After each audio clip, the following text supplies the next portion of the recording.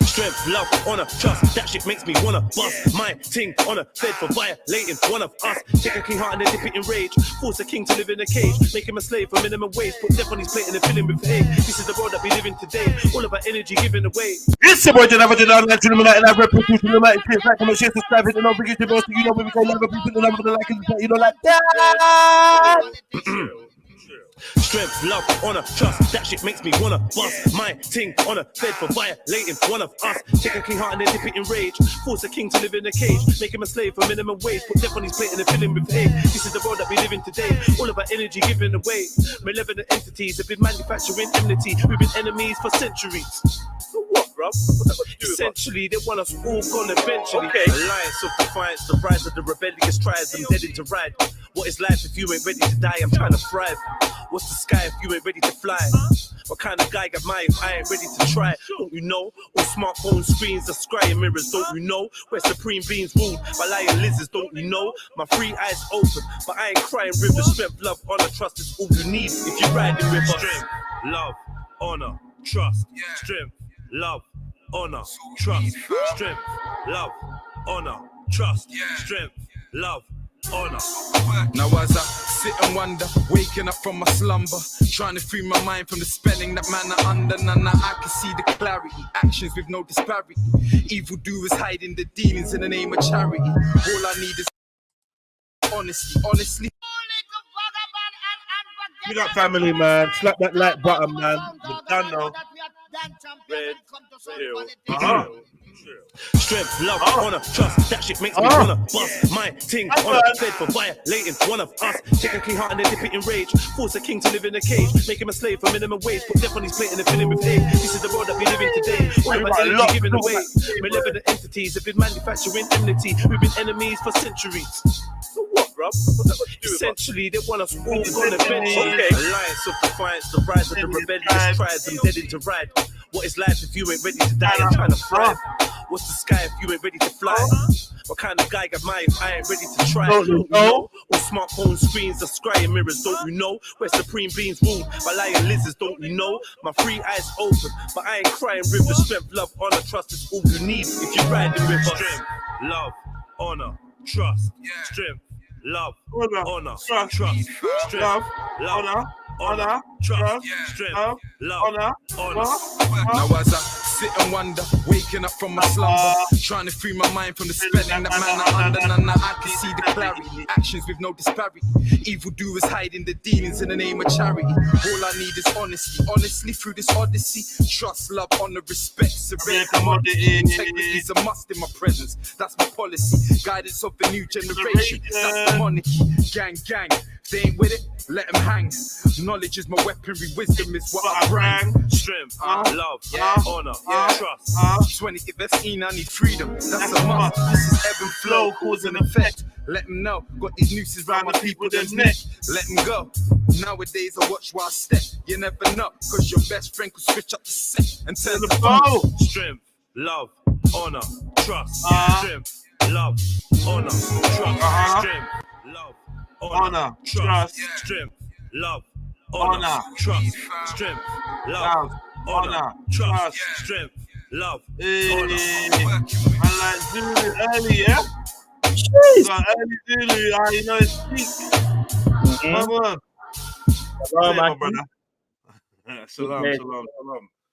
Yeah, listen. Yeah, we got a lot to discuss, you know, Zulu. We do, brother. It's like you read my mind. I'm jobless at the moment, so I'm here now. Shit. Yeah, last Friday was my last day. And, yeah, man.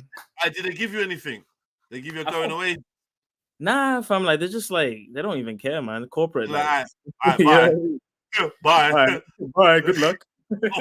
Good luck, you know, fuck it. Yeah, they're like, boy. Yeah. I feel so free now, though. It's weird, man. I don't know. It's crazy, man. It's crazy. But hopefully, you know, you find the right fit for you, you know? Find what's right for you. That's very important, man. You can't underestimate that. Job satisfaction, man. That's why bare people are depressed, because they ain't got it. 100%. They don't have no job satisfaction. It's important. Mm-hmm. It might mean changing your view of what you need to have for a salary, or I don't know. Yeah, man. I've been looking at other methods. You know, I saved a lot of money, so I'm doing trading on the side. Yeah. And still doing the drop shipping stuff. So there's many ways to like bypass the system. Like you don't have to do a 9 to 5. There's many. You don't have to do a 9 to 5 still. You don't, especially if you start off knowing you don't have to. And then that way you set yourself up to not go down that road. Do you know what I mean? And even if you use it as a stepping stone to generate revenue to then supply other ventures, then there's no problem with that. No problem with that. Shalom, my brothers. Yeah, big up. You mean salam, Khan? Or it's just a mispronunciation, isn't it? Are you Jewish? Potato. Are we getting the Kabbalah Khan today or the Islamic Khan? Which one are we getting? Look, tomato. It's not though, is it? Why isn't it not? I don't know. Is it? Of course it is. It's tomato. I ain't getting involved. Anyone that says salam or shalom to me, I usually respond with peace. Exactly. Yeah, I can salam you back. This just say shalom back though, Jez. Just say shalom back, man. I will say shalom, and I do say shalom. It's you know what it is? My typical response is peace. Peace, bro. Like, do you know what I mean? So that's my normal response anyway. It's easy on the tongue. Pause. Don't start, man. But yeah, salam, shalom. I could do the whole thing. Salam alaikum. Shalom, Rabbi Tullah. Shalom alaikum as well. It's the same thing. Shalom alaikum, right? Yeah. When Muslims say salam back, they can't say it the same way to like non-believers. They say like some way. But there's a reason for that though. They do it differently. We don't do as Israelites. We greet people equally. You say to them salam alaikum, and they'll say walaikum. Yeah. But that's because you don't have peace, because you don't have Islam. So if you believe that Islam is peace, but that's the belief, though, isn't it? If you believe Islam is peace, as Jews and Israelites, we don't have that. We just exactly because for you it's a blood. No, but the difference is for you it's a bloodline. Peace. Hey yo, peace. We want freedom. We want peace. From the river to the sea. I've been kicking off. We will be free. I've been kicking off on Insta. We're not kicking off. I just asked. I did a couple posts. Is Insta where it's at now? Yeah. Am I missing the action? I've been telling people to follow me on Instagram, but they don't listen. I'm always on Instagram, keeping up the fuckery, right? But I dropped a couple posts on Insta, and they got people's attention a little bit, just a little bit. So I'm gonna go into the first one and then see how you feel, and then go into the second one. The first one's like, right? Let me find Insta. Yeah, bear with me. Yo, slap the like button, family. Jump on. You know, early. Like 2 o'clock is early nowadays, but really, I used to start at 9 o'clock, and I will go back to starting at 9 o'clock on days when I can, because I really enjoy the 9 o'clock starts. I'm not even dissing them. I think a lot of people appreciated us just being there to support them throughout the day. Like, boom, I got my headphones in. Yeah. You get me? No, because that's how you stole all of G Block's viewers, isn't it? Back in the day. Do you remember? I never stole G Block's viewers. There was no G Block before Trilluminati Live. We've been doing this longer than G Block, man. Get that narrative out of your head. Yeah. G Block panelists were my panelists. You know what I mean? The G Block CEO was my panelist. So stop. True that. Very true. Man, stop that. Big up Veli as well, man. I see every time, man. See him and Ultra got some G Block t-shirts, man. Yeah, they look really shit. But yeah, big up. They were shit though, innit? They were shit. They look shit. But yeah, big up. I don't know where they went. Where did they go together? Don't know. It looks like Venezuela or something, man. They look like the biggest. They do some passport bros moves, wouldn't they? Yeah, they look like the biggest. They look like the dudes that you see creeping out the brothel. Do you know what I mean? Yeah, one of them ones. Yeah, like, what are you a little cheeky brothel, you know? Just a little I think they got together and just sat down and just put it to the women and just went, listen, we've been married for 20 years. Just give us the pass. And they just succumbed to it. They was like, all right, lads, go on and off you go. Do your thing. Yeah, man. Big up Ultra. Ultra's just popping out babies. Big up Veli as well. Yeah, man. Yeah, man. I ain't seen Ultra like in real life for a while, man. I hope he turns up somewhere. So he's a funny guy, man. Yeah, big them man up, bro. Still, I like all them lot, man. Apart from that snake, James Jones, I hate him. But the rest of them, no, I'm all right with him. All right. What's this? Yeah, I just been on a rampage. Okay, I realize now I've been on a bit of a rampage. All right, cool. I just feel like people are not really used to like I'm gonna start doing comedy soon, innit? Yeah, I'm gonna start. You might as well. I'm gonna start doing comedy soon. I'm gonna start doing some stand up soon. I reckon. Yeah. But here's the thing: you wouldn't even need to change your style. Just be exactly the same but just on a different stage. That's the whole point. And I reckon I could smash it. I really reckon if I let go, I could just smash it and just say crazy 100%, shit. 100%. Crazy shit that people easily. Boom. That being said, this was me. This was total comedy on my point. It was literally, I just thought we've mentioned this on here before, so you lot ain't gonna be as shocked. As Instagram seemed a bit like rah, did he say that? So just check it out, man. It's not that deep though, I promise. There of you mixed race people that look black, you lot are fucking annoying. You know, you lot with the white grandma or the white mum and that. You lot are fucking annoying. You lot should come with a label as well. You should have a label on you. Say, my grandma's white. I love you lot, but you lot fucking jar me, man. And you got this extra like jarring behavior. You look like some extremists. Everything you do, you gotta be extra like you gotta be extra black. Yo, I'm so black. Pro-Palestine, yeah. Act like you're Palestinian. You just gotta take everything to the extreme. Pan-African, like, well, no, I can't be like. It's all right to be mixed race. It's cool to be mixed race, bro. Do you know what I mean? Certain times when I'm combing my hair, I wish I was mixed race too. I'm just having a laugh, you know. That was hilarious. Oh my god, the thing is, it was actually true though. Like, obviously, like I can see people like that. Like mixed race. I'm not gonna cap. Like, let's keep it real. We're not gonna cap. We're not gonna cap. Let's keep it real, bro. Not every mixed race person. Sorry, anyone in the chat is mixed race. Exactly. But we've all got the mixed race friend that'll be like, "What would you say about black people?" What? Yeah. And and I guess I'm pointing at a socially unspoken thing. And, you know, we've broached this before in argument and whatever, but I feel like I'm ready to bust joke about it. And it is, if you're mixed race, I think you're more likely to overcompensate with some, like, hardcore stances. Right? Like, I don't know, do you find that white Muslim converts are more staunch on Islam? All converts. Right. Converts. Is it overcompensation thing? It is overcompensation. Yeah, it's a standard thing, isn't it? Converts are always going to be the zealots. More zealous, right? Yeah. And I guess that's what I'm trying to say. Not to say that a mixed race person is a convert. Not to say that I see them less as my brother than my black brother. I don't see you less as my brother than my black brother. I promise I don't. However, I think maybe you fear that I do. Or you fear that, or maybe you just felt like you've always had to prove that you were down. Yeah. You know, black people, mixed race people in conscious spaces, in that, for instance, quote unquote, black conscious spaces. Oh my, like they lead them spaces. Yep. So I've obviously never experienced that. I don't know. I'll take your word for it though.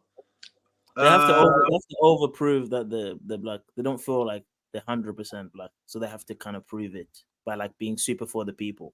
You know what I mean? Super for the people, right? But it's funny though, like, because at the end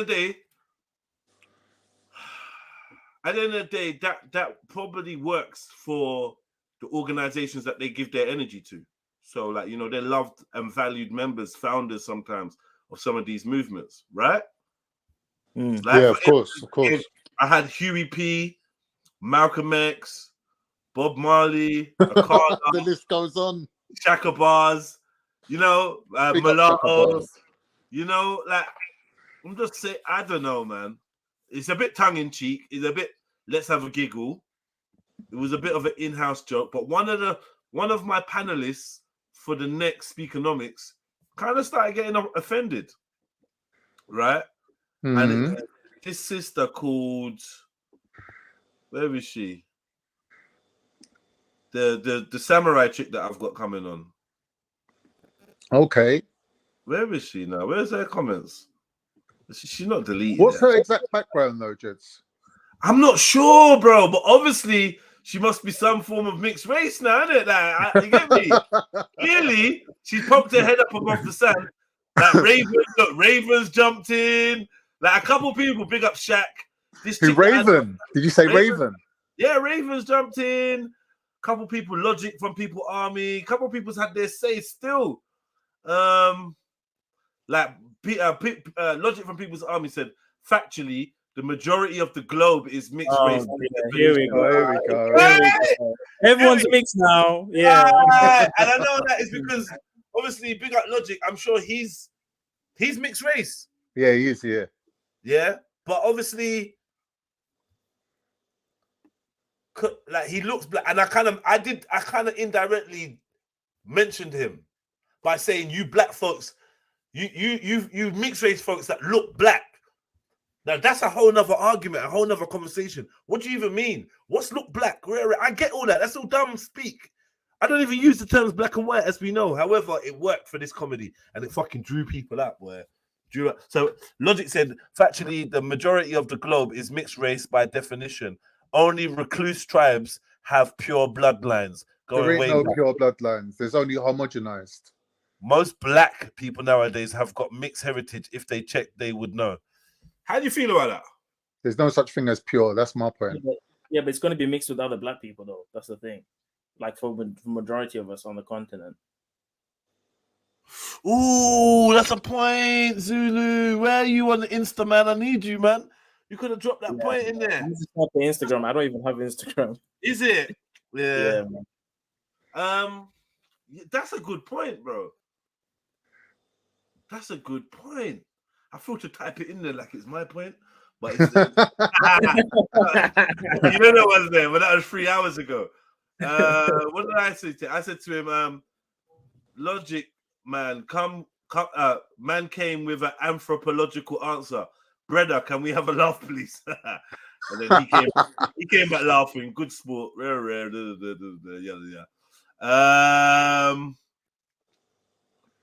Where is this chick though? Where's the sister, man? Yeah, here we go. Yeah, Samurai Hansen says, yeah, all very serious, proper. Yeah, you're already. She goes, we do have labels. If one of our parents are what society deems black, we experience racism too. Truthfully, none of us know to what depth the genetics we inherit from one parent or the other. What? Some people's skin may be of no black complex, yet the DNA may be more significant than the other. Melanin. I find that hard to believe. Yeah. So what are you saying? That your skin's light, but you're blacker than a motherfucker black. Is that what you're trying to say? Impossible.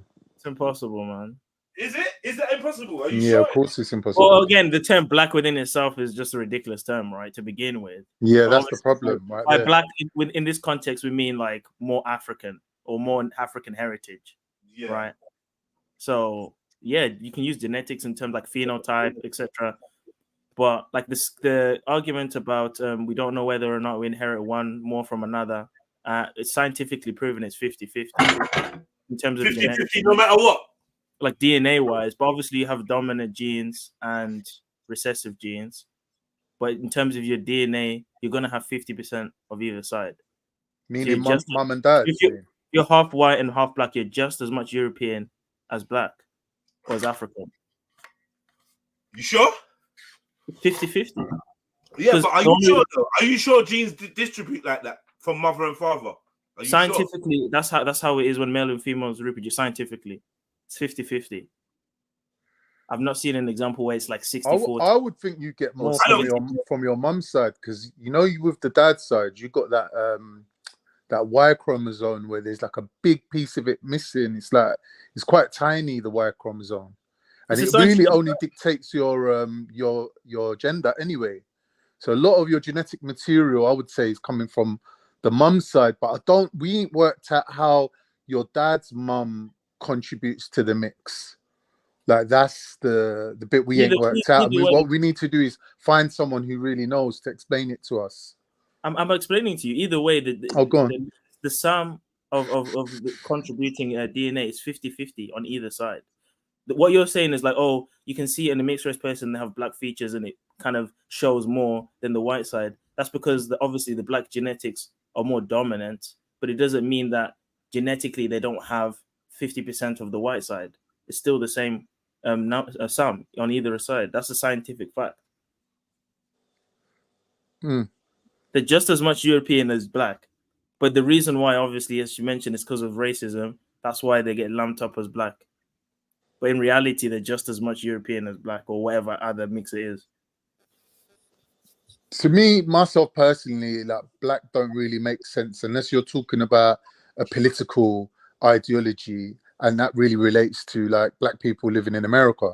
In that case, yeah, black for me would have some sort of use as a term, but really, I can't really see it because it's like if you look at white people don't really think of themselves as white. Do you get me? Like it doesn't really have any utility to it. There's no point like trying to put people who are genetically diverse from each other in one bracket, call them all black. Why? Just because they're highly melanated. It just, for me, myself, how I see the world, like the filter that I'm looking at it through, it just doesn't have much of a utility. But I suppose if you are black yourself and you're trying to group yourself in with people who politically align with you, then it might make more sense. I can see that. Yeah. I have a question. On the post, she says, Melanie, this post sounds racist itself, which is rather disappointing. No. She's trying to say that. I don't even know. Wait. Is she saying that your post is racist? Like, what is she saying there? Shutting it down. Shutting it down. You know, I directly asked the sister. I tried to phone the sister multiple times. Like she's a different woman, isn't it? She's a different type of woman, bro. And she just was being bare, like, in my opinion, being bare cold about it. I'm like, yo, she's like, so you made a post on Instagram, I commented, and now you want to phone me about it. I was like, no, it's not like that. I'm just like, obviously, I'm getting you on my show. Yeah, you sound doubtful about whether you want me on the show now. I'm like, no, I'm not saying that. I just want to talk to you, man. I'm sorry. Because like, there's no way you can call this racist. Like, there's no way. Is there no way though? Can we be sure that there's no way I'm being racist? Because I don't intend to be. It's a critique on. It's a stereotype, but it's a critique on the stereotype. It's not like you're saying anyone's. You're not degrading anyone because of their race. Like, no, but you're singling people out for having a white grandmother, and no. Not in a bad way. Not in a bad way though. He's critiquing. He's critiquing the culture. It's not racist what he's saying here at all. But when you say white grandmother, you get me. You're specifically saying white, so that makes it a race thing. Yeah, but it might make it a race thing, but not a racist thing, though. I ain't being racist. I'm not. Well, Jez, can I ask your point? Big up to the panel. Jez, can I ask what was your point, though? Can I ask what was the point, though, King? And I'm just because I read the post, but I genuinely did not understand what you meant. That's all I'm asking. What post did you read? The one that's right now on the screen. Oh, that's not my. That's the writing is not me. Oh, I didn't write that. Oh, right. I don't know if you can see above it. It says Samurai Hansen. No, it say Jet. Oh yeah, okay. Yeah. That shit don't even make sense. That response don't even really, in my eyes, Mulatto, it don't really make sense. I don't get what she means, but I guess what she's saying is I put this post up, and she's letting me know that she finds it disappointing. This post sounds racist. She's letting me know that some people are really light, but have a lot of black DNA in them for some reason. That's what she wants to make me, and I guess it's because she's really light. All right.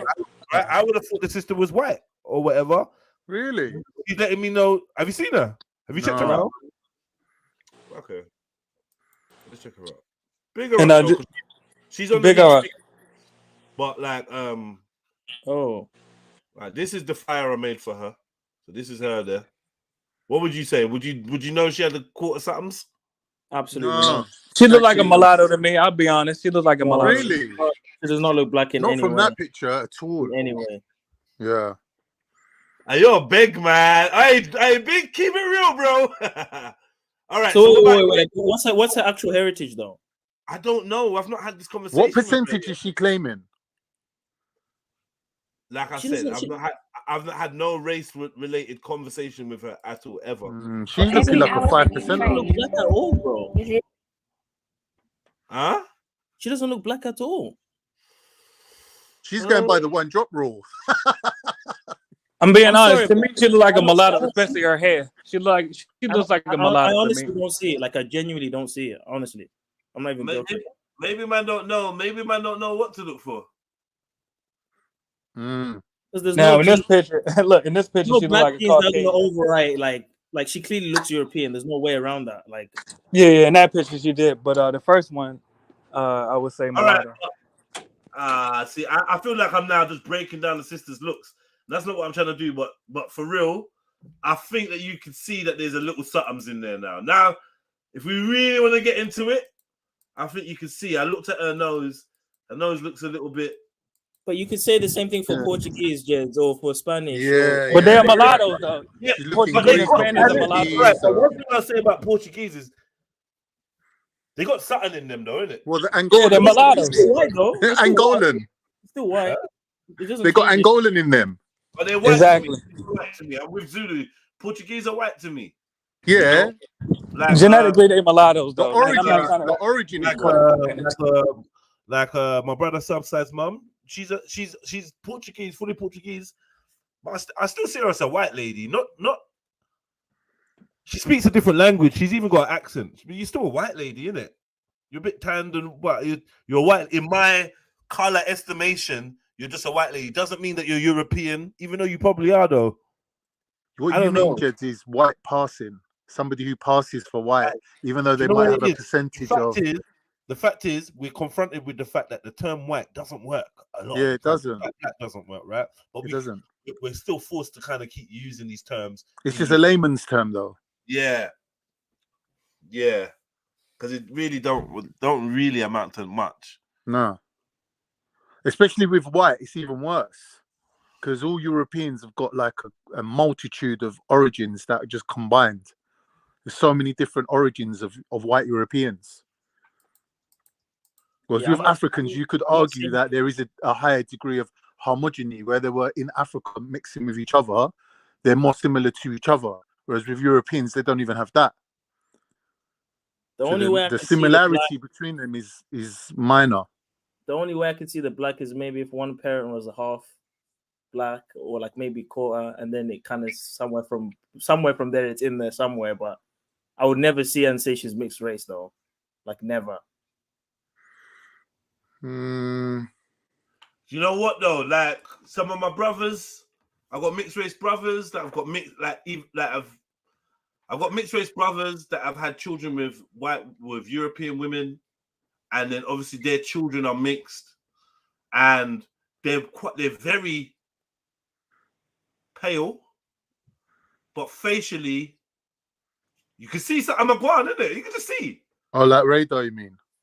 Nah, more than radar, more mixed. Nah, lighter than radar. Well, You can't get lighter than radar. Come on. of course you can get lighter than radar. Radar's not What- that light. You what take the he- piss out of him, but of course you can. But you My see, you man's see, nearly ginger, bro. Yeah, but that's his hair. But like, he's still very much blatantly mixed race. Like he's Yeah, not. Because of he's his, very because blatant. of his facial features, though. Right, His he's phenotype. Yeah, He's and even his skin phenotypically tone, sub-Saharan, definitely. even his skin tone, he's like we take the piss of that, but like yeah, he's she's kind of lighter than him. The girl's lighter than him. This guy's got like the brown, like she ain't got that. It's the phenotype, man. It's the You know what I looks mean? and- Do you know what I mean? yeah. Mm, It's not the skin. It's not. It's not the skin. I mean, his skin ain't never gonna make you think he's white. Radar. The white people don't come in that shade. It's definitely lighter than like a Middle Eastern or something like that. He's lighter than a Middle Eastern, but you would still know that this guy is mixed. Right. I'm saying without the, like, I don't know. I don't think he needs to state that he's mixed when he walks into a room. 100%. 100%. There's no. I think anyone with eyes can see. From phenotype to skin tone to hair to whatever, it's just like you can see. Right? This system is not so clear. Sorry, Radar, I was using this example. But this system is not so clear. But I'm just gonna make an assumption. It's the Spanish thing, and it's just like it's distant black, but it's not like that's what it is. Isn't it? Okay, when you look at this now, you're like, yo, what? He's a bit. She's looking a bit Puerto Rican. It's a bit shiny, you kind of like. Who is that? That's the same chick. It's a bit shiny, no? Like she's tied up in her hair now. You know. But look how light her eyes are as well. That's what froze it. Okay, you know, I can see what you mean. I can see what you mean now. I can see it now a bit. I'm not gonna cap a tiny bit. Yeah, but with a bit of foundation. Hair wrap. Now she's tied her hair up a little bit, a little head wrap. Now all of a sudden you're seeing the ethnic. Nah, she looks. Props. I promise you, it's the process. What's changed? Yeah, but the lips and the nose look a bit more, you know. That's what I noticed. I noticed the nose in the last kind of picture. That's what I was saying. You know what? Like she's kind of, you know. And they usually have those eyes in it. They have the kind of look eyes like that. Makes me feel. What greenie you mean? Yeah. Yeah, my sister's got green eyes. Standard. Standardly. Because is that not a combination of brown and white, blue eyes anyway? Like you get green eyes. No. Is that not how it works? I don't think so. I don't think green eyes is related to blue eyes at all. I think blue eyes is. I think green eyes is a mutation of brown. A mutation of probably. Yeah. This chick really interests me though, man. She's playing hard to get for the conversations. Like she don't want to chat to me. How does she sound like? Still calm down. She sound like you know. Like you know what she sounds like? She sounds. She sounds hardened. She sounds stoic. Is that tape? But her response seemed emotional. So I was like, "Raw, you come across kind of stoic, but your response to this post seems a little bit emotional, but you're doing it in a stiff, stoic kind of way." And when you hear her viewpoints about men and women, you're like, "Yo, this chick's different. Either she's a pick-me or she's just a traitor to women or whatever." She says mad shit. Is she Pearly? Is she kind of like Pearly a bit? Nah, Pearly can't chat to her. But get me, Pearly can't chat to her. But I think she's been on Pearly or something like that. Oh no, she's not. No, she's not. She's been on the Sinners one. But she goes, in one of the things I hear her say, men are a revolution, and men need freedom to live the life that they wish. And they shouldn't have to, and they shouldn't have to pretend to be something just to get you. Men are lying because you're not giving them the freedom to be real. So they're forced to, like, she went deep, bruv. She said stuff that we said, right? Like, you know what I mean? So now I've dropped this little mixed race thing. Is that your Achilles heel? You get me? Is that where you start getting emotional? So I wanted to kind of hear what she was saying, but she basically just said, "What? So you made a post on Insta, I commented on it, and now what? Now you need to talk about it on the phone, big man. Do you need a hug or something?" Like, yo, relax. Nah, just so she's left it like, all right, well, I'll drop you my number when I'm free to chat. Because I kind of responded a bit as well. Do you know what I mean? I was just like, yo, listen, I ain't got fucking time. I ain't running no one down. I'm phoning you to chat to you to see what I want, but I, like, do you know what I mean? Either you're dropping your number or you're not. I got 1,000,001 other things to do. I just dropped it like That's that. Weak game, Jeds, bro. Come on. Huh? That's weak game right there. How's it weak game, bro? She was interested. Not interested. How is that weak game? I'm gonna go to the It's because you phoned her because of the Instagram thing, and then when she blanked you was like, "Well, I was calling you for some other reason." No. Honestly, I promise you. Today, my plan was to put up some promotional stuff with her involved. I just happened to do an Instagram post before I started on her stuff, and she happened to respond to it. So I was looking for a number to chat to her, have a conversation with her anyway today. It just worked out like that, right? So let's hear my voice note. Yo, Samurai Hanson, I don't know if you don't want to talk or what, but let me know. Obviously, you're writing in the messages. You seem like you're getting confused, or you're not really picking up the points I'm saying. I'm trying to phone you directly. I can't get through to you via Instagram, so I'm trying to ask you for your number. You're sending me emojis back. I've asked for your number. If you're coming down to do the show, then we need to have clear communication. So I'm not really one for beating around the bush, and it don't seem like you are either. So either you want to talk and you want to straighten out or understand where I'm coming from, or for me to understand where you're coming from, or you don't. Right about now, I was in the middle of working on promotional material, which was I was working on material which was promoting you coming down on the show, using some of your clips and whatever's putting shit together. I don't want to be putting it out there if you've got some issue. You're talking about coming down, making jokes about black folks. I don't really understand what you're trying to say. Like, yeah, she said, oh, so it's gonna be cool for me to come down and make jokes about black folks then. Like, I was just like, oh, what are you talking? I was like, nah, let me phone this gal. Just what's going on? What are we beefing? I'm not even sure. Are we beefing or not? Or very rare? I don't know, man. But either way, yeah, she said, you're calling me because of my comments on your post, which for me is just a discussion on your reel. You made a joke about mixed race people. Now you're offended if I do the same. What's the difference? I never said I was offended. I just wanted to understand what you meant by making a joke, because this is just crazy. I don't know.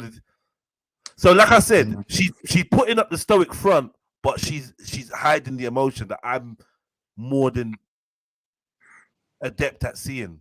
Like, even this response here, I can see that you're emotional over it, but you're trying to say that you're not. And like, oh, it's just a discussion. But it's not just a discussion, though, is it? Because you wouldn't have left the essays that you left, which I'm gonna go through in a minute. Which, yeah, I'm gonna show you the essays. It's like, yo, yeah, I don't have any attitude whatsoever. I don't know what a bee on my bonnet means, by the way.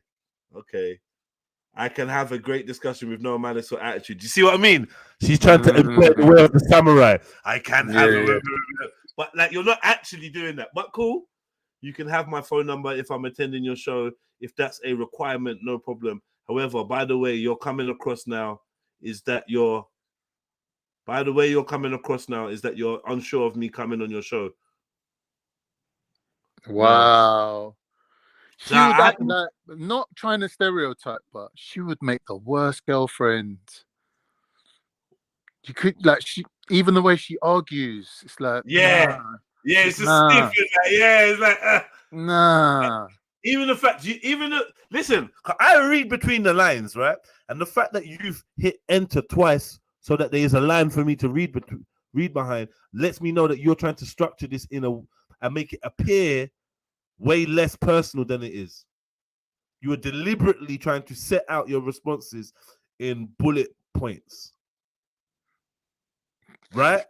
Remember, look, you write your line, and you gotta press enter, and get me, like, come on, man, don't pretend, man. You're not just naturally just flowing, innit? You're trying to create an air of you being like this. Keeping it together, air. Yeah, stoic air. I have no emotions, air. Way of the samurai, air. You know, Yosomishu air. Like, it's like, all right, Samurai Hanson. I still like her though. If that's your cup of tea. Not like that, you fool. Not like that at all. Nah, man. Listen, man. I don't even get into that with these type of folks. Not like that. I just mean, like, whatever it is, I still like her persona. Yeah, that's what I meant. Like, if you like argumentative chicks, then. I found her persona to be quite interesting. It was enough for me to reach out and see whether she wanted to be part of something I'm doing. So I'm not going to discredit her just because she's shown me that, because I've seen her going against women with the same type of just like stoniness. Do you know what I mean? And I was like, yo, this chick's different. She's battle hardened. Yeah. Could we get her on the panel at some point, maybe, kind of on here? Yeah, definitely. All the video I've got of her, the promo I've got of her is her. She's shadowboxing. You get me? Talking smack about preparing for expecting the unexpected and that. She's shadowboxing. She's on the Zulu method, trying to get the ring. She'll punch something up. She definitely look like she'll have something up. Yeah. I see her doing fly kicks and all sorts. So like, yeah. She calls herself a samurai. So it seems that she looks like she's very trained in martial arts. Ronda Rousey chick, man. Yeah. So this is who I'm bringing to bruck up MJ. You know oh yeah, MJ will get smoked. MJ will get smoked. There's no way around that. Yeah, this is how I bring it to smoke MJ, man. Where was I? Poor MJ. So, did you get any people that were not mixed complaining about the post?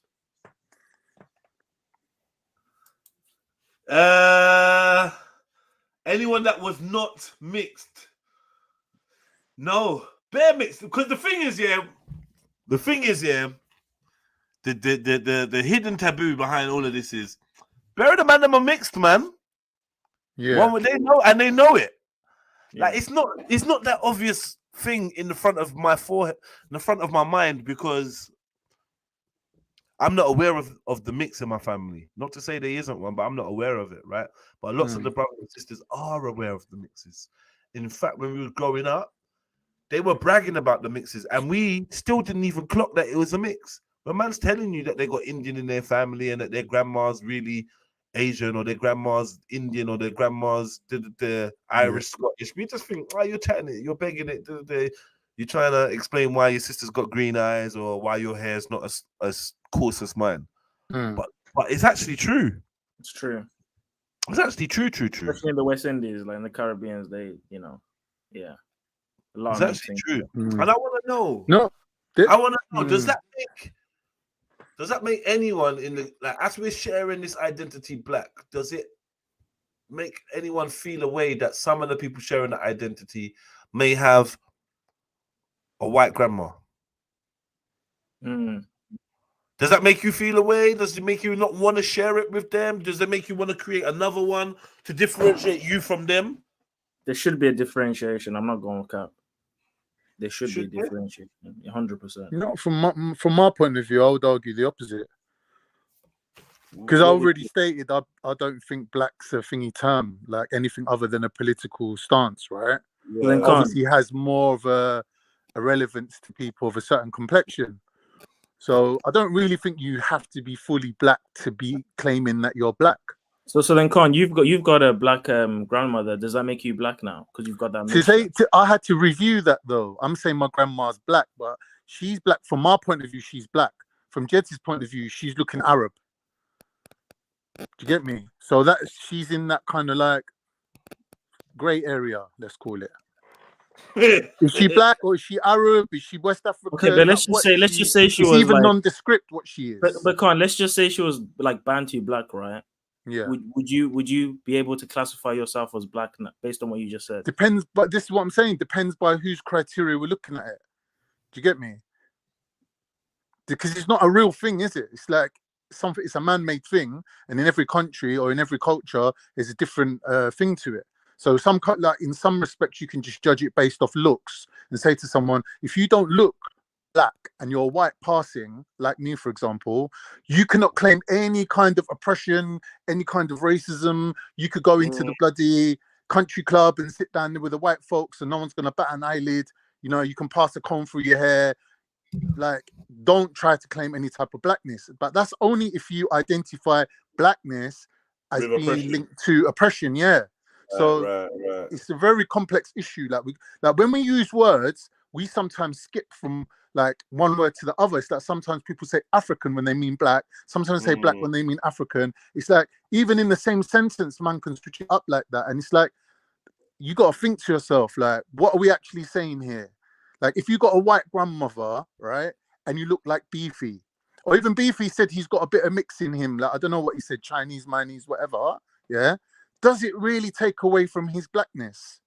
It doesn't, in my opinion.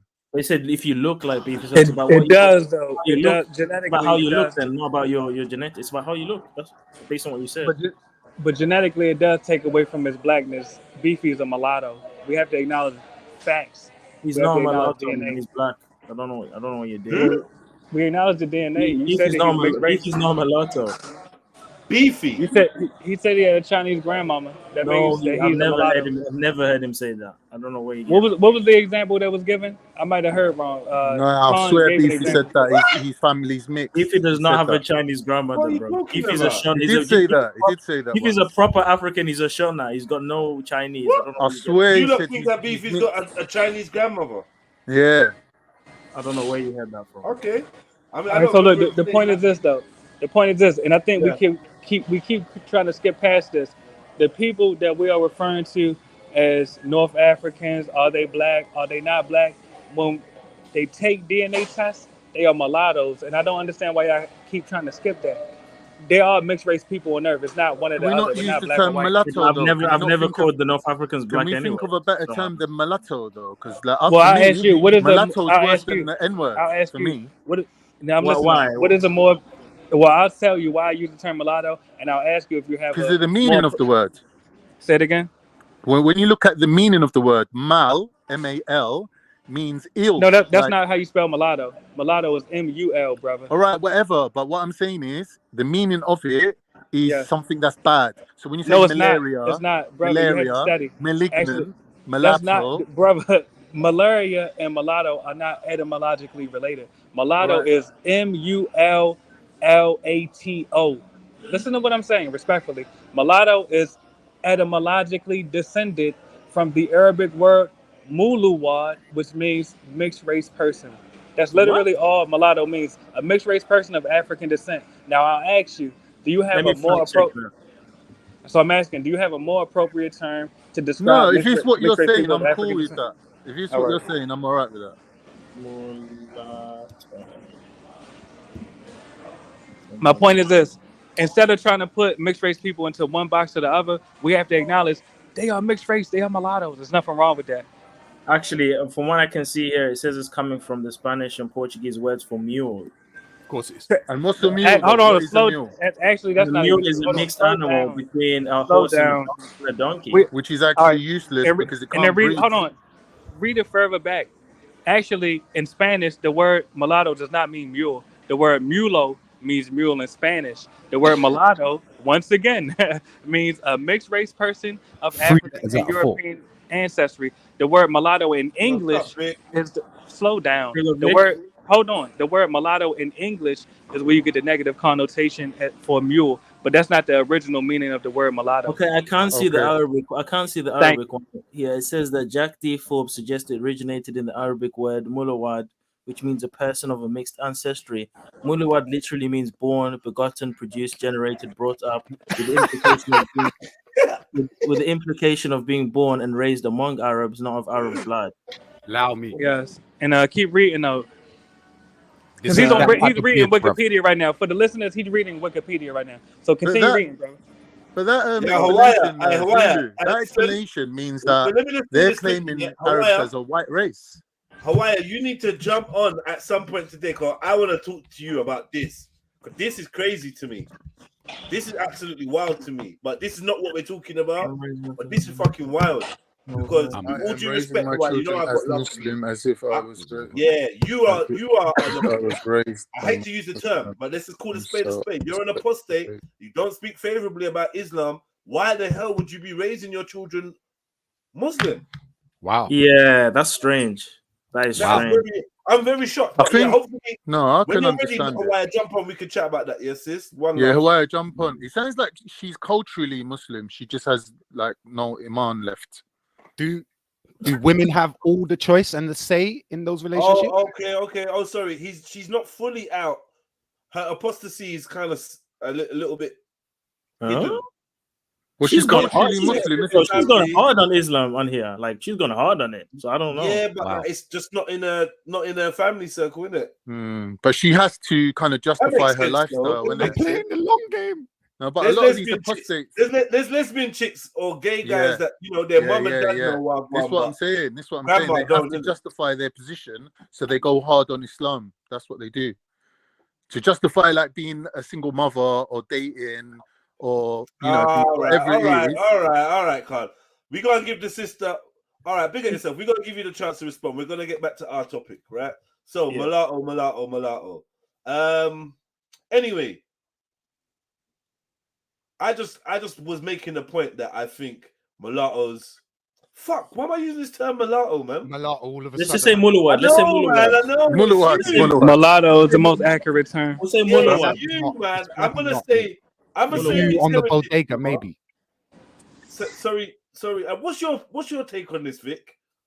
Well, for a start, I wanted to say that I think everyone is mixed. Yeah, like like a Kenyan and a Ugandan have a baby. Like we in the Western world are calling it black, but it's a Kenyan and a Ugandan. Like it's the two different things. Another thing that I wanted to put out is that I think, well, I'm not sure, right? Because I'm not. Let's stay with it, Kenyan or Ugandan, right? But does a Kenyan call himself black, or is that something that we do as a derivative of the white colonial culture? Black? That's what I was agreeing with you when you were saying it, Con, because I don't feel like they be identifying as black. Like Africans don't in general. Do no, they? why would they? Because it's a colonial. There's no contrast because everyone's black. But it wouldn't be difficult to show that the Ugandan and the Kenyan share an ancestral connection, making them one and the same anyway.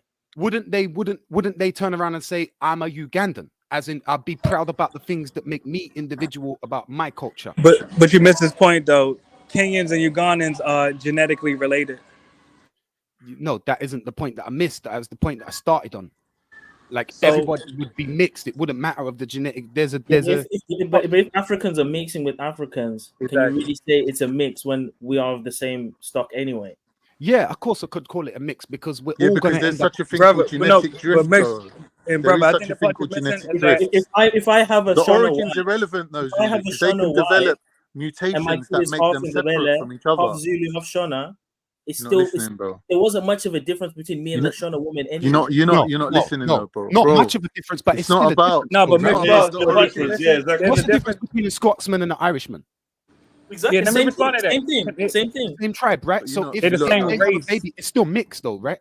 But they're the same race though. It's not the same mix. They're not the same mix as a white person and a black person, bro. Yeah, they're not mixed race. They're mixed ethnically, not racially. There's a difference. Right.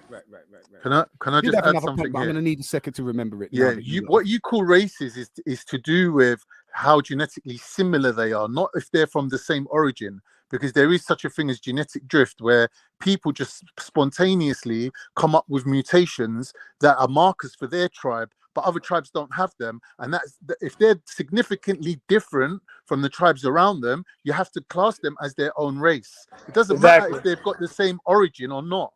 So you will see genetic markers in, let's say, Somalis or Oromo people that make them more similar to white Europeans than to certain Bantu type people. Now that doesn't mean anything really, because we're all on the same line of trajectory. No. It means the Ethiopians when you start are mixed classing race, people in these brackets of color-based race, you realize that wait a minute, it doesn't always hold true. It's not always a fact that just because someone's the same phenotype or the same skin color that they're going to be genetically closer to people who look like them. That's just the misconception. But no one made that claim though. Yeah, everyone's making that claim apart from me and Vic. No, we're not making that claim actually. The claim that's being made is that there's a difference between a person that's ethnically mixed and a person that's racially mixed. Yeah, but there's no such thing as races, bro. It's a man-made thing. That's like saying, and just so I'm clear, race is an extension of family. So would you say that family is man-made? Race is an extension of lineage. Exactly. Lineage is an extension of family. So would you say that family is man-made? Family is different from lineage. Actually, it's not. So I'm asking a simple question. Is a man-made concept, Mulatto? No, I'm asking, is family also a man-made concept? If race wait. Because race can be proved genetically. 1 second. How did we make that conclusion that family and race were the same? Sorry, you just put that in there. No. I said I didn't say that. You're not listening. I didn't say race and family are the same. I said race is an extension of family. Meaning where that I'm trying to answer your question. All right, go ahead, make your point, brother. Yeah, no, yeah. I just want to know where you drew. What I'm saying is members of the same race. No, brother, This is my point. Brother. All right, go ahead. Bro, just breathe, man. I'm breathing, brother. You're the one that don't understand. Breathe. You know what? There could be silence on the panel for 10 seconds and no one has to fill it. Don't feel like you have to fill the space. Because I want to ask you a question. I'm saying, all right, how have you come to the conclusion that race is an extension of family? I just want to understand. I was trying to answer that part, brother. Now, when we say race, members of the same race are genetically related. This can be verified via DNA testing. When we say different races, I'll give you an example. They are Mongoloids from China and Japan. When they take a DNA test, they have no relation to sub-Saharan Africans. They are a different race. Now, when you talk about people within the same race, pause. Make your point. They got no relation to a sub-Saharan African, right? Not true what he said. Right? Let me ask you a question, though. Yeah, I'm listening. Let me ask you a question. Is this all within the Out of Africa theory, though? No. Yep. No. Okay. And I'm glad you said that. Out of Africa theory is just that. It's a theory. It cannot be genetically verified. Yeah. Out of Africa's theories, I was going to say Zaf, my virgin. Jeds, is the opposite of what Malato's saying. Exactly. Out of Africa theory is what I'm saying, which is we're all on a timeline, we're all on a lineage, right? Yeah. So when you look at original Africans at A and B, Mongols are C, right? So that means that Mongols, although they're out of Africa, are closely related to the original Africans of A and B, even more so than the majority of Africans, which today are predominantly E, E1B1B, E1B1A. They're the majority of Africans, right? But Mongols, the original Mongols, the black Mongols, not the ones that are mixed with Arabs and Turks and Chinese and whatever, right? The original Mongols who were black, as we know, there were black people in China, there were black people in Japan. We know this, right? So that is their origin, right? So evolutionary garbage, man. You're appealing to evolutionary science. That's where the science is leaving. He's leaving out. Let me tell you the part he's leaving out. How? Go ahead, make your point. Let's go Zulu and then mulatto. Go on. I'll tell you how. If you just look at one of those haplogroups, they will tell you they're 30,000 plus years old. So where is this fitting in your Islamic timeline? You're pulling these identity. It's not Islamic. I said hold on. You're pulling these haplogroups and all these numbers, but they all fit within an evolutionary timeline. Do you understand that?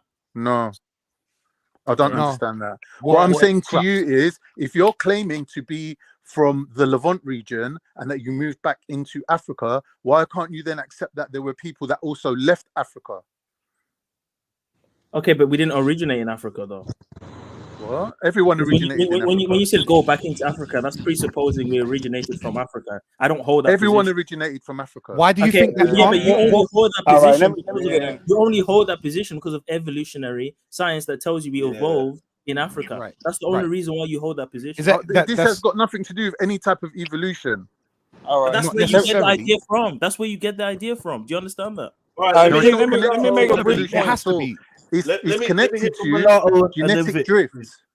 And this will be brief. And this, thank you. I appreciate you giving me the floor. I say this and I mute up. This is the part that Khan cannot evade. There are human beings that take DNA tests and have no genetic relation to each other. It's not true.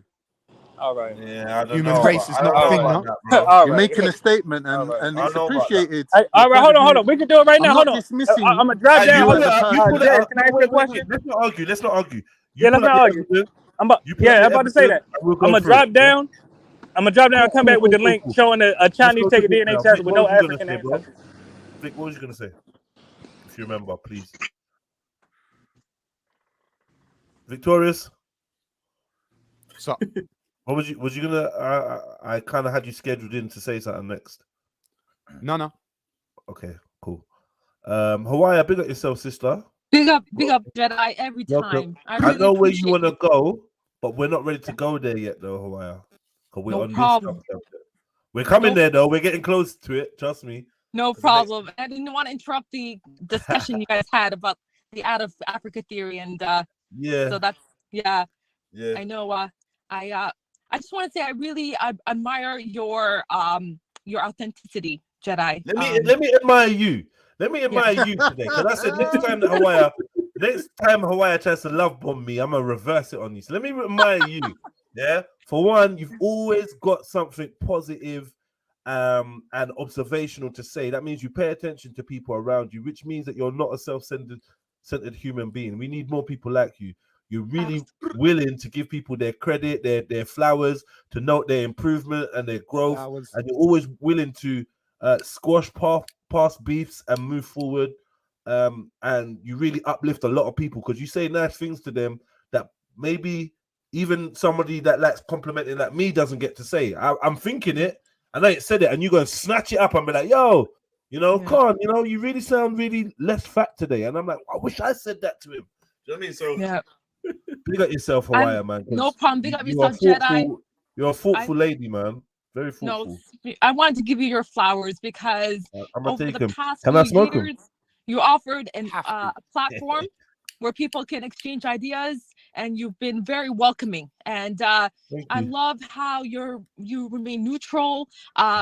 You really think critically, and you're just a humble brother. So I just wanted to say that. It took me a while to find my online community because I'm very forthcoming about my, like I have nothing in the closet or skeletons in the closet. I have nothing to hide, and I just like to live my truth. And I really admire that I can build great bonds with people in your chat. So that's why I really rate you. It's just the overall good vibe here. I've got some good news for you, Hawaii. Hawaii, I've got some good news for you. Yeah. One of your online enemies got roasted yesterday. You should watch yesterday's show. You mean Ashley? Was you there? Did you listen? Yeah, it was fun. How did that happen? You guys. Here's the thing, you guys. How did that happen? Okay. How can you start with the opener of, if anyone's got any beef with me, let's have it out, and then you get slaughtered? How? You know what? He's still Ashley. Ashley. There's he's still giving this narrative that I shared Spice's credit card, and it's not her credit card, it was her banking information. And you know what she did to me is that she took photos. Hey. I thought she doxed me. My photos. I remember all of that, man. We just said you're positive. Let's move forward. I want to thank you though for that whole Spice thing, because god damn. That was intense. Oh, the shots. Damn. The thingy. The pics. The was like, I never got to see anyone's pictures throughout history. I've never seen anything. She was playing dirty, so I retaliated in the best way I could. And that's why the narrative online was that my family abandoned me. I left Islam. That narrative came from her because she took photos of my of me on Facebook where I'm wearing my headscarf, and I use Facebook to communicate with family abroad. Yes, and she put that out on Belly's Hangouts. So I retaliated, and anyway, that's all in the past. Anyway, that's all in the past.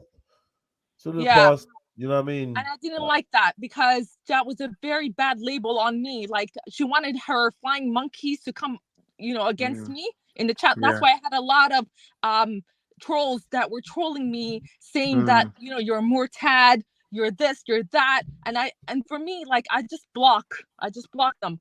I couldn't handle it, and some of them are going at me, for my mental health. Hawaii, from a personal point we of all view, suffer from something, Hawaii, do you have difficulty forgiving and letting go of the past? I do. Do you think that's something maybe like if you worked on?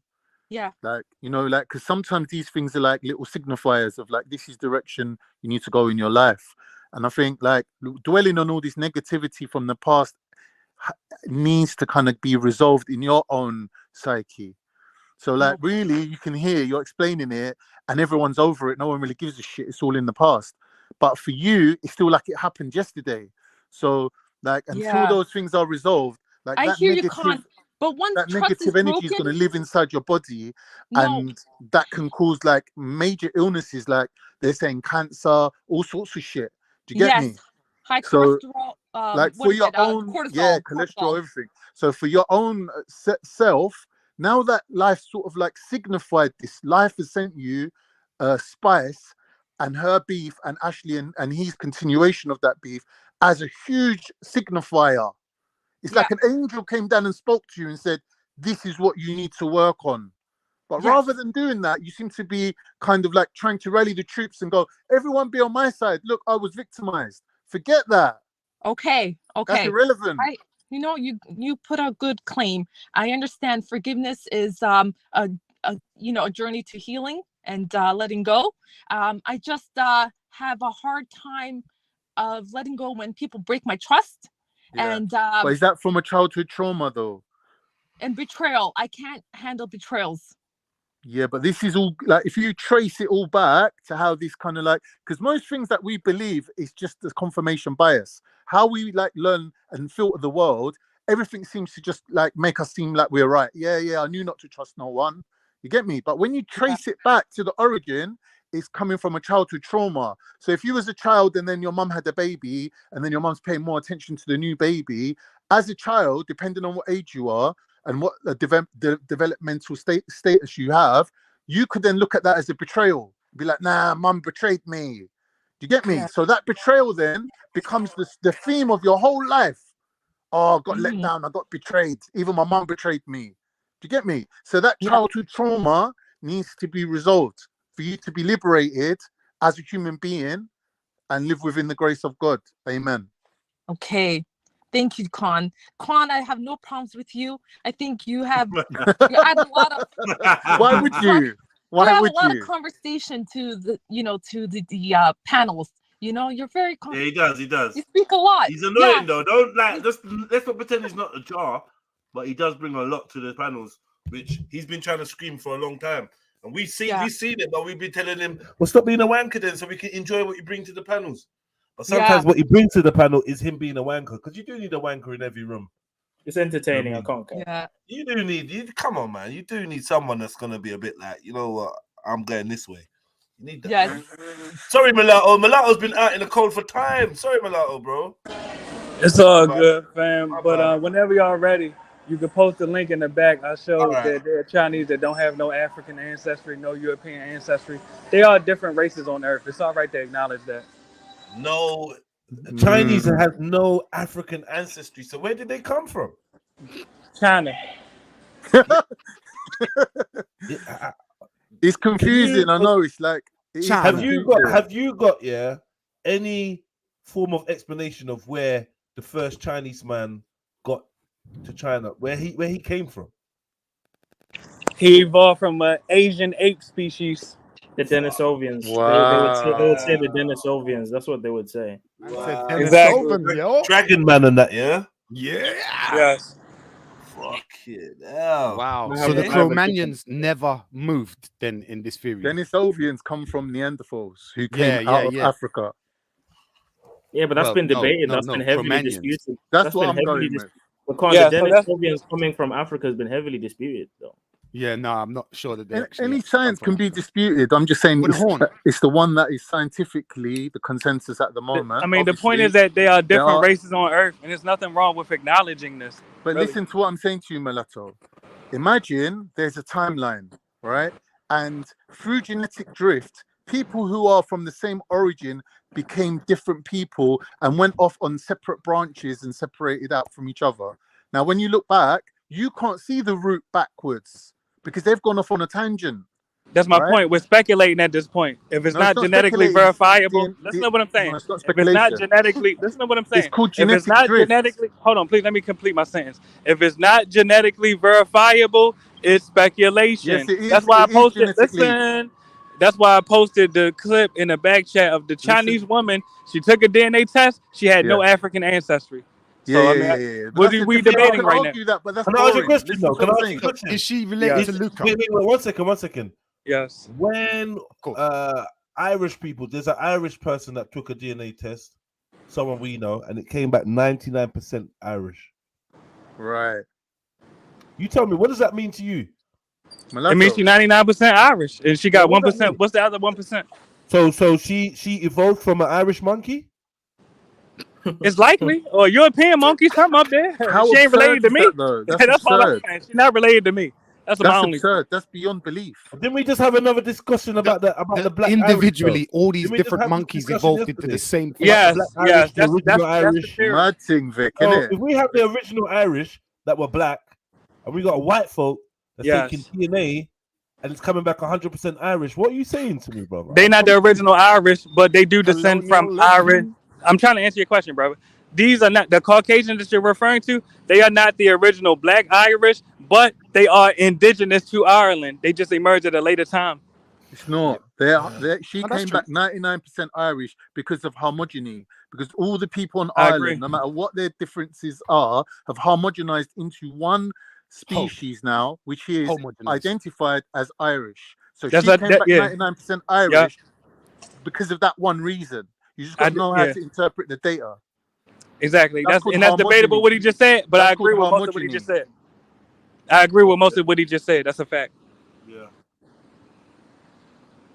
But Irish, majority of them are R, and R comes from Nordic people like Estonian region and Finland, where Asian people moved into that region, and J's became R's because they were originally J and they become R. And the reason why somebody had to sit down and make that distinction between a J and an R was because the genetic mutations and the differences between them are so vast that they said, well, we can't rightly call these people the same name as we call their forefathers. They have to be a new category. And that's all it is genetic drift and mutation that creates these things. But no one fell from space. No one's a fucking alien. No one came from monkeys. That's all so absurd. It's ridiculous. Khan, where does Ham, Shem, and Japheth fit into this? Because you believe in that as a Muslim. What do you mean? Slated. Because you're saying all these. But let's not make this a religious discussion, though. But if you want to answer that, let him answer. No, but it's let's not not about make religion. I mean, how is that? No, but for you to ask me something like that, you must be able to detect some sort of contradiction there. Like, if you want to highlight that for me, I would like to talk about where do you see that contradiction? Because for me, there's no contradiction. So I'm asking, how do you merge the two views then? Because one is clearly evolution and one is clearly Quranic. It's not evolution in a Darwinian sense of evolution. I was gonna say evolution is real. It's just not Darwinian, bro. Yeah. No, evolution within itself is not real. You need to prove biological evolution. Okay, break down the real epigenetical level. Let Vic take the mic. Let's give us. No, I was only just inputting. I was only. No. You're not gonna do that. You said evolution. He's trying to run. Look at him.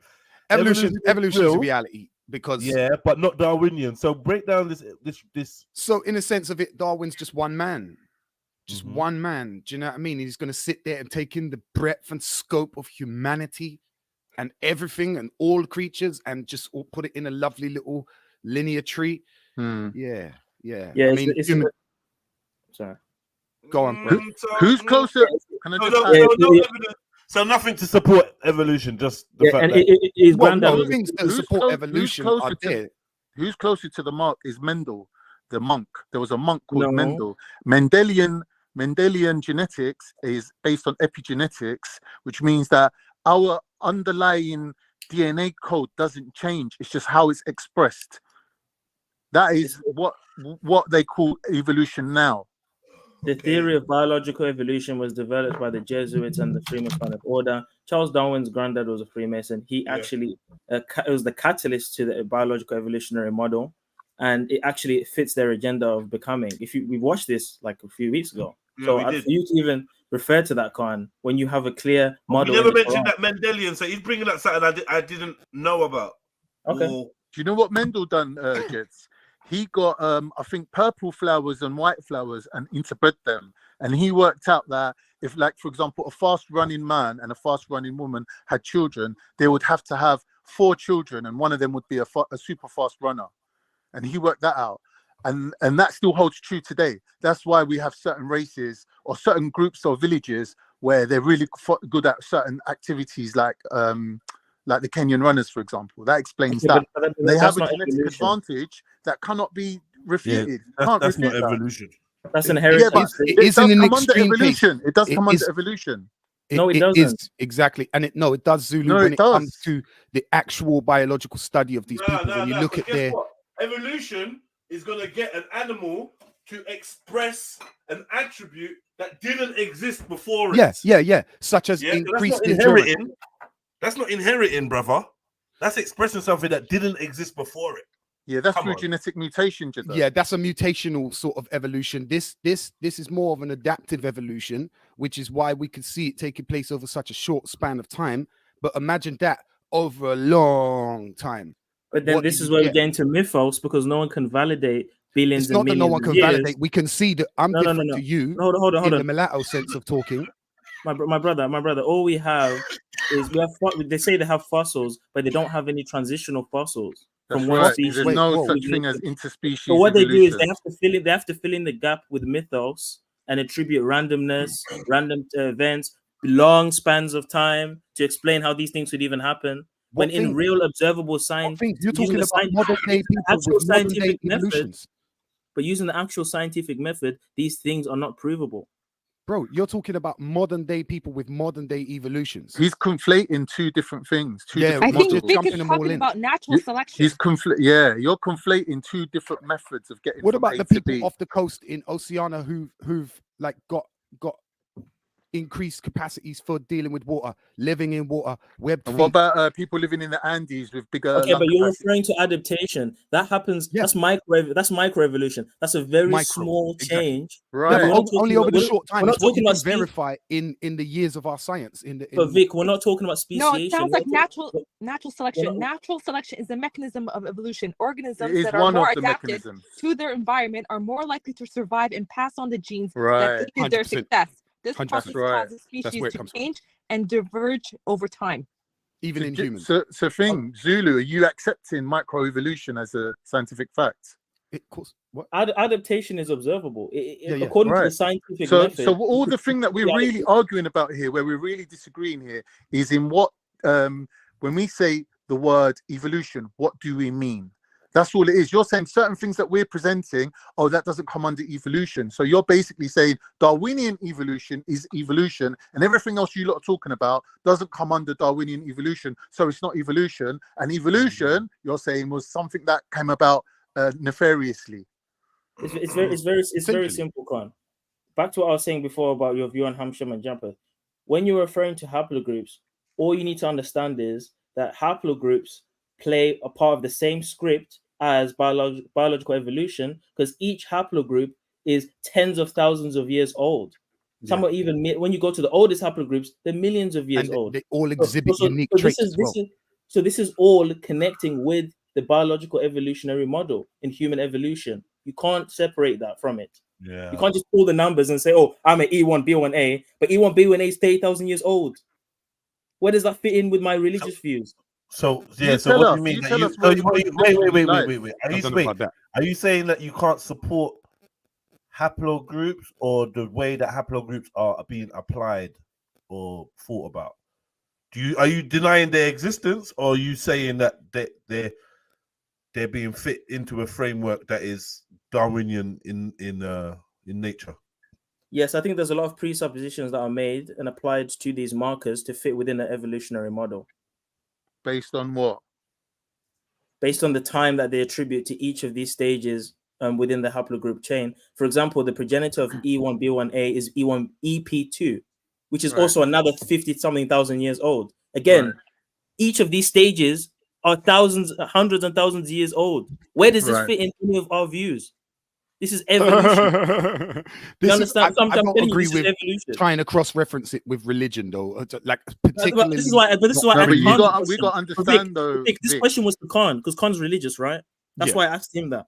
Yeah, no, but I think that's conflating an issue. I wouldn't say I'm religious. Biblical timeline takes place over 6,000 years. I'm interested in theology. You wouldn't say you're okay. Hold on. I'm not religious. How can a man who don't pray when he's supposed to pray be counted as religious? For me, it's just theological. It's about. Am I missing something? I think he's a theist, but he's not religious. He's not a practicing Muslim, but he's a theist. He believes in a creator. Yeah, the theology. The I don't know what to say. Well, that's fine. You don't have to know the answer to everything, innit? Yes, about him. But anyway, let's get back to the point, Zulu. You're saying that your main problem is when you're looking at evolution from a Christian point of view, the time scale comes into factor. And you have to explain to people like me and Vic why, as a Christian, you believe that, because we obviously are not that adept at understanding Christian theology and how time plays into that. So please give us the breakdown of that. Well, from my view, which has remained While consistent, we got you here, the benefit from your knowledge. Well, from my view, which has remained consistent, I'm a young Earth creationist. The Earth is not billions of years old, right? And if you believe in the scriptures and take it literally, the Earth is at least 6,000 years old. Now, if you were to actually show me evidence, that's you're saying it's impossible. Let him finish his point though, Huaya, because he's like, this is what he stands on. This is the crux of the matter. And this position has been consistent. By the way, it's been a consistent position. No, none of us agree with you, but we want to hear the breakdown of it though. Stop. Yeah, I know you wouldn't agree because you're not religious, right? But anyway, break it down. Why? Like, what part of your scripture defines how old the Earth is?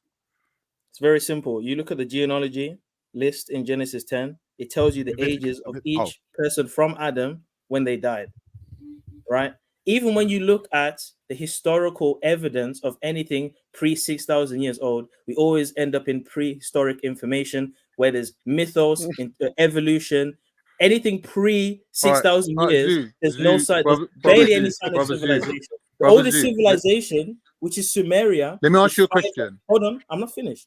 The oldest civilization, which is Sumeria, is 5,000 years old. I hear you, bro, but let's stick to what you stand on, which is that the ages of individual people, like for example, Saint Adam lived 150 years or whatever it was. Yeah, this is the basis. 150. All right, yeah, how long was did alive Adam yesterday live then? How long did Adam live? It was 900 and something. Right, so Adam lived for 900 years. How long did his son live? Adam lived for 1/7. I don't remember the age of every single person. All right, but does the age get progressively lower? Does the number get lower as we go through time? Yes, after the flood. All right, so evolution. So my great granddad, by that argument, should have lived significantly longer than what I'm living now. Is that what you're saying? No, that's not how it works. But that's what the argument is, though. You're saying it's not that. Hold on, Con. It's not like the age decreases over time after the flood. It goes to a cap at 120, so it can fluctuate. What you're really saying is so it can fluctuate throughout different generations. It's not that now forever it's always going to go down, and now people are going to die at 50. No, but but the cap is 120.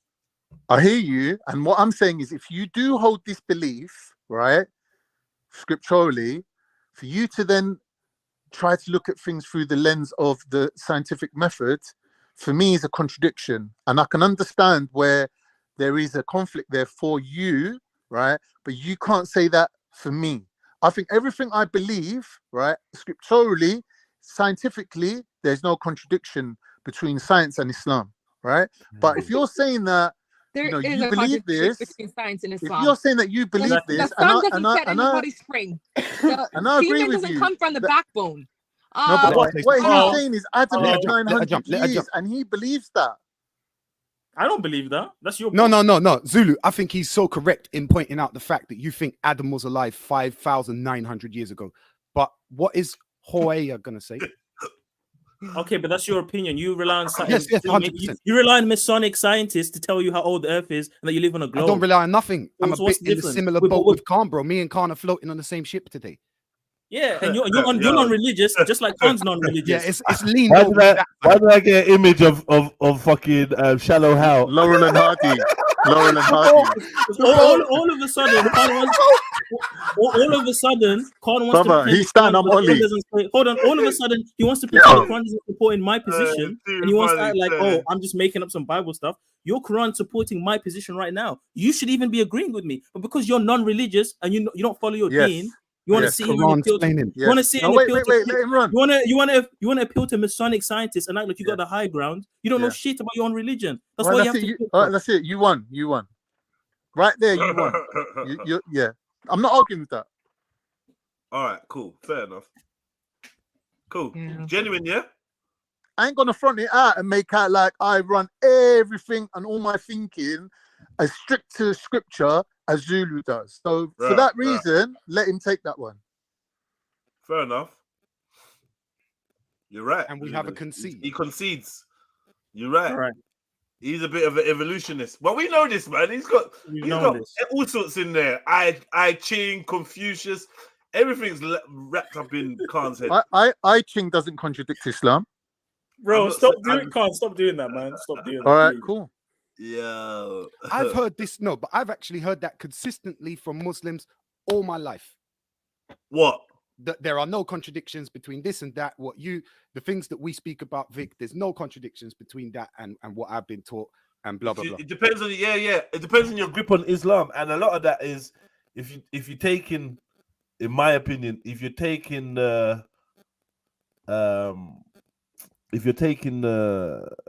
Quranic version or the Quranic, then you usually don't have a lot of issues with anything. Right. Yeah, it's the hadiths that I find force you down certain paradigms that exclude other things, and I don't know. Yeah, I think it's the hadiths that are harder to. And the hadiths are different in the similar, like Old Testament, New Testament sort of thing. One's written by different sources. Now, the New Testament is not hadith. The Talmud is hadith. Right. The Mishnah is hadith. Right. The New Testament is scripture. Right. Well, these times though, who wrote? Is there a difference in author? The New Testament was written by no, in terms of hadith and just Quran. Well, Quran is supposed to have come from heaven. It's supposed to have come directly from God, whereas hadith is written by the followers of the Prophet Muhammad. There you go. So a difference in author, which is just like, wow, yeah. But either way, did you see that? Did you see that thing I sent you, Jeds? This is quite relevant to this conversation. The Turkish Muslims, they made a church for the Assyrians or whatever minority that live in Turkey. And when they opened it, they said the Shahada before they cut the ribbon, but they don't say the Shahadatain to Muhammad. They said the Shahada of Abraham. So they said there is no God but God, and Abraham is his. I forget what word they use. Is it Habib? It's supposed to be Abraham is his friend, because Abraham's got this nickname of being the friend of God. I forget what word they use. It's Habib or something like that. Yeah. Khalil. Yeah, he's the Khalil. Yeah, that's what it is. Well done. So that they said that Shahada because Muhammadian traditions and hadiths and what makes us Muslim doesn't apply to Christians. So for him to put that blessing on them would be irrelevant. So when he, as a Muslim, puts a blessing on the church, he's putting it to Abraham, not to Muhammad. Because if you put it to Muhammad, then that makes the whole thing of having a church redundant. Because why isn't it a mosque then? It's very welcoming. So this is what I'm saying to you, like, for a Christian like Jedi or ex-Christian who knows the Bible, like I could say Jedi probably knows the Bible more than majority. I don't think Jedi because of his background. Like, because of his background, he's probably actually read the Bible as well, which most people haven't, right? Yeah. So for him to say he's got no problem with the Quran, right? For me, that's the cornerstone of the relationship between Muslims and Christians. That Christians shouldn't have a problem with anything that's in the Quran. All right, with hadith, that's different. That's a lie. That's not true. That's not true. That's not true, man. It goes against everything the Bible stands for. No, it don't. No, it don't. But there are key differences. Okay. We have to acknowledge the key differences. When I'm saying I don't mind or I quite enjoy the teachings from the Quran, it's because on their own they seem pretty complete. And I can understand them. I don't need to understand them through the paradigm of being an ex-Christian or ex-Jehovah's Witnesses. That's got nothing to do with it. If you're not a Jehovah's Witness no more, then you should be prepared to dash everything from that religion away. So I'm not going to use that to compare Islam to. Oh, okay. Right? But like Islam on its own, through the Quran, I actually think it's pretty solid from what I've seen and researched and read and discussed with you lot about and stuff, right? But what I would say is, like, you can't say to a Christian you shouldn't have a problem with the Quran simply because the Quran says that Jesus weren't killed. Yeah, you're right. You know what I mean? That's a massive thing. I hear you. And what? And he has no children, nor has he begotten. There's so many. Who has no children? God. Oh, Allah has no children. Even though in the Torah, if you go to a Jew, they'll tell you. As a Jehovah's Witness, I could agree with it. I could agree with that.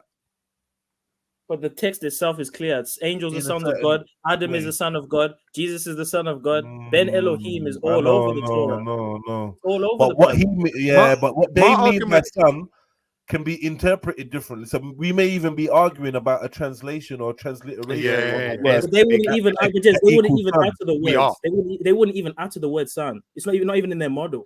All right, Zulu, man. We're not here to thingy Christianity today, roast Christianity. That's not what we're doing here. What we're trying to show is that the hadiths makes us specifically Muhammadian. It makes us Muslim in a different sense of the word, right? That's my point. In an Arab sense of the word, I dare say. say. It's the hadith that makes us our nation, yeah, that we govern by.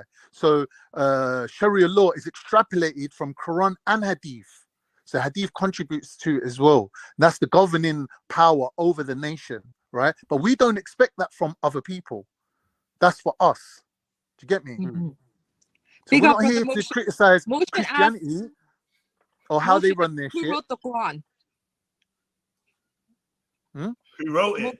Who wrote the Quran? Yeah. Let me mute up. Where we going? Let me mute up. Bukhari. No, that's hadith.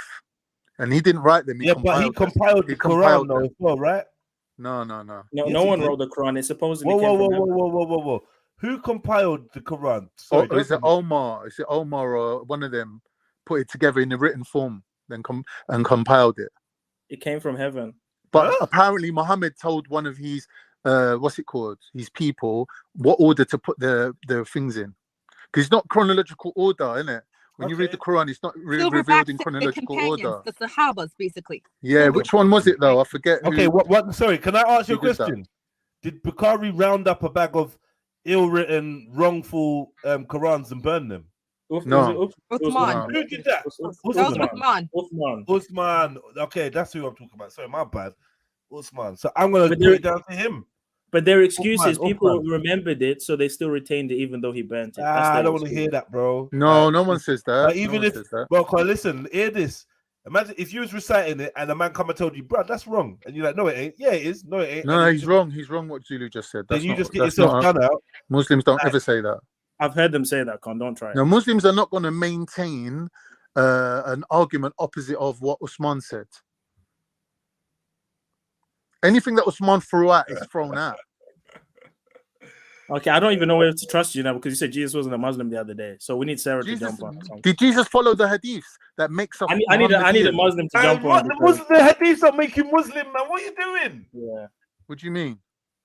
Muslims existed before. Oh, come on, brother. Yes, when we call, listen, in my opinion, someone that is a Muslim, I'm not a scholar. No. Just, bro, let me land my point 1 sec.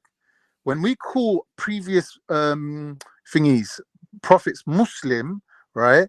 We're using the word Muslim, but not in the way that me and you would identify a Muslim. That's not true. So it's in a way, it's an honorary title. No, because it if ain't. I said to you, here's a Muslim, Jedi, bro. If I said to you, here's a Muslim that don't pray 5 times a day, you're gonna say to me, he's not a Muslim. Why are you doing this again? They submitted to the will of Allah at the time. Yeah. That they're fully Muslim. They're not less Muslim. Yeah, but it's an honorary title. It's not honorary. That's what Muslim means. That's what it means to be a Muslim. No, it ain't.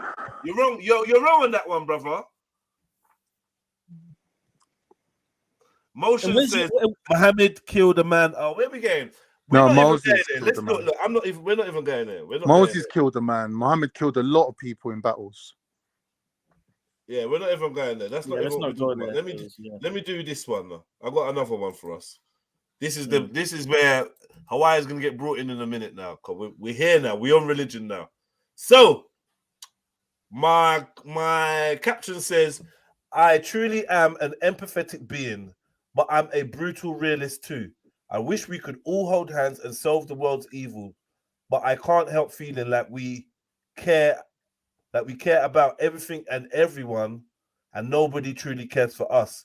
I want to change this feeling in my chest of resentment for the charity and support other causes get. Talk to me kindly. I'm not a monster. I do care, and I even think it may be wrong to feel how I do." Now let me play what I've said. That's a good disclaimer, well written. Do you know what bums me the most? Yeah, doing a little bit of soul searching. What hurts me the most is that during the midst of everything that's happening in the so-called Middle East, Gaza, Israel, whatever, my brain keeps coming back to hating on the support that Palestine gets. This is just the truth. Like, love to the people, love to the cause or whatever, but I find myself hating on the sheer immense emotion and action that is supporting these people, because I feel like I've never been in a position to see black people get that kind of support, Africans get that kind of support. And I shouldn't be thinking that at this time. I should be in solidarity with the rest of the world, but I can't help but wondering, where were you lot when we were struggling? Where was your voices? Do you know what bums me? Talk to me, family. I said something that people been thinking they ain't never said out loud. Talk to me. Except for someone said, Dr. Umar said this. I said, bun. It's interesting. You know, in the Somali community, some have even said that this fight is an internal fight. The Israelis and Palestinians, they're practically related. It's an internal conflict, and they see that they don't get a lot of support in with their struggles. So they said, let's not pick up the cause of fighting for people when we get neglected in the global sphere. A lot of Muslims, Somalis feel like they're neglected in the sense that a lot of empathy and a lot of humanitarianism and solidarity doesn't go in their direction because of their skin color. And they said, let these groups fight each other. Whereas instead of getting involved, basically.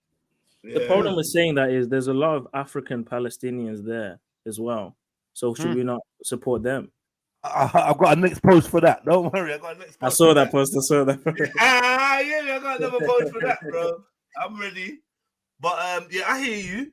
I hear you, and like, this is one of the ones where I start this by saying I don't actually think that I'm fully right in this. Like, I don't think that where my head and heart is maybe is where it should be. No, but it is where it is. There's a bias. Can I just say something? Like, there is Turkish people who say, "What about the Uyghurs? What about the ethnic cleansing of Uyghurs in China? Why the fuck should we give a damn about Palestinians? We should be sending our troops to take care of our own blood, our own people." So what you're saying, Jed, if you take the religion aspect out of it, is the default position of most people. Most people would be on what you're on if it weren't for religion. When religion comes into play now, it makes it completely different. And that's the thing. I hear you. I made a video about, bro, just about a month after the Ukraine thing started. So, you know, March 24th, something like that. And it said this exact same sentiment. I could not feel the plight. I can't feel the plight for these people for some reason. When Ukraine war came out, and I felt bad for it. The very same energy, because I was thinking to myself, like, wait, it's the same shit magnified by 1 billion over there in Africa happening to these people, or happening to brown people everywhere, whereby nothing is being done about it. But now suddenly it happens to some people who are white, and then that's it. Everyone's opening their doors as charity. Would you house a Ukrainian and blah, blah? What the fuck is going on? Who's white? Who's white? Like Ukrainians, right? Okay, sorry. Yeah. Do you understand? Like, I just felt the exact same energy that Jed is conveying in this. Like, I don't know. It's hard to feel for you when, you know, the same thing when it's fucking millions of refugees in deserts drinking rain, eating mud and shit. Do you know what I mean? Yeah. White supremacy is a huge part of this whole Palestinian conflict. 100% in the media. Israelis are just Europeans that have just moved into the Middle East, which happens to be a bit of land that does pass back and forth between whoever's the dominant power. If they're the dominant power, all we have to do is accept that they're going to rule that area and just beg them for a little bit of mercy for the people that end up still living under them, which they're not showing. So that is really, I don't think anyone can argue that they are the superpower, that they will rule, innit? And everyone has to kind of, you know, to a certain extent, allow them to have their time, innit, as rulers. And we're just like saying, don't forget that when we ruled over you, we did it with a bit of decorum and decency. So now you're ruling over us. Can we please have the same decency back? That's all people are saying, really. So let me be quite real. I would never stand in the way of anybody supporting anyone. And personally, I'm not even criticizing anyone that's supporting anyone, especially Palestine. But what I do know is, one, Palestinians are racist towards black people, their own black Palestinians. I'm going to prove that as well. Two, it's not necessarily a critique of Palestinians at all, knowing that there's a small number of people that identify as Palestinian. It's more a critique of everyone else that is moved to stand up, to hit the streets, to put up a sticker, to talk about it in the pub, to talk about it at break time, to do a post about it. Do you know what I mean? Everyone that's been moved in that way, I feel personally that they haven't been moved when genuine humanitarian issues have befalled the darker hued members People. of Earth. People said Somalia. Come on. Yeah. Yeah, I just feel like I know that the response for Darfur was not the same. I just know it weren't. No. Yeah. And I'm not going to compare apples and oranges. Where got affected worse and what's the history? I get the history of the whole thing, but like there's something missing in the world's responses, including our own, as a black man, as an African, including our own responses to our own issues. It's just not got the same. And it begs the question, Jedi, like, which cause do you take up on what grounds do you? Should you take up causes based on your selfish political, or should you just do the right thing? And if we're all doing the right thing, then I know what I'm saying is right. Right. Right? If we're all just responding to something that, that's wrong, then I know 100% what I'm saying is right. Mm-hmm. And I'd like to add, a caveat. Can we subtract the recent George Floyd BLM psyop from this? I know a lot of people. I read that like, well, comment 2 years ago. You lot was walking on the road. Yeah, we was on lockdown, and they done a mad psyop, and people jumped on this BLM Soros vibe, and it went around the world, and I don't know. That's an anomaly. I wouldn't be surprised if this is another psyop, but on a global scale, where there's something going on somewhere. Like the French are probably going into Niger and ethnically cleansing out the opposition while this whole thing's happening, and no one even's like sniffing it or smelling it. Even it's like for me, that's this is gonna like a go on global anyway. That's psyop, just going to be special like, forces this Gaza happening thing, regardless. Israel gave them Gaza. Israel gave it to them. Like, why? Why did Israel give them this little patch of land separate from the West Bank? Why not? Why? It don't make sense. While at the same time, they're locking down West Bank and making it smaller and smaller until they can take the Wailing Wall and Masjid Al-Aqsa. They're slowly moving into that area, but at the same time, give them this little patch of land on the border of Egypt. It don't make sense to me. And then they let Hamas, their sworn enemy, be the elected leaders of that area. Is that England letting Sinn Féin rule Ireland? It don't make sense. It's just mad. It's just, to me, it's like a huge psyop. It's a huge psyop. They're going in there, bombing up places and blaming it on other people and all sorts of shit. And it's all over the newspapers. And like, nothing else matters right now. Only this matters. But they've constructed it. The only thing that's genuine is them Palestinian people that are dying, going, I'm not leaving my land. I'm not leaving my people. Like, them people are genuine, minute. Like, I believe in them. I believe in their honesty. But on a global scale, I don't see anyone lifting a finger to help them. Just chat. Turkey's chatting, Egypt's chatting, Oman's chatting. All these Muslim countries chat, but no one's actually gonna make a move. Con. Why? That's because why in the chat they can't. They can't do anything, even if they wanted to. It's just posturing. They have. I guess they're afraid of having a refugee issue. I was talking to a couple of people in the chat, and they. How does that make sense? They just emptied out the whole of Syria into Turkey. There's plenty of land to put these people in. Yeah. Do you know what I mean? It's all a myth. It's all bullshit. I don't believe none of this shit. Two huge American tankers, battleships, have moved off the coast of Israel. For what? The amount of petrol that is taken for them ships to move, they could have built a whole new Gaza. It's all bullshit, bro. All right, so sorry, so I had to leave the room quickly. Sorry, my bad. So what we talking about now? What we saying? Who's like? Obviously, I'll put the sentiment out there that I feel like, and this sounds like really like someone's in the middle of a funeral, and I stand up in the funeral. I'm like, wow, hold on. This many people never come to my mum's funeral, and that sounds really selfish. I can hear it. I can hear it, man. Like this is going, and you're like, oh, what about us though? What about us? Black. And you lot are so sick of us always looking for some attention for our plight. You're used to ignoring us to the point where I feel embarrassed bringing up my plights to you lot now, because I know that you lot must be sick of hearing about how hard we got it. And you can't be that embarrassed because you're actually. And every time I bring it up, I get over it. That was ages ago. What was ages ago? What? Anything that happens to us is ages ago, and we need to. Why get was over it ages ago? Yesterday, I'm talking about Niger. Yesterday, I coined the phrase. On now. Yesterday, I coined the phrase "get over itism." I remember. Yeah, because this is a real thing that black people face, Africans, whatever we face. This is the thing, though. When you identify as black, this is what the problem is. You put yourself in that vein. But we can identify these other guys as Palestinian. Now, what I'm saying is, when you identify yourself as black, right? There's people, for example, who came from countries what had nothing to do with slavery, nothing to do with the oppression of black people in America, but they're profiling, going, "Yeah, I'm black," and they've taken this whole black identity right now. What's a Palestinian?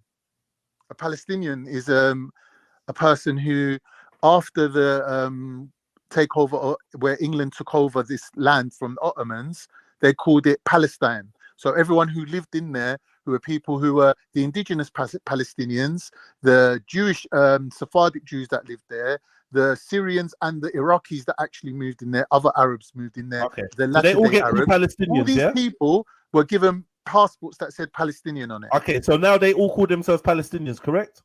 Well, up until the Israeli occupation of a certain part of it, where they come out with their own passport, calling that little part Israel, up until that point, but everyone else now today, we talking about what's happening to the Palestinians now, are we not? Well, there's Jews that identify themselves as Palestinian that don't recognize Israel. Brother, are we talking about what happened to the Palestinians in Gaza or not, bro? Like the Gaza people splitting hairs, yes or no? I'm saying they're all Palestinians. Gaza considered Palestinians or not, bro? Yeah, okay, yeah. Fine.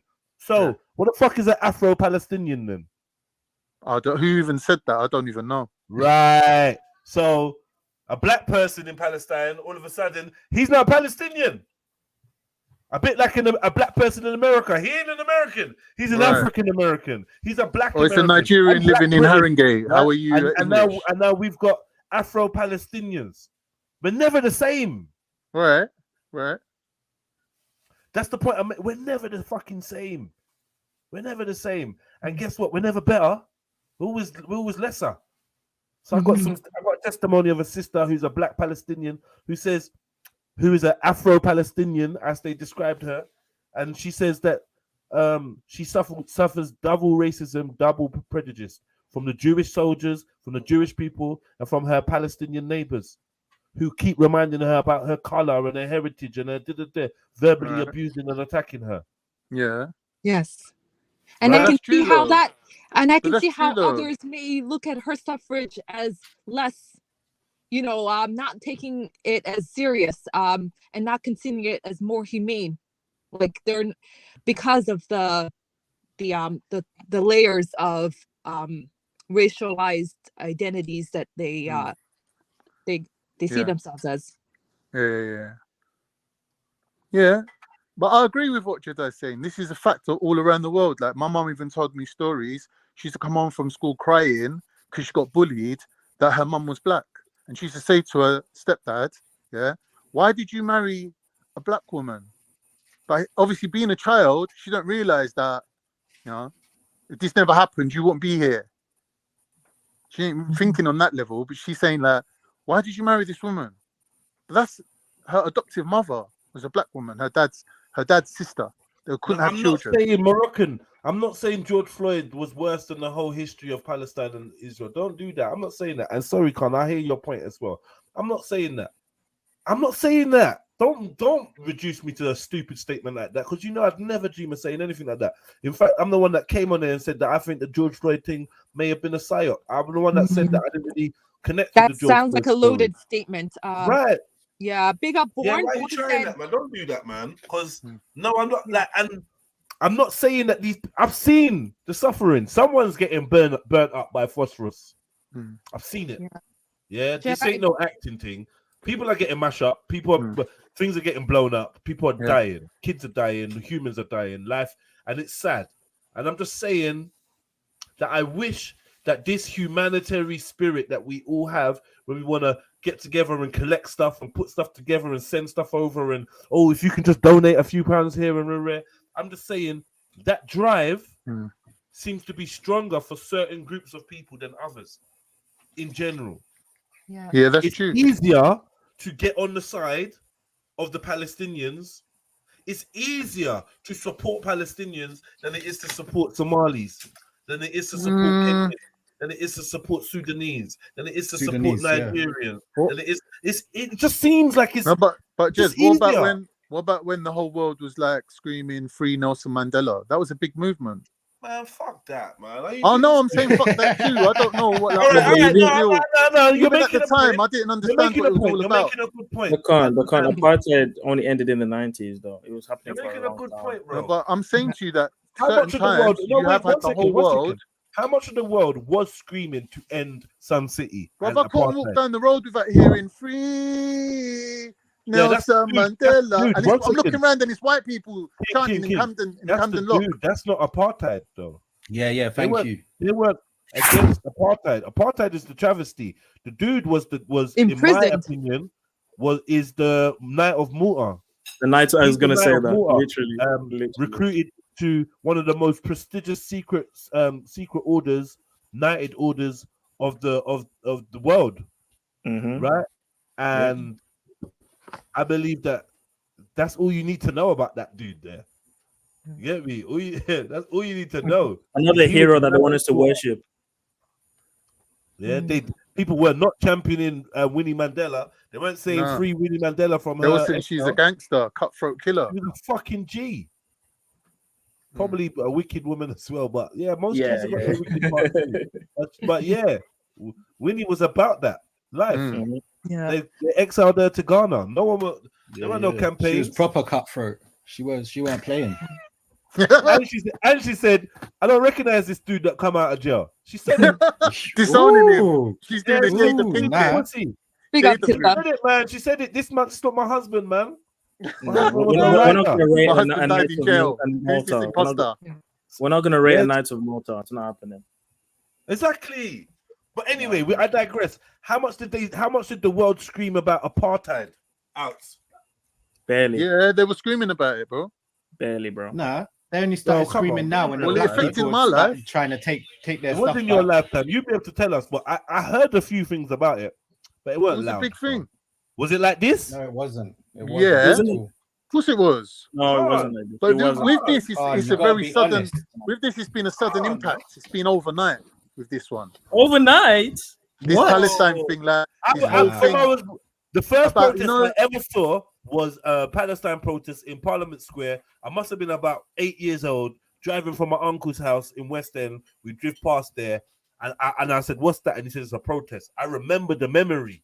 I remember the Palestinian flag. This thing's been going in, cuz. Even before I was born. How long has Loki been a rapper? Palestine's been going on since then. Let's not get into flag politics. Sorry, say that again, T. I said, how long has Loki been a rapper? Because Palestine politics has been going on from then, and support and this, that, and the other. Bro, when I was born, it's mad. Loki's my neighbor. I actually avoid talking to Loki now. I told you what changed. Like Loki's this. You know what's fucked? This is why the world don't make sense. Loki is known as one of the lyricists of the UK. Yeah. Loki stops me in the road to tell me what a big fan he is of my music, and he quotes my bars. Right. Loki pulls me up on stage with him, performing to tell all his crowd, his audience, that this guy is one of the sickest lyricists to ever. And I can't even get 100,000 hits on a fucking video, bro. Yeah. And when I call this brother, because I know Loki, you got so much love for me. Yeah. When I call this brother and say, listen, I got a tune.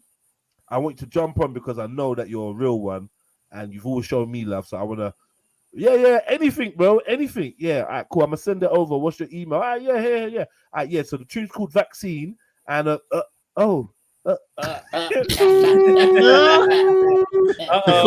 me ask my handler. I was so vexed, yeah.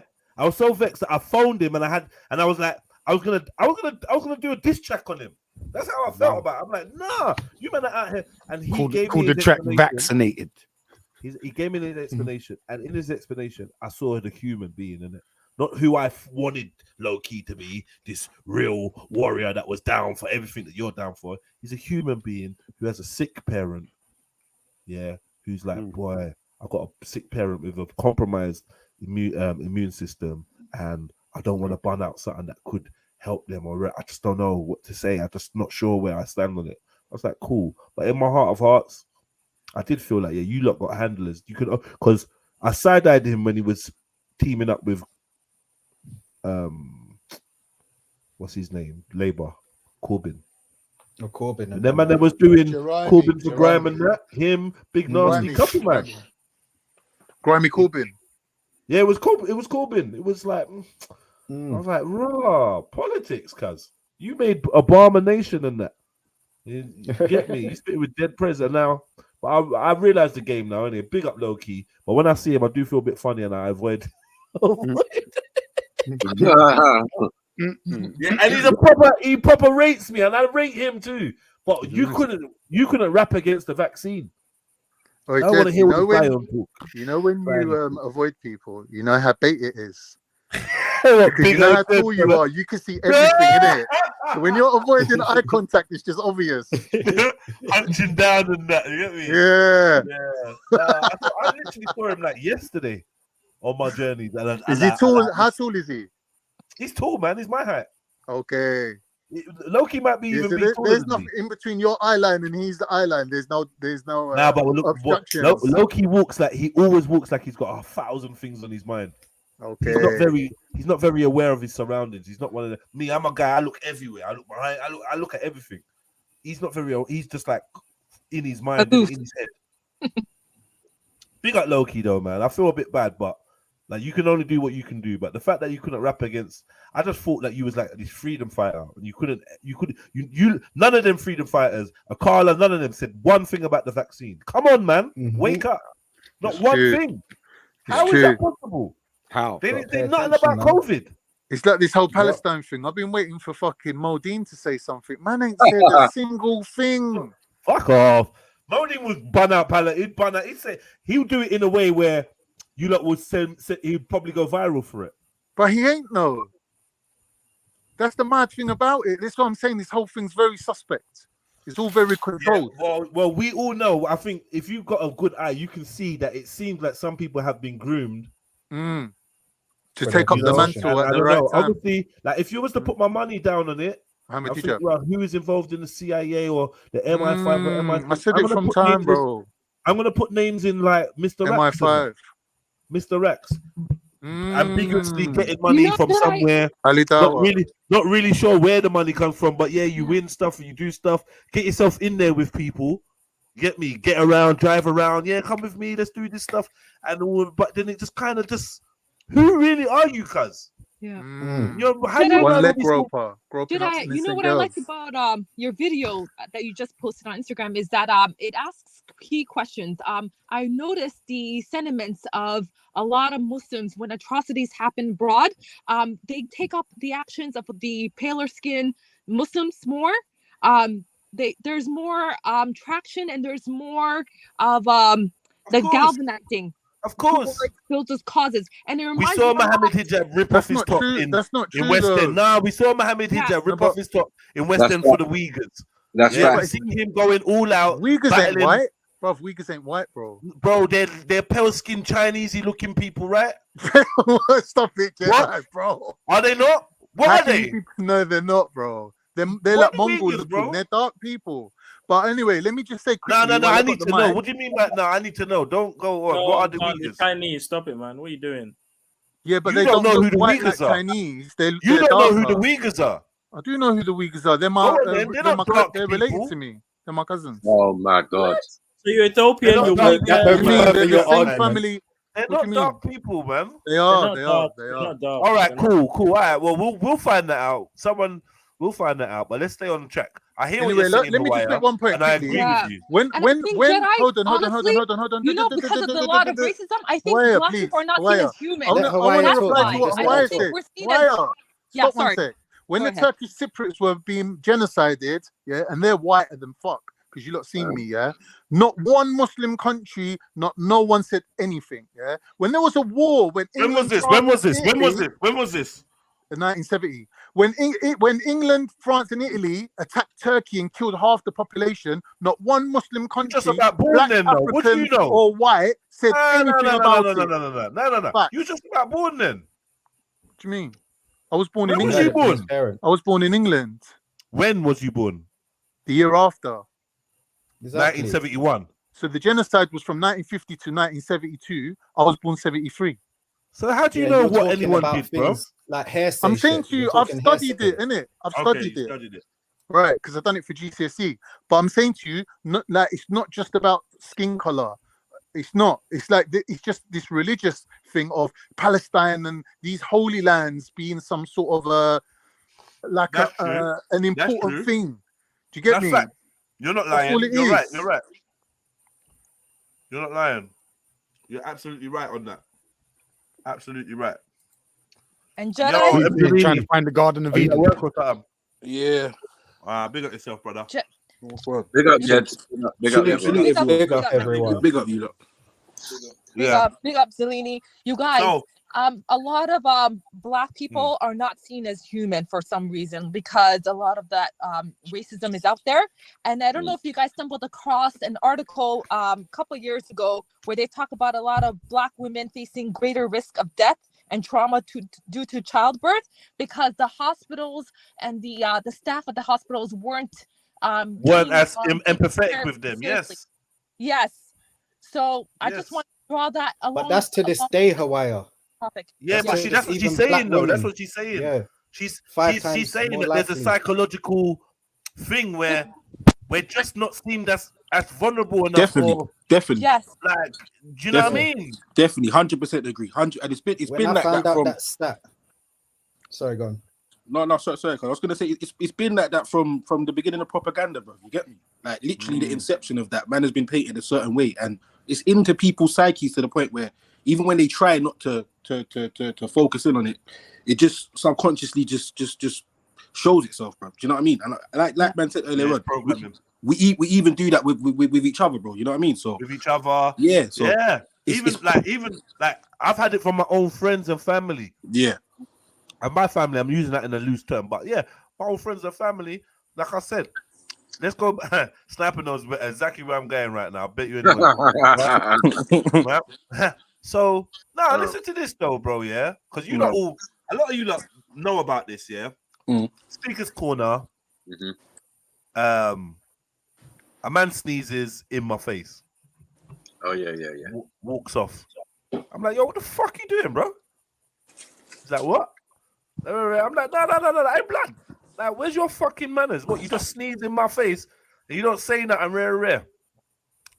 This thing escalates, to bare people getting involved and and they don't know what's going on and they assume I've done something wrong and rare. And it culminates in my team member, a friend, a confidant, a fellow leader of gang who has been accused of being racist, who has been accused of being a black supremacist group, who's been accused of only caring about black people.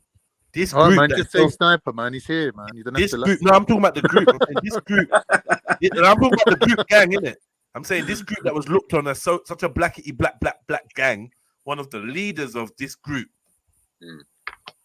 turns around and says, "You gotta understand, you're big and you're black." That was the worst. Yeah, that was the worst line ever. Yeah, to the point where the camera crew that's following him yeah, turn around and say, nah, but like, to be honest, it's not his fault. No, let's forget the camera crew. An Arab man turns around and says to him, nah, you can't say that to him. It's not his fault that he was born black or born tall. Like, you What is can't, that a backhanded compliment? he shouldn't have to. Nah, but basically, it's like, why should Jedi have to change the way he moves or talks because he's black or because he's tall? That's not fair. Like, you know what I mean? He didn't. These are beyond his. These are factors beyond his control. And let me see that even the man that claims to be out there fighting for the road man and the road youths, even they have racist, stereotypical views that will harm you. About their own brothers, they have these views. Exactly. If you're tall and you're aggressive, I guess he's telling me to what? I need to small myself up. I need to hunch up and hunchback the toes and shit. What the fuck are we doing? So but yet, it's like but yet the guy's brethren is taller than you. Right. So the psychology is like really sickening. It's really sickening. Yeah? Obviously, let me go to another self-indulgent story about Jedi. Me. Right? But it just seems to be apparent, right? And this is one that we can check out. Madness was going in. A Chinese man called me a nigger and a monkey. I'm sure you lot all remember that. Oh, yeah. We're Malaysian man. Sorry, my bad. He's half right. For my ethical insensitivity. A Malaysian man. I think he might even be a Chinese man in Malaysia. Yeah, you're right. Yeah. Right, but he's quite dark though, so maybe he is Malaysian, right? Anyway, he calls me a nigger and a monkey. I don't react physically. My Moroccan brethren snatches up his manifesto, and the undercover police or operatives that are working around this Malaysian man whisk him off towards the gates. Right, we're all going towards the gates. You know, it's a hype thing. Whatever happens with Kalam and all these people, we get to this magical bus that pulls up. The Chinese man and his operatives, the Malaysian man and his operatives get on this thing. And then, I don't know, we don't know what we're going to do now, innit? We've not rehearsed this. So I've kind of stepped on the bus, I don't know, with 1 foot or whatever. And yeah, this blonde thing has pulled my hair. It's just literally dragged me, 6'2" me, by the locks and just pulled me back. I was obviously bugged out verbally, not physically. And it seemed like when society had a chance to view the tape themselves, they couldn't take their blinkers off that I was 6'2", decently muscled, black man, vocal, strong, vibrant. They couldn't see past that. The fact that I'd had my hair pulled, I'd been assaulted. They couldn't see that, and people were actually going out of their way to find counter evidence to suggest that I assaulted her. Right. And it just made me remember how society will always view me as being more likely to be the protagonist. It's your fault. It's your fault, obviously. You're fucking big and black, innit? Like, duh. Shouldn't have eaten so much and grown your hair. They were like, "Oh, so what? Even if she pulled your hair, so what? That gives you the right to what? Shout at her." I'm like, yes, it does. Yes, it fucking does. Yes, well, and more. If I really wanted to, and more. Yeah, but what you done? Go on. To go with that, someone told me once, right? They were like, "Yeah, and what Jedi did in that video," and I said, "What video?" The one with Tan, and I'm like, "Okay," and he's like, "What?" When he shouted at the woman with the ice cream, "Just eat your ice cream, then." That was the only thing they could pick out of the video. I said, "Why are you bringing this?" That's what you're looking at.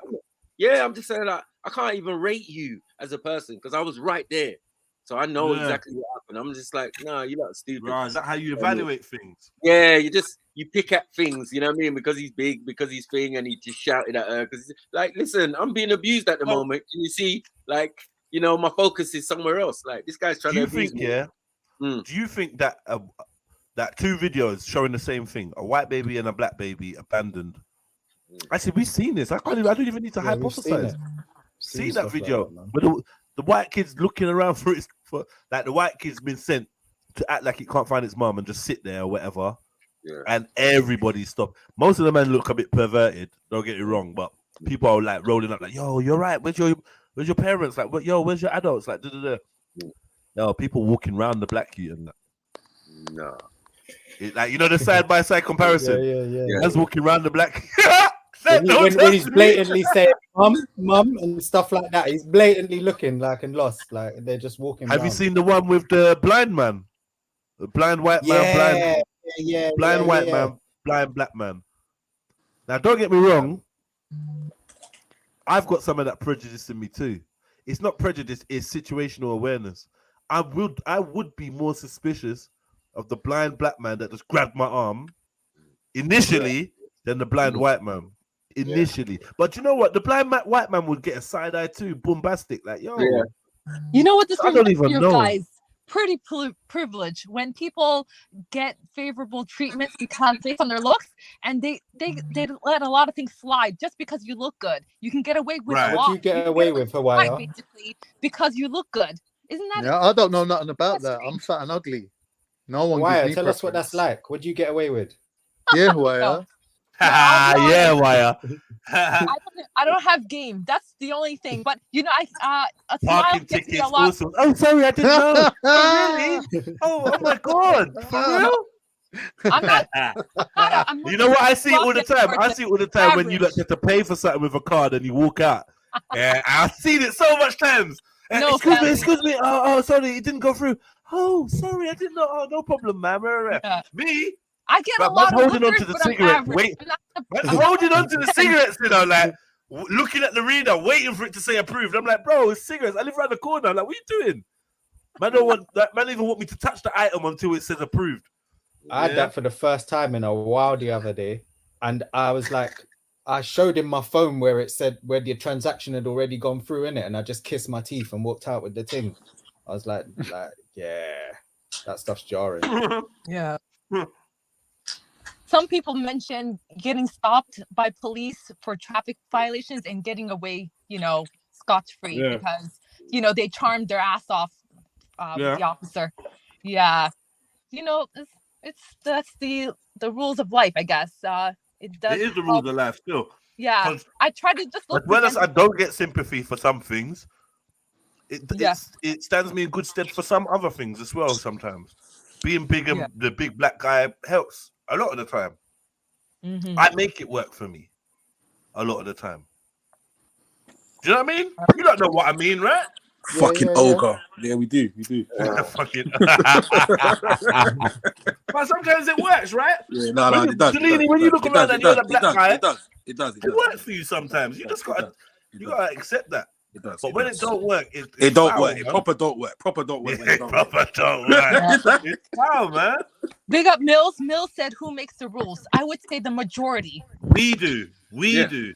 But more importantly, the people whose job it is, while you're busy living, eating, shitting, and sleeping, having kids, doing your regular 9-to-5 shit, there's people whose job it is to influence the way you see the world.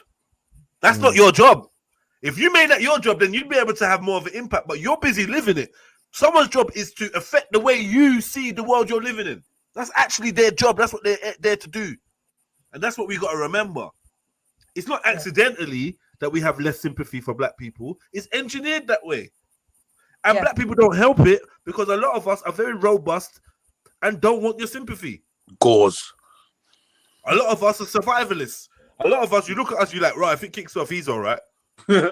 So if you know that subconsciously, why is your sympathy going to kick in?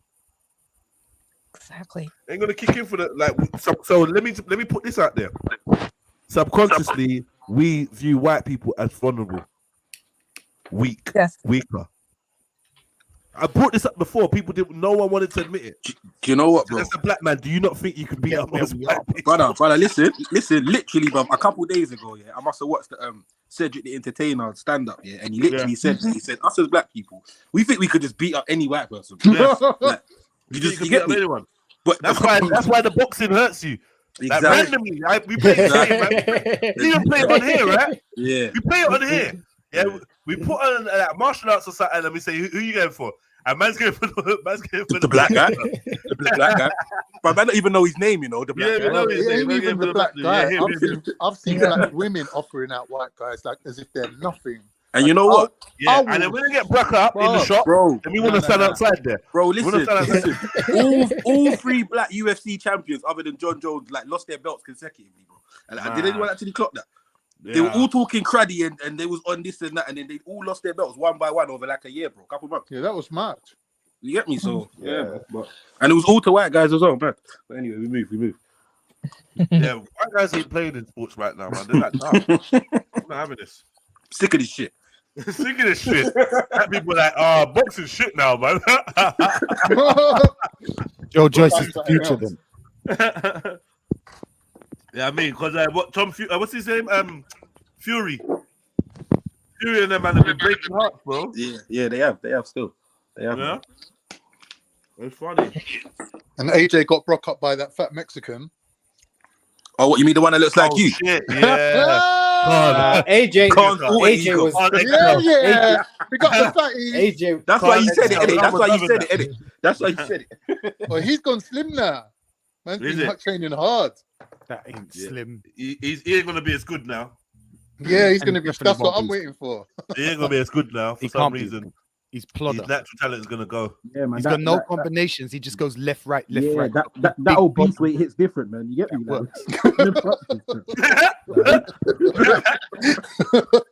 We see him coming back for Usyk.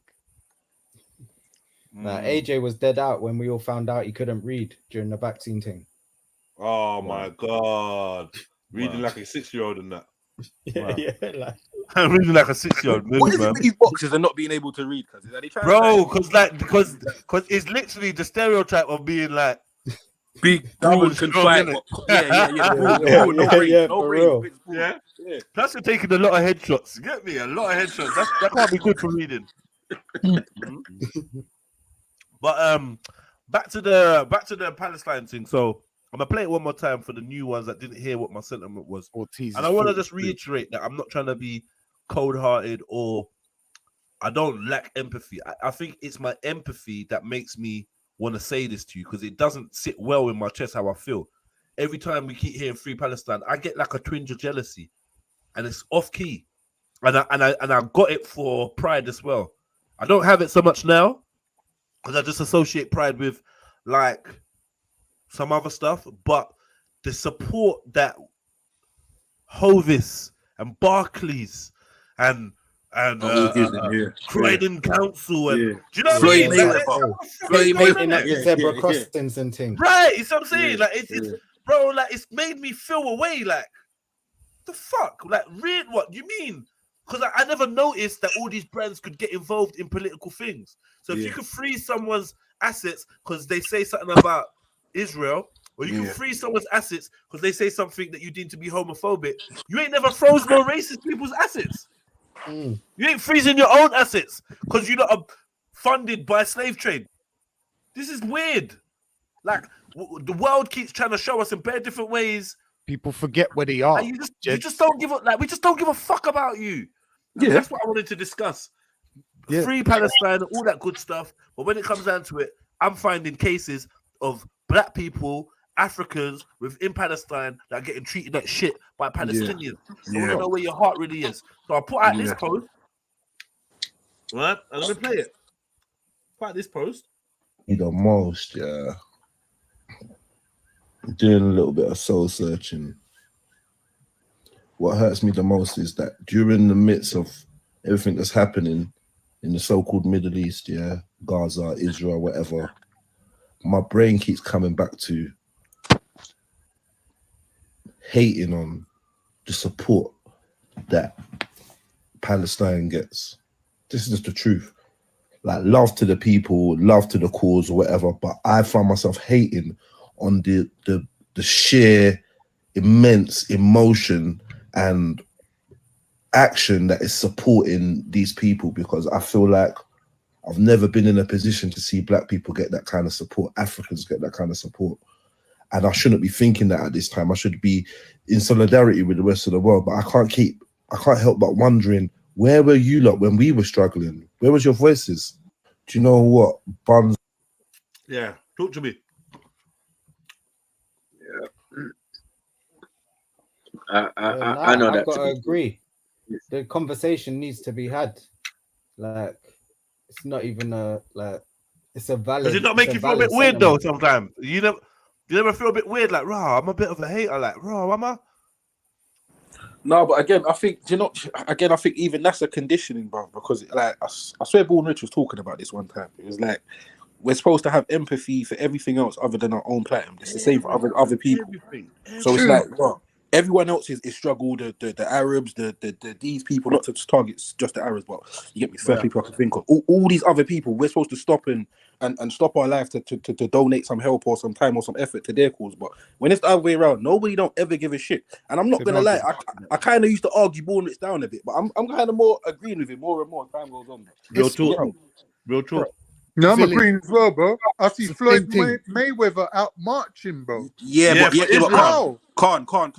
I simply put underneath that video, bro. People that don't want their money to stop me, but are going to exhibit behavior. That's it. I leave it there. Yeah. Oh, money. Yeah. You already know what time it is. Like, you get me? If anyone actually thinks Floyd Mayweather actually cares about Israel and he's out there because he really genuinely gives a shit, then you're more naive than anyone could think in it. But you get me? Me personally, you got to understand who his manager is, and it's just all these Hollywood people, bro, are controlled and have handlers and are connected to these people, bro. So you can't be seen to be going against the grain, fam. A man's gonna make your life hard. It's just that simple. Yeah. And a lot of people going against the grain, and then there's this. Like, you're not. You get me? This is like support. The whole team's kitted out in the colours and all sorts. Yeah. But Jed, check this though. There's a couple other people. Yeah, like I see them trying to get onto what's his name, Drake, saying, bro, you've been mad quiet. Any celebrity of any certain caliber, they're making you say something, bro. Yeah, so either you're with them or you're against them. They're not going to let you keep quiet. So we're going to see who's rocking. What did Drake say? Bro, he's kept quiet, bro. He's trying to keep quiet. He's trying to keep quiet, but eventually he's going to have to say something. They're pressuring him. He's going to have to say something. I rock with it. I don't rock with it. And he's Jewish. Exactly. Yeah. So why he said something already? So why he said something already? If that's the case, his cards is already on the table, Zellini. He don't even need to say anything. Well, it would seem that way. That's true. It would seem that way, but I don't really think that's what it is in this day and age, bro. I think that certain people have to be out loud seen to be making a certain stance. Go on the tenor. Go on. Score on it, yeah. Go on. And let's say Drake says nothing about Israel before the end of the year. All right, go on. I'll take that. Yeah, I'll take that. And that includes his team, and that includes his team as well. Yeah. Nah, not his team. Nah, Drake. If you want to do accumulator, throw Modine in with that as well. Modine ain't saying shit either. Who? Actually, Drake has said something. Oh, he has said something. Yeah. There's a video on breakfast. There's a video on breakfast. Yeah, can I get that score sent to my account? Bro, it's well avoid, bro. I'll send you my details. Never mind. Sorry. I feel I'm hook you up with some Yeezys for that. Still, big up. Thank you, homie. So he's already said something though. So on Breakfast Club, they pressed him. So what do you think about this whole Middle East thing going on? Angela Yee. What do you think about this Middle East thing going on? Yeah, it's just unfortunate, like, but I really hope that everybody just comes together and what's he gonna say? Fuck off, man. Go paint your nails somewhere. Exactly. What's he gonna say? You're gonna say nothing. Fucked up. What does he actually say, Zulu? Nothing. What's he gonna say? I mean, I don't know, bro. I don't know. I really want to hear what Ye's got to say. Ye? Allow that. Yeah, we know what he's gonna say. We know what he's gonna say. Ye, you know what? The next thing with Ye is they're saying that he tells his wife he forces his wife not to talk, and all kinds of the next things they're saying about him. Did you see what he said about Cardi B? The released leaked footage. Oh yeah, that she's a CIA agent. What? Yeah, no, he said that Corey, which is the he said she's from the CIA. Yeah. No, he said Corey, the husband of Kim Kardashian's mom. is a CIA agent, the black guy. That I can believe. And then he said Cardi B is an Illuminati, is an industry planned by the Illuminati, and that she's replacing Nicki Minaj. Yeah. Okay, big up. Big up, Cactus. You sound very serious. I'm very serious. 6 times, you know. You sound like you got your Palestinian. Oh, yeah, you're Palestinian. Man said Palestinian. Man said Palestinian. I didn't mean that. Go ahead. Listen, that's what that Kira said last night. Palestinian land. Palestinian land. Come on, it's not. No, I was going to say big up everyone. Big up. No, I didn't. I haven't. I'm not in the chat. Sorry, I'm just. Did you know that the guy that was going around shooting people with an AK on his scooter was a Tunisian guy? Who was doing that? When? I've honestly been avoiding the news. There's been a guy going around shooting people with an AK, and it was a Tunisian dude. What in the Sorry, again, in where? In where? Belgium.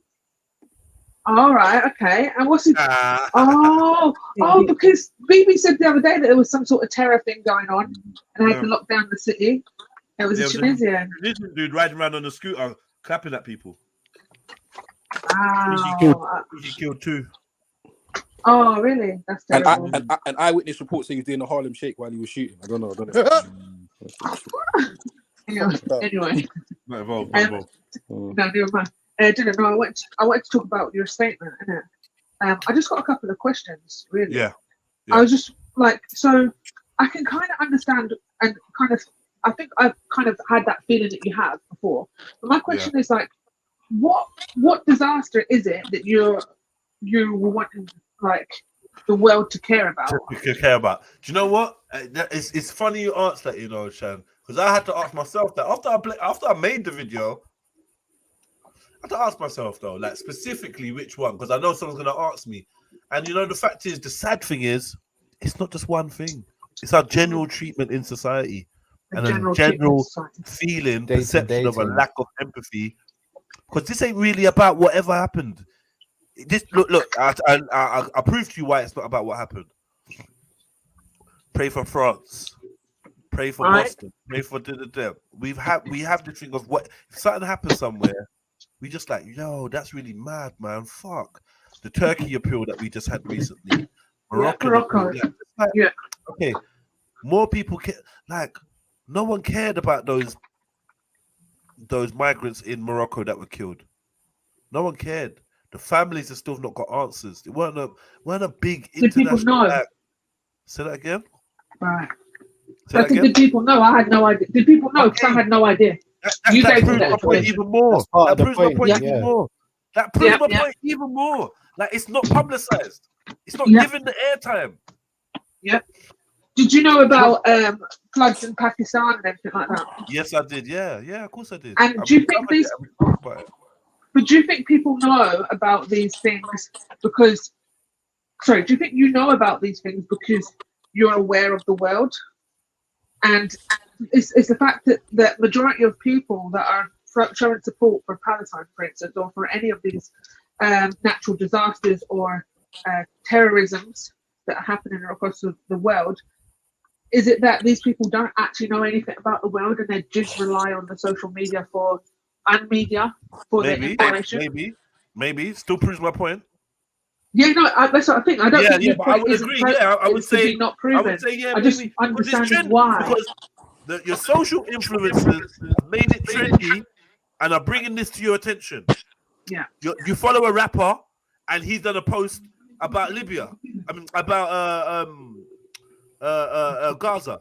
Yeah. You follow a model, she's done a post. You follow some little idiot gal that you chirps on a Tuesday night at the fucking pub. Yeah. And in her status, she's talking about Palestine. Social awareness is being raised by society. Individuals and groups are choosing to speak about something that they are collectively agreeing is abhorrent and they want to change. And I feel like, trust me, I got one Iranian friend, right? A girl, yeah. And I'm watching her very closely because when it kicked off in Iran, she was going nuts. Bare posts, going down to the thing. Every time I saw her at the gym, she'd be like, "Oh, what are you gonna come to the protest?" Whereas I said, "You know what? I actually will roll to a protest with you, you know, and support you, my sister." You know what I mean? Big up the Iranians. I got enough Iranians that I check for. Rare. And then that went quiet, and she's now rise back up with this Palestine. And I realized when you're slightly Arabic, or when you speak Arab, or when you've got a Muslim background from the Arabic kind of side of things, when you're light of skin, but not white, but light of skin, you give a fuck about Palestine. Palestine's a big thing, massive. You care about Palestine, yeah, without a doubt. I'm going to say something to you. When you're mixed race, but pass for black, when you're mixed race, but visually your mixed heritage is not detectable. That's what I mean when I say this. Yeah. Not visually detectable. You give a fuck about Palestine too. Loads of it. Because Palestine is the bastion of, it's like what they call it, the freedom fighter starter kit. Yeah, the freedom fighter starter pack. You gotta have an opinion on Palestine, and it's got to be anti-Jew. It's got to be anti-Zion. It has to be, because that's what we're expected to do. It's a narrative, in a way. Even if it is real, even if it is true, it is encouraged. This is another example of counterculture, how they manipulate. It's social engineering. They've given us good guys and bad guys, clear as day. Yep. Why are you giving us information that they bombed the hospital? Why are you putting out information that 40 kids have been beheaded, and now we realize that that didn't happen? You want everyone to see. This is you unveiling yourself, and I feel like we just get used along with it. So everyone standardly is pro-Palestine and anti-Israel, unless you're on the racist side where you don't like the darkies and you don't like the dark skin, you don't like the muzzies. Then you're like, pro-Israel. I defend the Israel's right. Could it be that people see themselves in that? And like, if we look at other apartheid that have happened, but no one sees themselves in our issues. Well, this is the thing, because there's, like, you just named a group of people that will see themselves aligned with the Palestinians, and they're not even Palestinian, right? We look at the crowd in the Palestinian march, and then we look at the crowd in a knife crime march. Should it be different? Should it be different? Should you expect different? No, it should be about humanity. It should be about people that care about humanity. Right? 100%, yeah. It's not though. 100%. It's not. Yeah, but again, you see, for the most part, people care about what they can relate to and what's close to them. So again, like, I don't expect to see certain people on a march necessarily, unless someone close to them or they know someone that was affected. You're only going to find one out of a couple that's going to be there. All right, so why are there so much niggas in the fucking Palestine march then? What are they relating to? Boy. The oppression, maybe, of people. Do you know what I think? Us at the bottom of the barrel. No. Relate to all oppression. This is the point I'm trying to make. Yeah, oppression. We relate to all oppression. I think, but all oppressed don't relate to us. That's what I just want to know. Exactly. And you know why that is? It's because they don't know what oppression feels like. Do you see what I'm saying? Because you, like you said, with it's everyday oppression, little tiny microaggressive oppressions that happen to you on a daily as a black person in the society that you live in. Like, you understand oppression, and it's about other people. Can I just challenge that statement that Jedi made? Like, I know you're talking about black people living in the diaspora, but when we look at actual African countries, how often do they speak out on any kind of oppression globally? Like, they don't seem to take a stance. They're just like, we're cool with England, we're cool with France, no one's invading us, we ain't even got armies, we're just going to chill and spend our natural resources and not develop our populations. And that's what Africa's doing. They don't get involved in nothing. You know what? That's a good point. They don't get involved in nothing. Let's not run from that point, what he's saying, right? Let's not run from that point. Does Africa give a fuck about what goes on around the world? No. Let's get your individual answers. No, and I'll go first. No, and I'll give you a prime example of this. While all what's been going on over the last couple of weeks, bro, Kenya has decided to send troops to Haiti to go and assist UN/American efforts to go and stabilize, quote unquote, the country. Now, maybe this isn't front page headline news, isn't it? But why haven't we heard about this? What you're saying? Know nothing about this. Do you get what I'm trying to say, bro? So again, like I said, it's that whole news cycle. We're going to show you what we want to rile you up, and you get me. What we kind of need to show you, we'll just brush it underneath the carpet. But I'm saying for me, that's more. I'll be more interested in that than I would the Palestine thing, simply because the people look like me, fam. Like I'm not gonna lie to you. That may sound fuckery to some people. They may think, oh, you're this, you're that. I don't care, but Well, that makes sense, Zilini, because that hits home for you. The Palestine thing, People that look like you. The Palestine thing, obviously, I don't want to see innocent people harmed. That's around across the board. But at the same time, it's like what man is saying is true. This Palestine thing is everywhere, bro. You can't turn on a fucking TV, your phone. Can't go out without people talking about it. So again, it just goes to what we know it as. It's a promoted news cycle. When we see these things, there's a reason behind it, whether we know it or not at the time. Do you get me? So. Yeah, I mean, a lot of it is on the. So the thing is, I do have my social medias. A lot of them are Muslim related. It's all Muslim related, right? So a lot of Palestinian stuff comes up in the news, like just all the time. So I do have a lot of like a viewing of Palestine and what's going on like every day there, kind of thing. That's on my timeline all the time. So I could say that no one gives a shit about Palestine, or why is no one talking about Palestine when this young boy is being brutalized, or this is happening to them, and all that kind of stuff. And it's not on the main media. But it's on the main media right now because Hamas has done something to the white people, sorry, the J people. No, but it's not. But Israel has never left the news, in my opinion, and Palestine has never left the news. Sorry, Shani. That's kind of not true, because growing up, basically my entire life, I've always heard about the Gaza West Bank conflict. So when I was a youth, yeah, but you know it's there because it's been going on. That's what I'm saying. But I'm talking about things that happen. Like there's things that happen every day to people. There, people there are obviously like really kind of what do you call it? The kind of they're normalized to bombing and all that kind of stuff. It happens all the time. And I'm saying those things, when they bombed this and these people being bombed, I see all that. I see like stories from everyday people. And I'm outraged for those people. And I'm like, why is no one talking about this? You see what I'm saying?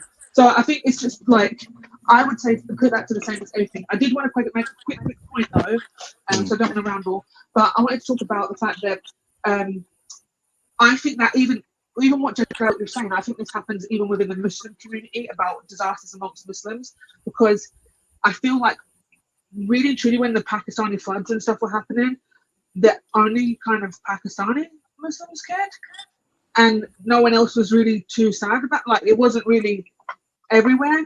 Or in you look at other places in Africa that are Muslim-based countries.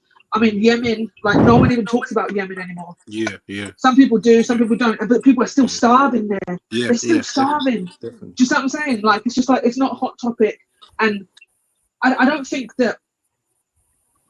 Yeah, I think there is an issue. There's an issue with darker people. There's an issue. Do you know what? With... Sorry. Quickly to just follow up on that real quickly. Like, I think it kind of goes to like people care.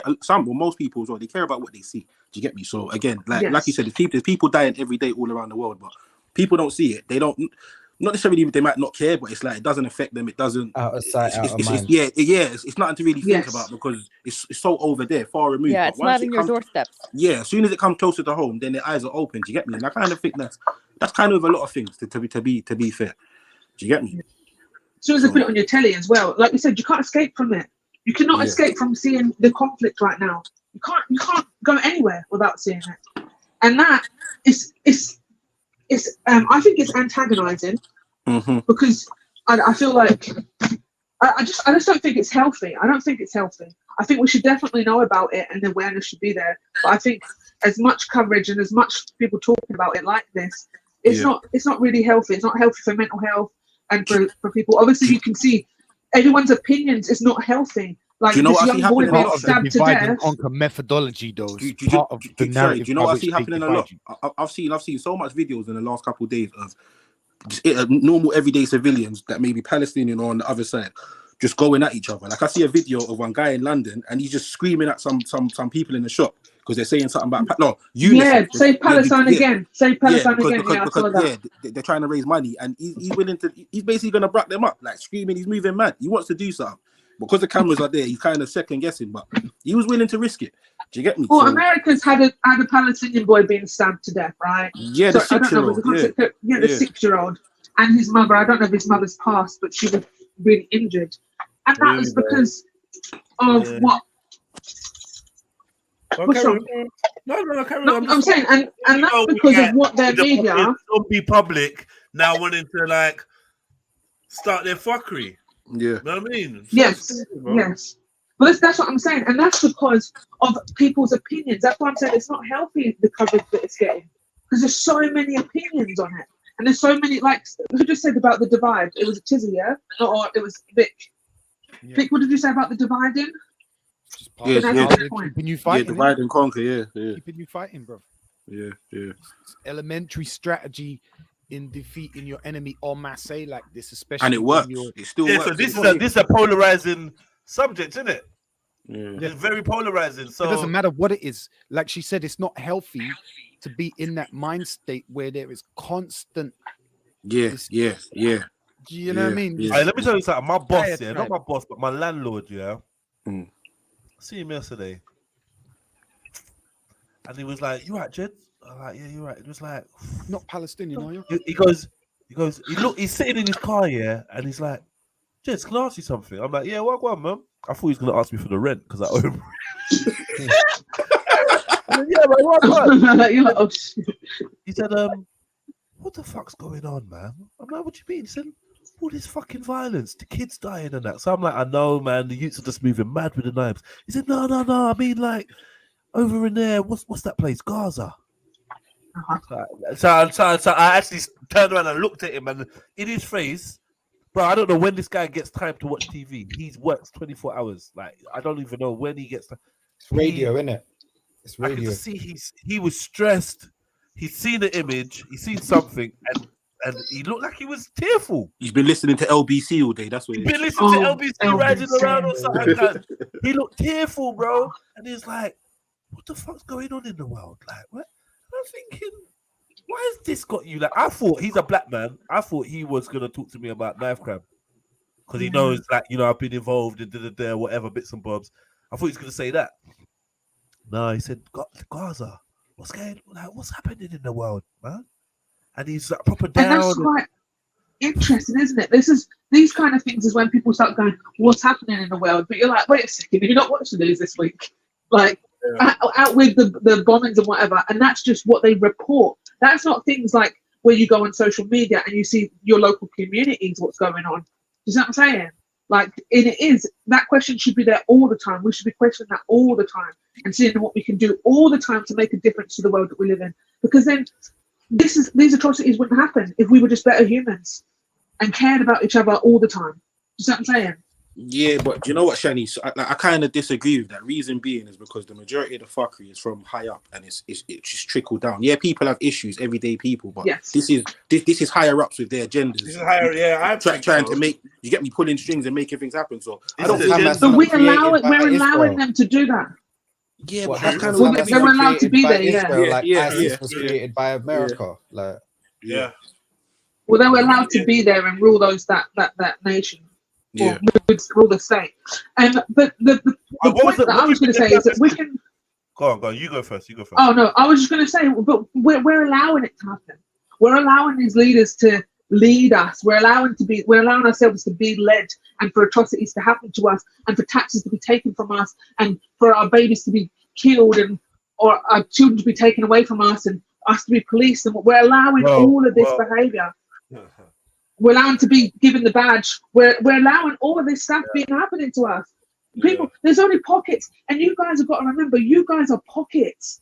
Like me being on this platform and being around here, I'm seeing like-minded people, right? Yeah, but not in the world. Yeah, exactly. But not in the world. That's the thing. We're all gathered together, so it seems like, a lot of people think like us. A lot of people have the same views, but outside it's not. You're like 1 out of 30 people. Go on. So sorry to cut you, but do you know what lets you know this? As soon as you talk to somebody and like they say like 2 sentences, it just lets you know that this conversation's kind of over still. You get me? Yes, and also, or if you get called a conspiracy theorist, that's when I know the conversation's over for me. So I'm like, really? It's a conspiracy, yeah? What's the conspiracy, Shani? Sorry? I'm saying when people call you that, if you spoke about anything. Sorry. One drop rule, brother. Sorry. When you bring up a topic and somebody goes, "Oh no, that's a conspiracy" or whatever, even the topic of NASA, that just pisses me off. People are like, that's so real. I'm like, all right, cool. That's it. We don't. You know what? Do you know what I this mean? makes me realize is that we're all pawns because like Zelini was saying how the higher ups, they're the main ones that do the military coups and then they instate somebody, that's that will later be dethroned and then it causes havoc around the world. Like we're all like there's so many proxy wars happening and race baiting, psyop stuff. Yeah, it's just who see that video it of makes the you black not guy? want to trust anybody. You see the video of the black guy writing oppressor on a Free Palestine thing. There's these things that people have been sticking up on phone boxes about Israel and Palestine. I think it's pro-Israel people. There's a few TikToks. There's one or two Somali girls ripping them down. But there's one particular, I think it's a Caribbean brother, went on there and just with his pen, he started writing oppressor over Israel. And some white chicks is videoing him going, why are you doing that for? People are dying. He's like, yeah, but they're oppressors though. It's actually quite funny. Yeah. I think the most annoying thing about this for people, I think, is when people try to make what's happening an equal thing, like it's an equal fight. I think that's what's getting a lot of people's backs up because we can clearly see it's not equal. And also, it's the line crossing of the humanitarianism. It's like they've stopped treating these people like humans, and the world is watching. And the thing is, they can do it. That's why they're doing it. For me, no this one's proves stopping one them. thing, yeah. These old, like if you draw up the old map of the world, like based on colonialism, and then you look at it now, you can see that all this independence they handed out was all bullshit. Really, this whole Israel region or Palestine region comes under England, and England just handed it over to America. And America That's what I mean, Khan, when I say you forget where you are. Yeah, in the timeline, you're on the edge of the British Empire. You're on the edge of that reduction. This is where you are. This is where you exist right now. So Doesn't when matter you look at the global hegemony, the control that the Americans hold over the world, the linchpin of it is Israel. It's like Biden said, if there weren't an Israel, we'd have to invent one. For their power, they have to have Israel, right? That's simple as that. Because Israel, but that's why Israel can. For the dominance of the Middle East, they want to have a buffer against the Muslim countries. Yeah. That's all it is. That's why they're able to do exactly what they're doing right now. Is because they can. It's kind of like they can do whatever they want. They're untouchable. They're untouchable because of the way they've been created. If they're saying, oh, the Israeli or the Jews need their own homeland, right? And then they gave them the homeland. Why ain't the Jews globally just moving there and just leaving the countries that they're supposed to leave? Like, they're still everywhere. They're saying they need a homeland.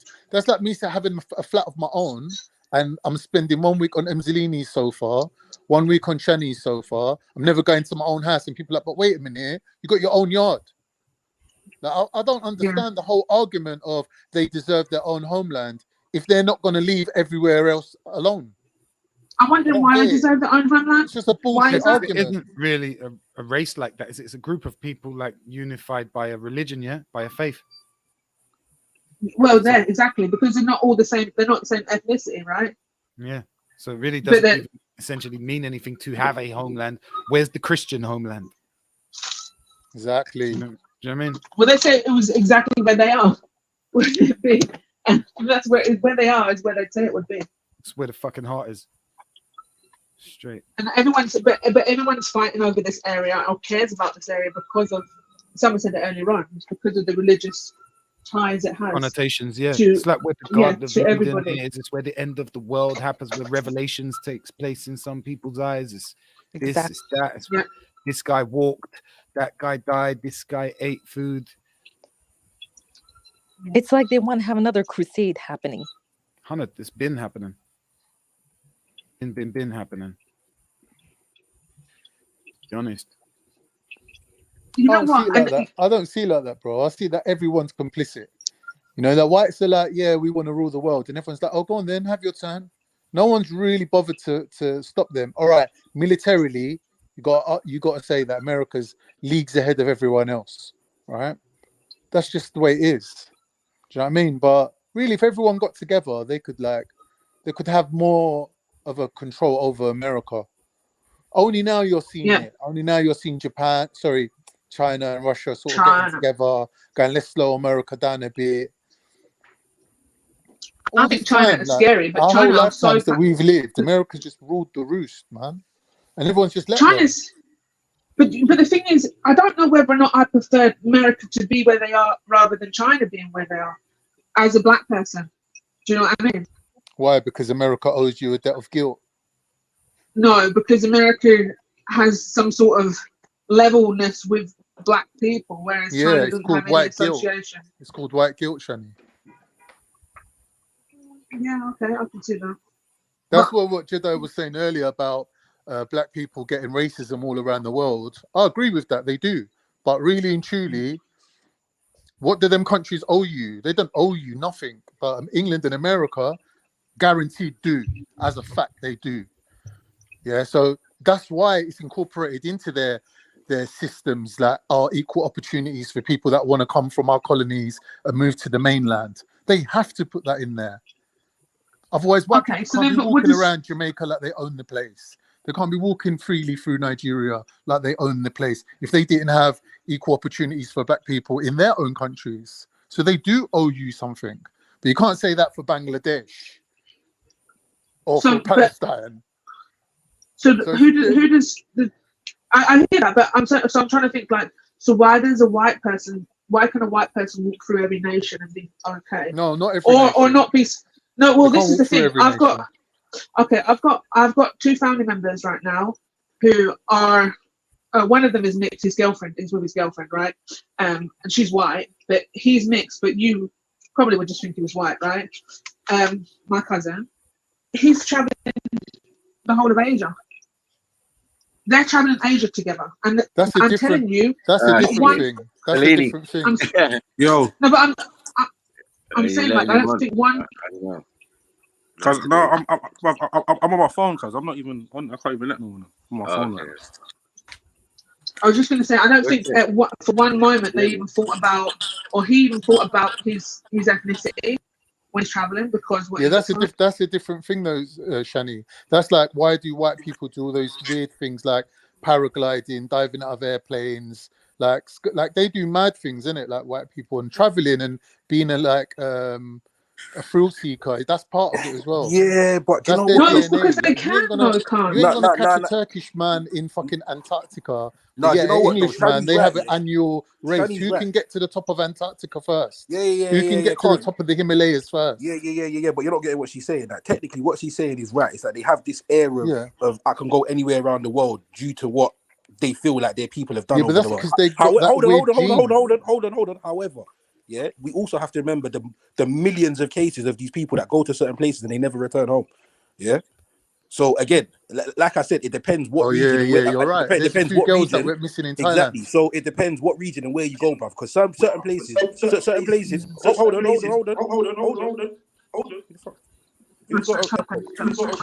Chatting to yourself. Hold on.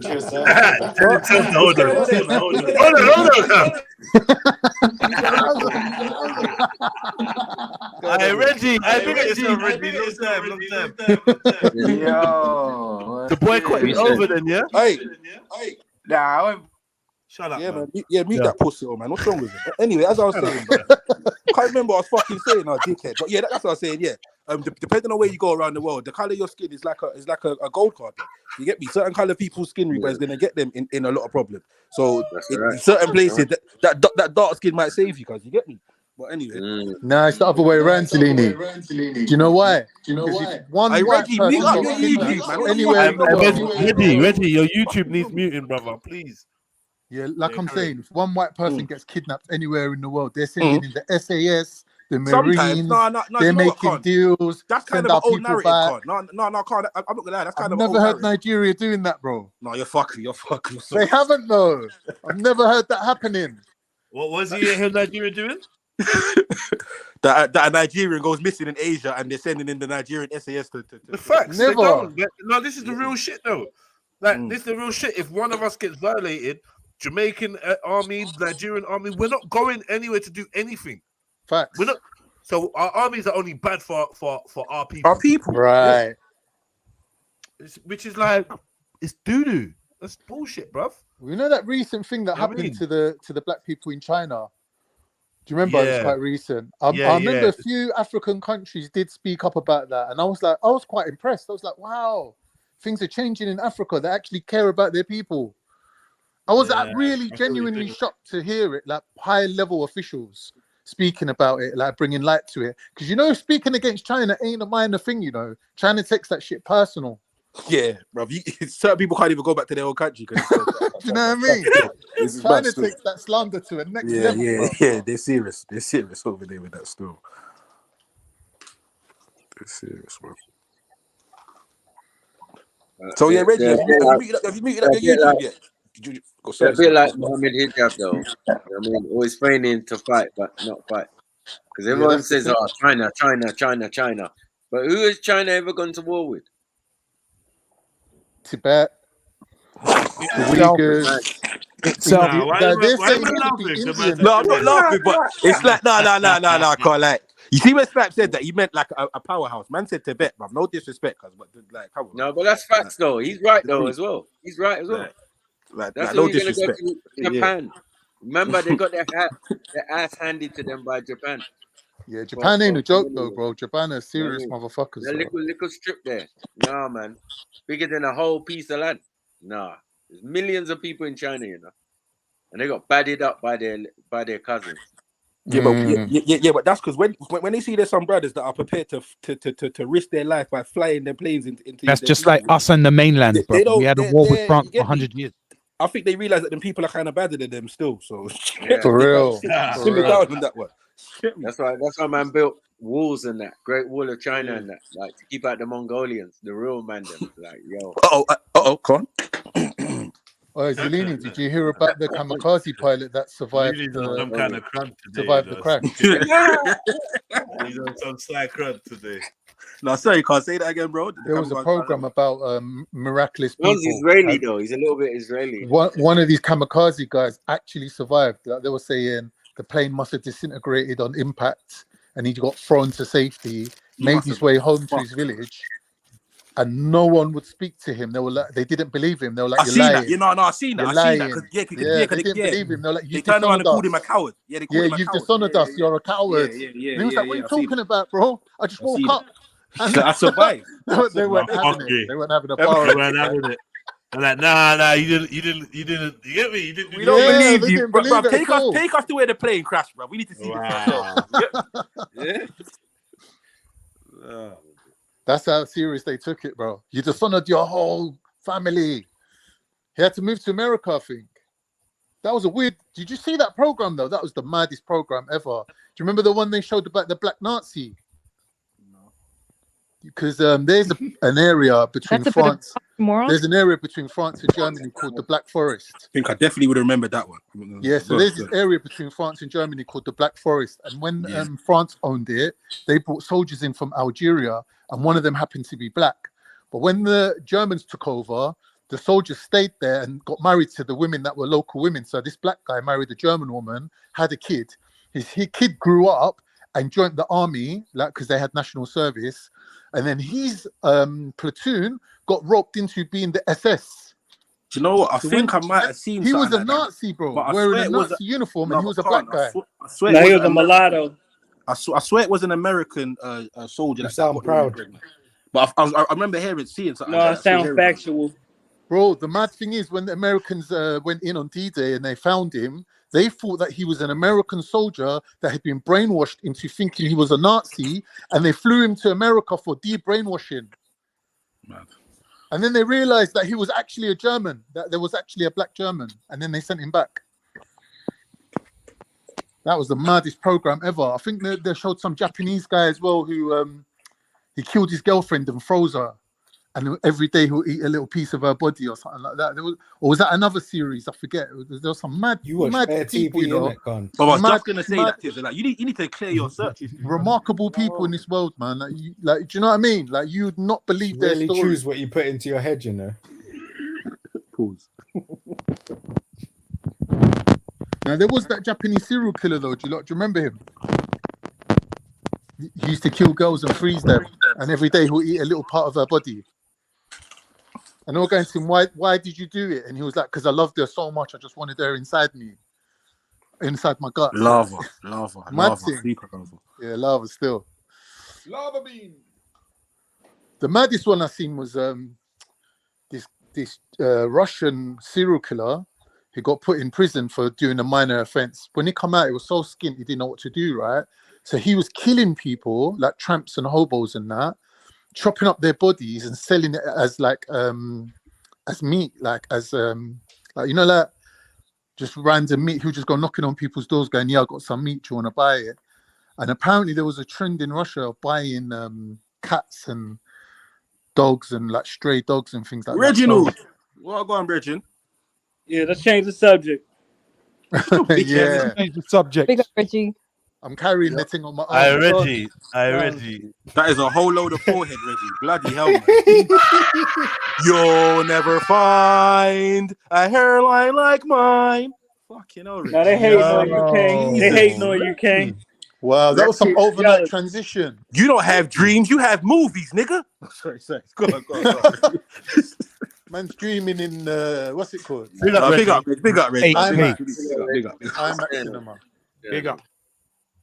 What's the shirt about, bro? Tell us about that weird shirt. Where'd you get that from? We don't want to know about it. Yeah, lava for the shirt, man. We don't know about it. So the brother Logic was like saying to me, yo, let me get to the post. He was like, yo, the Palestine, do you know what? Were in support of black folks. They cared about George Floyd. So I was like, what? Really? So let me try and find this. Where's the comments? It's like, yeah, they cared about George Floyd. Where's it? Yeah. He goes, here we go. Somehow George Floyd was part of it. George Floyd, he said, when George Floyd was murdered, Palestine stood with us. Facts. Footage to prove it on YouTube, etc. And for a nation that is being massacred to show solidarity with us while being oppressed truly shows the nature of Palestinian people. Can reason more in person, King. And I'm like, man. So I went over to look for it because he said it's on his page, right? And then this is what lie in my tent. So this is what I see over there. He goes, pain is the same, fam. It's all relative. They cried the same tears. You can cry. They cried the same tears you cried for your relatives. One way or another, my brother, we're all relatives. Home is where the heart is. I don't know, some lyrics or something. Yeah? Oppressed people stand with other oppressed people. I don't like that. I don't like the sound of that either. Oppressed people stand with other oppressed people. I'm not feeling that because some people may be oppressed, but they might be wrong uns as well. I'm not going to stand with you just because you're oppressed. I'm going to stand with you because I agree and I disagree with your oppression. I disagree with your treatment. I disagree with the scenario you find yourself in, right? And more importantly, we are aligned in we're going to be aligned in something. And I just feel like there's this assumption that because somebody's going through a hard time and you're going through a hard time, that you lot need to team up. And we have been operating on that assumption, I believe, for forever. Yes, forever, bro. I know, yeah, right? And generally, honestly speaking, swear to God, hand on heart, I'm probably one of the most liberal on the panel when it comes to race relations and intermingling and interactions and all that. I don't see the benefit of us following this policy letter by letter. If you're oppressed, we're oppressed, let's team up. I'm not even feeling that anymore. I'm not feeling it either. All right, Jez, but what do you make of the argument that if you don't stand with Palestine, you're automatically benefiting Israel? Like they're basically saying there's no opt-out. All right, yeah, well, you know what? In a way, I see that. But guess what? Silence is consent. This might sound mad. No, let me just say this, though. This might sound mad. I'm going to be naturally opposed to the Zionist regime, regardless of the Palestinians. Exactly. Yes. We're already in kind of some form of unsaid opposition of each other. And I think this is what a lot of people are relying their views on, cuz the fact of what you just said. Yo, we don't like them people. Them people, they're known to do X, Y, and Z. Like, let's join these people that they seem to be getting oppressed by this group of people. Because our own gripe, we can't really take up with them. So man's just gonna get me. It's kind of like the situation. You get me? Not to bring that back, but it's like people trying to live vicariously through shit, brother. It ain't really your. Because it enforces. It's not your. When they're saying to you can't opt out, that enforces the controlled opposition position. Because if they're putting controlled opposition to every position, then you have to pick a side on everything. Inevitably, you're going to pick their guy, innit? So there's no opt out there saying. And please let me say this. Before you go there, though, before you go there, Mulatto, brother, I'm gonna play this quick little video. Then I'm gonna read my response. Then we're gonna go to Mulatto. Then I want to hear from Reggie, right? So, he goes, so this is him. Another fact is that they are black people of African descent who claim to be Palestinian. I met them and visited Tul Karim. Now it's our time to stand with them from the river to the sea. All right, cool, man. I'm not even going to get in your way. But this video you're playing is not going to be the reason why. Sorry, brother. And all I wanted to say is this. No, wait. I'm painting this large portrait of George Floyd. Yeah, my bad. وفي يعني عناصر فوق رسالة that has so many elements and carries a message of solidarity رسالة تضامن to American fight against racism. قضية العنصرية إنه فكرة أرسم البورتريه لحاله حسيتها ضعيفة فهان فوق فيه مش كاملة هي. If it did not have a white skinned hand بالنهاية and dark skinned hand joining. بشرة طبيعية بشرة البيضاء أو solidarity من بشرة السوداء كتضامن نحن كلنا إنسان يعني. Beautiful, man. Beautiful sentiment. Yeah. Now, what you're saying, so like this is one video. There's another video behind it. I'm gonna go through it. But what you're saying is, look, they care about our causes, so we care about their causes. But I'm only seeing one man painting a picture who seems to care about the cause. One man, right? Cool. Who isn't neither black nor white. Right. Okay. So the next one is this. Black Lives Matter. Watch it. I'm out. What happened? He said Black Lives Matter. Black Lives Matter. Palestinian Lives Matter. I said, I'm out. Now, the reason why I'm out is nobody was tolerating all lives matter when people were screaming that. Facts. No one's having that. Exactly. No one was fucking with that. So if you're doing the Black Lives Matter, let's rep the Black Lives Matter today. You add in the Palestinian Lives Matter, you're making it about your cause, which is understandable, but it's not the type of solidarity and support that I want to see. Genuine support. Because when we go to Libya march or when we go to the Palestinian march, we do not hold up Black Lives Matter placards. We just say free Palestine. We don't say free Palestine. Oh, and the four. Oh, and get me. And we don't say that. We just so I just feel like even though they seem a bit sympathetic, they're not actually. This guy kind of gassed it in the comments because it's like he gassed it in the. They're not actually doing what you're saying they are. They're really repping their own cause by highlighting some other people's causes, right? So I said, nah, bro, this ain't what I thought. They ain't doing Black Lives Matter. They're doing All Lives Matter, and it's like 12 people in total. So you're acting like the whole of Palestine stands with us, but I don't believe that's true. So I went and did some more research, and I came up with information to show how Afro-Palestinians are treated in Israel, which I'm going to get to next. So Mulatto, I want to hear from you, and then Reggie. Oh, thanks. And I'll make it brief because I want to see the information you got on the Afro-Palestinians. One thing that must be highlighted, it was literal Palestinians that called the police on George Floyd and got him assassinated. That's a fact. Additionally, and I'll say this in closing, when the Palestinians come to the U.S., many of them become law enforcement agents and are complicit in police brutality against African Americans and mass incarceration against African Americans. Additionally, Palestinians open up stores in the U.S. and they're selling African Americans tobacco, swine, alcohol, etc. Now we don't gotta buy it. That's our fault as African Americans. But we must admit, Palestinians are not our allies as African Americans. Anyone want to comment on that? Quickly, he's probably right.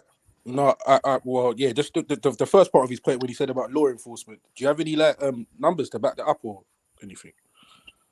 No, I don't got no numbers offhand, but I could get them as far as the Palestinian and Arabian involvement in law enforcement in the U.S. Yeah, I could get that information.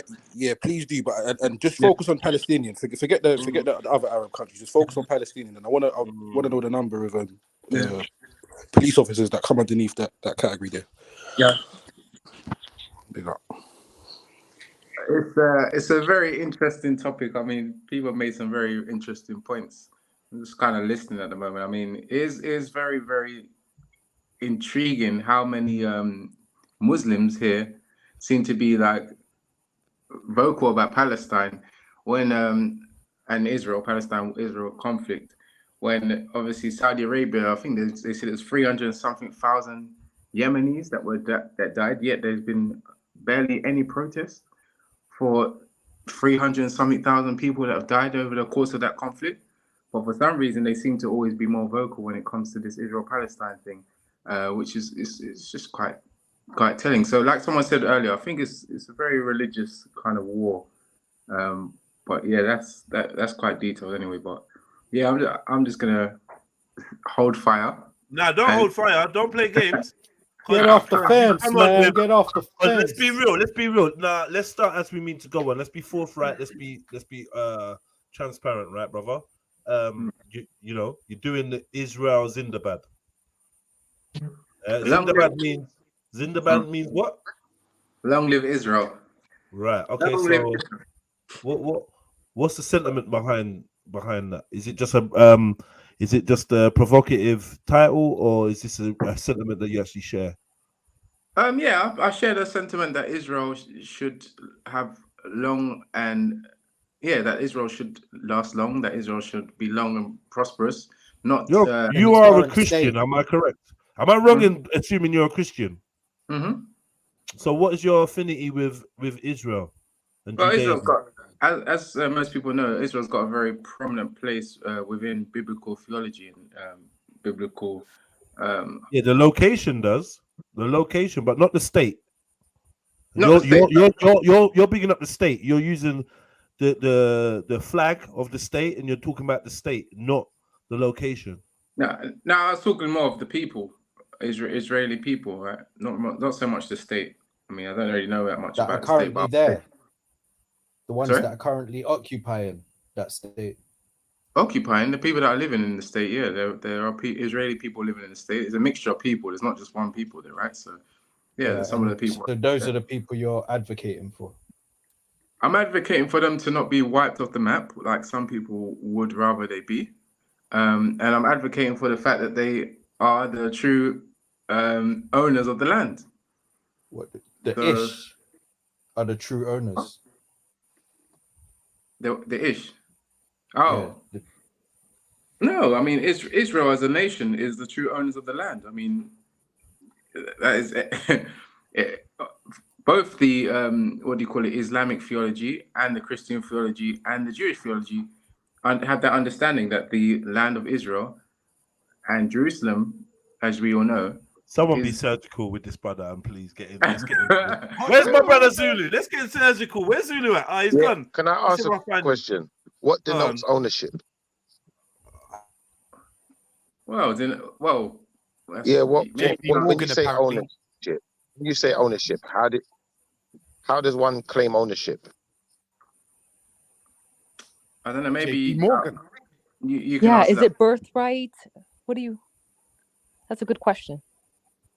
That's a good question. You maybe should try an answer for that. I wouldn't like to answer that because I think it's going to be quite controversial. Is it through inheritance? Reggie, seeing as how you base your position in a biblical stance, can I ask you a question more to do with like something you might be able to answer? when God said to the tribe of Israel, "You can have this land," right? Like, I'm freestyling, but according to the Bible, the fact that there was other people already living there, why didn't it seem to matter? Because by today's standard, like, you can't just turn up somewhere where there's people living there already and say, "Yeah, God gave me this land," and just start massacring them. Well, By isn't today's that standard, right? So, brother? I don't know. Technically, you can. You'd be a You're refugee. jumping all over the place. Did your prophet not go to Mecca and do the same thing with the pagan Arabs? no, he didn't. He didn't. What I'm asking you is, okay. Why was it all right? Why was it all right for Israel, the tribe of Israel, to go and take this land in the first place, in the very first place? Because obviously you're saying it's they're the true owners, right? But they came in from a next place and just said, "Yeah, this is ours now." Like, how can we justify that? Well, without using the Bible But once you've been allowed to, it's called squatters' rights, Khan. Once you've been allowed to stay in a place for long enough, even if you're a refugee, they have to award something to you. That's how it works, bro. But like Reggie being an evangelical international Christian, I think he will have a more clear-cut definition of why is it okay for God to give land to people who weren't of that land. It's easily answerable though, Khan, man. No, but I want Reggie's scriptural understanding. Yeah, because God said so, though, innit? It's God's land. God created the land. Guy, you're asking me questions that you, brother, I have to answer yourself. Like, why is it all right for, obviously, the so-called rightly guided people to go around and take people's lands and colonize people, even your own people, brother, the Ottoman Empire, were the people that colonized the land. If we stick to the Palestinian conflict, we can see that even when the Ottomans ruled over Palestine, the Palestinians still had a degree of autonomy. Brother, so when you say they colonized it, that's not exactly true. But hold on, but the Palestinians are not indigenous to that region. You have to acknowledge that. Yeah, but I'm saying when we ruled over that land, they had a degree of autonomy. It's not like as if we were like Richie said, colonizing them. That's not true. You were colonizing. You came from Turkey to exactly. You are colonists. No, it's not true. Yeah, Malato, 1 second. Can I deal with the elephant in the room? Because as far back as I remember, yeah. 1 second. As far back as I can remember, yeah. We kind of put Turks and Kurds in the same bracket. Although we know they're not this, then they don't claim to be the same people. Most people when I was growing up anyway, I've always known Turks and Kurds to be kind of the same people groups. Okay. But what defines Turks? What defines Turks is their Islamic identity. Kurds don't really. I thought it would have been nationality.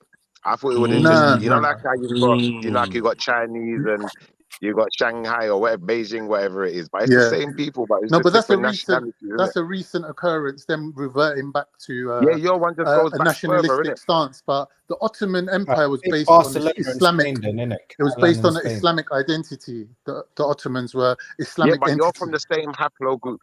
You're from the same haplo group of people. Bottom line, innit? That's what I'm saying. Yeah. Of course.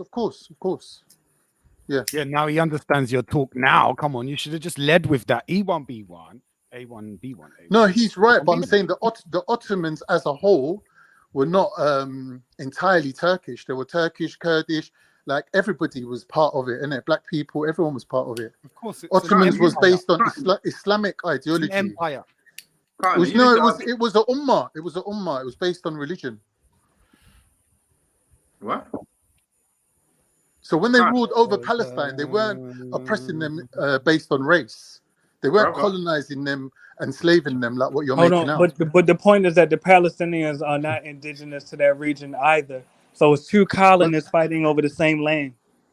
That's a different argument. If you want to make the argument, you can. I'll just go on. But that's not really. That's before my. That's reality. That's before my time. That's before my time. No, and some might claim that mulatto would get better treatment than me from the All right, but wait. So what? First and foremost, though, yeah, Brother Reggie made a claim that all your books agree that land is destined for the people that are there now. Do any of you have an argument against that? I do. I think Islamic. I think Islamically there is a prophecy that says the one person Reggie hoped wouldn't have an objection. I can see him shaking as well. Yeah, I can see him shaking too. I have an objection too, but go ahead. It's very clear when we read the scriptures that in the end times, the Israelites would be scattered around all the nations due to the disobedience to the God of Israel. So they will not be in the land in the end time. They will not be ruling. They will not be having a state. They will be dispersed among the nations in Babylon. This is prophecy. So you need to substantiate and prove how somehow the Rothschilds were anointed by God in giving people, exactly. in giving these imposters. And somehow the Rothschilds were anointed by God in giving these imposters the land of Israel. These what do you call it? Conspiracy theories of Rothschilds and stuff. These are not really substantiated.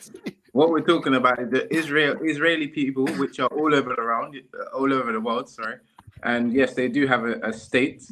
And apart from these, what do you call it? These heretics that come on and pretend. Nah, you got to base it on some fact. You can't just say they do have a state. Like, what are we talking about? Their Bible, their holy books, the holy books that you said corroborate their legitimacy. Also say that they will be stateless in the end times. Now, you being a Christian, you can't deny that. Well, it's not the end. Whoa, some people will say it's not the end. What do you mean it's not the end times? How do you know what the end times is? Either way, you not read the Book of Revelation? Either way, hold on. Either way, you are a believer in the Bible, correct? Yeah.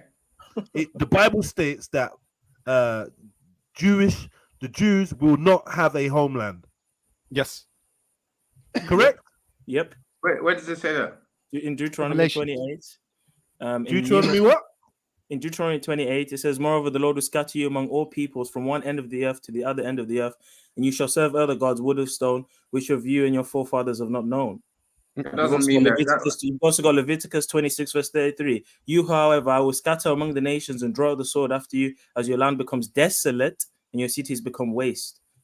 Psalms 106. I thought they were the chosen people. The difference between Israeli and Israelite. There's 22 verses in the Old Testament where God is repetitively saying he will scatter the children of Israel among the Goyim, among the Gentiles, the nations. And that they won't have. And they won't be in the land until the Messiah, until Yeshua. Wait, Zulu. Let's make this clean. Okay. Please, let's be clean and methodical. Yeah. Carry on saying what you're saying, Zulu. The true descendants of Israel won't return until the land, if you read in Jeremiah, until Yeshua, until the Messiah brings all the scattered back into the land. So it's Christ, Yeshua himself, that will bring the scattered back into the land, not the Rothschilds. Okay, pause. Who gave Israel? With the Rothschilds. Who gave the Jewish people the land of Israel today? Go, Reggie. Balfour. Reggie. Jordan. Reggie. The British Empire. Right. Is the British Empire Jesus? No. Right. So. Was the British Empire? Hold on. Oh my God! Please. You just admitted that you're a Bible reader and a Bible believer. So can you make it make sense for me? Sorry, did I miss something? Did the Bible say that Jesus is going to hand over? If you read in the book of Jeremiah, the Messiah will unite and bring all the tribes back into the land of Israel when he returns. Okay. What are you missing? That doesn't mean that doesn't mean to say that that's not the land that doesn't mean to say that the land is not meant to be. Like, it doesn't make like that. What are you even saying? Listen to yourself. What did you even just say? What did you just say now? Why are you trying to reinterpret the Bible? It clearly says that Jesus will bring back the scattered tribes to Israel. Yeah. Okay. So and then you've agreed that the Balfour Declaration and the current position of the Jewish people being in Israel was put together by Britain. Yeah. And I asked you if Britain was Jesus. You said no. Why are you now confused? But the Bible's saying that Jesus will bring all the tribes together. Isn't that what he's trying to say, right? Yeah. So that can still happen. I mean, not all the people of Israel are in Israel, right? Some are all over. They're all over the world. There's only 8 million Jewish people. No, even only 8 million Israeli people. It doesn't say that. It doesn't say that all. I don't know if you think that it means that every person that is a Jew will be on that land. It's open to interpretation. I don't know if that's physically possible. But what we do know is we have a Jewish state, named Israel that was put together by Winston Churchill and the Rothschilds and the Balfour Agreement. This is not conspiracy. This is documentation. It's not just that though. And that was the start of it. Okay, but either way, what I'm trying to put to Reggie is that as a Christian, he can't deny that the current state of Israel is not biblical. And it's not the biblical Israel that Jesus is going to come and put in place. Neither is the flag, because we know what that star means. The star of Remphan. Read Amos. Read the book of Amos. And tell me what star you've got in your emoji. You should be ashamed of yourself as a Christian having a star of Remphan, a star of Baal. You should be ashamed of yourself. Let Reggie respond to some of this. God tells us in the Bible not to deal with the stars of Moloch, the stars of Remphan, and you've got that on your profile. You should be ashamed of yourself. This is a flag of the nation of Israel, which is a nation that represents the people within the Bible, the people that are the current occupiers and owners. It represents the people of the Bible. Did you say? Nah, you're long. Yes, it represents. You lot got to let this guy talk. You know. It represents the Jewish people in the Bible. It represents the Jewish people. Hey, your evidence. Bring your evidence. Bring your evidence that star represents Jewish people in the Bible. No. I'm saying the flag. The flag represents. Yeah, bring your evidence that it represents the Jewish people in the Bible. Again, well, Jewish is in the people that follow the Jewish religion. Yeah. Hey, let me tell you something, Reggie. Even the Jewish people don't know where the star comes from. Go to the Jewish encyclopedia. They will tell you they don't know where it comes from. But we know, because you just have to open the Bible in Amos, and in Acts 7 verse 43. It clearly says that you took up the tent of Moloch and the star of your god Remphan, the images that you made to worship, and I will send you into exile beyond Babylon. The prophet Stephen here is accusing the Pharisees. He's accusing them of taking up the star of Remphan. Reggie, any answer? I'm not really sure what point Zulu is trying to make. I think the point he's making is that you're more of a Zionist than a Christian. At the end of the day, I haven't called myself a Zionist. I think you've ascribed you've ascribed yourself to the tenets of Zionism rather than Christianity itself, because Zulu's showing you chapter and verse. Zulu was making is that you're denying biblical, it. The point Zulu was making is your biblical stance is very weak. Claiming to be a Christian, you seem to be more interested in social political ideals than the actual religious context of the state of Israel. This is exactly the state of Israel is just a state that has a lot of Jewish representatives, and the state of Israel is a state that has Jewish representation. Yeah, let me quote another passage, Amos 5 verse 26. But ye have borne the tabernacle of your Moloch, and your shewing your images, the star of your God, which ye made to yourselves. So you've got in first century with Stephen in the book of Acts, the Pharisees. What star did they have? The star of Remphan. The same thing is happening in the Old Testament in Amos 5 verse 26. So this star, although this star is ancient, it has got nothing to do with the God of Israel, and God never wanted us to use that as a symbol. Brother, but the fact is that they have, isn't it? And that's Israel's flag, isn't it? Exactly. This is all the semantics. This is what they do every time we're having these kind of conversations. People at Zulu. Sometimes Zulu, lad, I get you, lad, and you're a very switched on kid, but you get so stuck in history there. Let's get straight to let's just sorry, one second. No. Even you're saying stuff for just saying stuff's sake. We're having a historical conversation. You can't tell man. You can't tell man that he's so stuck in history when we're having a historical conversation. Are you all right? You lot are not. We're talking about what's happening now. They own the land. Yeah, well, you got to talk about the history. They've got the land and they're defending the land. You can get over it into the semantics. It happened in the past. Get over it is in full effect now. Wow. Yeah. Oh yeah. That's in the past. I told you. This as soon as people don't want to deal with the details and the facts, that's in the past. It's in the past. Let's deal with now. We didn't get to now without doing the past. When you want to talk about Liverpool, yeah, you don't want to skip over the history. But now we're talking about Israel. You want to skip over the history. You're caught up in history. This is a historical conflict. Mm-hmm. So we need to understand. Yeah, of course it is. Yeah, it's a holy war. Yeah. We need to make sure that anybody coming on with a name as Israel Zindabad, which means long live Israel, is fully aware of what they are talking about. And clearly, in that quick little 5-minute skirmish me, Zulu, and Reggie just had, he clearly is lacking in information. You heard him stuttering. You heard him blah, blah, blah, no clean answers. Doesn't actually know. So you can't now just turn it on Zulu and be like, "Oh, Zulu, you're too stuck in history." This was a lesson in history that Zulu just dished out. This is a lesson in history that Zulu just whooped Reggie at. No. Lucky anyways. Yeah, I know what I think you're missing my point, but yeah, you're all right in what you're saying. What I'm saying is it doesn't stop what's happening now, does it?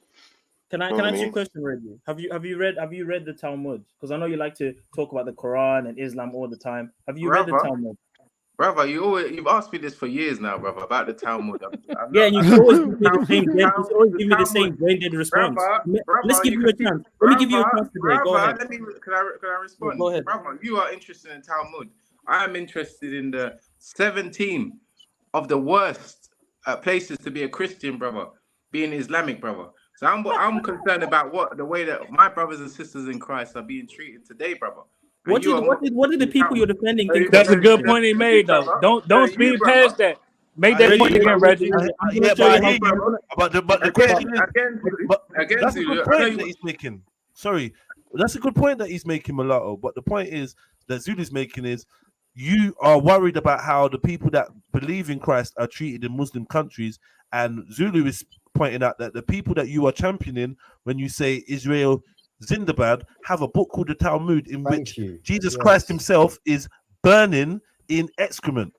No, I agree with that. That's my point. So then what are we talking about? No, but you missed what he said, though. You more concerned. He's saying, Reggie, let me just make this one point. Reggie is more concerned with how followers of Christ are treated rather than Christ is treated. No, he's saying today. No. Let me respond to that. Can I respond? Let me make a sentence. Let me say one complete sentence. Can I say a sentence? That was a good That was crazy. Yeah. Hold on. Let me checkmate Jez right quick. His point is that the standard of living for the average Christian is Israel is higher than the average standard of living in Christians in most Muslim countries. That is a good point. That cannot be spared. We spoke firsthand to one of your mulatto sisters yesterday, who let us know that in her estimation, when she was there, the Jewish people of Israel did not take kindly to Christian women. That was her. Remember, a lot of the Palestinians. It's just Zionism. That was only yesterday. We had a sister that had spent time in Israel and claims to have friends from both sides of the conflict. And I spoke to her. Her name was Kyra. I spoke to her. I remember. Yeah, exactly. My brother, there's Palestinian Christians, bro. There's Palestinian Christians. Hold on. Do you think it's just all Muslims in Gaza getting killed? There's Palestinian Christians. There's videos of Jewish people spitting at the floor of Christian nuns and Palestinian Christians. Actual nuns. Exactly. Hold on. I think that's why you're missing the point. That's why it's best to be neutral. Anyway, listen. Let me finish. My God. Hold on. Are you not listening? My point is that's why we need to be neutral. Be quiet. Hold on, brother. You're talking over me, brother. I'm saying we need to be neutral instead of one or the other. I said, I know, Julie, you're being emotional, brother. No, we heard you, man. I'll moderate. We'll just go one at a time. Who has the right of the mic? Be honest. I was still speaking. Please go ahead. Yeah. And the reason why I asked you, Reggie, back to the question, have you read the Talmud? Because I've actually read large portions of the Talmud and I've seen some abhorrent things, not just about Christ Yeshua saying that he's burning in excrement, also saying that he's an Egyptian wizard, saying that his mother is a whore, all these disgusting things that you will never find in the Quran, you will never find in the Hadith. Facts. But they also say this about Gentiles, aka us, because in their eyes we're Gentiles, right? If you go to Sanhedrin 59, it says that a Gentile who reads the law, aka tries to read the Torah, is guilty of death. Wow. In Libre David 37, this is the tractate. It says to communicate anything to a goy about our religious relations. It says to communicate anything to a goy about our religious relations would be equal to killing all of Jews. For if the goyim knew what we teach about them, they would kill us openly. Who said that? Who is these people that said that? I'll Who are they? listen, hold on, Jazz, you moderate? Can I get him?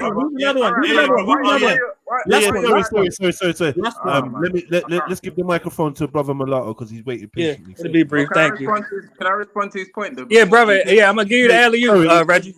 Yeah, I'm gonna give you the alley-oop. It'll be so brief. And this is why I said Zulu is being emotional. He doesn't understand the concept of neutrality. We're not saying, and I'm gonna speak for myself. I'm not saying one is better than the other. I'm saying neither one is an ally. Okay. All right. Yeah. That's 100%. I can agree with what Brother Mulatto said. None of them are allies. There's like, the state of Israel not an ally of Christians. That's okay. So what are you talking about? However, Brother Zulu points out some group or an individual that said that. Why do you want a nation to live long that is not an ally to your belief system? It's not. They're not an ally to our belief system. I want them to live long because they're a people of that follow the same faith as our Lord and Savior. Do you no. In terms of Zulu just read out what they follow. You support no, they don't. You want the prophecy to come true. You want the Christ to put his kingdom in. I don't know why I can't finish. You want I don't know why I can't finish. The fact of the matter is, he talks about how the Jews say this, or some Jewish preacher said this once upon a time. He doesn't condemn the person that called black people raisin head, the person that had 2 black slaves and sold them for 1 white slave, or the person that called Christians the worst of creatures. You know what I'm saying? Like, this is weird how someone could be so selective in their outrage based on what was written. You care about black issues, bro. And I would love to have some clarification on who exactly said this about that Jesus is burning and this and that. You know what I'm saying? Sorry to interject. Who said it? Let me just. Reggie, can you comment on the treatment of Ethiopian so basically, Jews? Reggie, tell us about the Ethiopian Jews, man. I'll give you the microphone next, yeah? Can't make that statement again. Let Reggie answer and then let Shifa come in, please. Reggie, can you tell us about the treatment of Ethiopian Jews by the Ashkenazi Jews that rule Israel? The treatment of Ethiopian Jews. Yeah, the Ethiopian Jews, like the real Jews, how are they treated by? They're probably treated the same way Somalis are treated by Saudis, brother. You know what I'm saying? Black people are treated bad in a lot of places. We know this. Exactly. But in terms of like Christians, we treated 17 of the worst oppressive places for a Christian are Islamic. You get what I'm saying? And I don't know why that doesn't ring home to some of these so-called Christians that you get on these panels. Yeah, can someone answer that? Why we keep speeding past that? Reggie made a good point. Shifa. All right, sorry, Shifa. Let Shifa get the mic. Yeah, so first point, I'll be real quick with the first one. Yeah. There was this one time in band camp back in the day, and I met this Jewish girl, and yeah, we were doing a thing. But the thing is now, when the Jewish girl's telling you that they're a bit racist, and not a bit, like they're very racist, in fact. I don't take that lightly. So, I'd say that's first-hand information. Second point, as far as you saying the Islamic countries, 18 is the worst places for a Christian to go is Islamic countries. Okay, cool. Don't go there. But as far as Christians, I'm more concerned about black people, bro. Because not being funny, bro, like you said, black people get the worst rap in it anywhere you go. And you don't have to parade yourself as a Christian when you go anywhere, but anywhere you go, you're going to be black if you're black. So I think that's a much more serious issue to deal with. And I feel that, whether it's Islamic countries or Jewish countries, it don't matter where we're going, man. We have to start dealing with people differently, man. I'm going in the gun bag. I got jumped in the M16. I'm going on mute now. Tell me, which religious group, brother, for the fact that they are in a particular group, because of that group, will go and kill their own black people just because of their religion? Christians, Muslims. No, be honest, brother. Be honest. You know the answer. Listen, the whole lot of them will go murder people. You never hear about Moses murder people. You never hear say Moses going in gun bag and draw to the slingshot. Boom, look off of my black people in Sudan killing the other black people for religion. Black people in Nigeria. Black people been killing black people since time of memorial, bro. Just like white people been killing white. Listen, white people can't stop killing white people. White people love war so much. All right, go ahead, Jazz. My bad. Okay, one at a time. All right, cool. Good point. I would like to point out that I think we're diverting from the Israel conversation, and we're now starting to cherry pick around the world about who treats black people badly. And even though that is a sub-context of the conversation, it's not the main crux. What we're talking about is Israel, Palestine, the relationship between the two, and obviously Reggie's assumption that it is better to be pro-Israel than to be pro-fairness or pro-humanity, which is what I see. You're bigging up Israel, but you're saying Israel is not a ally to your belief system, and we know that black people in Israel are not treated well. Can we all say our stance on it though? Because I don't know everyone else's stance. I know Reggie's. I know my stance. I'll just say mine real quick. My stance is let the white people kill each other, man. Let them kill each other, man. So black people are treated better in Israel than in Muslim countries. Okay. No. They're treated better in Israel than they are in any of the other surrounding Islamic countries. Palestine, Egypt. Okay. Like, let's say let's say for instance that Iraq or Iran treats Christians better than Iraq does. Does that mean that we should? Does that mean that we shouldn't focus on what's going on in Iran if that's what the subject is? You're kind of deferring and saying, well, other people treat black people bad, but we're not talking about other people right now, Reggie. You've made that point, and we've heard you, and I don't think anyone's actually trying to disagree with you. But that's but their treatment of black people is not for some people it might be the reason for them to lose the war, but that's not. I don't know where that comes into it. You know what I mean? I don't know why. So what is your basis of support for Israel is based on what then? If it's not about the treatment of black people that you brought up, what is it then? Because I'm confused now. My support of Israel is by the fact that land, Jerusalem, for example, Jerusalem, and a lot of the history of that area, that particular Israeli thing on the map is Israeli. It's got like 3,000 years worth of history in that area. Is Israeli? What are you talking? It was never for Israel. There's people listening that want to know the level of our academia when we talk. You said that a lot of that. You said, what did you? You said a lot of nothing. The area is Israeli for 3,000 years. That's why you're supporting. But you realize that the location is different from the state. I said this in 5 seconds into our conversation. Let's separate the state from the religious notion of the children of Israel. Let's separate the state, and because I'm not sure you're even saying that the people that are there are the actual children of Israel. No, are you saying that? That's what he's saying. No, he's not. He's not said it yet. I'm not saying they're the children of Israel. No. Right. So if you're saying the people there are not the children of Israel, the Israel state is not an ally of Christianity. The Bible says that the state of Israel or Israel will be brought together by Jesus. You're saying that the people there now, that state has been brought together by the British Empire and not Jesus. So what exactly are you supporting? No. What the Bible says, you lot have completely like taken your own. You've made your own interpretation of what he's trying to say. Because you're insinuating that it's saying that that Christ is going to make a state and it's going to be called Israel and everybody's going to be brought together like that. But from what that verse that you read, my understanding is that when Christ comes, everybody, all the Jews will come together, all the Israeli people, all the Israelites come together. What? And Christ will unify them together. That's what I understood by the verse. Can't support nothing, man. All right. Anybody else that hasn't spoken? That wants a chance to grab the mic, let's make it fair and open for everyone, please. You can say whatever you want. Jedi, I think these Abrahamic religions should be questioned because there's a lot of conflict and significance of that region, Jerusalem in particular, and I don't understand why such bloodshed and chaos has to happen for people that live there based on the based on their understanding of the creator, and like it just seems like this is the divisiveness Sister, of let's be religion, honest. and that's Not why Yahweh. Her name is not Yahweh.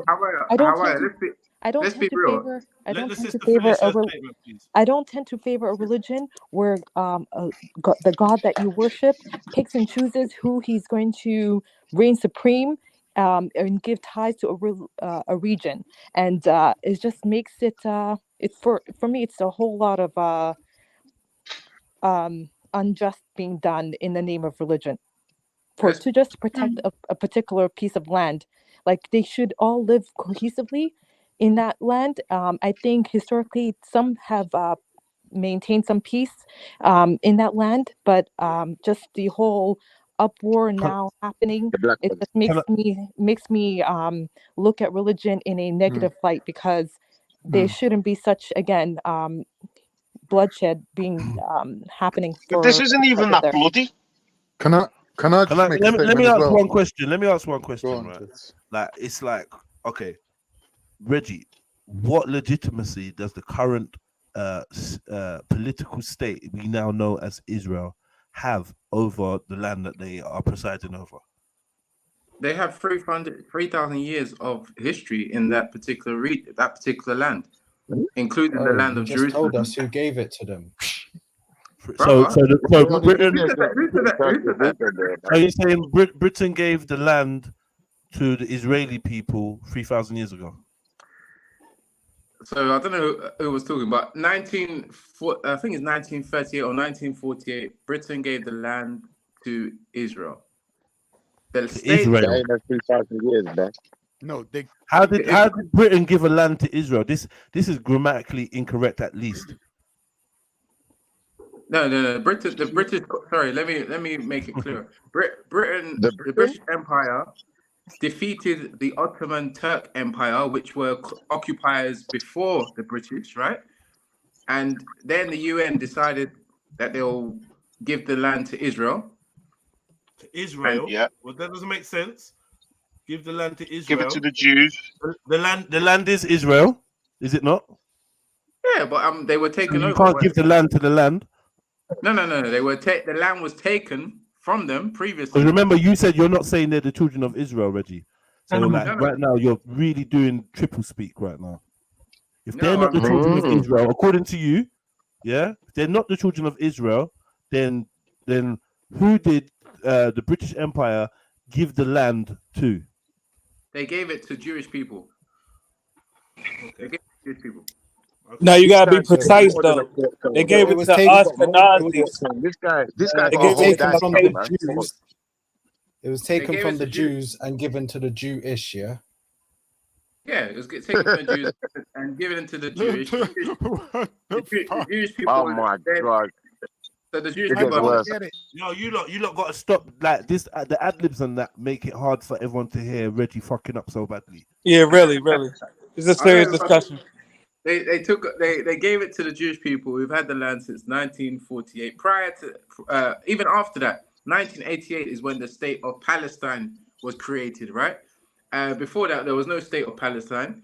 So you know what I'm saying? Like it's just semantics. At the end of the day, they gave the land to the Jews. The Jews took over the land and made the land fruitful from 1940 something to now. They've made it more fruitful, made it the only democracy in the region, made it more accessible to different kinds of people. And, the Palestinians haven't managed to do much with it, with their own part, any of it. You know what I'm saying? And because of that, now... Is it because they are essentially prisoners, annexed in? Do you know the logistics of what is Palestine? Because you're talking about, I don't know. You think that I can't travel to Palestine? It's probably easier for me to travel to Palestine and gain access to Palestine than it is to Israel. You just said that they're prisoners. Do you know the harsh laws governing migration to Israel? And also citizenship. You said there's a prison, so how can it be easier for you to get access? Is a prison as in they don't let them out? They don't let them out. I don't know, Jez. You may have to. You may have to you may have to go through Israel to get to Palestine. Someone may be able to correct us in the chat. I think in order to get to Palestine, you got to go through Israel. This is what happens when you listen to propaganda. They say that It's you're not allowed to get it's not even. It's a minor point. It's not even propaganda because the propaganda is that you're saying that these people that have been pushed to the very border of their own fucking land and it's been taken over and given. Your propaganda is they've made it more hospitable. They've made it more of a because they were backed by America. But like, have both sides been awarded the same amount of opportunity to better their land? Is that what's going on? Because as far as I can see, it's a aggressive occupation, and those people that are in the corner of where we're calling Gaza or Palestine, they're actually not given the freedom to roam on the land that they inherited from their forefathers because of these newcomers that have only been there since 1940, whatever you're talking about. You said the land of their forefathers. They're both the Jews and even the Jews have a longer history than the Palestinians. Those Palestinians were born there, though. I get you, but those Palestinians were born there, and the Jewish community were flown and bust there. No. So there's loads of Jews via the Balfour agreement. No. You agreed that it was given to them. Listen. 1 second. Let's not disagree with something that you've said already. 1940, whatever. The so-called Jewish people were flown over, were boated over. With their belongings, and they were allowed to settle on a land that was already occupied by people that were there, that were born there. Let me clarify for those that might be confused. They have always been. But Jedi, that's why they stepped away from the Balfour Agreement, isn't it? Because under the Balfour Agreement, hold on. There's only 75,000 Jews a year. 1 sec, lad. Let him clean that up. There's only 75. You cut the rubber brother off. They've always been Jews living in that region, even prior to this agreement that people always talk about, 1948 agreement, where all like Jews came from different regions. Remember, they were taken. They were. That's right, Reggie. Yeah, they were kicked. They were because kicked before out. that, immigration was limited to the area. So it wasn't until the UN got involved. It was unlimited mass immigration by Jews. People always try. Because under the British Empire, it was limited. Hold on, they always try and zone in on Ashkenazi Jews, as they call it. They forget that Jews were expelled from Morocco. Jews were expelled from Egypt. These are not Ashkenazi Jews, brother. They were expelled. There was 200-something thousand in Morocco, and then they picked them out, killed them, raped them, etc. And also they left of their own accord to go back to the land of Israel. So it's not all people from Europe. We know the large majority came from Europe. We know that, right? We know that. The agreement was based on the people that came from Europe. We know that the majority of them are the ones that were so-called fleeing persecution, even though we know that the Nazi Party, Hitler and the Nazi Party, also offered these same set of people travel to Israel with their belongings and a way for them to transfer their financial their monies over when they got to Israel. This is something that's documented and known as well. And it's documented and known that, brother, even from people that have spoken about Ottoman on your platform as well, Muslims as well, that have told you that they were living under the Ottoman rule in the same place that you are saying that, oh, there's basically no Jews there. There were Jews there as well. You get what I'm saying? There were Jews that came from. It was the Ottomans that brought the Jews there, bruv. Brother, there was Jews in Palestine as well. The Ottomans let the Jews move there. Brother, the Jews were there. Reggie, why you look like you got SpongeBob's arms? Sorry? Why you look like you got SpongeBob's arms? Ha. Anyway. Come on. Yeah. Back to the information. Yeah, go and check. It doesn't take that much to go and search it, brother. Yeah, I can tell you, Ricky, that it was under the Ottoman administration that the Jews were allowed to move there, the Sephardic Jews. So there you go. Even Miso, brother. That doesn't even support my stance. Bro, what is Miso got to do with anything? Your information stinks, bro. He does support your stance. You're both British. Bro, you can't listen. You can't agree that the people there are not the people the Bible talks about, but say you agree with that occupation because you're a Bible agreeer. You're agreeable with the Bible and you're agreeable with Jesus, right? I don't even know what's going on here, bro. I'm so confused right now. I just had enough. I had to say something. Okay, Like, anyone we else? gotta bring this conversation down. Anyone else? I've got a question. Please. To Reggie, when do you think they were discussing to take over Palestine, or was even in the mix? Palestine, Yeah. Palestine. Israel, Palestine, whichever you want to use. When they were discussing to take over Palestine, Palestine has been around since 1988. No, Israel, I meant like the Zionists. The Zionists. Yeah. I don't know. Listen, 1 second, pause. Stop Zilla. Restructure your question, please. Yeah, please. What, was it bad? Oh man. Restructure your question, please, Stop Zilla. So it's clear what you're saying, please. What you are asking. So did you know? There you go. Here we go. Sorry, someone else speaking. No, go on, Stop. So did you know that the Zionists were discussing around in the 1892, they were discussing to take over Palestine. What gave them the jurisdiction? Brother, first and foremost, there was no Palestine at that time, so there was. So is this the semantics that you? Address the issue, please. Like, if you know what he's asking you, Reggie, let's stop the semantics. The land. Reggie, are you saying that they didn't have that discussion, or Palestine didn't exist? Well, if you look at Theodor Herzl's manifesto or his diary, he discusses that he went to Palestine. He took one of the Royal Navy guy to Palestine just to have a look around and how we found it beautiful. So there was Palestine. He wrote in his own diary. Just like brother, you know, there was that hijab would ask for an academic primary source, brother. There's no primary source that would tell you that Palestine, the state of Palestine was created in 1988, brother. You get what I'm saying? No, he wrote it in his own diary. We're talking about a landmass, not a state. Well, I would like to answer that question actually. And Reggie, really, what you could have said was the Jews had the same jurisdiction that the Ottoman Turk Muslims had when they colonized that same exact region. Really, Thank you, that's the truth.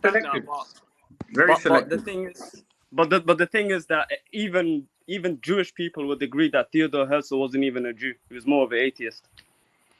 Checkmate. And they still colonize that land, right? Checkmate. And they're not leaving, right? And they claim to be Jews now, right? Checkmate. So the Muslims have. So that's my only point. That's my only point right there. The Muslims.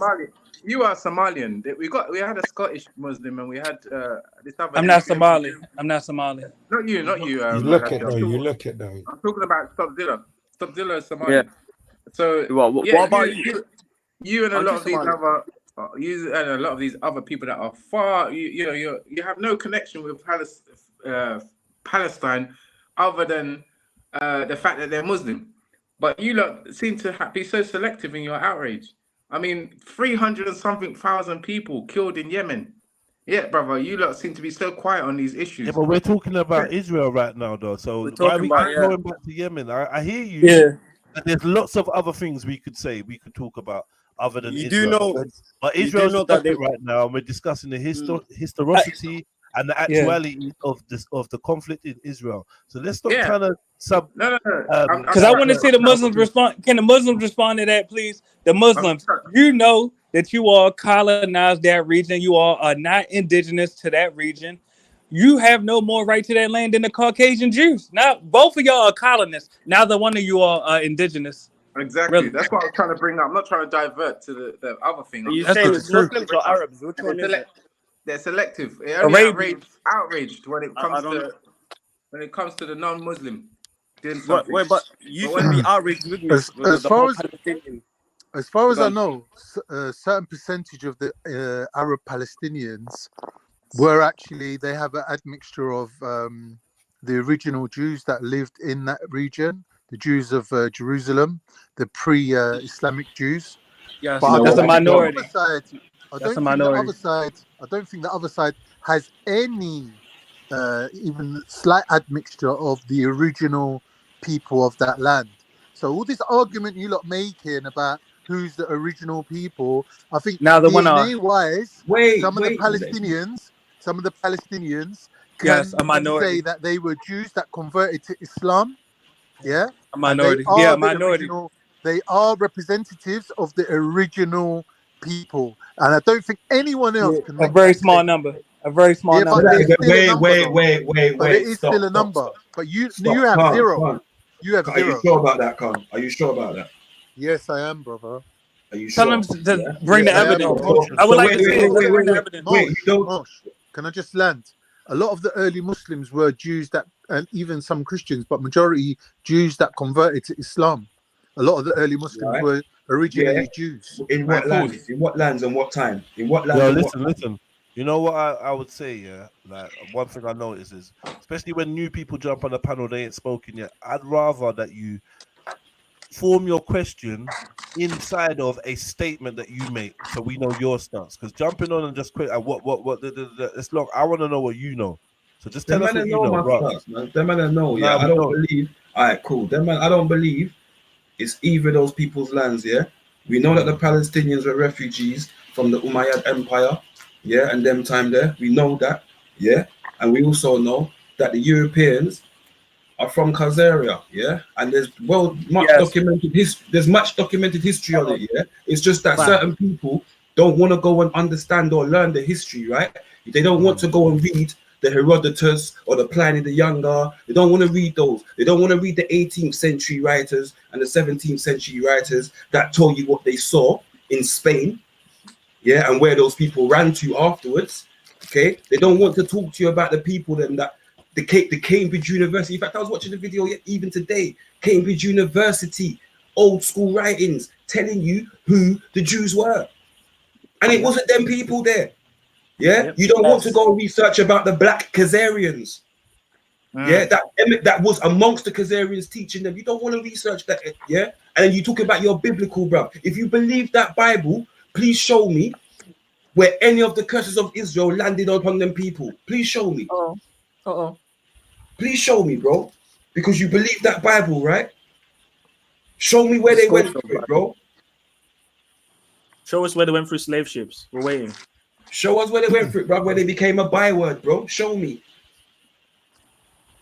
And then I'll tell you, in the end times, Japheth shall inhabit the lands of Shem. Mad. Yeah. Exactly. Yeah? Exactly. Stop it. But you believe your Bible, bro. Shut up, man. Yeah. Stop cutting your hair, bro. It's not helping your hairline, bro.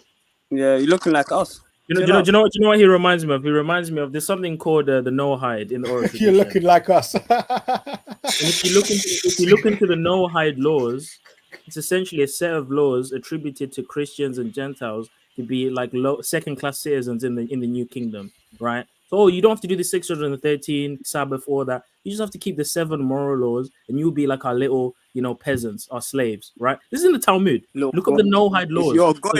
So do you know what he's doing? A lot of the evangelical Christians that put the Israeli flag supporting State of Israel, they don't realize that they're being slaves. He probably donates money to them. To them, they don't realize they're being Noahides to them. They don't realize. You don't care. Oh, and Khan, also based on your statement about nobody can claim. Let's see your hairline. Bruv, you can see my hairline, bruv, in the pictures I'm right still there, here, bro. bro. And I'm 43. And I'm 43. Shut your mouth, bruv. Yeah, you lost in this race, bruv. Bruv, shut up. You lost in this race, bruv. Yeah. Anyway, Khan. So what you said about people that can't claim, a certain heritage. I'm saying to you, if history shows us, that the Jews that were expelled from Spain were then chased into Africa, and then the same Spanish and Portuguese then went into Africa and took them said people as slaves and take away their names and so on and so forth. How are you going to be able to sit down there and say, if that can be shown to you historically, what would you say then that people can't I'm complain? saying to you, Wait, let me finish. I ain't finished. Let me land. And also, how about the people who have been DNA tested by the Ashkenazi Jews? Yeah, and have turned around and said, actually, these people are of the bloodline. I.e. Exactly. The Lembas. Wait. The Igbo and the Lemba. The Igbo, sorry, you get me? The Ashanti. You get me? The people of Ashanti. Bro, sit down, bro. All the people that you're naming are not currently amassing an army on the border of Israel to claim that land. They They're don't not need claiming to. the land, but for some reason, you're making an argument for them. It No, don't, can I logically respond? make sense. What are you talking about? Moshe, can I respond to that, please? Yeah, please. I'm gonna go next. You go, and then I'm gonna go next. Go ahead, King. Do you know what's funny about that, Khan? You're saying no one's rising an army, but guess what? The state of Israel are even admitting that the Igbo and Lemba are Jews. They're sending Jewish missionaries to this very day to convert them to rabbinic Judaism. If you type in on YouTube, you see all over the place. They're setting up synagogues. They're trying to convert them to rabbinic Judaism. Because the evidence is overwhelming. I just recently bought a Jewish encyclopedia a few weeks ago. There's a whole chapter talking about the Igbos and the Lembas. No one's hiding it anymore. Brother Zulu, Hold on. Let me speak next, though. Let me speak next. It'll be Brother brief. Zulu, when are you Hold gonna on, start please let me. fighting for Hold your on, I'm people? trying to speak next. Hold on. We got an order, respectfully. And to the brother's point, and I forgot which one made the point, but even me, I took a DNA test and it revealed that I have Sephardic Jewish DNA through Spanish ancestry. So that is true what the brother just. Mad. That's what I'm trying to show you. You don't know. Historically, they told you the Sephardic Jews were black, bro. What's the matter with you? That's a fact. He's telling the truth. He's telling the truth. Anyway, Bro, stop it, man. Brother, It's Motion, anyway if because I'm- you don't want to if I'm understand that looking and don't know for that. Motion, can I just ask you a question? Does it make Go on, sense bro. that people who were black 2,000 years ago should automatically be black today? Brother, listen to what I'm saying. Do I have to walk around looking for black people So to find these people? Listen, Khan. Let me explain what I'm saying to you. I'm saying to you, the people that was in Spain were hunted, yes, by the Spanish and Portuguese and later other countries. Okay, they knew exactly who they was taking. They didn't just take some random people, bro. They knew exactly who they was taking. Go and research about the first synagogue ever built in America. Go and read about that, bro. That was I a don't black man. understand how this is anything to do with anything, bro. Brubs. If you listen, you will understand, bro. See, comprehension, bro. It's a serious thing that lacks on some people, you know. Yeah, just And part mute of up for a second, don't have Khan. to Just listen. Yeah, go and read about those things. Yeah, where people return back to their roots. I can't remember the brother's surname. Thomas, his name was, an old school black slave that tells you he was taken from South Africa. And the tales they told about the Bible, they said it was reminiscent of the tales that they knew. But Motion, here we go. It's irrelevant to what's going on today. Those people are out of the equation. Say what? If they were amassing, they got descendants, bro. What's the matter with you? Yeah, they've got descendants, but those descendants are not sitting around going, "How can we take the land back for us to support them?" They're not even doing that. Oh, a lot of us are moving back to Israel. What you're saying is not even true, under the Khan. Israeli Really, what you say? I give you an example. Let me give you an example. I can give an example. When you Brother, go what you're saying to don't make Israel sense. today, You're let me just going say there this. It'll under be the brief. Israeli banner. Anyone listening, all you gotta do is just listen. When you go to Israel today, there is a thriving community of African American Hebrew Israelites. No, they're not. They're oppressed. Yes, there is. Yes, there is. They're He's right. oppressed. In the Mona, etc. So The I Mona mean, is right. You can't make your mind up. Even My black point. people are oppressed. And so you know we're not what's funny, oppressed. Molotto? You know what I They mean? even kick. But Molotto, anyway. they even kicking. Hold on, they even kicking them out. Did you know that? They're Some trying of to kick them are. out. I wanted to bring that up earlier. Matter of fact, you're all that's over the why place, I man. advocate Just for like your African DNA. American. Well, hold on. Let me say this, Say that please. again. Goddamn, can we have some order on the panel? Really? I know y'all got ADHD, but let's have some order. That's why, as African Americans, that's ironic. As African Americans, I advocate that we call our congressmen and senators to demand that our taxes stop going to Israel because they are actually deporting African American Hebrew Israelites right now as we speak. So we should not continuously give them our tax revenue, especially seeing that they're killing babies, really. But go ahead, y'all can continue. And thanks for not cutting me off, family. It's all right. You made an irrelevant point, so I'm you just didn't need to cut you off. Can't. I'm just saying, yeah. There's books that are out there, innit? Yeah, with truth in it, yeah. Yeah, I'm not saying it's not truth, Motion. What I'm saying is it's irrelevant to mention people who are no longer living there and have no longer put any effort into taking that land back. Because you're coming along going, this land belongs to Arthur Smith, who lives on 24 But Khan, Lane, it don't belong and to the Arthur Muslims. Let him finish. Yo, let him finish what he's saying. Checkmate. Let him finish what he's saying. I'm saying to you this, Khan, right? I'm saying to you this, and again, this is why Reggie is lacking in biblical knowledge and biblical understanding. Because if you believe in that, right, which a lot of people do that have this doctrine, right, we'll turn around and say to you, you will lose your identity. you will follow this, you will follow that, right? That is part of the punishment for the people of Israel. They will be taken on slave ships, they will be worshipping different gods, and so on and so forth. Hold on, but Motion, address Khan directly. That land I'm addressing him. Brother, please. But address that part though. It does not belong to the Arabians. Let me finish. So you have to understand when Egypt and them other countries attacked Israel in that 7-day war thing, do you know what the Prime Minister said? He won't accept them in the land, not because they're Jews. He said because they left black and came back white. That's what he said, bruv. Like this, if you go and research it, bruv, you'll find it. Not people going like they don't. No, but we know that though, brother. Motion, we know that part. The part is that we need to spread is that land does not belong to Arabians. They are not indigenous to that land. And the worst part is, Reggie, one second, and Reggie, you as well again. As a biblical man, are you gonna say all the patriarchs took African wives, right? Yeah, the Shulamite woman. Wait, Bubs, what happened to you? Yeah, and then you gonna sit down there and say these people were, Bub, you make me sick, man. Brother, I think that you lot are the ones that make me sick. The level of outrage. You claim to care about your people, and when we have these kind of topics, you're bringing all kinds of revised history, etc. Like at the end of the day, brother, it doesn't belong to the Arabians. Like Malachi said, it doesn't belong to the Arabians. Exactly. It's not indigenous to a lot of those European white Jews either. And at the moment, what you have is a state called Israel that is trying to defend itself against Arabs that are trying to take over and become another Arabian. It's a colonist versus colonist fight. That's what it is. Right. So it's a colonist versus colonist conflict. Brother, let's not simplify it to that, because I feel like. But that's what it is, though. And please let me complete the thing. Yes. Hold on, just for the record. Hold on, for the record. Let me say it, please, brother. Hold on, just for the record, please, just for the record. The conflict taking place in Israel right now is a colonist versus colonist conflict. That's the only way to see it. Make your point. That's ridiculous. All right, so please tell me which one is not a colonist. Which party is not a colonist? Khan, you have to wait, bro. No, Khan, I was just about to respond. Remember that, yeah? So that's checkmate right there. You're going to be on the same side as him on that point. No. colonists. No. I'm saying to him, bruv, you can't simplify the argument like that, because whether they're both colonists or not is irrelevant to the situation and the last 70 odd years, right? But you acknowledge that they are not both indigenous. Bruv, I've already told you. I've already said that, right? So they are both colonists. Now we can move forward. I'm listening. Bruvs, what happened to you?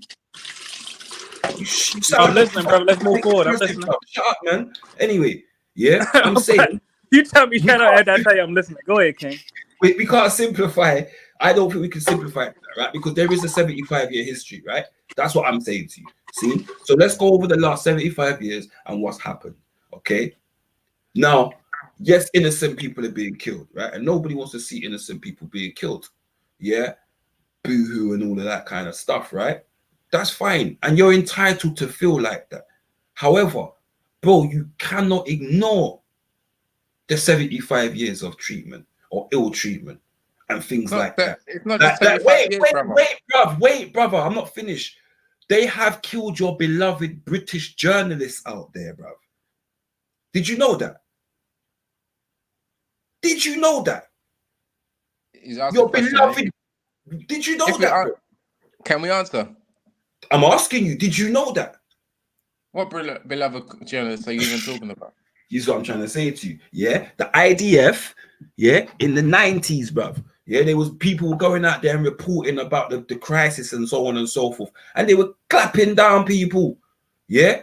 And they clapped down a British journalist, bro. Yeah, your beloved British journalist, bro. She was out there doing her thing for king and country. And they clapped her down. Yeah. And you're all right with that. So now you're saying, oh yeah, these people are defending themselves. They're defending themselves from this attack. But they've been on the offensive in many other ways, bro. But brother, can I tell you why it's imperative that we acknowledge that both of them are non-indigenous colonists? Because if they can come to that agreement, maybe they will be able to more amicably divide their land by admitting, all right, neither one of us is from here, so fuck it. You take this. We'll take this. according to you lot, none of them are from there. So why are you lot? That's not like, true. That's I don't not know true. what you lot even coming to this. That's not true. That's At ridiculous what to point make have you that lot even come claim. to make? When the Syrians and the Iraqis moved into that area, there was already Arabs Brother, let living me there. land. Brother, we had not one so-called Christian come on here saying that, oh, you know, the Jews say this, you can't support the Jews. Da, da, da, da. But he hasn't even laid his own, like, he hasn't even made it clear where he stands at all. Are we saying that we should stand with these Palestinians that are colonized, you know, that have come to colonize the land as well? Is that what he's trying to insinuate? Who are you talking about? Who are you talking about? This fake Christian Zulu. You go say, or what? I don't even know. What is you lot's even position? You seem to shapeshift. Wow, First you're of about all, to get smited, bro. You're calling me a fake Christian. Pause. What basis is that? What are you basing that on? That I'm a Make fake your Christian? positions clear, brother. Reggie, you just fucked I've up, made my bro. position clear. I don't support Palestine or Israel. Reggie. What don't you Reggie understand? got drawn out. I've made my position very clear. Exactly. No, he said it more than once. I heard him, really. And I even said that I'm neutral officially. That has nothing to do with me. That is a good start to have. And I'll tell you why. Because again, if you believe it's neither their land, right, that's fine. But if you also believe that one side is just oppressing and the other people are aiming for innocence and using their own people that are innocents as shields as well, then you have to just, listen. So would you agree with me that Islamic Jihad has killed more Christians? Why are you focusing on Islam, bro? Wait. Let me finish this question. You see, this is why I say. Just ask your question, Reggie. Yeah, let me speak then. The fact that this is, you asked me why I said that there's these fake Christians, because by their fruits you shall know them. As soon as I try to speak about Muslims, you see how the devil spoke. You get what I'm saying? The fact of the matter is that the Islamic jihadist has killed more Christians and continues to kill more Christians than any Jewish group. You get what I'm saying, or entity. You get what I'm saying? So all this going to the texture. Are you sure? Are you sure about you know? Even within the Islamic text. Wait, Reggie, are you sure? Yes or no? Okay, cool. So are we now gonna discuss? Are we now gonna?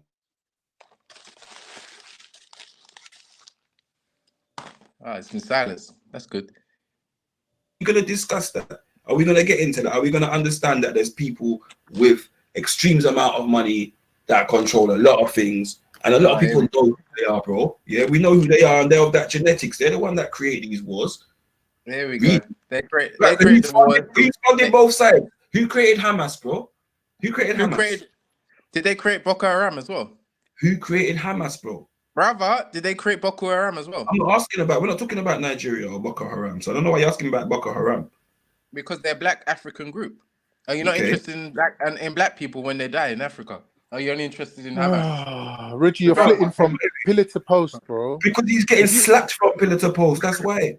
If you don't know, right, Reggie, what you're talking about, why do you jump on these panels? I don't get it. It's like, are these the only friends you got?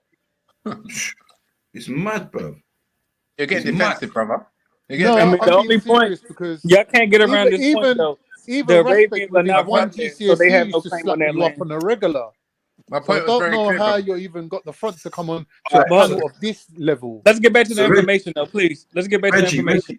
Reggie, hold on. When Christianity killed millions of black people, it didn't stop you being a Christian, did it? Do you not care about your black people? You're diverting. No. I'm asking a question. You asked me about Boko Haram. So since we're playing diversion games, let's divert. I want to get back to the subject, though. Wait. Is it because your tribe sold slaves? Is that it? Because your tribe sold slaves, isn't it? Because I know about your tribe. My tribe, I know. Play with me, bro. Play with me, bro. Pause. Don't. All right, well, can we get back to the subject, though? Because I want to ask a question, and y'all cannot get around this. The Arabians are not indigenous to that region, so they have no claim on that land. You said it 87 times, bro. We get you. You're not Muslim. I'm addressing the Muslims on the panel. All right, cool. But you're not Muslim. I wasn't addressing you, brother. Brother, you said it 89 times now. Yeah, so I've yet to receive a response. Bruv, not everybody needs to respond, bro. Just because you don't get... Are you a woman? Are you a woman, bro? Are you a woman? Because that's what you acting like right now. Goddamn, you nagging me, motherfucker. You nagging me like my motherfucking woman. Goddamn. I'm not nagging, bro. I'm just asking the question on the panel, family. With all due respect. I've asked it so many times. All right, so let the Muslims speak. I'm not addressing you. Bro, that is what women do, bro. Goddamn. Are you that woman? Stop it, bro. Let the Muslims speak, please. Stop acting feminine. All right, we done got the arguing out the way. It's all right, King. I got love for you. It's all right. Now, all my Muslims on the panel, I'm asking, you know that the Arabians are not indigenous to that region that we now know as Palestine, correct? Fuck's sake. How many times brother, I've already told you that some of the indigenous people, the original Hebrews, have become Islamicized. A small minority, correct? Yeah, so show me someone else quantify who it. has a small minority. You're speaking about less than 3%.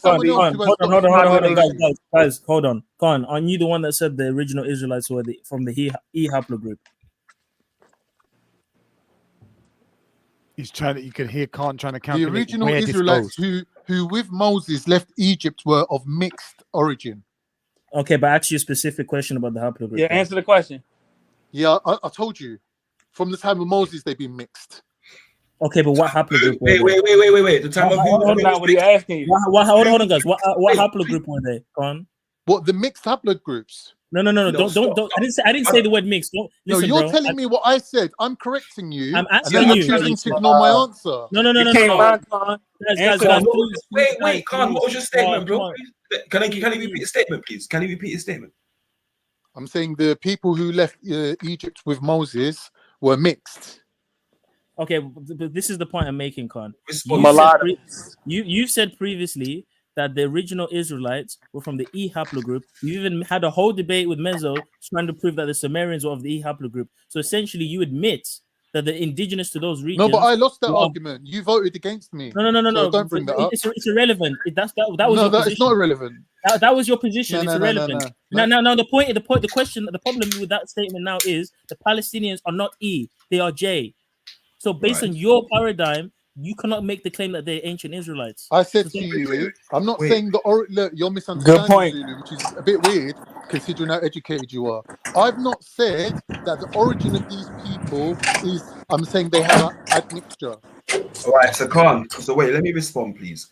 Are you talking about from that was a hell of a point he just made, though. Don't speed past that. It's not a hell of a point. It's not a hell of a point. Why would the defeated people be Khan, can you just let me ask you a question, please? Are you talking about from an Islamic understanding of it?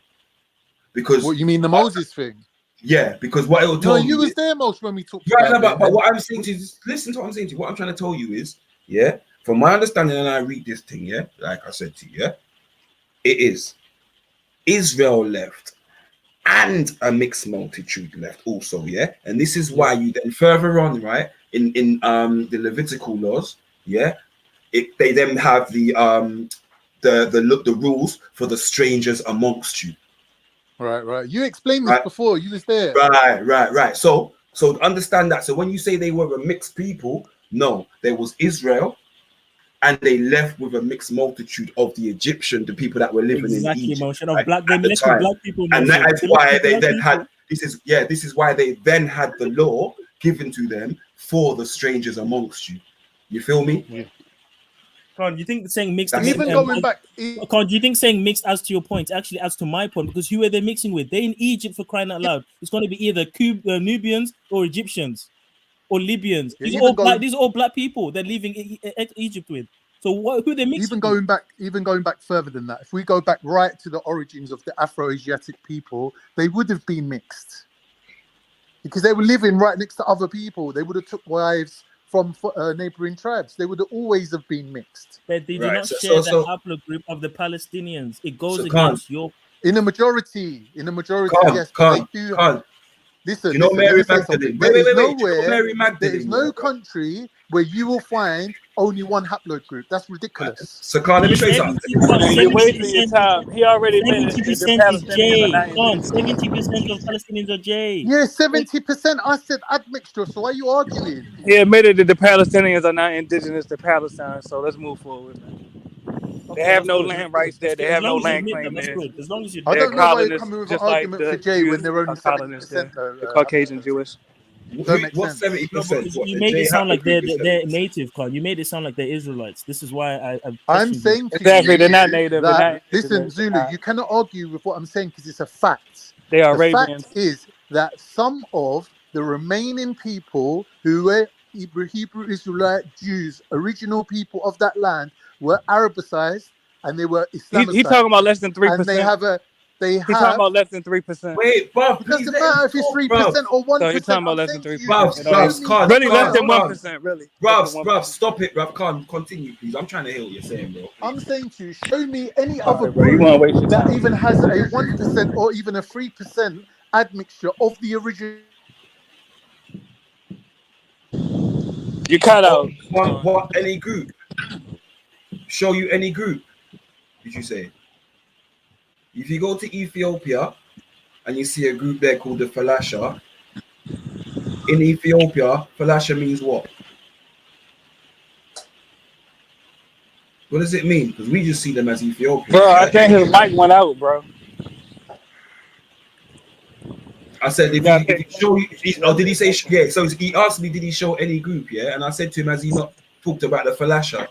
Bro, you wasting time, bro. He already admitted it. That This is what I'm to saying, Palestine. Motion. So when you start showing me groups in Africa, right, who are the original people originally, and they've now moved into Africa, and they're saying, oh, the Israeli scientists have give them recognition and want to move them back into the land, right?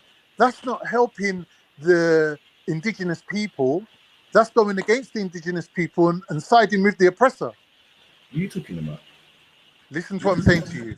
If there is if there is people that's always lived in that land, right, and they've become Arabicized and they've become Islamicized, and now they're part of a Palestinian nation, right? And then these Jews come along and separate off a piece of the land for themselves and go to Africa and bring a bunch of Africans there from different tribes and say, no, these people are the original people. Who are you helping? Are you helping the original people, or are you siding with the oppressor, Israel, against the original Palestinians? Bro, you're wasting time with this discussion. Listen, wait, stop. Can't. I'm saying to you, these people have always had their history.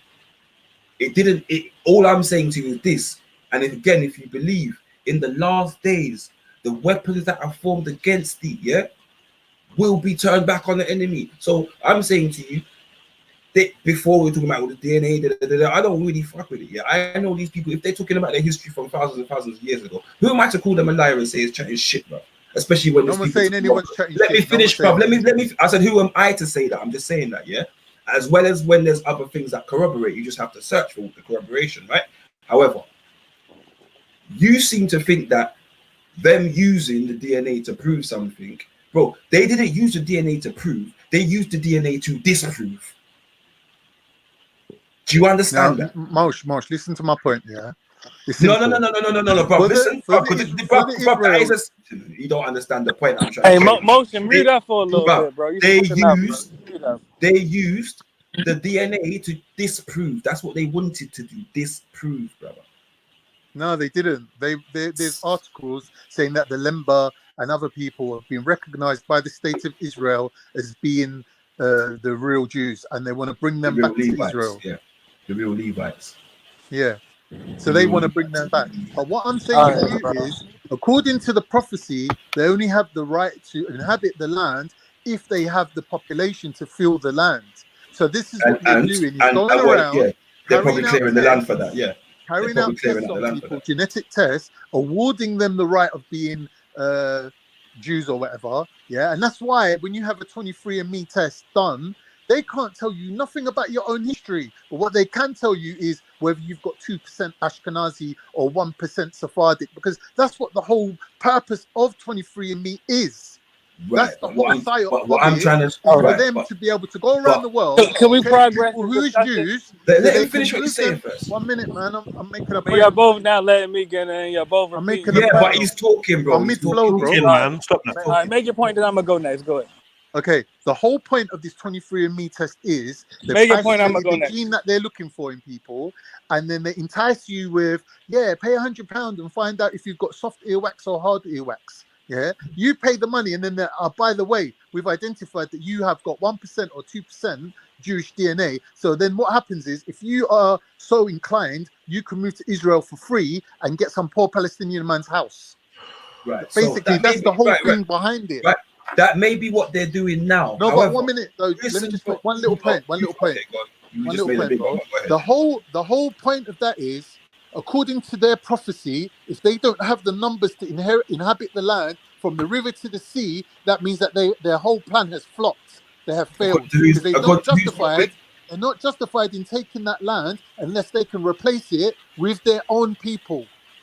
Right. So that may be the case now, but there's other reasons behind that, right? So when the people sit down there and identify not just the Levites as, because again you simplify it. You simplify it to the Levite, the Lemba, sorry, being the ancient Jews. No, the Lemba have the DNA of the Levites. The Levites are the priestly class, bro. Do you understand that? There's levels to this. Mosh. I'm listening, bro. It's all interesting stuff. Keep talking. Right. So they want the Levites in there, right? Of course, they might want the Levites in there. That doesn't detract from the fact that these people have been saying that they were the Levites for hundreds of years, bro. Yeah, but they're not trying to take over that land. They're not trying to amass an army and claim the land. Because you know what? They've even been offered. They've been offered free can I add to your point, Motion? Can I add to your point? 1 minute.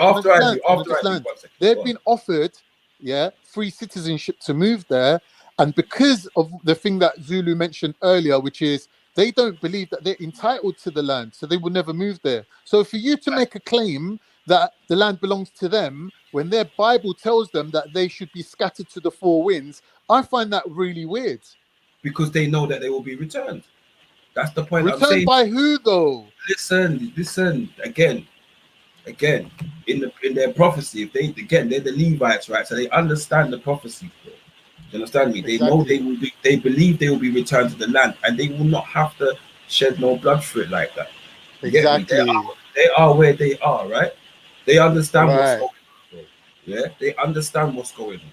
They understand who the people are that are asking them to return. If they're saying we're the ancient Levites and we was amongst the Judeans, they're our brothers, and the Simeons and the Benjamins, and all of them, and they're our brothers. When they look at those people in Israel, do you think they look at them and say, "Right, them there is our brothers"? Mosh, when we're looking at when the Igbo are looking into Jerusalem, are they saying them there is our brothers that we knew from 400, 500, 600 years ago? Mosh, when they think that, though? But when they look at the Lemba, they'll be saying, all right, man, all right. But no one's me? arguing against it. All right, man, all right. It's not a point of contention. I'm just saying it's irrelevant. I was gonna add to how this. Can I just say something? Let Zulu in now. No, let Zulu in now. I was going to say how this connects to a discussion we had a few weeks ago about the temple. Because if they're planning to build this temple in 2024 and sacrifice the red heifers, they need the Levites there to initiate the sacrifice, because the Levites are the priestly caste. So this corroborates perfectly with what Motion is saying, because they have sent missionaries to South Africa and to Nigeria and to many parts of Africa to retrieve the lost tribes of Israel so that they can return to the land so that they can establish the new kingdom. Messiah. This is in their agenda. Right. They need the Levites there. And at the minute they can't trick them. Yeah. Can I just say something quickly? If we want to draw a line between two sets of people in this whole thing, there's only one distinction that can be made.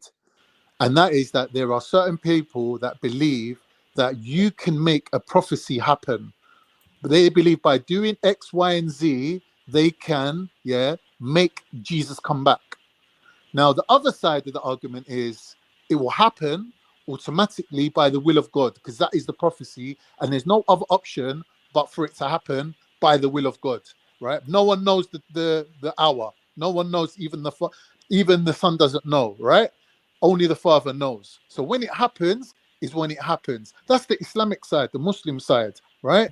But these people say, no, if we do this, if we get the Lemba back, if we slaughter the heifers, if we build the temple, right, and we do all these criteria that eventually leads to the Messiah coming, then we will provoke or create an environment where the the Messiah will return.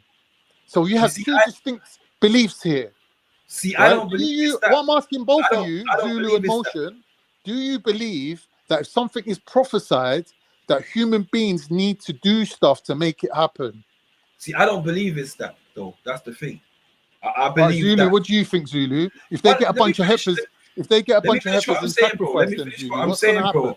Let me finish what I'm saying, bro. I don't believe it's that, right? I believe that the people them that go around and study ancient stuff understand the times better than the layman. Pause. You understand me? They understand the times now. Right, explain that though. Yeah, this is why they're looking to the sky and all different kinds of things, bro. They understand the times we are in. No, but listen It's to what not I'm saying about to you, trying to. though. It's not trying to make. It's There's not about trying to on make either the side. prophecy Listen, fulfill. Mosh, I've shown you a line. Yeah, on either side of the line, there's Jews, Christians, and Muslims. On one side and on the other side, right? There's Jews that are even saying that on the Muslim side of this argument that if God wants it to happen, it's going to happen by God's will. But these other people on the other side, whether they're Christian evangelicals or whether they're Zionist Jews or whatever they are, these people actually believe that if they do certain things, they will provoke the second coming. They believe that the second coming won't happen unless they do X, Y, and Z. This is the difference between the two sets of people. It doesn't matter whether you're Christian, doesn't matter whether you're black, doesn't matter whether you're Muslim. These things are all irrelevant. The dividing line is, do you believe you can make God do shit? Or do you believe that God is in charge of the entirety of reality and it's up to God when the second coming comes and when the end of times comes? What are you talking about? No, listen to you what. see, Why is there? Listen, I'm just gonna jump off and go and eat my dinner. What do you mean? What are you talking about, bro? How can you even say that? What do you mean? What are you talking about? What do you mean? Explain. What part of what I'm saying don't make sense? Can't. Oh, now you're going quiet like a little pussy. Can't. Speak up, bro. Man up. Big up your chest and speak. What do you mean? What are you talking about? What do you mean, bro? I'm not making myself crystal clear. Calm. Don't use this as an excuse. Don't use this as an excuse to run off because you're losing the argument. Keep What composed. argument? I'm showing you that there's a Keep dividing composed. line between two sets of people. On both sides of the argument, you've got black people. On both sides of the argument, you've got Jewish people. On both sides of the argument, you've got Christians, Muslims, whatever it is. The difference between these two sets of people is this. One people believe that they need to fulfill something for a prophecy to be revealed. The other group of people believe that God does his will. That's the dividing line. I'm asking you, what side of the line are you on? Do you have wait? Can't. What's the relevance? Like, Wait. Can you hear me? Can you actually hear me? No, we can hear you, Motion. Right. Fucking hell, blood. Listen. Bit angry. Does it have to be those two sides of the line? Does it have to be just those two? Are those the only two options? But I'm showing you, yeah. There's Are you telling me that's the Christians, belief? Jews, and black people on both sides of the argument. Right, but I'm saying to you, there's also other sides. So that means if there's black people on both sides of the argument, right, that means that being black is irrelevant to the argument. What are you talking If there's about? Muslims on both sides of the argument, that means that being Muslim is irrelevant to the argument. What is actually relevant to the argument is people believe that by filling up the land of Israel with people that they've done DNA tests on and dragging them halfway across the world to inhabit a land where they don't even want to mix with them, they just want them there, right? Like they've done to these Ethiopian Jews. They've dragged them there, but yet they don't want to mix with them, right? They want to bring about the second temple or third temple, fifth temple, whatever it is, and they want to sacrifice heifers and bring back blood sacrificing as a method of sin being forgiven. They believe that that will make the second coming happen. Okay. Now, you lot all know your scripture. You know I'm not making it up, what I'm saying. So don't ask me, what are you talking about? Because you know what I'm talking about better than me. Lord Jesus Christ. Bro. Wow. That's such a disrespect, you know, making little giggling sounds as I'm speaking. That's a disrespect, bro. Bro, just calm down, man. No, I'm calm, bro. Hold I'm calm, the conversation, bro. Hold the nah, it's just conversation. the Yeah, but other disrespect, people's bro. addressing you, bro. It's just arrogance, isn't it? It's just disrespect. But other bros, I asked you a question. Why is it only those two options that you believe people believe in? Brother, I'm not showing you that. I'm showing you that this is the defining line.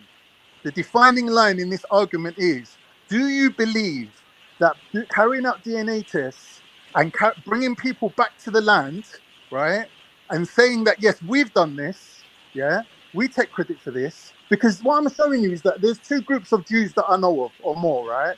One group of Jews is saying, even if these people are soldiers and they're not clergymen and they're not rabbis, and they establish a state of Israel, right? Even if it's a democracy, we will still go there and do our thing. The other group say, no, we're not even going to step foot there because it's a haram enterprise from the beginning, right? Because they believe that God, if he wanted it to happen, would have done it himself.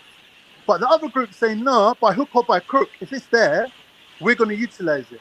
Because if somebody did it, if somebody set up a state of Israel that's allowing Hasidic Jewish rabbis to go there and establish this temple, this is what we're going to do.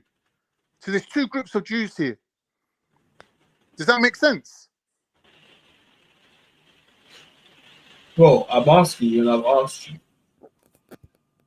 There's two groups of Jews. What about you? Just said about black, white, Muslim, whatever, all this other stuff. Bro, I'm saying to you, why does there have to be only the two options?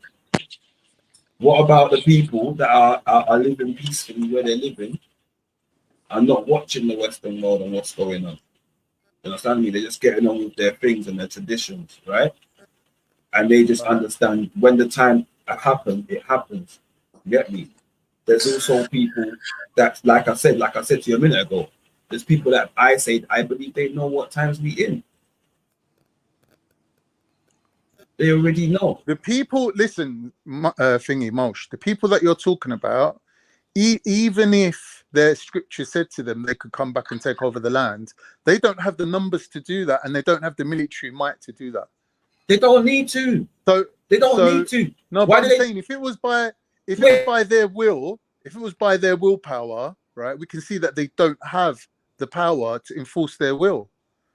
They will believe, bro. What is the matter with you? I'm saying if they believe that, which they don't. What do you mean they don't? There's people They that don't do. believe. These people that left Israel don't believe that if they had the numbers and they had the power, that God would want them to go and take this land back. They don't believe that. They believe that they're deliberately being taken off the land, and they deliberately had their status of the ownership of the land taken away from them. So to deliberately argue that they're the original people seems a bit pointless. Robs, did you hear what I said to you? They believe they will be brought back. Yeah, but who's bringing them back? The state of Israel. Did I just not tell you? Did I just not tell you? Did I just not tell you? Again, because they will believe, right? Because they are the Levites, they will believe that there will be a false Messiah. They will understand he has not arrived yet. They will know that the next temple, third temple will be built. But they understand that has not arrived yet. Do you understand me? They have not seen Yeshua. They are waiting for Yeshua, bro. That is what they believe. And Brother Moshe, may I please ask this with all due respect? And I'll try to make it brief, because we have to progress the discussion. We already acknowledge that the Caucasian Jews and the Arabian Palestinians, none of them are indigenous to that region. Progress. Wow. Progress. No, sorry, bro. Progress. Checkmate. Go on, Moshe. What you said? What you said, brother? That was it. That was it. That's what they believe, bro. So you're giving us two paradigms, but there's other paradigms. Moshe, do you believe that God's will be done? The will of God is done. Do you believe that? I don't know. I don't know. Right. Do you believe that for the second coming to happen, people have to do certain things like establish the third temple or whatever it is? I don't know what the third temple means, bro. It could be a metaphor. Whatever temple it is. Wait, it could be a metaphor. They have to bring back wait, bro. Let me finish. The third temple could be built, bro. They're saying it's there. It could be underground, bro. We don't know, bro. No, but I'm saying if somebody just builds a temple, somebody just builds a random temple and calls it the third temple. Could be a what boy. makes it the real third temple? What makes it that? I don't know, bro. Yeah, what makes it the real third temple? Because other things will be there at the time. What, like the red heifers? No, like the wars and rumors of wars, etc., etc. Like there's prophecy, bro, and they believe in the prophecy. The same way they believe. Let me finish, bro. Let me finish. The same way that the wise men of the East understood the prophecy of Yeshua when he was born. That is why they went from the East to go and see him, because they understood the prophecy, right? So when people understand the prophecy, when they see it, they understand it. That's it, bro. But if that's the case, why you're gonna ask me when why was there only three wise men then? Why weren't there an army with them? Let me finish. Listen. Let me finish. So when you're telling me, God damn it! Use his friends. Get on my nerves, bro. It's making me lose my train of thought, bro. Like, you're just so impulsive. But you're saying they knew. Man, bro. But if they knew, why didn't they do something to back up the guy then? What do you mean? Why didn't they do something to back up the guy? If they're coming to check Jesus as a baby, why aren't they turning up with a whole army going, the king is born, raise the flag, raise the banner, we're going to war, let's do this, fuck these Romans up right now? Why didn't they do that? Bro, there was only three of them. Listen, bro. Listen. Do you think it was just only three people? Do you think rich? Wait, let me finish, bro. Because you're not from that region, to be fair. But do you think that rich, wise people travel on their own? Obviously, they would have their caravan, right? I'm saying to you, they would have their caravan. They travel for a long distance, and they travel with goods, right? Did they not carry goods? Now, that's a good point. Right. At least check. I don't know if there's a way out. I've got some videos, but I wish I'd seen these when Reggie was about, man. Uncle Beef has sent me some mad videos. People have a prophecy. That's it, bro. You're telling me about this X, Y, and Z. Bro, there's prophecy that people are waiting for. In the same way people waited in the times of old for prophecy. That's it, bro. Do you not understand that, bro? I'm showing you, the Quran, bro. There's people that believe that if they do certain things, that the second coming will happen. That the second coming won't happen unless they do those certain things. That's what they believe. And that might be. Right, that's why they're doing all the shit that they're doing. That's why they don't mind killing innocent people. And rabbis are going, oh, well, if he's dead, he's dead. Ivan Drago style. Because they've got their eye on a bigger prize. Yeah, that's cool. And that's up to them, and they think that God's backing their moves. They think that God's all right with it. Okay.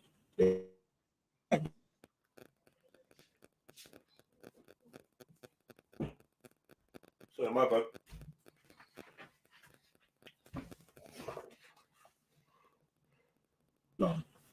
No, what again? Can you hear me? Yeah. Hold on. Yeah. So what tree do they seek to hide under in Islam, bro? In that land? Islamically, you can't make prophecies happen. It's by the will of God, right? Islamically, they know the times, bro. Islamically, they know the times. Yeah. And they seek to hide under a certain tree that they have enough in that land. Hello.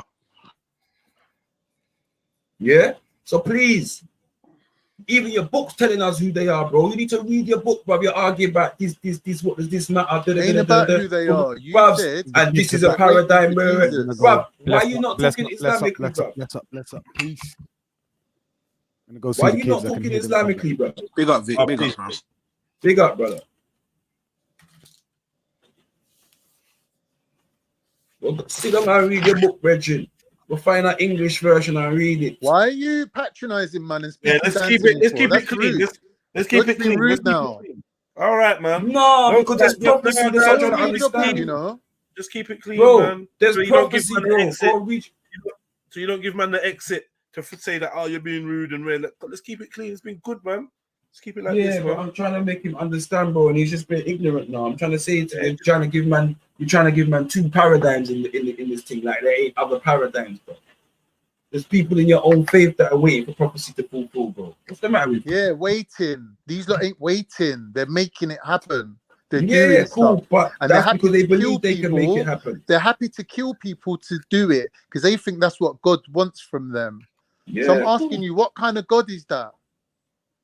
Bro, I don't know. It might not be that. It might not be that. It's the nature of people. It's the nature of the beast. Like I said, they've had their hand in many awards. They've put their money in many awards. You get me? Like, what do you expect, bro? What the hell do you expect? Like, listen, man. You're worrying about the wrong thing, bro. Really, man. You're worrying about the wrong thing.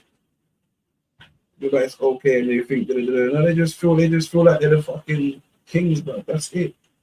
And everyone's bought into this foolishness that they're the real people and and they returned home and rare. Bro, stop it, man. Stop it. And the minute that you understand who the real people are, you stop looking at them like that. You get me? You don't have no argument for them whatsoever. That's not the case, though, Motion, because there's people who are of the real people who are on both sides of the argument. One side saying, yeah, let these lot go and clear the way, and when the time's right, we'll come down and we'll be the priestly order. They're happy for them to do it. You know who their deep DNA is linked to? Bro? The ancient Canaanites. Not the ancient Israelites, the ancient Canaanites. But that's another story. But you keep spinning that web, bro. You keep spinning that web. Ancient Canaanites.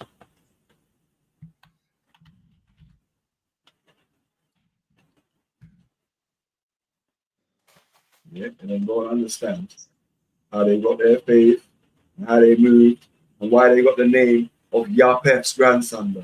Why? Why? Please tell me that. Why do they speak a Germanic language? You don't speak Aramaic.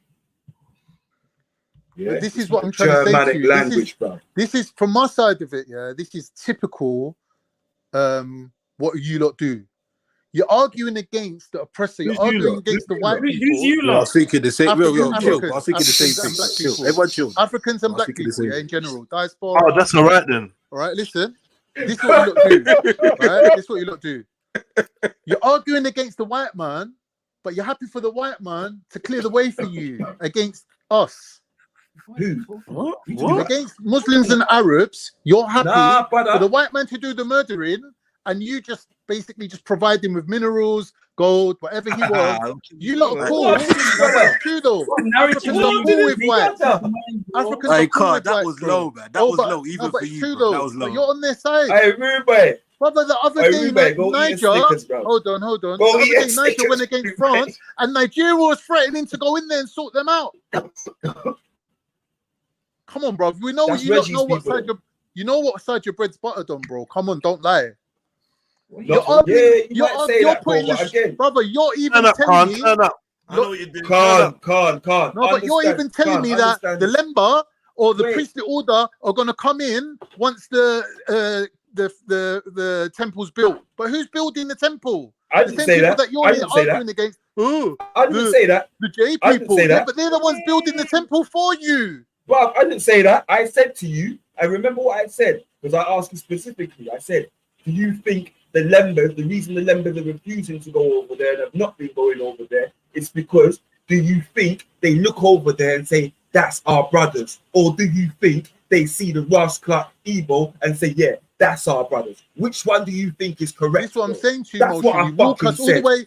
This is what you've done, Moshe. You walked us all the way up to the front door, and where you're supposed to open the door and show us the truth, you're like, well, what do you think? Do you think it's this or do you think it's that? Bro, you walked us all the way to the right house and the right door, but you're not prepared to open the door. Bruvs. Don't make sense, fam. Why are you asking me? Pick one, bruv.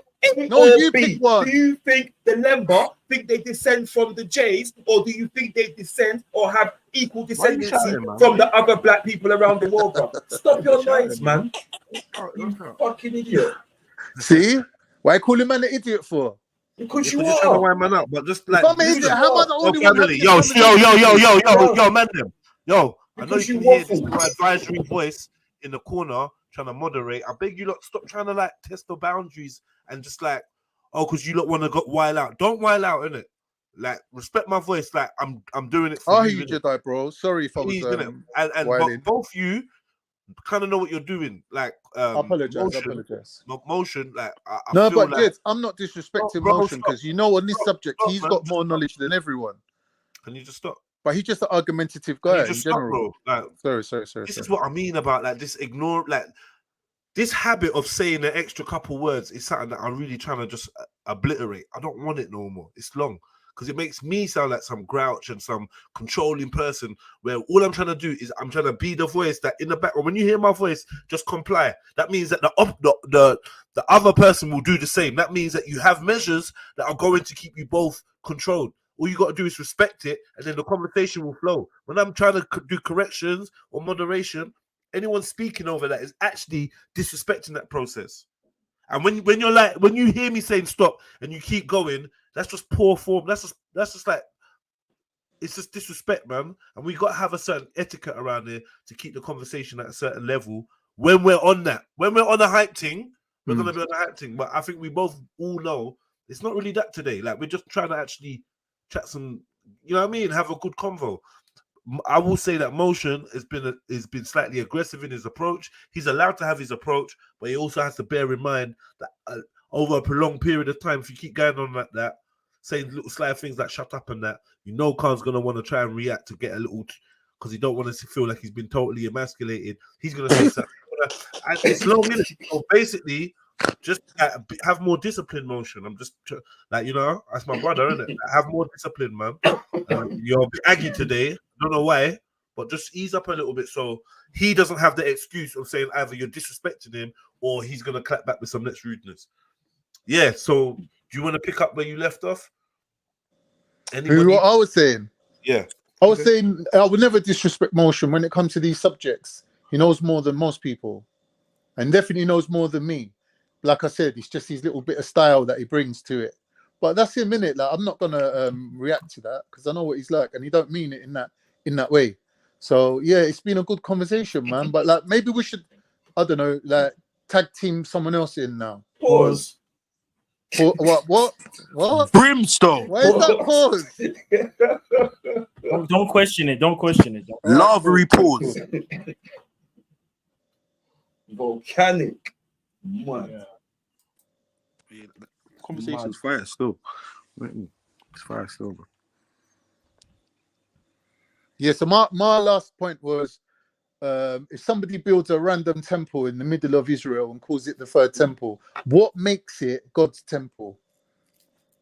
What makes but no one here is advocating the temple that and the other thing I'm is just saying for argument's sake, I'm not saying but the third temple, brother, the third temple won't be God's temple. Do you understand that? Well, won't it be for them to bring back sacrificial thingies, offerings or whatever? Yeah, but they'll be sacrificing to Satan because it's the Antichrist and the false prophet that will be leading them in the temple. And again, didn't you just say that they have to bring back the priestly order as well? No, but in their ideology, they would need to do it through the Levites. But obviously, we know the end goal, who they are worshiping, isn't the God of Israel; it's Satan. And I would even listen. Remember this, you know, in both the books, you know, both in the Quran and the Bible, it will tell you that the majority of the people there will be tricked. Others will be slain by blood. Yeah, and this is what I was trying to say to you, kind of about the two paradigms, brother. Is that you can't set two because there's just people that believe in prophecy, but they don't know the time. But they also know there will be bloodshed, and they also know they may have to fight in wars. We don't know the day or the time, bro. But when it happens, yeah, even in the Quran, it tells you, bro, the Dajjal gonna kill bare people, bro. Stop. Like, this is why I tried to say to you, like in the prophecies, yeah, people believe it's Allah that does it, but we still won't know the day or the time. People will be under a spell for a period of time.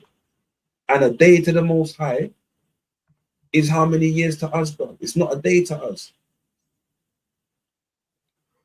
When we understand those things that our books are telling us, then you will understand that we don't know the time. People are judging the time and saying this is the time now. We don't know the time.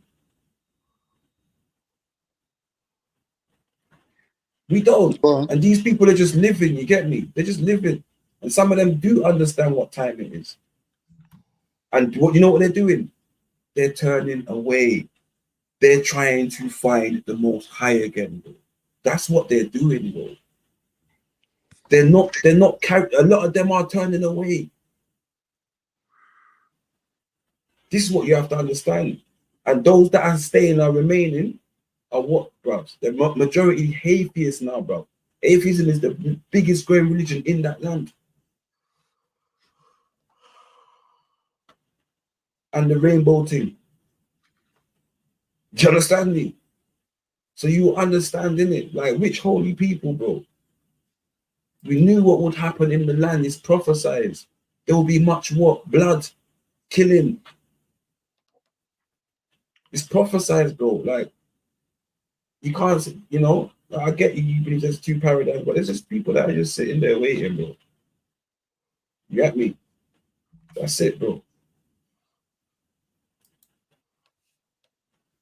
And then there's other people that don't believe in it. That's another paradigm. You know what I'm saying? That's it, man. Some people think it's symbolic. Like, yeah, man. You have to talk about blood clot people and DNA and blood and all that kind of stuff, bro. Like, you just use them saying that DNA. You just used a minute ago saying that they're playing about with DNA and set the paradigms for DNA, right? As a weapon. You get me? And then you want to talk about DNA, bro. Just to formulate an argument about people. Bro, stop it, man. The DNA is ancient Canaanite, bro. But that's who they mix with, bro. To create who, bro? Yeah? The people they look like. Italians. Get me? Get me? Ostrogoths. You get me? Them people there. Like, understand, bro. Don't read the history, bro. You understand who they was, bro. Yeah? They got the name. They've got the name. They've got the language of the people of Yapeth, bro. Like, what are we doing? Like, let's not play this game no more, man. Not play this game no more. So, yeah. What Afro was saying is correct. Like, yeah, bun them out, man. Let them do what they're doing, man. You get me? Let them do what they're doing. But just keep your eyes open, innit? That's it. That's what I'm saying.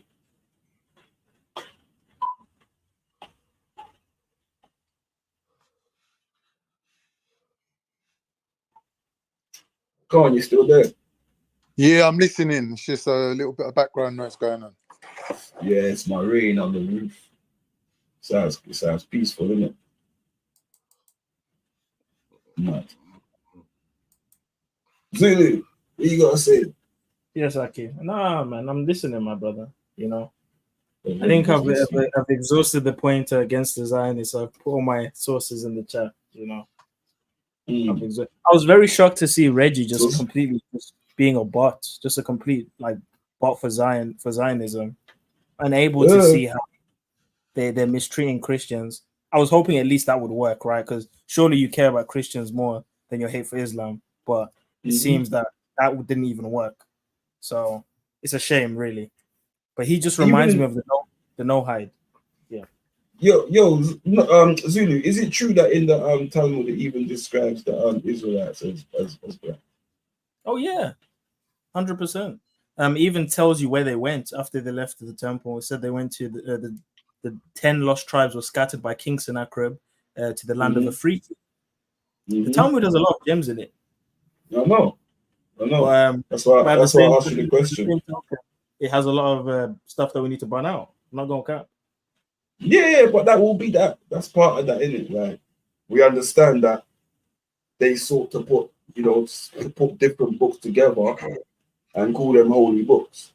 You get me? They took letters and all different kinds of things and called them holy books. Because justifying intercourse with a little girl cannot be supported in any way, and that's what's in their book. So I'm not gonna lie. It says it in another book as well, but that's another we gotta deal with that one. You know what I mean? Like that one's a problem still. Yeah, it says it in another book. Yeah, it says it in another book as well, but that's another story. Because that's another thing Reggie would like to throw at Islam, like, oh, the Aisha thing. But can you deal with the Talmud when it's literally saying that you can sleep with a 3-year-old? I don't know about 3 years old, but certain book permit that sleeping off with young girls too. That's what I'm saying. You're saying I'm pandering, Reggie, but I literally posted the references in the chat. You're the only one that hasn't posted any sources. You want to call me emotional, but you just sound like an absolute no-hide to Zionism. You sound like a slave to Zionism. That's what you sound like. You're the kind of Christians that they're trying to make, that put the Zionist flag in their churches, that are praising the land of Israel, that are giving their offering to the state of Israel. You know that a lot of the evangelical churches, Praying for Israel and that. A lot of those donations, offering, it goes to the state of Israel. Did you know that? On your knees praying for Israel and that, man. Like, oh, they're the chosen people. Oh, we need to support them against the Arabs. This is what they be saying in churches. I'm sitting there thinking, wow, do you even know what they say about Jesus in their books? You have no clue. At least the Muslims think Jesus was a prophet. At least they think call he him was a bastard and everything. Yeah. Quran says the Talmud says he's a bloody Egyptian wizard and that his mom's a whore. That's it. His mom's a whore. He's a bastard. Yeah, it does. It's mad. But we got Reggie's people, innit? I mean, we don't know what denomination he is anyway, so he won't tell Reggie's us. People. That's Reggie's people. That's Reggie's people. Yeah. But yeah. And then even claiming the Star of Remphan, that was a huge L. I beg you stop dissing back. Even claiming that star was a huge L. I don't know what you were thinking.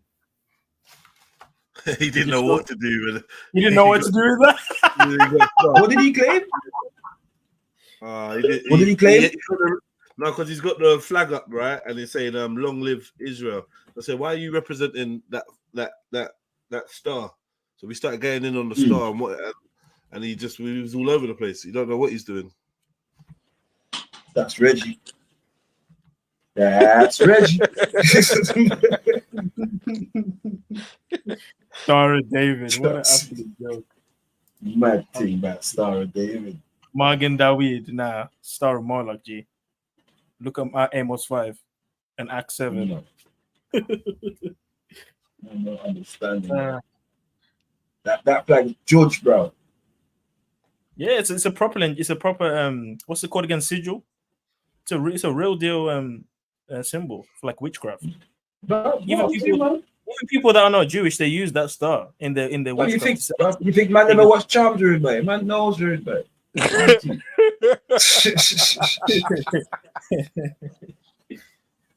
Man. Especially in the Kabbalah. You see that used a lot in the Kabbalah. Right. Yeah. Moshe, did you see the debate with Zion Lex and Jabari? No. They were debating on Go on. They were debating on whether Sumer or Kemet's older.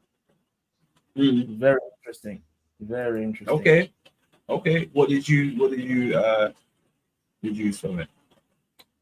No, I mean Jabari made a lot of admissions to the fact that Sumer is older than Athor, and he even admitted that Sumerians are Black Africans, which is very rare because most commissions will say no, they're not African, they're just European or whatever. Okay. So that's interesting. Did they provide sources for that? Oh yeah. Yeah. Interesting. No, I believe.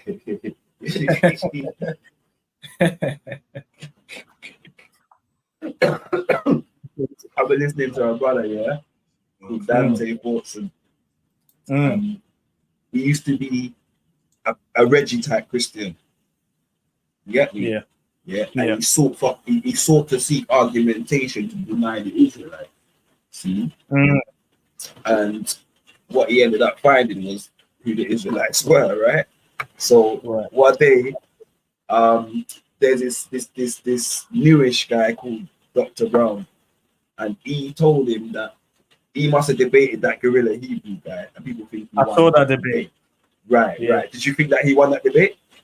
Absolutely not. I thought Dr. Brown was weak. I mean, I'm not going to cap. The guerrilla Hebrew guy was slightly pseudo. It's tiny bit because he says like all of the American, like the American Indians, all of those people are Israelites. Right. I don't believe that. You lose from that. You know what I mean? Like Mexicans, the Israelites. Like, come on, bro. Yeah, So, like, when they start dropping the 12 tribes chart, you lose some. The 12 tribes chart is trash, in my opinion. The 12 tribes chart is trash. Right. I'm not going. Right. So basically, yeah, I don't know if I've never heard Dante use that 12 tribes chart, yeah. But obviously, Dr. Brown now, after his little highway, he thinks that he's beat Dr. Guerrilla Hebrew. He's tried to address one of Dante's videos. Yeah. And they've had a discussion offline, whatever. But it all gets brought out in the future, yeah, in videos. But Dr. Brown try drop it like, yeah, boom, nah, this ain't the truth. Maybe there was da and whatever, right? Try this thing. And Dante starts dropping the sources, yeah. And I'm talking source after source after source after source, bro. Yeah, like it was like ketchup, but yeah. See, bros, and yeah, they had a little video like interaction kind of thing where it was like, yeah, debating, and yeah, boy, like yeah, it's an interesting debate. Yeah, interesting. I was all gonna, when I get some time, I was all gonna play some of the video to smoke some people out the water, but it seems like they run from me, man. Seems like we they run definitely from that. need some of those debates because to see them quivering at the information is hilarious. Bro, a man started talking, bruv. You know what a man drew for? You know what word a man drew for? What? Begins with an A and it has an S after an I. And it ends with a C. Really? No way. Really? Yeah. Started drawing that argument. And it was I feel like, do you think that word, even like mainstream wise, is losing weight now, innit? Like people don't even care about it.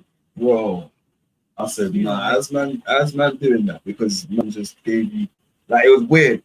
When a man says to you, right, boom, these people have studied their whole life and that, and then you go and check out the source that he's talking about. And then Reggie, hold this. Uh-oh.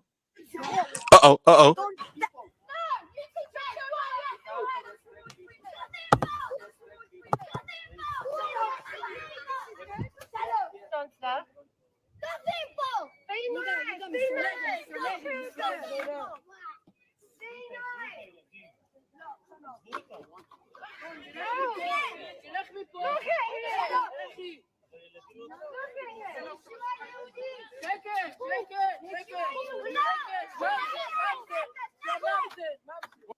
But it's really big and it's inappropriate for this place. Okay, that's the fish place. You need to respect this. Can you please put it inside?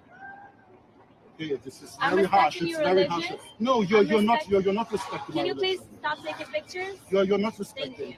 You're hindering me from my human right to. No, this is not provocation. I'm an abbot. This is my dress. This is how I'm dressed. I told you to do something with your dress code. I told you to do something with your cross. The cross is part of my dress code. I'm a Roman Catholic abbot. This is how I dress. Wow.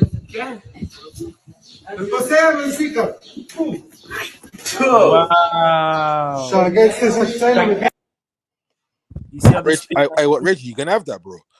Spin at the floor, Christian women. Brazy.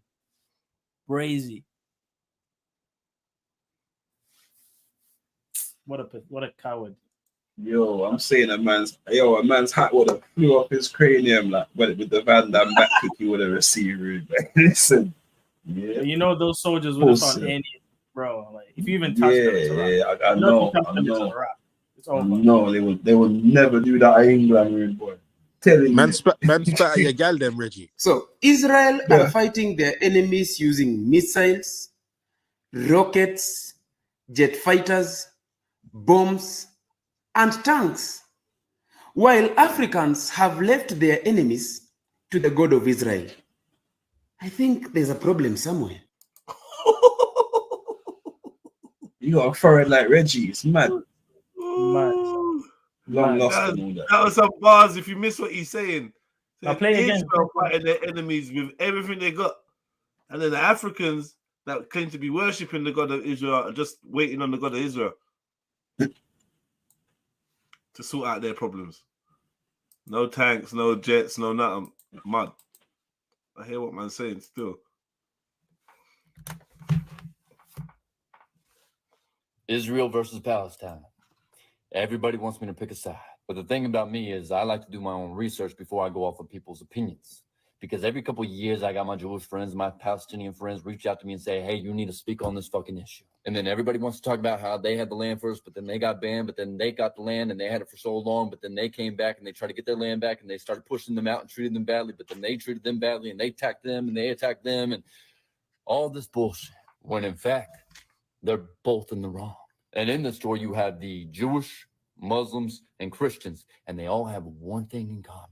The curse of the ham, race and slavery in early Judaism, Christianity, and Islam. Now, how did the story begin? Genesis 9:18-29, Noah and his 3 sons. So the story goes like this. Noah had too much of the bottle and he knocked out in his own tent, wasted. Genesis 9:29. They tried to use the verse to show you were cursed, personification of the universe. Yeah, this guy is completely butchering the verse. It does not say Ham was cursed at all. It doesn't say Ham was cursed. It says Canaan. Yeah, once that happened, he ran out to his 2 other brothers, Noah's 2 other sons, and he told them what happened. Once they realized what happened, they put on a garment over their shoulders. They ran to Noah in his tent, and they covered him up, and they claimed they didn't even look at him. Once Noah woke up and he realized what happened, he cursed his own son to slavery. He said, cursed be Cain, lowest of the slaves shall he be. Cursed be who? All because of his son Saul. Who was his son? No, but he's quoting quoting a book called The Curse of Ham. Someone's misinterpreted the verse. That's the point. Like, right, exactly. It's called the. Doesn't take away what he's saying though. So let's let him finish what he's saying. Right? Okay, he ain't saying nothing different from what you're saying. Right? I think he's trying to say the Bible is saying that black people are cursed. That's what he's trying to do. Let's see what he says. And although there is no biblical evidence that Ham was the father of the African people, various Jewish, Christian, and Islamic writers came to believe that he was, and their associates helped to justify centuries of African enslavement. And would you look at that? There was a slave trade that nobody likes to fucking talk about that led all these African people to the promised land. And what are the majority of Palestinians?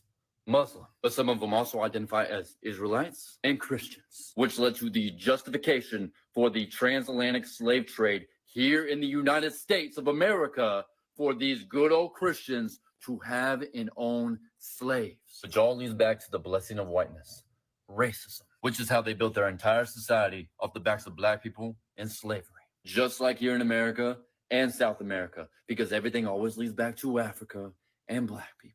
Oh, and don't think I forgot about you, Europe. Every single one of these countries have built their wealth off the backs of black people. And to have these 2 communities fighting over a land that they wouldn't even have if they didn't have slavery, which is exactly how they built the riches, tells me that they don't even give a fuck about humanity. Because nobody gives a fuck about black people. And even if you didn't own slaves, you still lived in complicity because you lived in a land that oppressed one group of people, but not you, which benefited you and your people. And until we all realized that we all came from Africa and we were all birthed by a black woman and we all come from the same God, none of us will ever get along. My name's Eric Stone. Doses. Yeah, did you say everyone came from a black woman? Yeah. Okay, interesting. Smoking a bird. Yeah. Sometimes I worry when they're super pro-black, I worry, kind of. I'm not going to. Yeah, because he's reading from the curse of Ham, but he's not reading from the curse of Israel. You understand me? After the covenant and the breaking of the covenant. You understand me? So it's weird. It's weird that people will seek to see that, yeah? And Canaan shall be so cursed, and he shall suffer from what? Leprosy. Right. And it right. And, and what's leprosy? What's leprosy? White as snow, man. White as snow. Right, like, so stop talking about, oh yeah, and when I say to you, oh, people have got ancient links to ancient Canaanites, though, man, don't want to hear. Yeah, they also lived in mountains. And if you look at the Levant, it's not too far from the Caucasus Mountains. But anyway, that's a whole nother thing. That's a whole nother thing. That's a whole nother thing. But yeah, man. A sweet W today. Sweet W. As usual. So you say you got a new job yet, Zulu? Nah, I just finished my job last Friday. I'm looking for a new one now. But like I said, you know, I am really trying to get out of that system and just like run my own business, do my own shit. There's so many online ways to make money online. And yeah, I'd rather do that, to be honest. But I was quite miserable at the job, I'm not gonna lie. I was there for a year, I was miserable. So that's a good enough reason to try. Yeah. But I still need to pay bills and all the shit. I still need to do a lot of shit. So yeah. That's life, brother. That's life. Because even though I've returned home, they want me to pay board. They want me to pay bills to be here. Yeah, you're an adult now, bro. But you would think they would kind of like give me like a few months to kind of get back into the. It's like, no, bro, whether you have a job or not, you're paying board. I'm like, wow. Get that. That's insane, man. That's insane. Can you imagine though? There's money you just finish your job, yeah, and you're trying to find your way, and then it's like even if you're not working, you're paying board. Like, yeah, because that's going to speed you up to find your ways, basically. Exactly. That's what they're thinking, right? Like, oh, he's going to get another job now because he has to pay board. Yeah. Yeah, and when you get a job, you have to pay a little bit more board. You get me? Yeah.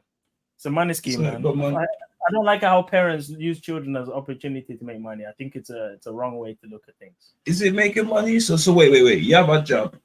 You're a big man. You eat them out of all San Juan. Yeah, that's what I used to hear, yeah. And yeah, you're not paying the money. I don't know, man. It's weird. Imagine like you're seeing your parent as a landlord. It's weird, bro. Like, where's my money? But are they supposed to feed you for free? Oh my gosh. No, of course. I understand. You understand me? Yeah. You're at the age now where the Most High has said that you should find a helpmate. You get me? And you and her should be companions, and you should be out of the hole. You get me? So the benefits that you have now, like if it happens to have a condition where you may have to contribute a little, then so be it. So be it. You get me, bro? Consider it a blessing that you got a place to be at, yeah, and have to contribute a little to have to be on the roadside looking hostile, whatever. You get me? Looking around to what we call housing benefit and all them something there. You understand? That's not a diss to anyone that's on that, but be fortunate when you're not in that position to have to go through that. You know what I'm saying to you? Just Now, because I was looking at rent. Rent is no joke, man. I was trying to find another place to live, but yeah, it's no joke, man. Because even the place I was living before, when I was in Shrewsbury, because of the job, I got the graduate scheme, so they basically paid for most of the bills. So I didn't pay like a lot of money every month where I was staying. But like looking at the bills now, bruv, if I wanted to actually move out now, even if I had a job, bruh, it's not rent is no joke. I'll be broke by then. If I pay for rent, it's no damn joke. Bro, that's one of the main reasons why I left London, brother. When I see the house prices and the rent and all that in these ends, I was like, what? That means I wanted to pay for rent in London as well. I looked at the prices; it's ridiculous, bro. It's not even a joke. It's mad, bro. It's mad. It's mad. It's the whole salary. Bro, I remember what I was paying before, yeah, in London, bro, in Croydon. Yeah, bro. What is it? 1,150 a month. Get me for a 1-bedroom flat. Get me. Yeah? Yeah. Bro. And I can touch the country, bro, and I'm seeing 3 bedrooms for like 700 a month. You get what I'm saying to you? That's a different thing, man. Garden and all them things, the driveway or private part, like, bro, forget that, man. I ain't. And that's just the bills. What if you got paying for car, insurance, this, that? If you add everything up, there's exactly. I remember, you know, you're in the country. Remember, you're in the country with should be less crime, so your insurance is cheaper. You get me? Bare little variables, man. Bare little variables, and you fine. You get me? You get to save some money. You get me? And actually be a home owner. Yeah. Yeah, man. That's what you gotta realize, man. Being like your parents can be a blessing. I was saying that to my stepson, bro. I'm saying, bro, you're 18 soon, bro, and you don't like college, bro. Go find a job, man. Make some money. You can be at home, contribute a little. If you wanna go in the future, work for 5 years, you can still study it. But you'll have a friend sit down. 100. You get me? That's it, man. People support Your family, me, jump on, man. Jump on. I'm here. Me. I'm just trying to do some typing. This thing's pissing me off, man. I'm just trying to pay something and it's not working. And I'm on the online chat and they just keep telling me to do the same thing. Technology's long, man. But I'm here. I'm so pissed. Trillo, jump on, man. Yeah, you lot jump on, man. What the fuck are you lot doing out there? Jump on. I wanted to ask Trillo a question about numerology because I saw she was doing some numerology in the chat yesterday. Yeah, you lot hurry up, man, because I got to go and put baby to bed. You don't mind, yeah. So what did you say, Mosh? No, I said you lot jump on for real, man. Cause soon I'm gonna go. I promise I'm gonna put little baby to bed. You get me? So yeah. Soon that time, you know. Yeah. So Moshe, in the meantime, what have you been reading lately? Yeah, that's your question. Lighty, or I think it's a guy, Lighty, or whatever. Oh, see what question.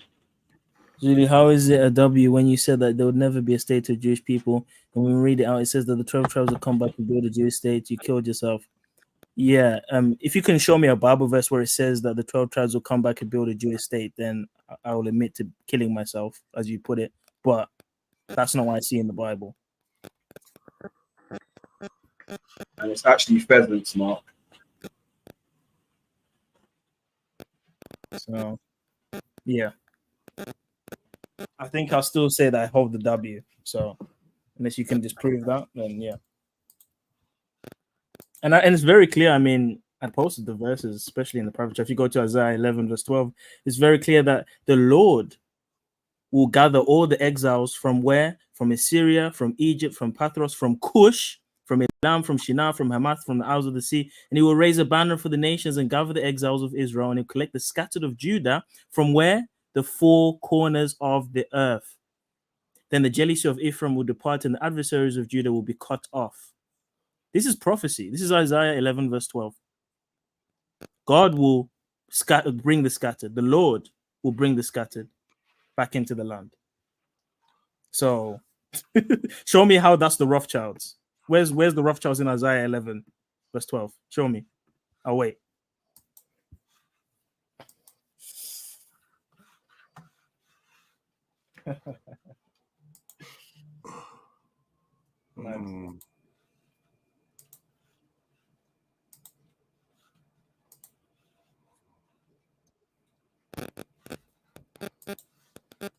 Oh shit. Oh dear. Checkmate. Big up, family. And I'm glad that we were able to change the subject finally. Really, I want to speak shit, to I'm the. out later. All right, big up, family. Really, I want to address the Mediterraneans listening now. That's the Spaniards, the Portuguese, the Moroccans, the Egyptians, the Turkish, etc. Sicilians. We must acknowledge that the Mediterranean is also a mulatto Wakanda as well. This is a this is another region of the world where mulattoes can go, real estate, and thrive, blend in. Mulatto, can I ask you a Thriving question? nations. All right, brother, I'm listening, King. I'm sorry to interrupt you. I know that. I just want to We ask you a don't care question. about all that shit, man. Yeah, have you had any Wait. sleep today? Hold on. Did the man say? Did the man say Wakanda? Yeah, he did. Yes, a mulatto, Wakanda. Yes. So mulatto, have you had any sleep today, fam? Have you had any sleep? Definitely, brother. But I'm awake now, brother. So what's up? On King? average, how many hours of sleep like a day do you get on average? It varies, but usually 5 to 8, I would say. Yeah, 5 hours is not good, bro. Wait, bro, is this Yeah. Wakanda in Mexico? So yes, you Latin sound very America tired. is also. No, I'm just high on cannabis right now. Man said, who's that Mexico? Man. But let me answer the brother's question though. Yes, Latin America is also a mulatto Wakanda. I literally live in Puerto Rico. That is definitely, anyone has been to Puerto Rico knows that Puerto Rico is definitely a mulatto Wakanda. Really, there are mulattoes at Puerto Rico. in every sector of society. You mean Puerto Rico? Yes, Puerto Rico. Yes. Puerto Rico forever. Yes. Viva Being Puerto honest Rico. with you. Yeah, man. Vamos. Really. And look, that's why, and y'all get mad when I bring this up, but that's why I criticize Jeds from one alpha man to the next. Me as a mulatto alpha man, I live in a mulatto Wakanda. From I'm one keeping it alpha male real. to the next. Me as a You ain't no mulatto, alpha. look, me as a mulatto alpha male, I live in a mulatto Wakanda. Jeds, I'm asking you, as a black man, why you don't live in a black Wakanda? Why you don't live in Nigeria where your family at, King? I gotta ask you that because I walk it like I talk it. I'll tell you why. El bueno y el malo. Hey, puto. Sorry. So he's scared of that one. All right, so we could go around Nah, I don't even. around the panel. I don't even live on Zulu, Earth, man. I I'm just gonna ask you the pilot same this body. question, King. You heard Zulu, me. I'm at. You my can bad, act like King, you go can't ahead. hear me, but I'm talking. It's cool. Now I'm I listening, don't King. live on Earth. I don't live on Earth. I don't reside on Earth. So no geographic location is really ever gonna be my home. It doesn't matter where I place my physical body. I'm already a spiritual being. So it doesn't really matter, man. You can be a Hispanic, Mexican, whatever you want to call it, Puerto Rican, mulatto, gypsy, around the whole Mediterranean, and it don't matter. The people still facing what they're facing. You know what I mean? There's nowhere to run to. There's no haven. I don't believe in Wakanda. I never professed for Wakanda. I said the earth is my home, innit? I go where I want. My bad, King. My Latino mulatto internet kicked me out. My bad, King. Mm-hmm. But I got a piece of what you said. But if you would privilege me, would you repeat what you said just to a degree? Yeah. I'm a spiritual being having a physical experience, and home is never going to be one of these geographical locations, and that's not the way that my identity or my purpose is set up. So respectfully, I never requested a Wakanda. I never said that I'm looking for a Wakanda or in need of a Wakanda, because I don't believe that there's any place on this earth where a being like me can hide from my responsibilities. All right, can I respond to that? And my response to be very brief. I give you an example right now, and I'm not saying this in a controversial way. You might come around here in a positive way looking for me. If you came to my neighborhood in Puerto Rico looking for me, you're literally going to see all mulattoes that look like they could be related to me, even though they're not. Literally.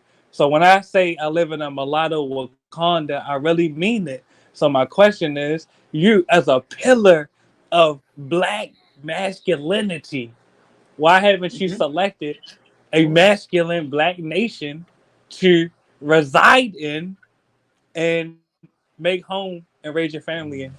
Respectfully, I I'm think asking. mainly because that pillar of black masculinity that you described me as is a fiction of your imagination.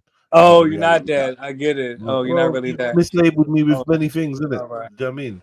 One, I'm I not a get it. pillar. You're mislabeling me. You're calling me Oh, black. I get it. No, I Like, understand. You're right. and you're acting as if that these are the bastions I stand on or Oh, underpin my I identity get with. it. And I never No, once I made any. stand on it Hold really, up so I out. see what you're I'm saying. talking, man.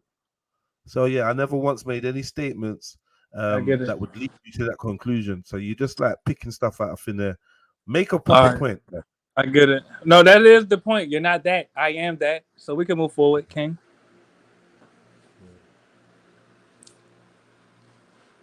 All right, well, if no one else has a secondary point, I'll just say this.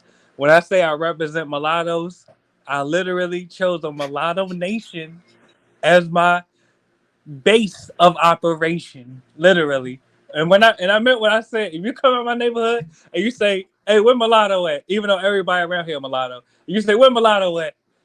Everyone that's going to tell you where I'm at is also going to be a mulatto, and they going to look like they my family members. That's a fact. Okay, big up them and big up you. Definitely big up to them. Facts. Big up to me too. You're right. I have a little bit of narcissism. I don't think you should call it Wakanda though. What? Oh, respectfully, how can you say that, maybe Patakanda or something like that. Or mulatto Mecca. Should I say mulatto Mecca? What about mulatto Mecca? Like that. What about mulatto Mecca? What about maybe mulatto Mecca? Or call it about mulatto Wahiko, Mecca, bro? Something like that. I don't think you can call it Wakanda. What about a mulatto Mecca, brother? All right, but brother, what about mulatto Mecca? Yes. Nah, I don't know, man. I don't know, bro. I think you got a Hispanic. So you just gonna hate on everything we say. You just gonna hate on everything. Call it Barcelona. No, it's a mulatto Wakanda, and that's what it is, bro. When you go to the Mediterranean and you take a DNA test on the Mediterranean people, these are mulattoes in real life. Bro, call the it Mediterranean is a mulatto Wakanda.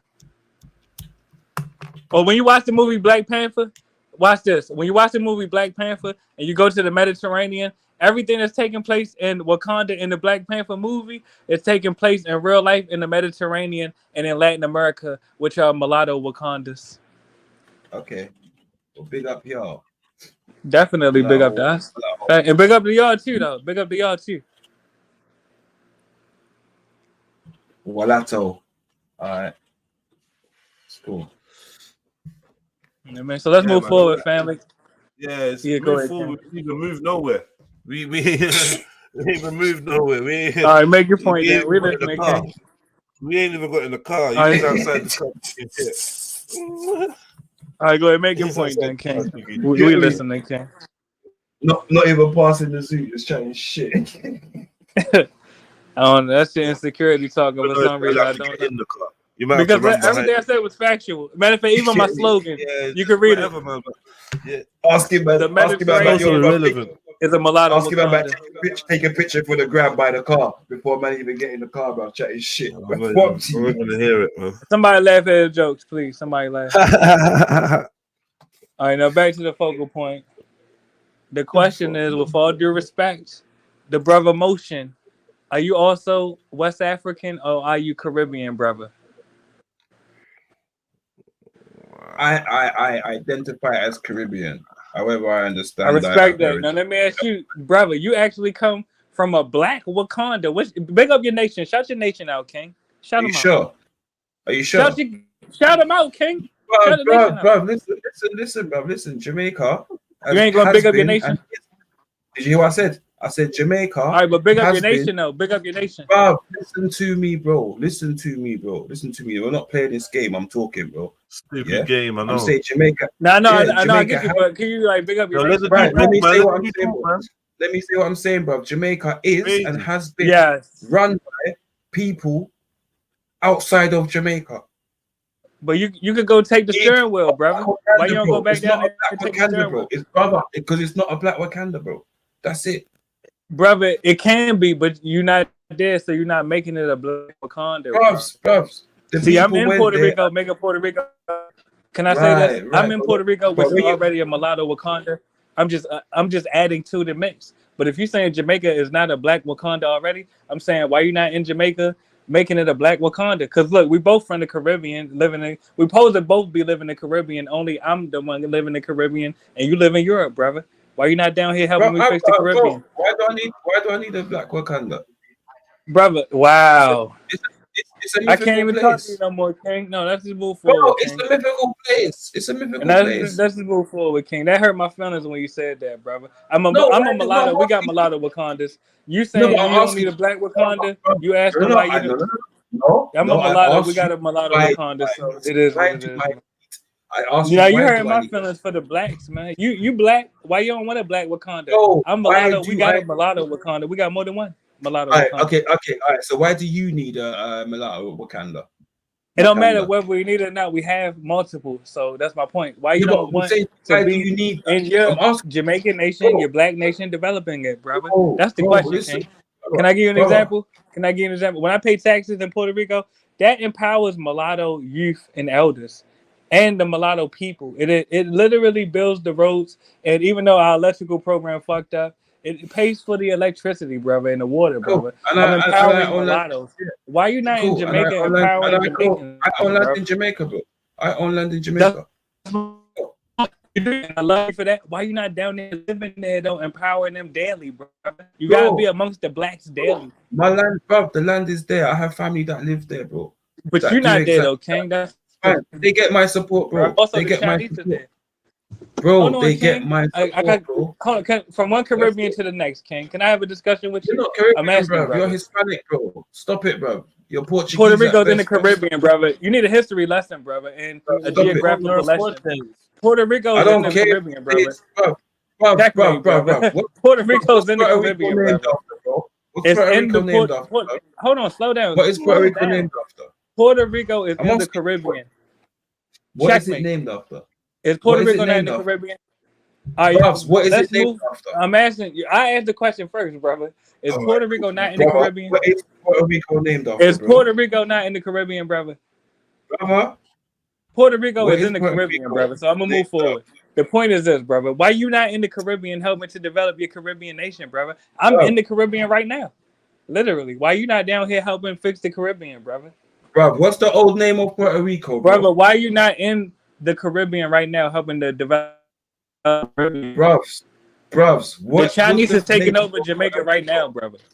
The Chinese is taking over Jamaica right now, brother. Why you not down here in the Caribbean helping to develop the what was the Caribbean, old brother? name, brother? What was the old name of Puerto Rico? You're trying to Talking about deflect. It's not going to work. Your deflection is not going to work. Bruvs, know the history of Puerto Rico, brother. You're talking about Black Wakanda.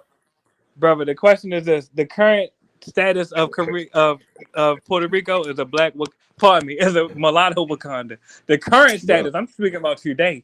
In Jamaica, he said Jamaica is not a black Wakanda today. I'm asking, why is he not in Jamaica, developing Jamaica so it could be a black Wakanda?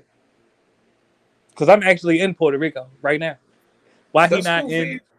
But why you not in? But why you not in Jamaica though, brother? Why do I need to be in Jamaica?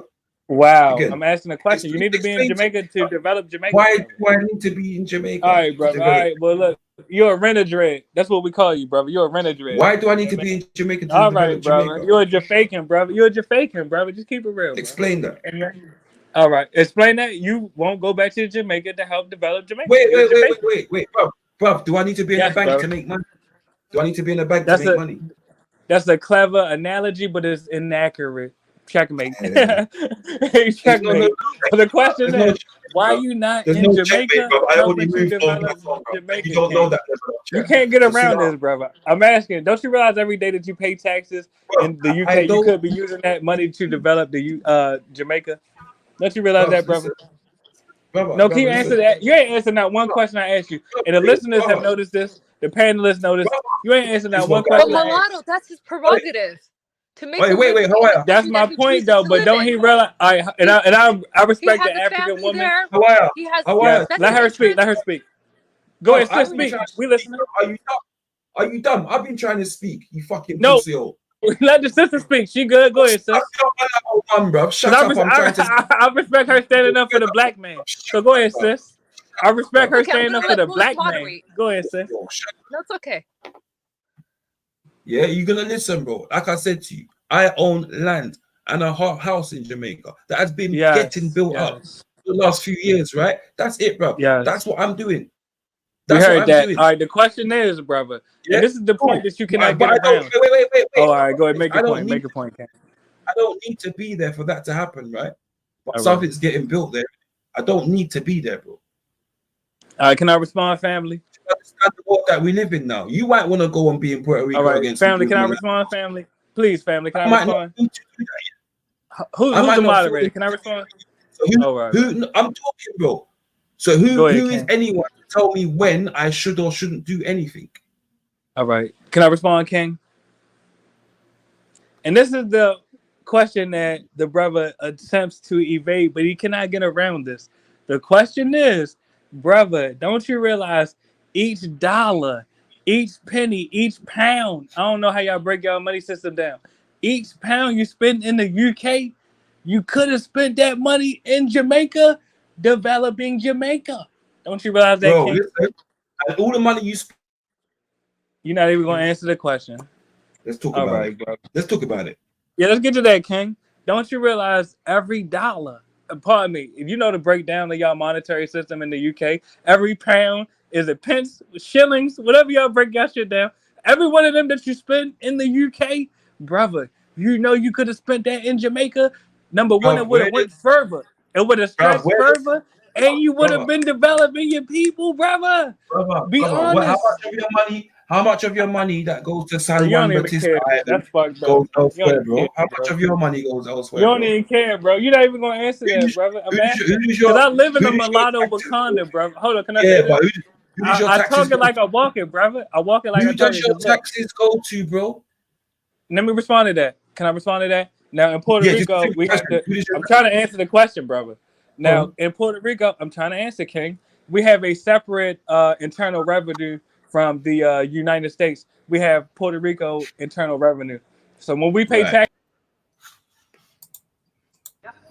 Go on. When you with your fucking lean up blood clot shoes, and you wanna come and cuss me about my clocks? Me old child stunting on my clocks. Me old child stunting on my clocks. The shoes come from fucking Sports Direct, you fucking sumo wrestler. That last clock pissed me off. I'll put down the thing now. Come on. You want to fight me? Come on. How dare you call me black and ugly? Have you seen the state of you? Come and move me. Come and move me. Move away from me. Come and move me. Come and move me. Come and move me from in front of me. Come and move me from in front of me. Stop it. I don't listen to have a stand up. Just sumo wrestler with your fucking lean up.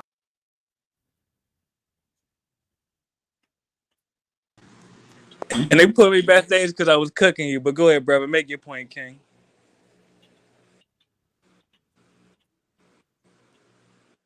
Really. And if you're not going to speak, I'll... Wait, brother. You saying Hawaii? You seem a little Big up, antagonistic. Hawaii. Make your point, King.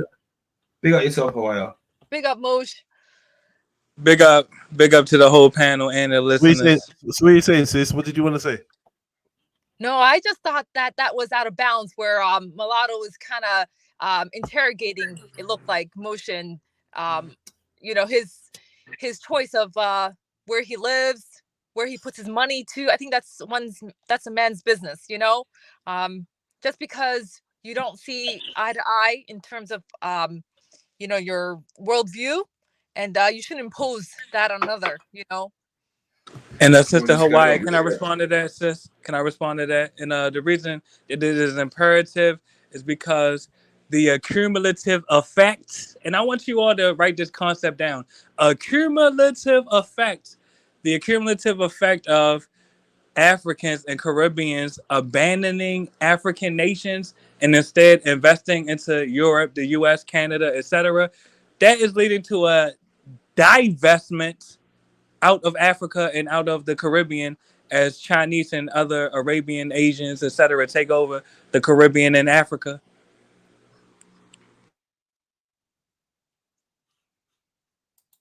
Or in other words, you had to be home to protect home.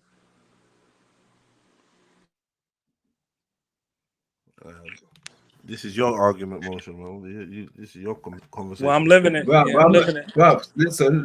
I'm gonna. I'm living because it. otherwise, yeah, I'm gonna resort to something, man. You've already spoke about it before in it, so I'm just like, you know what? Yeah, I feel There's like no that era is that's cool now. I feel like yeah.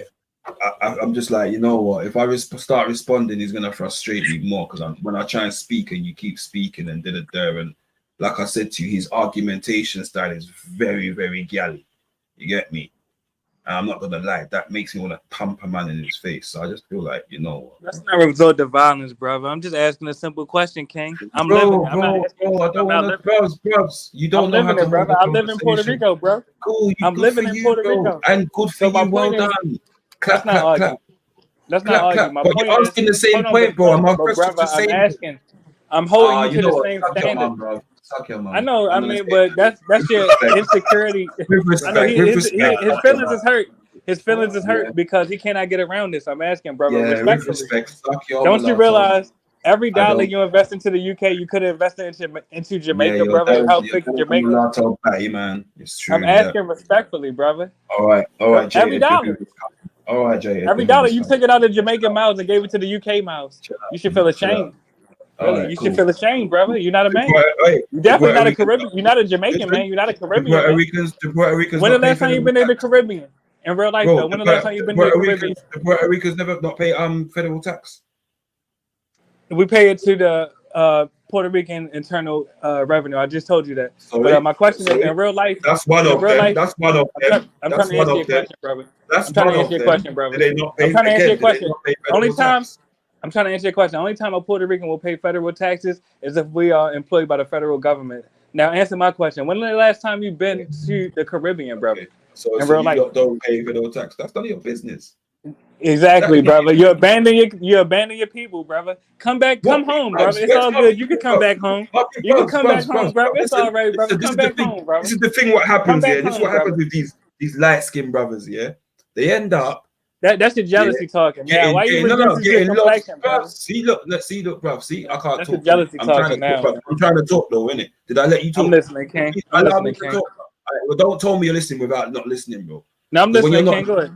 Straight up, bro. Because when you're not listening, it becomes really difficult to have a conversation with you. Do you I'm understand listening. me? I'm with you, King. Go ahead, King. I'm listening. The way you claim to be, you think you are. You clearly think you're smart, but actually you're real dumb, bro. Like, this is genuine. This is my response to you, bro. This is my response to your question, innit? You are real dumb. You think me owning land in Jamaica for the future is me selling out or whatever. That's up to you, bro. That is totally up to you, and that's fine. All right. That is fine. I saluted you. You ain't hear me. I saluted you for that. Remember?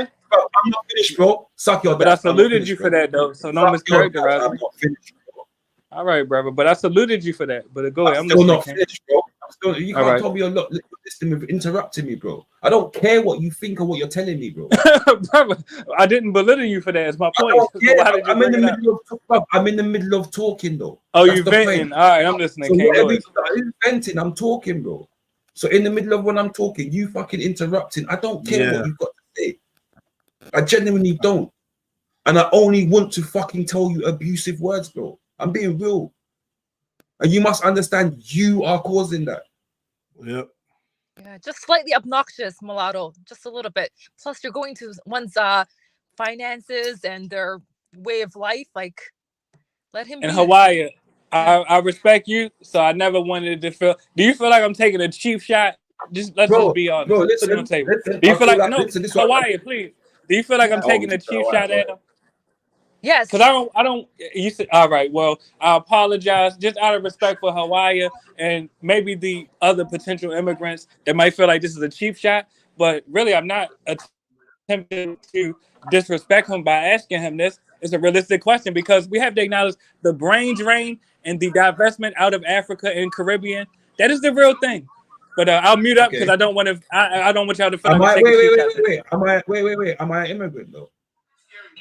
You are a descendant of immigrants in the UK, brother. You have to acknowledge that. Okay. Do you know how long Africans have been arriving in England? I'm not disputing any of that, but my point is, ancestrally where you're tied to. You know how? All right, bro. Well, listen, I'll mute up. Now I'm gonna mute up. Just make your points, King. And I already apologize to the immigrants listening, I don't want y'all to feel like I took I'm asking you a cheap shot at question. y'all. I'm trying to find out how much knowledge you have. Do you know how long Africans, on descendants of Africans, have been arriving in England? Do you know? Brother, I'm listening. You speak. Go ahead. This man can't answer a question. I'm not even gonna talk, man. All right, no, I don't know. I don't know. So go ahead. You speak. Like I said, man, I'm gonna go and take my child to bed. You know what I'm saying? It's 8 o'clock. That's what I said I was gonna do. Get me? I'm a father. You get me? You got some rascal dead out see you chatting to Batman. You get me? What up to you? What up to you, a little dead out mulatto seed?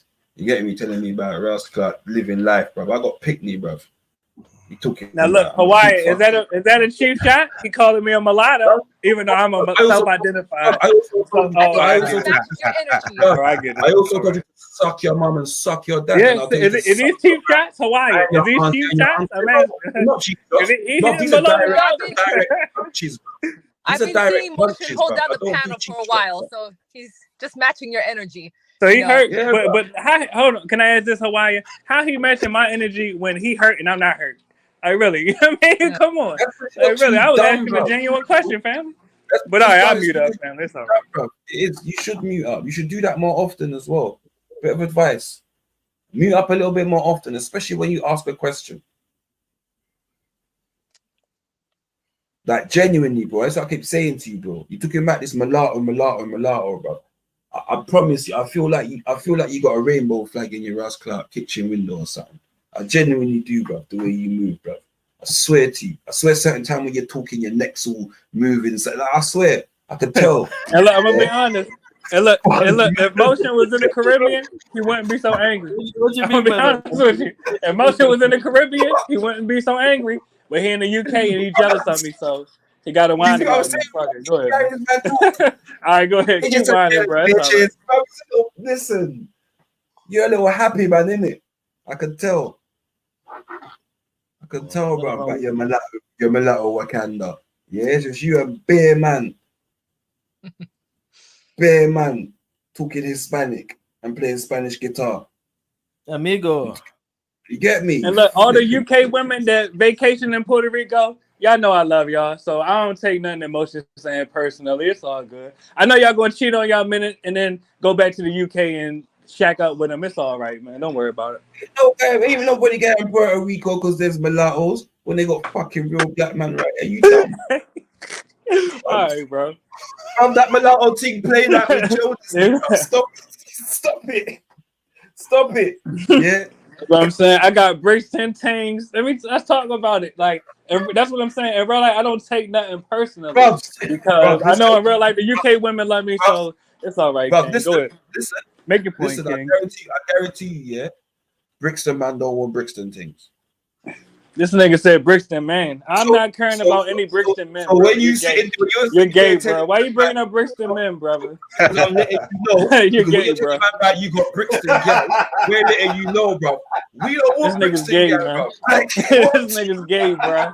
This nigga's gay, bro. This nigga's gay, bro. We don't want Brixton girl. Right, we got Brixton, man. Get me? You know it's hidden when one has to mention That's checkmate, man. Hey, Motion. Bringing up Brixton, man. That's big up Brixton. Checkmate, man. Why did you bring them up? Why did you mention Brixton? Because he took it back. He got Brixton girl, and I'm saying, taking girl like man. You got you. Even I know about Brixton. Get me? You got you. I can't lie. I said, why you bringing up Brixton, man? He gay. This nigga gay. Nah, you got you. Nah, man, that's what he's in there, bro. Talking about Brixton girl, bro. Yeah, Brixton girl. Chat is shit, bro. I like what Motion said. I got youths, you know. I'm a big man. You got Pickney. I said you got Pickney. Little dead seed, you chatting shit about mulatto. Sometimes you gotta checkmate them, you know. Bro, you see the inbred thing. You know what happens with inbred things? Yeah, and people like mulattoes. A lot of the time, the male can't breed. About your mulatto Wakanda. You know what's funny about the word mulatto? It just reminds me of animals and like the Mule. different breeds. Yeah. So I remember when back in the day, in my generation, kids that were mixed used to say, "I'm half breed." I'm like, don't describe yourself as some type of Half-breed. Yeah. animal. I like mixed heritage instead. That's a better way to describe yourself. Yeah, it's a fancy term still, but it's nice. Yeah. It seems less offensive to anyone. Yeah. And less more factual. Do you know what I mean? Yeah. Yeah, you should rock Mulatto. Oh, is he gone? They'll say Mulatto. He took his little victory and ran because he knew he was gonna get smoked. He took his victory and ran. Mulatto. I said, "Why are you bringing up mans for?" Got him. Hey, boy, that cracks me up still. He's annoying, man. He's annoying. Yeah. Sure. Anyway, the man really can't hold a conversation. Bro, it's bad. Man. It's bad, honestly.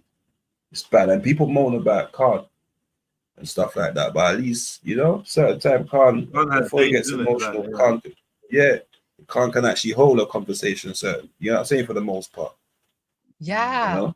He can argue for days, you know? It's interesting how Khan revealed earlier this morning that he's not religious. So I don't know what that was all about. I have no clue what that was all about. So what going for the aunties and that? Like, I don't know what's going on. There's no context for that video there that I showed you. Look. Yes. She was Somebody cussing broke somebody her else. buckle, though. Yeah, somebody broke her buckle. Say, "Hey, girl, you want me to tab up your blood?" I know it's Peckham. That's one thing I can tell you, it's Peckham, and it's definitely very close to the hair shop because I know the side of Peckham it's on. So I don't know what's going on. Whether this girl was protesting first at the shop or something, and then I don't know, but she's trying to the butcher. With your fucking lean up blood clot shoes. And you wanna come and cuss me about my clocks? Me old child stunting on my clocks. Me old child stunting on my clocks. The shoes come from fucking sports direct, you fucking sumo wrestler. Clock pissed me off. I'll put down the thing now, come on. You wanna fight me, come on. How dare you call me black and ugly? Have you seen the state of you? Come and move. Come and move. Come and move. Come and move. Come and move. Come and move me from in front of me. Come and move me from in front of me. Stop it. I'm not just gonna have a stand up.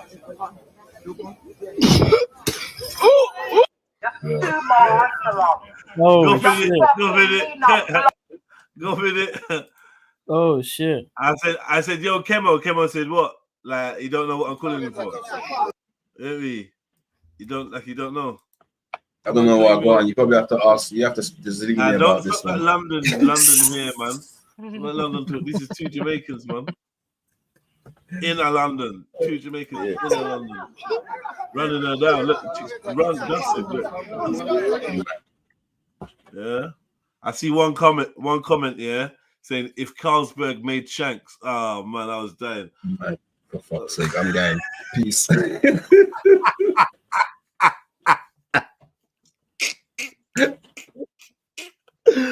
Was the sumo wrestler comment in reference to the person working at the shop? No, to her. No, of course not. Oh, to her. This woman. It's to the woman, man.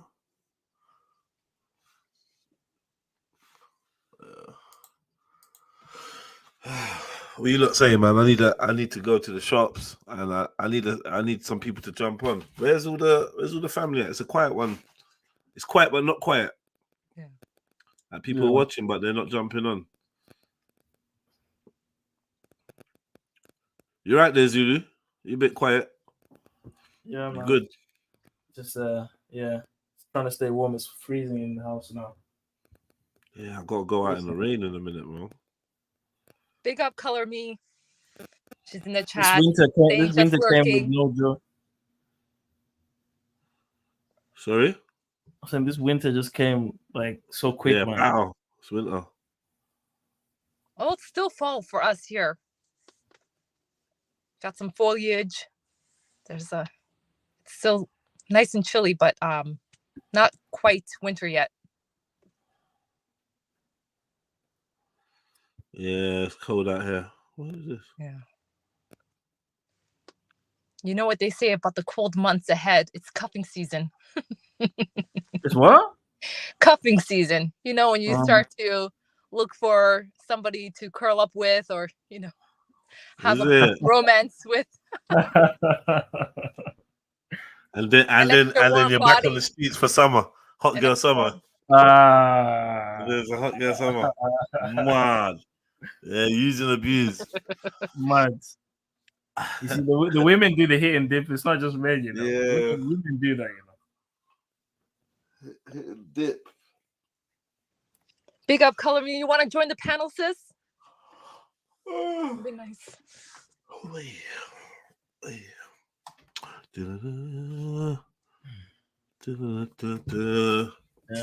Zulu, one thing I have to give it to you is that you know your scripture. You really do absorb the information that you read and that you live by. So that's good for you. Big up, Uncle Tony. Good evening, family. Good evening, family. Good evening, everybody. Big up. Hey, shalom. Shalom. Shalom. Daddy Zulu. Big up, Jedi. Mwah. How are ya? Big up. Much respect, Uncle Tony. I would have felt more comfortable if you said Hawaii Mwah. I would have preferred.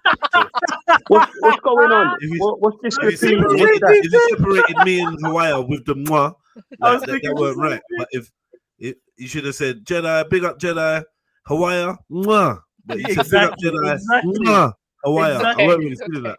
Exactly, bro. I was hoping say Hawaii, please. I don't mean to be comfortable. I don't mean to be like a complainer, but it's all love. Yeah, I wish you did it. Do you want to try again? Yeah, do that again. Just do that. Let's do it all again. Let's do it again, though.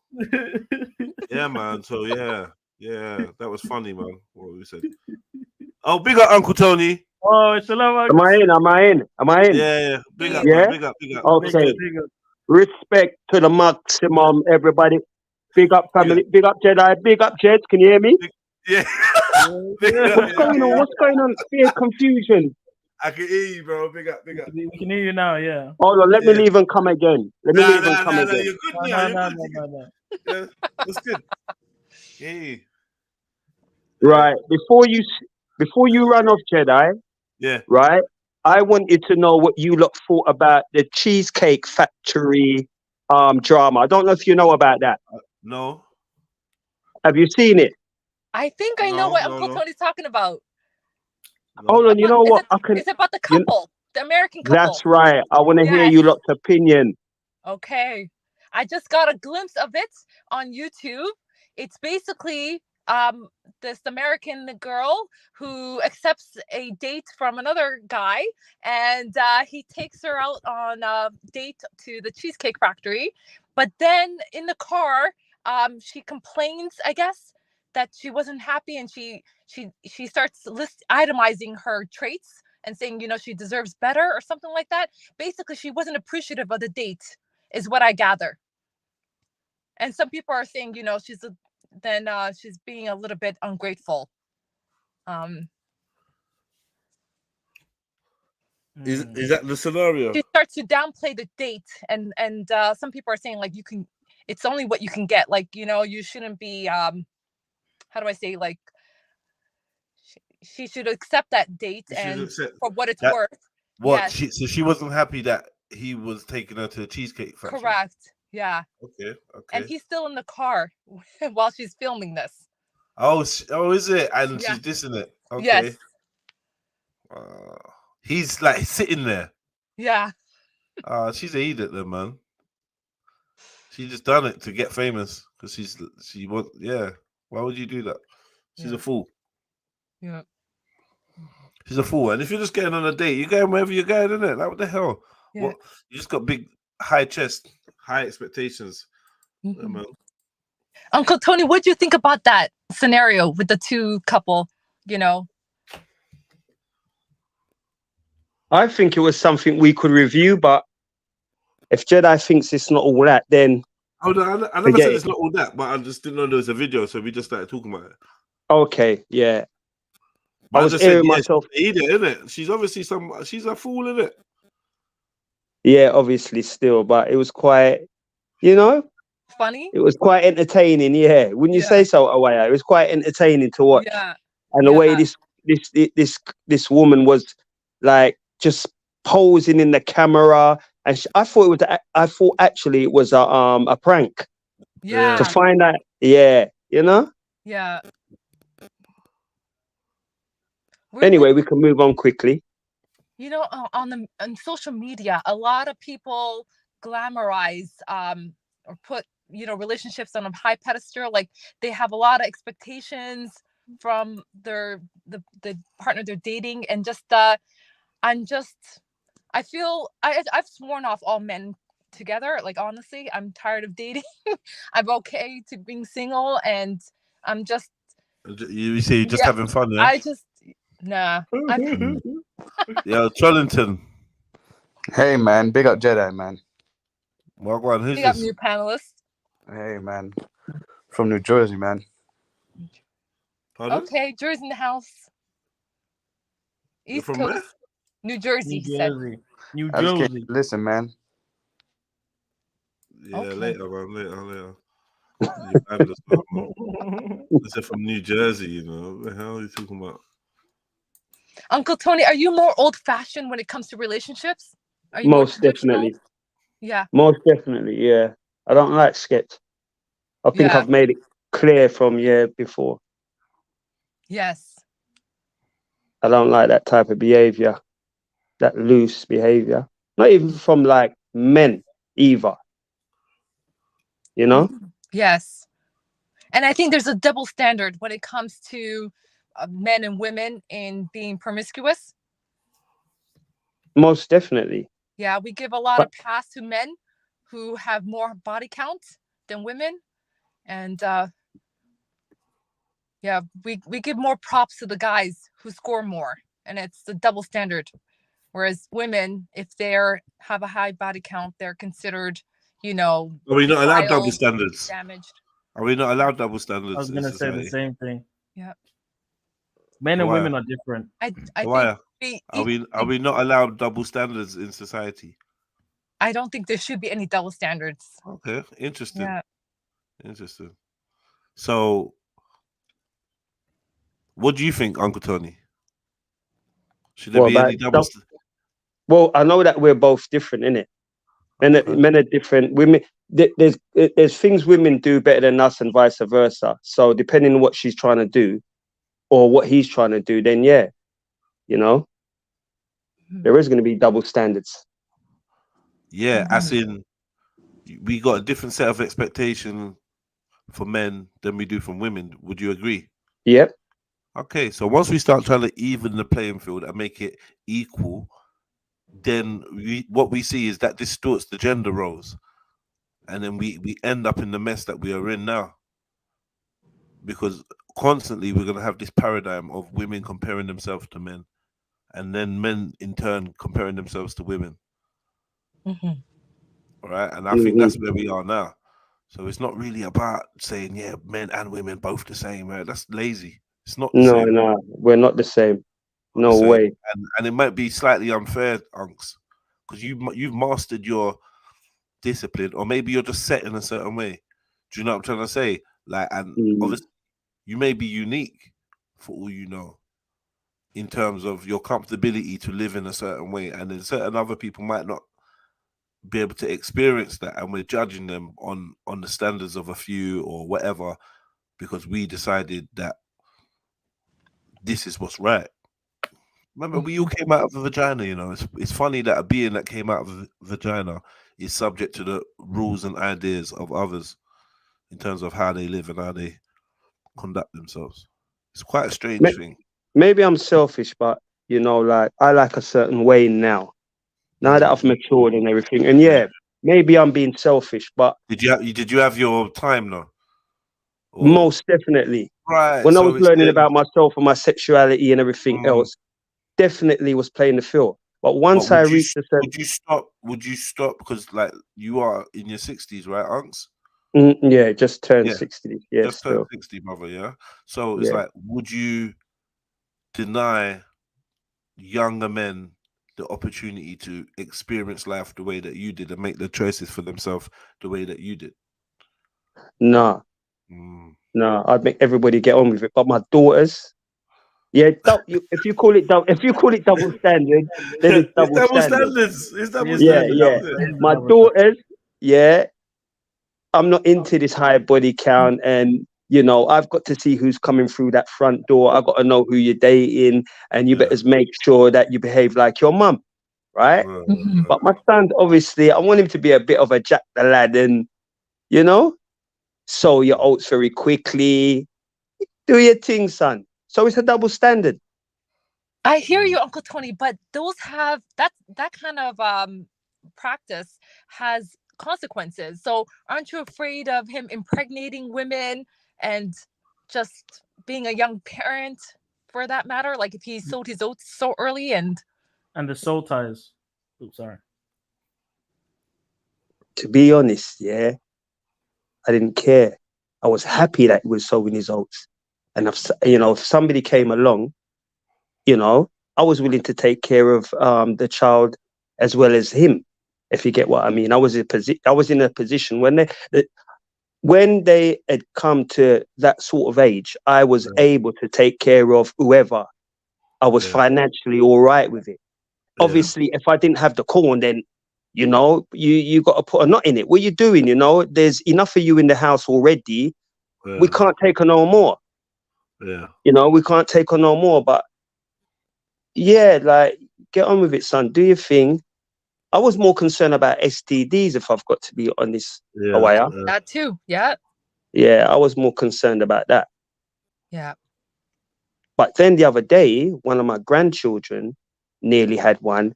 And that's when now, man, I had to kind of make him know, nah, you know what? I'm not telling you what to do, but it's going to be hard from now. You got to take care of it. You're a child yourself, and we're taking care of you. So you're not going to be able to take care of the you. But go ahead, but you got to know that there's going to be, you know, us buying this and that for you. That's going to have to stop. And you're going to have to now go and find a job. And it ain't no joke no more. You know, you can just about take care of your dog. So if you can't take care of your dog, how are you going to take care of the child? You know? Adulting, basically. Yeah. Yeah. Then it clicked for him and he realized, yeah, you know what? Life is serious for real. And you know what I mean? But Trillo says definitely it's for my actually daughter. quite a tricky one because I want my daughter to wait for marriage and I want my son to too. However, I don't want either of them to be a pariah. Okay. What's a pariah? A pariah is like, isn't it like a leech type of person, I think? Like somebody who is like a leech, kind of. Mm-hmm. How do you become a leech because you're waiting for marriage? No, it's just Well, a social pariah. It's like someone that's shunned or someone that's excluded from an society. outcast. I think that pariah would be is a very strong word to use. It's a serious outcast, yeah. So okay. Yeah, Big up BB, by the way. Big up Carter. Big up Shake. Respect every time awaiting wisdom. But we're trying to live by the. I need someone with a key to jump on so I can run down the road quickly, man. Please, someone, please. Anyone? Is there anybody there? So yeah, carry on, please.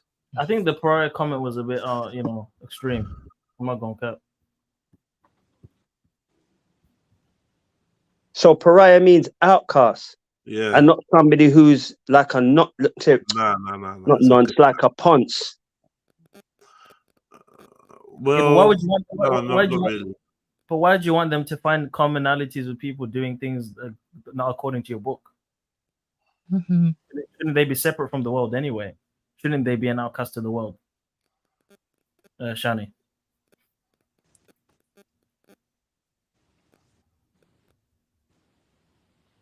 Yeah, but if my daughter didn't want to wait for marriage, she wouldn't want to be a prayer against other. Huh? Okay, maybe I'm misinterpreting what she's saying. I don't know. That's what I was trying to work out, Zulu. Like when you was just talking, I was trying to work out what you was talking about, but maybe I think you got a different understanding of what she said. Yeah, because I think it's a good thing to encourage your kids to wait for marriage and not to just have meaningless sex and be promiscuous. It's a good thing to do that. I would say personally. I think with their waiting to find the right person, I think now when you do get in a relationship, say you find that person and you're living away from them and stuff like that, I think when you then engage in sex now, you might not be suited. I know you can work around it, but you know, it could be a case where, you know, you're just not suited, you're just not compatible. So is it gonna last? Do you know what I mean, Zulu? I know you've got a different perspective, but this marriage thing, with me, it's always been that. What if we wait and we court, yeah, and then when we actually engage in sex, it's just horrible. Mm-hmm. Could you give an example of it being? I know it's difficult because you know, but could you give an example of how it could be horrible? Well, maybe I'm too big. No, I am too big, but you know, maybe my knob's too big, and it's just painful for all the time. You know, we need to, you know, I need to have sex, so it's painful for her. She's squirming, she's pushing you away. You know, it almost coming like it's, you know, it's a grape thing. Well, I don't So, know. You know, it's a tricky one. You know I'm what sure, I mean? I'm sure there's like doctors and you know you can find marriage counselors where they can advise on how to for it to be pleasurable for both parties. Because I understand there are like you know women find things too big. I understand that, but man, it's better than it being too small, I guess, isn't it? What do you want me to say? I don't know. And how often does that happen, though, Tony? Like, how often does that's like an extreme example, right? Yeah, but you know, I'm always thinking in that. You know, I always think extreme in it. I go from A to Z all the time. Okay. You know what I mean? Mm.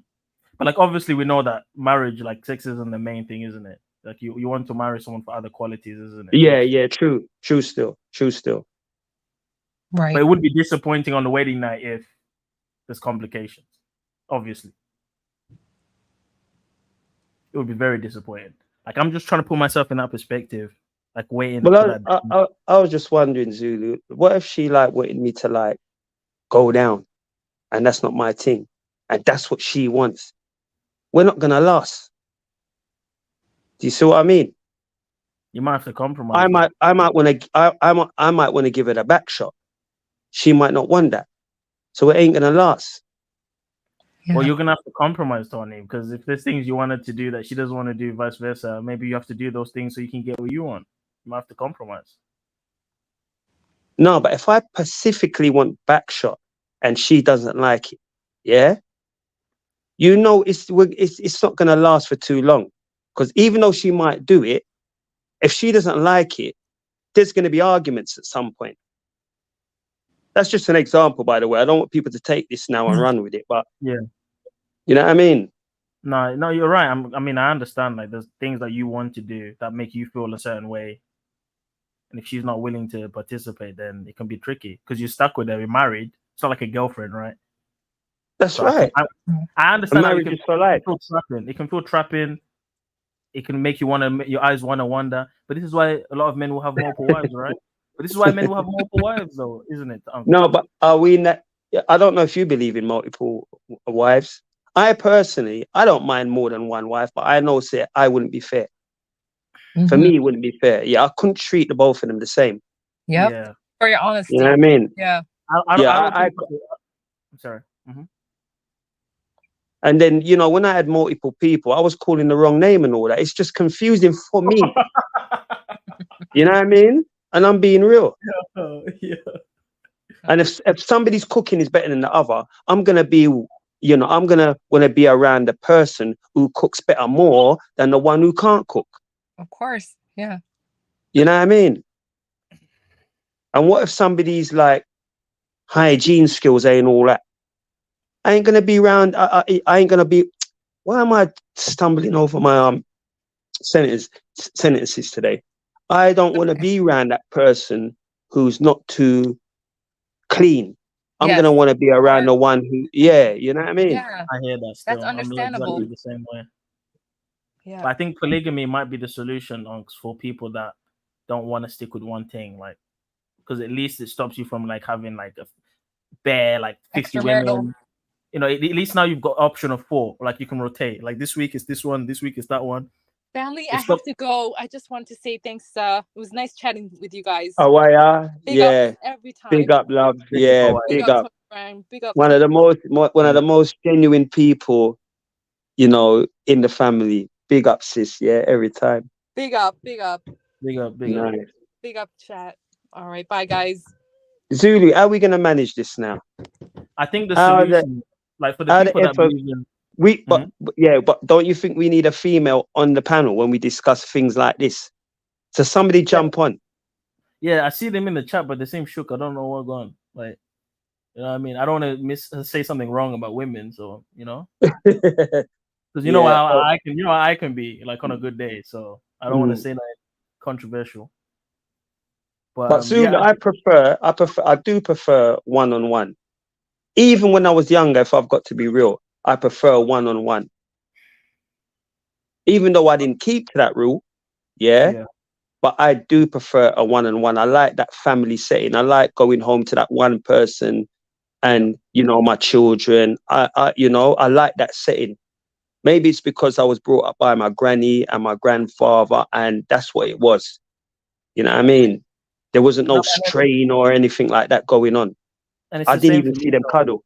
It's the same for me, Tony. Monogamy. I grew up in a monogamous family, mom and dad, grandpa and grandparent. It's normal to me, right? But I try to put myself in the perspective of someone that maybe didn't have that growing up, and for them, they just went around sleeping around. So to them, they can't see themselves being stuck with one woman for the rest of their life. I'm saying the remedy for that last is polygamy, because at least now you've got options. You're not bored with the same thing every day. But not every man can handle polygamy because, like you said, there's things that they do that you don't like, and it could drive you nuts. And imagine one woman can be a headache. Imagine 4, 5, all working together to drive you nuts. Can you imagine? And then another problem with polygamy is obviously as you get older, the stamina might not be where it was before, and every woman is going to want attention equally. That's right. So imagine trying to give every woman attention equally with a low stamina. That's a problem. It's also probably a myth of how polygamous relationships work and how elderly or older relationships should work, in terms of this Western idea that there's a set amount of times that you got to be drilling out your woman's hole. Like when you've got like 11 kids, like the reality is that there may not be a lot of sex. When you have sex, it's special, but it may not be every day. No, that's fact. So I don't think there's that. It's a Western thing where you still lust orientated relationships. A lot of our relationships are relationships of love, union, you know what I mean, necessity, practicality, you know, support, mutual support, and all things like that. So like sex is obviously one of them things, because you see we have large families, but I think there's way too much onus put on that being the aspect of sex, like that you have to worry about when you're getting older. You know, enough people's grandma and grandpa, like the grandma's married to God. You can't even touch her. Yeah, but she's not happy like that. She still wants. Who told you, man? Women want to be loved, bro. Yeah, loved is one thing or whatever, but I think that this that you're imagining the overly emotional Western version of the women that you are into. The stoic, the stoic matriarchs of the motherland, and that they're not really the same. You know, grandmas and aunties, you know, like big ones, proper ones, like old, like, you know, they're not really trying to be bending over, fuck every 5 minutes or whatever. Like, trust me, that's true. they're not. Like, it's not even an act. They're on some next thing. They're on church in the morning or this and that in the morning or works or rare. They're not like they're not on that. They're not the West. It's not the Western whore. You're describing the Western whore. I can show you numerous examples on the 70. continent. What? I can show you numerous examples on the continent where there's one rich guy with all these wives, and over time he can't sustain them, and they go off and they start cheating on him. I don't know, man. I don't know I've got to be honest. When I was younger, for me it was all about like making sure when I did have sex with them, it was great. So, you know, I had that kind of pressure for real. You know what I mean? Like just making sure every time. This is when I was playing the field, by the way, that every time I went there, yeah, it had to be 10 out of 10. And it's, you know, after a time, I realized that, you know, like this is hard work. You know what I mean? So I had to obviously slow it down. But in my mind, I always had to produce. But when I was now with just maybe like a baby mum, you know, it's like the pressure wasn't on because we would have it more times. So I didn't feel like all the time it had to be a 10 out of 10. Do you see what I mean? Yeah.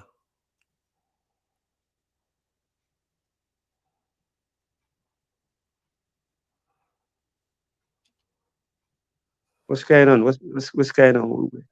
Nah, What's polygamy is everybody not- waiting for me?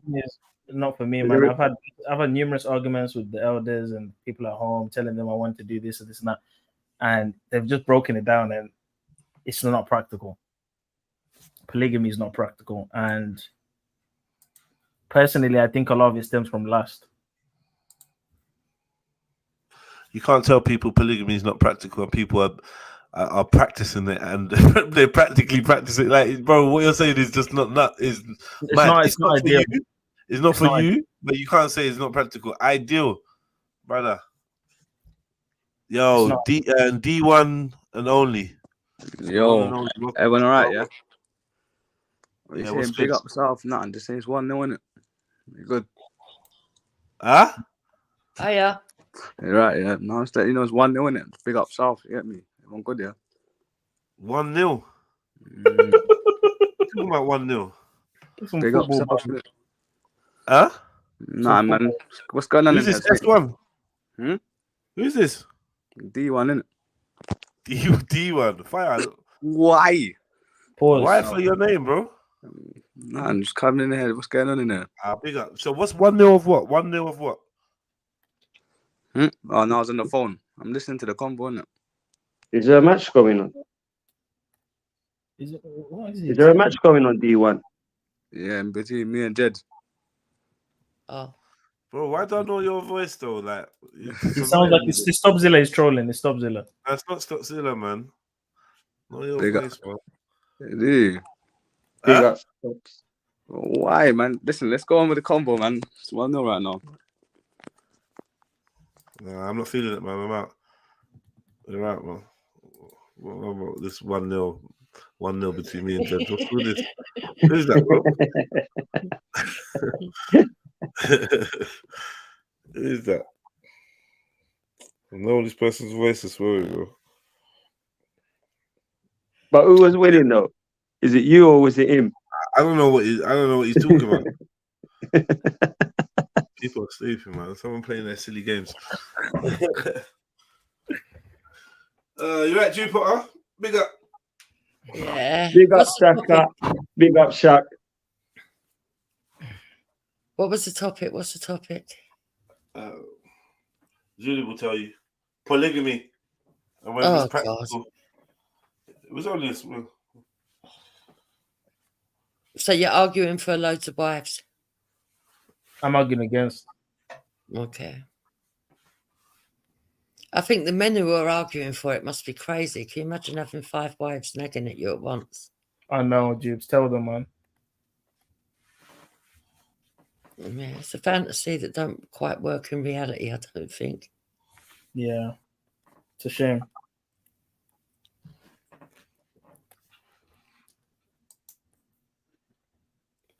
Ain't no one gonna argue for it? I'm popping to the shop. I'll be back. Okay.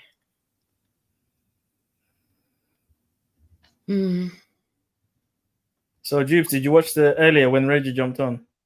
Oh no, was it good? I haven't seen Reggie in ages. He's funny. Yeah, just the regular brain dead arguments that he makes. Blindly following Zionism. Oh, No, I'm gonna have to rewind and watch that. He makes me laugh. It makes me laugh because he winds people up, some people up, and they don't realise that he's only playing. Is he only playing though? Yeah, I don't think he believes everything he says. He's definitely obsessed with Islam, though. I think, well, yeah. I just think it's fascinating times, isn't it? That's all.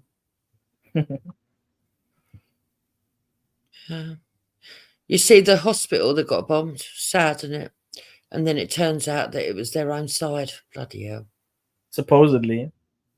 Well, they brought all the evidence forward, didn't they, now? Well, someone presented saying it wasn't Israel, but we don't know for sure, do we? Well, we don't know for sure, but they've shown all the evidence, and the evidence does seem to sway in favour of the fact that, yeah, they were lying. And why would they bomb themselves?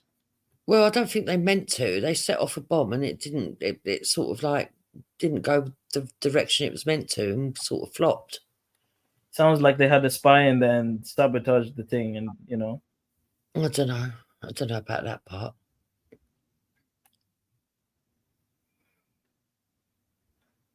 Yeah.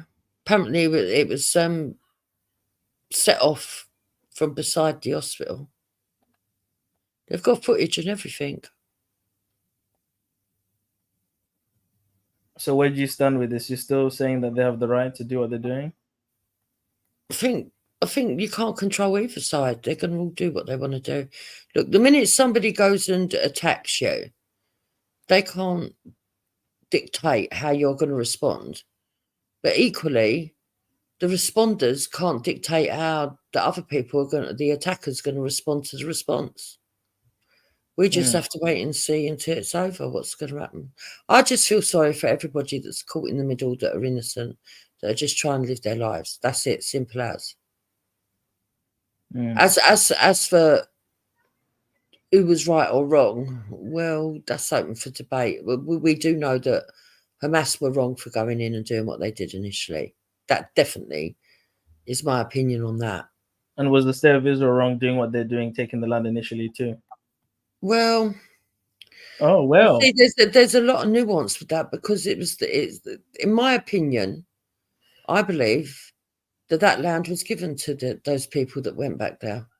By who? It doesn't matter by who. The fact is, the owner of the land gave it to them. But the owner of the land was who? The Palestinians. No, they weren't the owners of the land, were they? Britain was at the time. So they didn't invade? Britain didn't invade. No, they won it through a war with Egypt. Egypt used to own the land. Oh, so they didn't own it initially. They took it through war. They won it through war, yeah. Like thousands of other countries have done all over the world. And like probably what is going to happen this time, Palestinians are probably going to lose more land because of this war, which is quite sad, but that's just the way war is. Yeah. And what should Britain do about this? Stay out of it? Whatever we need to do to get peace. Okay. Even if that means aiding Israel, right? Whatever brings peace. Okay. Interesting. Yeah. Well, as I know. At the moment, I'm hoping that they don't send British soldiers, but they will. I would prefer it if we weren't involved, but we will be involved because it affects us. We've now got Hezbollah calling for a fucking day of rage. All of this stuff needs to stop. Well, we know the temple is going to be built next year, so this is all leading up to that, isn't it? Well, according to biblical scripture and Quranic scripture, yeah. Well, according to, I don't want to say the Bible, but according to them, yes. I would love to talk to somebody that's Jewish from Israel about the scriptures, somebody who actually believes in the scriptures, and see what their take on it all is. I mean, I've heard their argumentation, and I think it's weak. They reject Yeshua, Jesus as the Messiah. So whoever they're building this temple for isn't for Christ; it's for their It's false for the Messiah. Antichrist. I think that's been established. Exactly. So they're clearly not following the Bible. Then, if that's the case, No, they are, because that's what Revelation says. In the biblical scholars, it says that there's going to be a false prophet that backs up the Antichrist. The Antichrist, after 3.5 years after the seal's been signed, will sit on the temple, and that the Jewish people will accept that, and the Muslim world will accept it because he will be a Muslim, and the Antichrist will back him up. There'll be wars waged all over the place, and then Jesus will come. That's what the biblical scripture says. And when I went and spoke with Reactionary, it turns out that's what the Muslim scriptures say as well. He at first he didn't believe it. He went off and got a load of stuff and started looking into it, because I didn't want to tell him what I thought from the biblical side. I said, could he tell me what it was? And he went off. He told me what he thought it was. I said, could we check? And he said, yeah. And when he come back and got with all the stuff, it turns out that, yeah, that according to their scriptures, there's also a Mahdi, a Dajjal, and then Jesus, which is really interesting. yeah. Problem with biblical prophecy is a lot of it's been decoded. So people will often go down rabbit holes and come up with different interpretations, thinking they're on the right track. But remember this: the Pharisees knew all the messianic prophecies in the Old Testament about the Messiah coming the first time, and yet they couldn't recognize him when he came. So what makes you think that you understand what the Revelation is saying, and you'll be able to catch it now, when they couldn't even catch the prophecies of Jesus coming the first time? I didn't say I understand it. I didn't say that at all. I didn't even say whether it's true or not. I said that it's interesting that that's what the beliefs are, and they seem to be matching up with historical events, and that it could look like it's being orchestrated.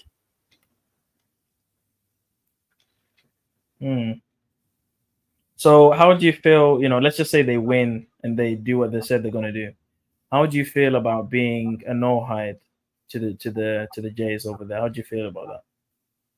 I don't like the idea of what's going to happen.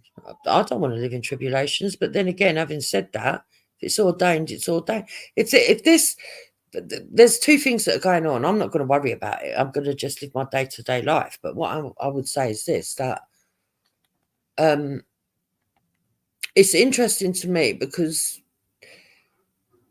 as someone that's not Islamic and doesn't want to live under Islamic law, and I'm not trying to offend anyone, that's just not my beliefs. I don't agree with the Islamic laws, the Sharia, full Sharia. I don't believe in chopping off hands and, stoning and all of the rest of it. So to think that there might come a time in this world where most of the world are meant to, if the scriptures are correct, live under an Islamic law for at least 3.5 years, 7 in total, but half of them are meant to be peaceful. The other half is going to be mad fighting, and a third of the world is supposed to die. Well, I don't think I'm looking forward to that time, to be honest. I'm 55. I hope I'll be dead before then, to be truthful. Well, I wouldn't want to be living in them times, even if it means at the end of it, you come out with a Jesus. Well, then wouldn't you want, let's just say hypothetically there is a war between Muslims and Jews. Wouldn't you want the Muslims to win so that the Jews don't build their temple? I'm not a Muslim and I'm not Jewish. For me, it's ridiculous fighting over religion. But you understand. But I understand that that's what their scriptures say. What will be will be. I'm not gonna spend my life worrying about that. What I will say is this: depending on who starts the war, for no reason at all, I hope they lose. Yeah, and we know who you think started it. You can't start a war. If you're the irrational ones that go around starting wars, then you're the ones that need to be curtailed. because you can't get peace if you've got people starting wars. I don't like seeing bloodshed on either side. I'd like to see peace. Yeah. But I understand that if we get peace, then the next biblical scripture has been fulfilled, which means that either way, we're going to end up with the situation that people are frightened of happening. So we've got loads and loads of people that are frightened that there's a war between Muslims and the Jews and that the Muslims are going to win. Well, according to the Christian faith and according to the Muslim faith, that's exactly what's ordained. So I would imagine that, considering that they've got a lot of scriptures that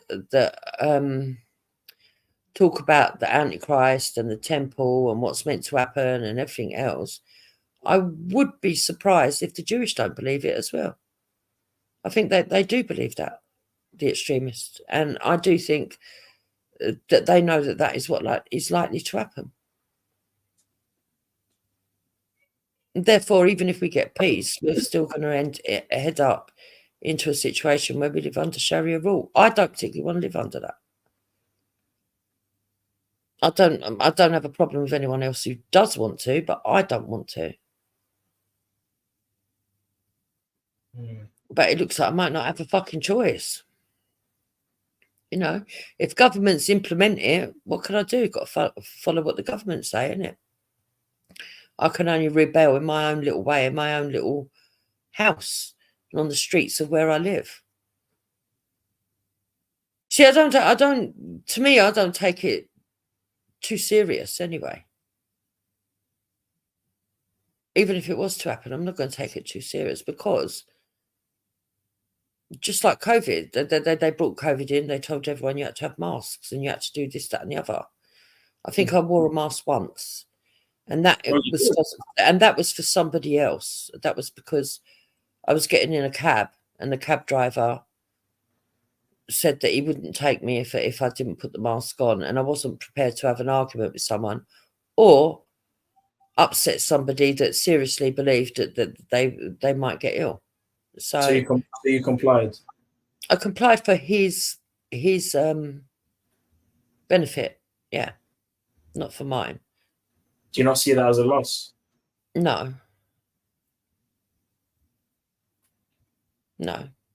because respect, when you're being respectful to people, sometimes you have to drop your ideals to respect someone. And it wasn't about it wasn't a war about who was ideologically right at that moment in time. It was more that this man wouldn't do his job if I didn't, and I wanted his service, and B, so that was his terms of providing service, and B, he felt unsafe if I didn't wear a mask. So why should I make somebody else feel unsafe when it's not going to be harmful to wear a mask for one journey?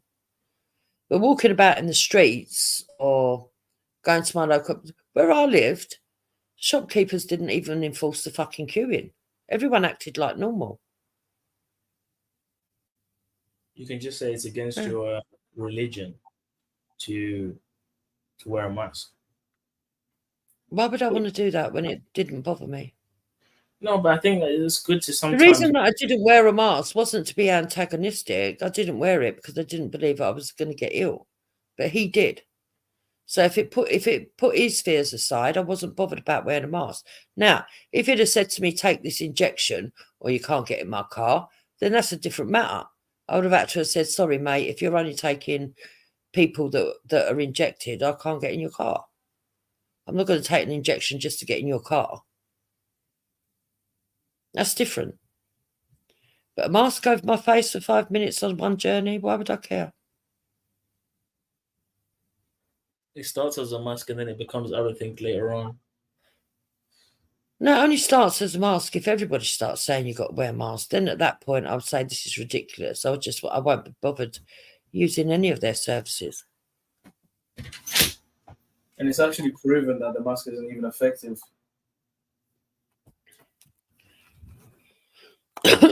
Well, there you go. Try telling the cab driver that was petrified that he was going to catch COVID. Yeah, I would have just got another cab driver. I'm not gonna lie. Yeah, that's you. And that is a thing that could have happened, but that's not what I did. Because he's doing a job where he's interacting with people all day, every day. He's bound to catch it anyway. So he thinks that must be going to protect him. It's ridiculous. Yeah. I just think that sometimes people just get too militant over things that aren't really necessary. You know, there's a time and a place for politics. One of them is not when you've booked a fucking cab and all the bloke's asking you to do is, have you got a mask you can wear, please? You know. I think people just don't want to, I don't know, be rational or prioritize when it's important, when it's not important.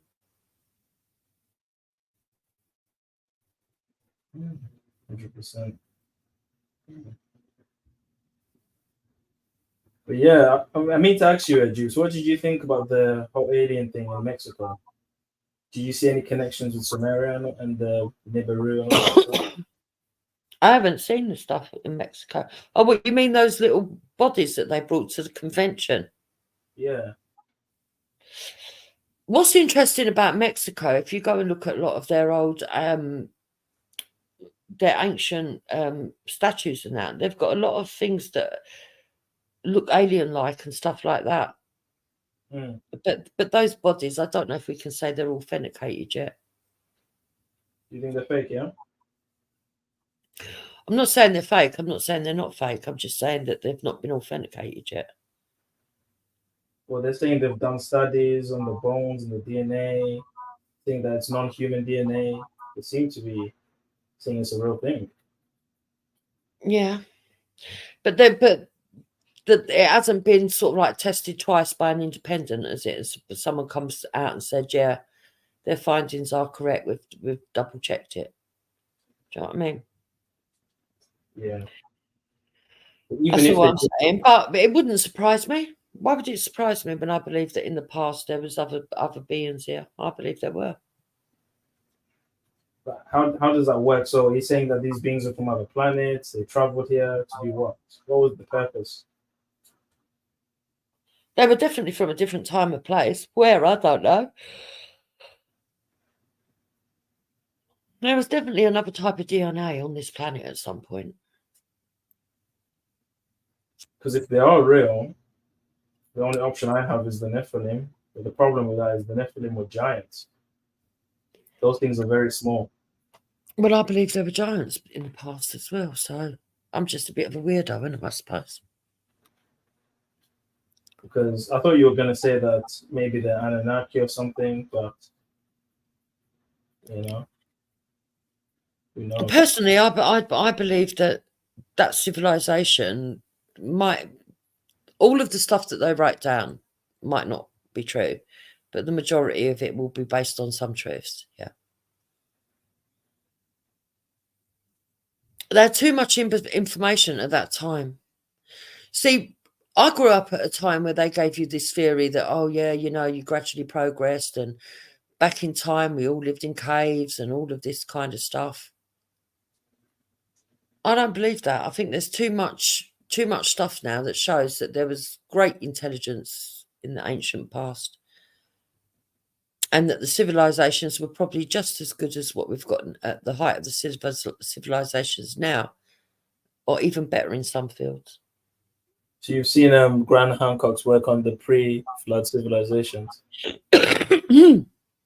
Yeah, and I tend to agree with Graham Hancock and all those what you would call pseudoscientists who now seem to be going a bit more mainstream because a lot of their stuff has been proven to be authentic. Would you not say that his whole model kind of destroys evolution now? Because if people went in caveman and they were intelligent, then What was that? It destroys what? The religion? Does it not destroy evolution now? This theory. I don't think the evolution theory is correct anyway. Oh, is it? Because I remember you were defending it like a few. No, what I say is this: that is the standard guide by which we're meant to go by, and we can't disprove it at the moment. But I don't believe that it's correct. How can you have a missing link and then tell people you've got the complete series if you've got a missing link? You're saying So the missing link itself suggests to people that this isn't everything because there's something missing. You're saying we can't disprove it, but I beg to differ. There's been many scientists that have come out and disproved the theory of evolution. Show us. I'd like to see that, what they're saying, what their theories are. Well, in order to disprove evolution, you have to start at the core, which is abiogenesis, atoms, the amoeba coming out of nothing, coming out of a pool of chemicals in the, pre-human, pre-animal world, where it's just volcanoes and like soups of chemicals. Yeah, so they say in the book, they say that certain elements that we've got in our elementary makeup, for example, reacted with each other, don't they? That's what they say. So certain elements reacted with each other, created something else, etc., and it was a very, very slow process. But shouldn't we be able to replicate this today using the scientific method? Well, you would think so, wouldn't you? Right, but it doesn't seem to be the case that anyone's done it. But do you think that the length of time that it would take for the reactions to create what they say it created in theory, would you say a human being has got the same lifespan long enough to wait for the results? I don't think they would. I think it was designed to be the case that it would take that long so that we could never conceptualize it in a real time. Who designed it that way? Well, the people that came up with this theory, ironically, were Jesuits and Freemasons. Right, what's that got to do with anything, though? Well, it's part of their agenda to make a godless society and to make us question the holy books. Yeah, but you see, this is where people, well, it doesn't question the holy books. I don't think that the theory of evolution as a whole actually goes against the Bible. What I think is that Darwin's theory might not necessarily be correct. So I do think that there was a very elongated timeline that transcended over eons of time that metamorphosized certain chemicals and that would bounce off each other and create something else into existence. And then you had more things that could react with each other, and then they would create more things that would react with each other. I do believe that that's a true theory, that over a long period of time, that things would metamorphosize into human beings. Yeah, of course. I do believe that theory is very probable. What I don't believe is the one that we've been given as fulfilling, because they've got a missing link. So if you can show us the missing link, then I'm more likely to say, okay, that's exactly how it was done. But the actual theory itself, I'm not dismissive of. Okay, but you've just admitted that there's various parts of the theory that have an absence of evidence. So if there's an absence of evidence, what do we say now? That's now belief. No, there's a missing part of Darwin's theory. There's not a missing part of the theory, because the theory in itself says that over a great period of time, certain chemicals could have reacted with each other to create this chemical or that chemical that then also reacted, that created more and more and more, and it multiplied. And then eventually there was stuff that 2 or 3 or 4 or 5, 6, 7, 10, whatever, a million chemicals could all fucking create something out of nothing and whatever. But that I understand. I understand that theory. But how it shows itself in reality, well, they haven't brought that forward yet. But when you say that you don't even believe the theory because, well, they say that this chemical was supposed to have reacted with that chemical, and when they react, they don't get the same outcome as what they expected. Well, the one thing that they can't add to it, that they would need to add to it, is time. Okay, but then the Because our problem lifetime is not long enough. So Jupiter, the problem is they're postulating these theories as facts, when in the theory itself there's something that's required that they cannot replicate. Therefore, if there's something broken within the chain, within the theory, the whole thing crumbles. The broken aspect is they're unable to test the length of time, so the whole thing is dismantled. So how could you even presuppose that it's even plausible? I suppose because if there's a chain of narration, which a lot of religions seem, if there's a chain of narration, hold on, like a lot of religions are built upon. So if you've got a grandmother and she puts, I don't know, let's just make up a fucking test, right? So I'm not saying this would work in the real world, but just imagine she's a grandmother's got a pot of water and she knows that if she adds something into that, any substance, let's just make out it's a magic substance, but I don't know, mushroom. Let's just say a mushroom, right? If she has this theory that this mushroom, if she adds it to water, it could change color, right? But she knows that that's not going to take, in her lifetime, the theory is that it's going to take 500 years and she can't live 500 years. Well, couldn't she put the mushroom in the water and then leave notes there that when she dies, someone else takes over and leave notes and they add to it the observations and then they take over and then they take over. And then 300 years, it actually happens and they go, oh, that grandmother was right. And look at this. We've got all the observations from the very first time she put that mushroom into that water. It would seem to be true. Right. Well, now let's do this under more secure testing. Let's put it in, only allow certain people to go in there. Let's do footage where when they go in and make their observations, they actually have to film it and we have to see them physically writing on that piece of paper. And when they've done it, we have an footage that is not broken at any time. So even when there's nobody in that place, you can see who's going in and taking an observation and writing their notes and make sure that no one's interfered with it. And then someone else comes along and says, okay, in 300 years, it happens again. And they go, right, we've proved it, we've done this. And then someone says, well, what if the people who are going in there are adding something else? So they say, okay, then what we'll do is we won't have no written observations. What we'll do is we'll put it in a room, we'll put the mushroom into the water, and we'll just have footage filming it the whole time for 300 years, and we'll see if it happens again. You see, time isn't something that can't be overcome. But what can be overcome is truthfulness. But what can't be overcome is truthfulness and the corruption of man. So there's always going to be somewhere that it could be corruptible, and then you're going to have to prove that corruption isn't true. But if it's just based on time, you could actually prove a theory even if you're not alive. Yeah, that's not the only issue. I wouldn't say time is the only issue. It's a major issue. I'd say another issue is a lot of what they're saying, such as speciation, like one species becoming another species, doesn't seem to comport with genetics.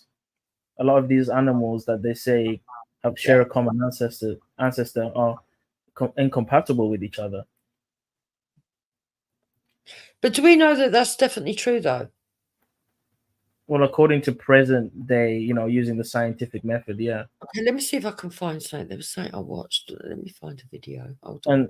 And that's not only the case, but not only is there missing in terms of evidence using time, but also the transition of fossils. There's a lot of fossils that are missing in the fossil record to show a change in species. Yeah, that's true. So there's a lot of belief, actually. You have to believe a lot to believe in evolution. If you really think about it. It's a religion. Biological evolution, whether it's cosmic or the Big Bang, all of it's a religion. You have to believe in the lab coats. They're all Masons anyway. So why would you even give any credence to what they're indoctrinating you with? Have you heard of a homunculus? No. Okay. So there's a group of people. So we're told by scientists, right, that certain animals, if they mate together, can't produce anything. Yeah? Yeah. Hybrids. But there are a group of people, I'm not one of them, thank God. I think it's a bit weird to even do it. I'm a bit superstitious. But there's a group of people out there that have been doing experiments, right, with chicken eggs. And they've been using their own sperm with an acute needle to fertilize chicken eggs to prove that actually you can fertilize other stuff. And they upload the videos onto YouTube, which I find pretty disgusting because I can't get my head around it, because I think these men that are donating their sperm, don't they realize that what they're creating in those eggs are actually their children? I don't think it's real, Jeeps. I think that's been debunked. Right?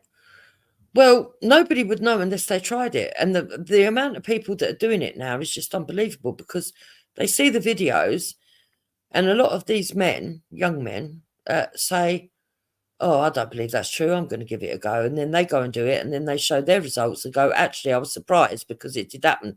And then somebody else goes and does it. So unless you're willing to try it and do the experiment, you're never going to know. And this is what I'm saying. The only thing that's corruptible is man, because man could be lying to other men. So what did this thing look like? Let me see if I can get you a video of it. For me, I think it's disgusting that they even do this, because like I said, I'm a bit of a, when it comes to your children, it comes to things like this, I'm a bit of a, okay, alchemy 6 years ago, yeah, here's one. I'm a bit of a literalist, and I'm like, oh my God. So that man's used his own sperm, which is to fertilize a chicken egg. That means that whatever whatever he produces is his own fucking child, which is a bit weird. You know what I mean? Yeah, but I never thought that would actually work. I find that freaky. Yeah, it's in the back if you want to look at it. Let's see. Don't say I don't ever come here with subjects that have never been touched on before. Very weird ones. I mean, this is an old video, right? Yeah, it's 6 years old. There's more modern ones, but you can that one. I just found the first one that was there. So I'm not saying it's true or it's not true. I've never done the experiment. What I'm saying is that either these men are lying to us, or maybe scientists are lying to us and these men are telling the truth. But it's men that tell the lies and women that tell the lies. Mankind. Not that's where the corruption comes from. That's what I'm trying to prove. This is disgusting. Ask Jedi to play it and show people. I think it's gone to the shop. He'll be back. And is there another video of this to show that a lot of people have done it? Is there another one? Okay, let me see if I can find you another one. And the thing is moving as well. Oh my gosh. Oh, it's disgusting. And it's moving. Oh my gosh.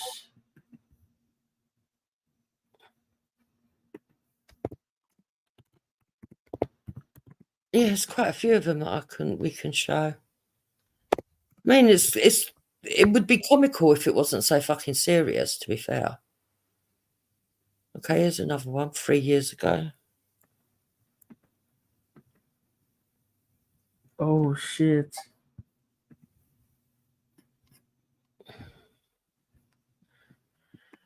Let me see if I can find another one. I'll give you a few so that when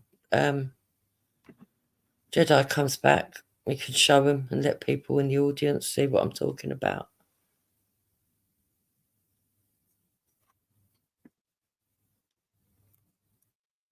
Can't believe people are actually doing this.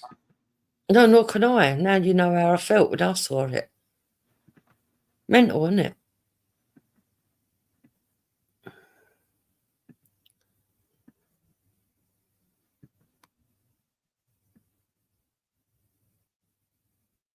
But the second one you showed me says nothing happened. That's what I'm saying. Some say nothing happened. Some say they did. Hold on.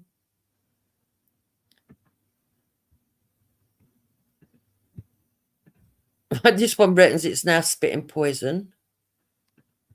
Yeah, see, you see how it can be fake though. Someone could fake that, innit? Yeah, but that was my whole thing. People could lie. We don't know if they're telling the truth. You understand what I mean? Yeah. But people started catching on. People started trying it. I think it was a few years ago. But I mean, they've tried to make humans with animals. They call them chimeras, but that's under extreme like lab conditions, the best technology. They're not doing this. If I actually put in horn Nicholas, 8 months ago. Oh no, that's a human egg. But yeah, so it's very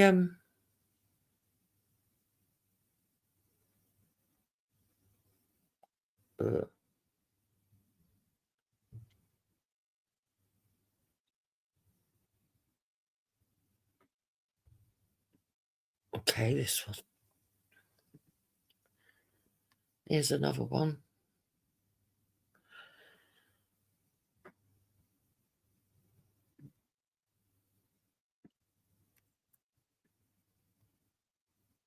So you don't believe that it works? Yeah, I don't think it works. A lot of these videos are edited. I don't think it works. I don't think it works. Like, in order to do gene splicing, you need like extreme lab conditions. You can't be doing that at home with an egg. Like, they do. I do believe they have tried to do it, like mix human animal DNA, but that's under extreme lab conditions. Because to even guarantee that that thing survives when they're genetically incompatible is very hard to believe. I mean, if humans have miscarriages because the sperm and egg doesn't work, what makes you think it's going to work with an animal? Yeah. You have to do a lot of tinkering for that to work. A lot. I don't know what this says, but this is a video that talks about it. I don't know what they say. They call it the sinister humunculus videos. So, I don't know. But it's a discussion you can have. Yeah. Can you imagine though? I just thought of a skit. You go to someone's house and you want scrambled eggs. They go and get the eggs and they forget to label the ones that they put their semen in, and then they make you scrambled eggs with that. Oh my gosh! Can you imagine? Ugh.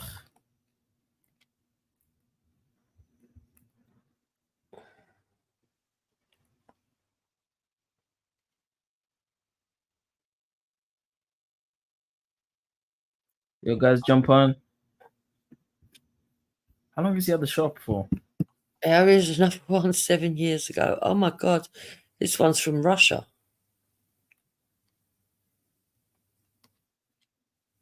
Yeah, I think there was a Russian scientist or Nazi scientist that did a half human, half chimpanzee. I forgot his name. But yeah, man.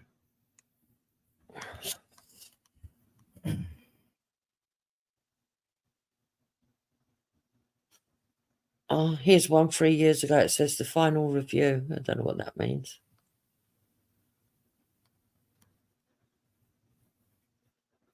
But yeah, it's weird, isn't it? Mm. But then, there's been lots of stories over the years of hybrids and stuff like that. So, what are we talking about? Humunculus. Have you ever heard of it? Humunculus. Like Ninculus. Yeah, he might be one. No, so it's when there was this mad craze about 6-7 years ago. where people were taking chicken eggs and fertilizing them with human sperm. And I was saying how disgusting it is. And they were showing the results on YouTube. So I put a few videos in the back if you want to take a look at it. And you think what? And they're real? I don't know. That's what I said. Are the scientists lying to us? Because we hear over time that you can't. They say that people can't and animals Reproduce. can't crossbreed. I don't believe that. There's just a way to do it, right? But I don't know. We hear these theories from years ago that, you know, people have that they've crossbred a monkey with a human or a pig with a human. So I don't know. And I'm saying, how do we know the scientists are telling us the truth or whatever? Yeah. But it's mad. It was crazy. Julie, you there? Big up everyone. Hit the like button, man. Slap the PayPal. Ran to the shop. Thank you for your patience. Big up Duke for holding it down. Has Zulu been on mute or what? No, he's been talking to me. Okay. Yeah, I'll be back. I just gotta get something to eat. I'm starving. Until he's working, we're gonna fucking rinse him. Well, we got him. Yeah, quick little food break and then get yourself back here. Get yourself, Zulu. Yo, where's the rest of you deserters, man? Anyone fancy jumping on? Anyone fancy jumping on that's not a troll? Yeah, call D1 back. All right, man. Okay. No one's here. No jumpers. Come on, Cactus. You must have a 10 minutes, man. How long's this sleeping procedure? Putting him to bed. Give him a slap. Tell him stay in there. Well, I think when you see how weird these videos are, there'll be enough here to be comedic about anyway without anything else. But they are weird. Hello and welcome back to Planet Nebra. Today we're going to be talking about something completely different. For the last 9 months or so, I've been following the saga of the homunculus. These creatures are created by a home alchemist who basically does DNA testing in his basement. He creates these creatures by making a small opening in the egg and injecting sperm into it. He then seals it for about 40 days, and when he opens it, he gets a little creature that comes from the DNA splice. Today we will talk about this and what it means socially, scientifically, and how it relates to some of the subjects that we normally talk about. So, we'll start at the beginning. About 9 months or so ago, I was researching home alchemy, and in the course of that, I found some video from a guy who was a home alchemist and who had been having some results from his alchemy. Now, if you've ever investigated alchemy or tried it yourself, you'll know that finding any proof or results is a pretty hard thing to do. There are many people who claim that they have done this or that, but proof is fleeting at best. I have never seen a well-documented video for anything related to alchemy, so you can imagine my joy at not only finding proof and the well-documented video of the end result, but also the entire process laid bare on video for us. Although he and I were trying to do very different things with alchemy that were pretty much at the opposite ends of the spectrum, at least I know that someone out there is getting some results. As it turns out, he was doing basic genetic alchemy, splicing the human gene with that of a chicken. So he wasn't exactly turning lead into gold, but it was still darn interesting nonetheless. So I watched as he created some of these things. Many folks said he would not be able to do it, and the first couple were stillborn, and he just tossed them out. But by the third time, he had one that was alive and moving. Ugh. What the fuck is that? That's meant to be what the result is. Now, think about it logically, Jedi. Yeah. He's used his own sperm, so that's his kid. Yeah, that is his child. Yeah. Mental, isn't it? And it's moving. I'm gonna call cap on this, man. Well, there's other people that it started off as a craze because someone saw the videos and was like, no, that can't happen. Let me try it myself. And they all started doing it. So there's a few videos there to do with it. And apparently it's to do with alchemy. But I was saying this shows that the one main problem we've got with any theory or any science or anything is that human beings can lie and that they could corrupt results or, you know. Exactly. Give thanks. Does it have a soul? Now you've got to ask yourself that. This has got to be fake. This has got to be fake. Cullen B said it had an eye. The third one was short-lived, though, because it spit some kind of fluid out at him, which he called poison, and then he smashed it on the table. BS! His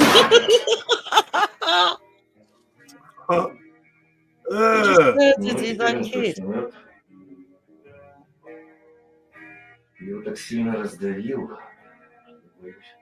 What with no? Is he not got gloves on? Bullshit.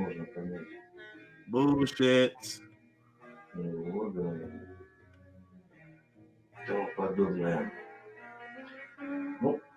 Just smashed up the jelly on the table. Although many people said he would have never been able to keep it alive anyway, that didn't stop him. Fast forward 40 days. This time he has one and he doesn't kill it, but he puts it in a glass jar and starts trying to feed it. Eventually, he figures out how to feed it with a protein mix that it absorbs through its skin. Over time, it evolves into a much larger creature that has a mouth and sucks food in as he drops it in the jar. He studies the homunculus and finds that he gets a small reading of electrical activity from it. He then decides to make another one. The second one has a totally different body, more like that of a blobby starfish than the first upright plant-like monster that we see. What is going on? What is going on, man? This ain't real. This ain't real, man. The first video.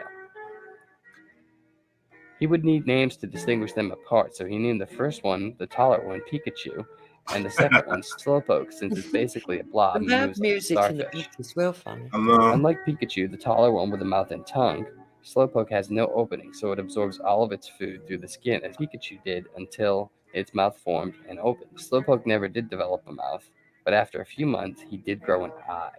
Now, you can see as the eye follows the alchemist as he's talking, and then as he moves his hand near the jar, it actually moves and follows his hand. Oh my God.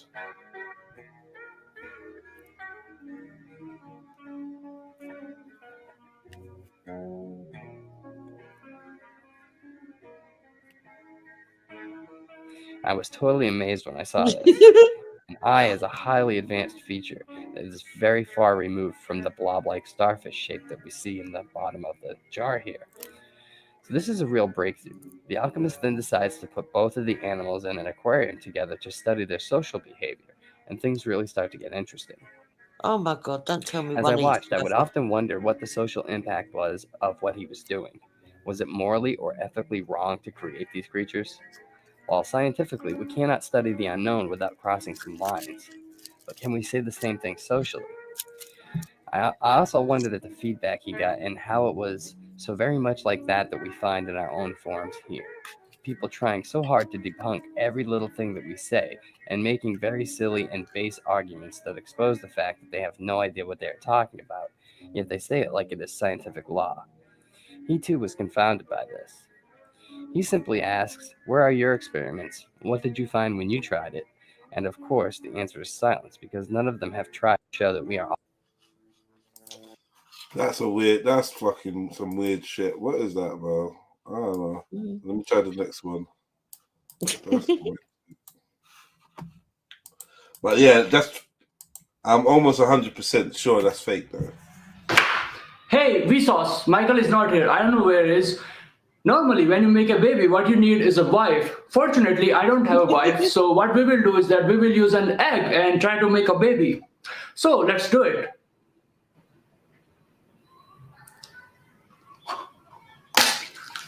Okay, so first of all, let's look at the things that we need for this experiment. Obviously, we need some eggs, we need some gloves, some syringes, a scissor, a medical tape, a plastic jar, and obviously something to keep our sperms. But wait, where are the sperms? Well, sperms are in my balls. Where are my balls? They are 2 feet below my face. So just give me some time and I will bring some sperms to you. A few inches later. Wow. So finally, we have the sperm and we can actually start the experiment. What a nutter. Oh, that's disgusting, bro.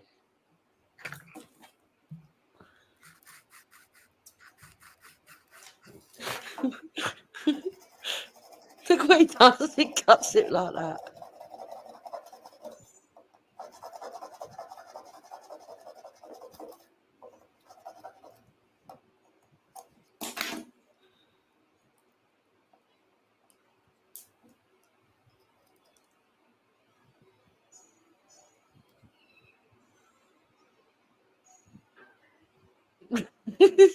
Yeah, But that's not even how these eggs are fertilized, though.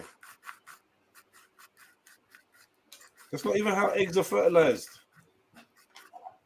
I think he ruined his own experiment, Jedi, but it's fucking mad that these people all started doing it.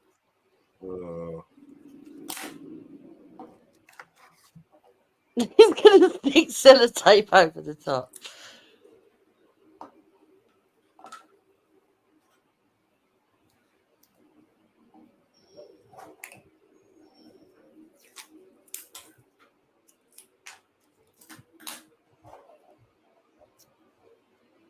At least he put gloves on, I suppose.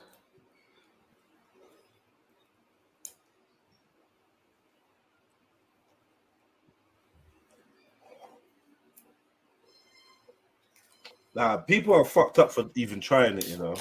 Whether Exactly. they know whether it's going to work or not, it's just actually a nasty thing to do. It is, that's what I said. It's disgusting, and they don't understand that. See, for me, I think it's a bit unnatural. Witchcrafty. Yeah, it's freaky. This is a bit ritual. It's like a bit of a ritual. I'm not gonna lie. I'm not.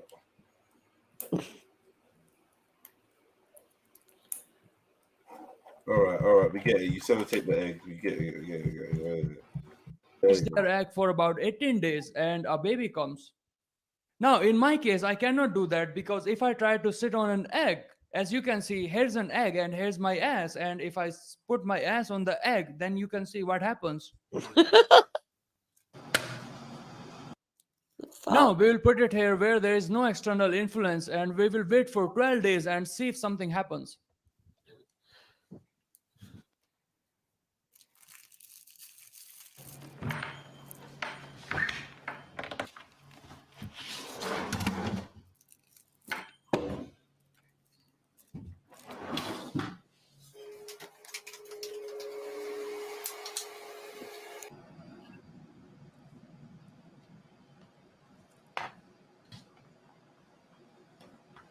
Sperm egg, you know.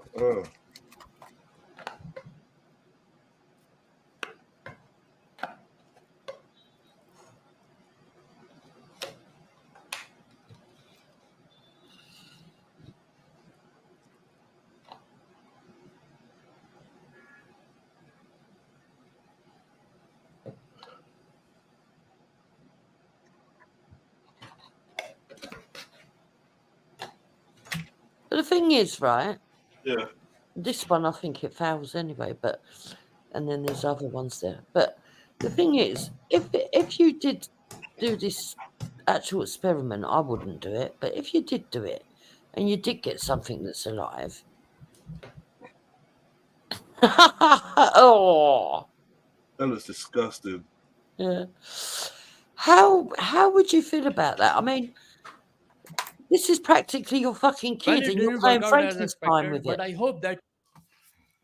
Yeah, I don't think this is a clever thing to try. You know, I don't feel like I don't know, man. Imagine he went to all that effort and put it in his drawer for 12 days. But yeah, some other ones there as well. So what? All the rest are they're gonna pretend that they've got something, but there's not gonna be nothing real, man. What's this? It's fake shit, man. Ugh.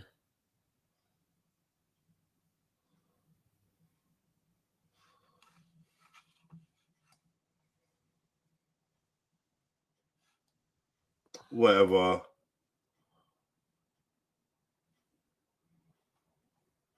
Whatever, man. No finger puppet.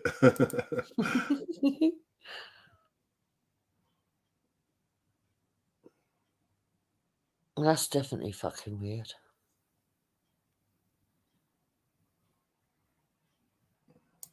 People are dumb, man. Yeah, that was interesting. You sent loads of dupes, man. Is there any particular one you think is real or anything? No, I was just saying, has he heard about the phenomenon that people have actually been doing this? Trying it. Yeah. So I thought it would be worth a laugh. I don't know if people actually been trying it now. Like, I mean, these videos are obviously fake, so some poor idiots tried it but not filmed it. Not like a right mug. Yeah, like the Indian guy. Yeah. Gone out of his way and actually done it. Mental, isn't it? That is crazy, man. What the hell is happening? Yeah, people are putting sperm in egg. Would you eat that egg for £1 million? Emma says. Emma, you're just something else, bro. That is just horrible. Yo, can you not jump on, please? Where are you? Emma, jump on, man. Keep us company for 20 minutes or something. This guy's saying he's eating. Yeah, come on and start an argument so everyone wants to come on, and then I can leave. And arguments. Job done. What else? Let me see what else has been lurking around.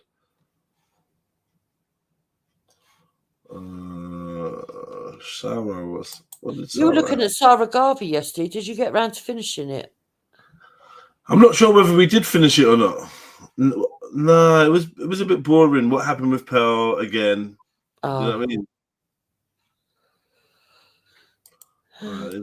Here's one with Sarah. Let's see what this is.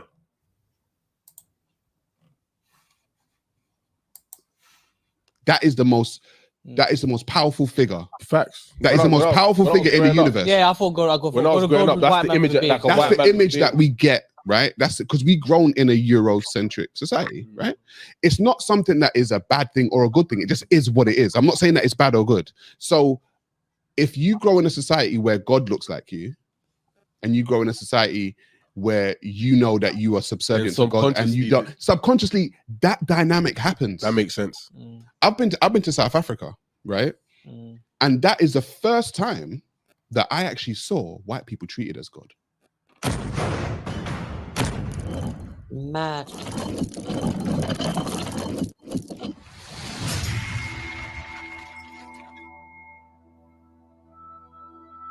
But do you know what? Do you know? I also think there is a level of subconscious superiority that a lot of people have that they don't know exists until they're in a certain situation. And so even breaches right? Until when you're put in a if so instance, we're 4 black guys in here, right? And so we've had an experience as black people.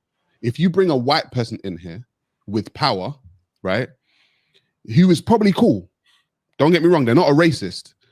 At some point in time, the dynamic will shift to them being the one in power. Or them feeling that way. What are you theorizing that's based on race, or what are you yeah, because but why? I think historically, certain peoples have been put in positions of power. Okay, so we look at the subconscious conversation. Subconsciously, we all believe God is white. That is the most powerful figure. Facts. That is the most powerful figure in the universe. Yeah, I thought I go for. When I was growing up, that's the image that we get, right? That's because we grown in a Eurocentric society, right?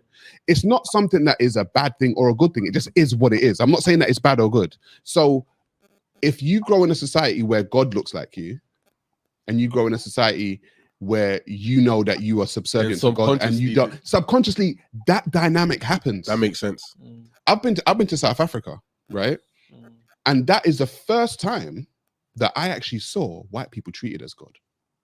And I'm talking about post apartheid. What do you mean white people treated us? I couldn't believe the way white people were treated them. The same thing in Nigeria. When you go, I couldn't believe it. I was like, why are you treating this guy like he's God? What is going on? Landing liquid, but a lot of the time it's poverty that does that. It's if I look after you, then you're gonna look after me. Like, just give me a 10 on them. When I land in Niger, if they fuck the black people, they're running straight to the white man. Let me take your bag. Do you want a taxi? That's colonization. You see, because that's the history of colonization. The history of God being white. All this.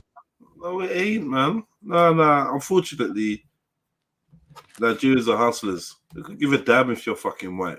They couldn't give a damn. You gotta be honest, you know, bro. Couldn't give it, like the majority of them. They couldn't give a damn if you're white. Gonna have money. Yeah. If there's a white man next to you and he looks poor, and you're a black man and you look rich, they're coming to you. Yeah, it's true. That's the truth. It's the truth, man. It's just opportunity. Do you think they're hanging at the fucking airport for in the first place? And let's be honest about it. How many poor men are going to fucking South Africa? So it's gonna be, yeah. MA, what's good? Big up. Welcome. Easy, know. You got say. Yeah, did you hear what we just talking about? Yeah, Sarah and at base level, there's some truth to it, but I hear what you got to say as well. There's resource and richness or whatever. Opportunity rules all on the African continent. Yeah, man. Them's is some hustlers. Man tried to rob me at the airport still. Is it? Yeah, try to go in my pockets, isn't it? Why are you laughing, Jupiter? Because I've got this image in my head of getting off the plane and you're walking along with your suitcase and all these people start trying to go. Yeah, that's what happens, man. Yeah, let's try. Man just shoved his hand in your pocket. Like he tried to befriend me. He was like, "Yeah, brother, Rasta, yeah." And I feel him like touching the side of my pocket, and I'm tired. They already tried to rob man in the airport. I had to give a guy a book to shut him up. Yeah, and then this guy comes now, and we're like the last people to leave the airport, innit? So, yeah, fresh meat. But yeah, he tried it. I said, if I ever see that youth again, now that I'm clued up on that, I'll squash him. Yeah, man, that's their hustle, man. So to a certain extent, I don't blame them. You know what I mean? But boy, yeah, it's the same in Dominica as well. Same in Jamaica, loads of different places, man. Do you think it's like that in like Eastern Europe and that?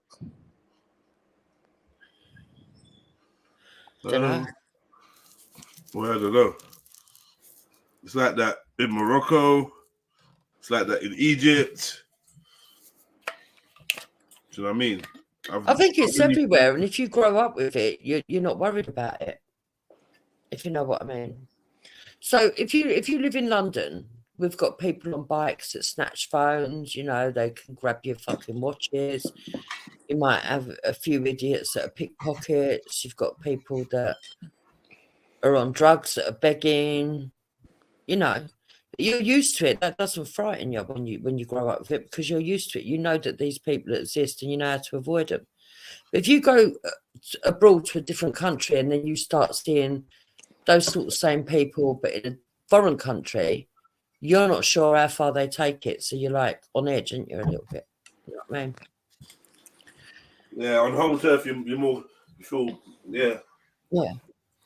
Because even me, even if I went to, I don't know, France, even if I went to Canada or America, you start to see people loitering around that are sort of like street people on whatever level. It don't even matter if they look, if they're smart looking street people. If you know that they're snatching stuff, intimidating people, hassling people to part with their money, you're not really going to be sure how to react to them. You're just going to try and avoid them, aren't you? Yeah, I remember seeing Yeah, I just don't want to get arrested in a foreign country. Shut up, bro. You know what I mean? Yeah. Which I did. I managed to get arrested in Nigeria.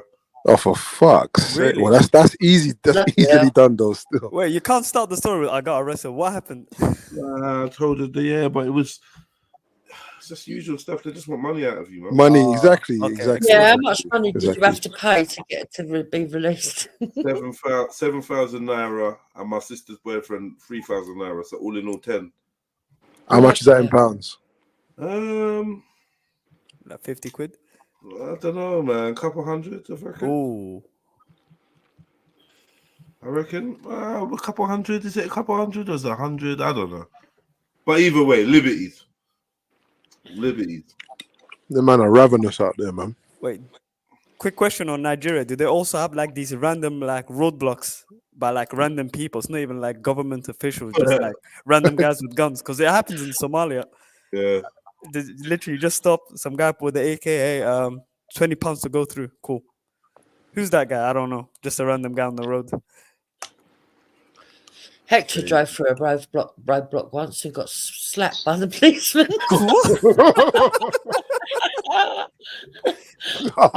You try to give lip to them, most likely. Nah, Yeah. Juba, you can't laugh at that, man. No, Kenny laughed at it as well because he says he was foolish. Maybe I got the figures wrong, yeah. But it's saying it's like 10 quid, bro. Maybe I've got the figures wrong. Maybe it was 70,000. Maybe it was that. What would that be? 70? Because it was. But don't get me wrong. I think £10 in Nigeria ain't like not be small money. I'm sure you could do a little something with it. Because an hour is dead, isn't it? Compared to the pound one, it was. And dollars. Yeah. It was. Let me see. Yeah, it was still whatever it was. It would have been. It wouldn't have been just pocket money. It would have been. You know what I mean? It's a worthwhile. It's worth their while. Okay, yeah, 70,000. Yeah, 70,000 sounds more like it.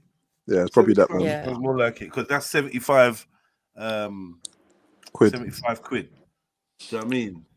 And then 75 quid in Nigeria, that's decent for a little to them. to bully someone. Yeah, that's decent. It's worth it, man. Worth it. Do that 10 times a day.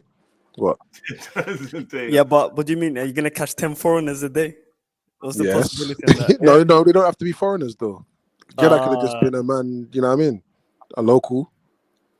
But Yeah, don't they get more excited when they see a foreigner? Like, yes, like I know he's not gonna. I remember we're not I gonna see changed him. up like £300, £200 at one time, yeah, and yeah, it's like that was mad. That was like a what, like what? Yeah, yeah. That was Daddy Warbucks. That was big peas, man. Yeah, I got a brethren over there still, and he's from there, and he's the first one that kind of used to film it, innit? He used to film the traffic stops and that, and he's like, these lot are disgraceful. So yeah, I guess it can happen to anyone, innit? If you're just waiting for foreigners, you're not going to make much money, innit? The police out there, and they're so corrupt. You can hire them as well. They're meant to be on duty. Yeah. You can say to them, "Oh, I'll pay you for the day, but you come and protect me all day." They go, "Yeah, you pay them." Yeah, in Somalia, you can pay for someone to get nicked. Yeah, see? You give them a little bit of money, you nick them.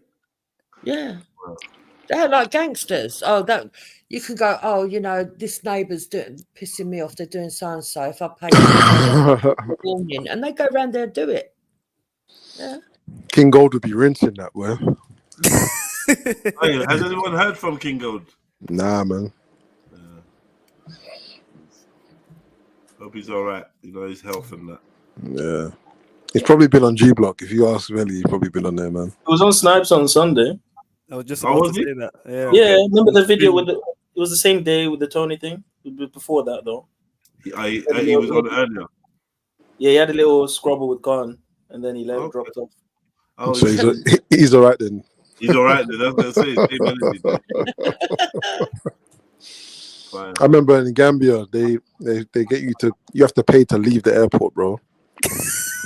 and I mean to go home.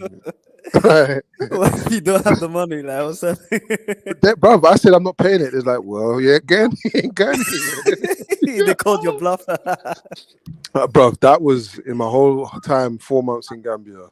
The airport is the place that fucked me up, bro. Yeah, Nigerian airport on the way home, Lagos airport. That fucking jarred me, man. I can't lie to you. That jarred me. Yeah, it proper jarred me. And you know what? It jarred me because when I came through, I was in probably like jeans and a t-shirt and whatever. But when I left, I was in traditional gear with the cane and the hat matching and that, bro. Yeah. Yeah, none of them was convinced I wasn't a prince. You know, like looking all hench and that, and they say, "Oh, you're a prince." I'm like, no, they're like, stop it now. I know, you get me? You're a prince, bro. You know that man looks so, like good. Yeah, too good, too good, too good. Too good, bro. I didn't think, man. That's Yeah. crazy. Had to part money a couple times and Yeah, you learn your lesson, boy. They kept asking me for small lunch. Small lunch. Yeah, small lunch. Like and actually like buy lunch or like Yeah. do you have lunch on you? Like no, not buy lunch. Give me money for lunch. Small lunch, man. Small lunch, some change in it. Give me some change, man. Small lunch, man. These motherfuckers, man. Sorry, but seriously. It's fucking. I'm not gonna lie, yeah. After a while, my Pan-African spirit evaporated. Like, these motherfuckers, man. Like, you know, like you fucking. Because it was hustling me, bro, and it was like easy now, easy. Because man's trying to throw his. Man's trying to throw his. No, but it's not a joke. Because he's trying to throw his military stripes around. You know, one of these brothers is so decorated. He has so much straps on his shoulders. So after everyone else had eaten, now he's like, "Come on, oh God, please, like, you know, small." So years ago, right? Years ago, I had to have a death in the family, right? And at the time, we probably weren't as well off as what we are now, right? At the time, and he had a death in the family, and he was the eldest child. He had to go and represent, and he had to go and take some money, and so we managed to do all that, right? But the way we managed to do it, just to be able to afford it, was he was going to, instead of going direct from British Airways, he was going to have to stop off and then get another plane to fly into Africa. Yeah. It was a cheaper flight. It was that, so we had more to sort of like go back and give the family and stuff. And he went off. He got into Nigeria fine, but at the time he weren't a British citizen. He was indefinite leave to remain. And on the way back, I shouldn't laugh. On the way back, I think that instead he was meant to have gone through Holland, but they changed it and they put him through France, or he was meant to go through France and then they changed it and put him through Holland. But whichever one he went to, when he got to the airport, they weren't going to let him take the connecting flight because they said, no, we're not in the Schengen. And that passport don't mean he had to cause a scene at the thing. And it's only that the security guards that were sent to sort of like chase him down because he was shouting and screaming and everything, right? Yeah. They were Nigerian. And so they sort of like spoke to him. And then the manager that was called was Nigerian. And in the end, they agreed that he had to pay a fine. If he paid a fine, they'd let him on the plane. Yeah, they wiped him out of the last of his money. Yeah, he was well pissed. What else can you do, man? You can't do nothing else, man. He said those Europeans, they're just as corrupt as the fucking Africans. They've had enough of the lot. But you know what, though? Yeah, see what we call corruption. In a way, it's a tool that cuts through bureaucracy. Oh, 100%. 100%. Because the way that I got my Nigerian passport in like one day, like, yeah, you have to rate it. Yeah. You have to rate the thing, bro. Yeah. Bruv, within 3 days, I was in the office of the internal ministry, blood. I didn't ask for it. I just need 2 man, and they were like, yeah, come. I was like, where's this? Like, okay, this is where they push buttons in it to like fund films and stuff like that. I was like, Ross Clark. I tried to think, the guy that I was with, I tried to think, if I was in England, who would he be? And I realized this guy would be a white guy. I realized that. I was like, oh my days, I'm just rolling with this pretend white guy in Senegal, man. This is crazy. You know what? On my way home from Gambia, when I had to pay the 20, bro, I don't think I've been that angry in years, you know, if I'm honest. Like, there was an off-duty police officer who was working in there who helped me, but they tried to shake me with the COVID test. They tried to the guy that was meant to get the certificate from online for me. He said, "Oh no, we can't access the thing," and he's like, "But we can find some other way to solve it." And I weren't clocking in it, but my wife was.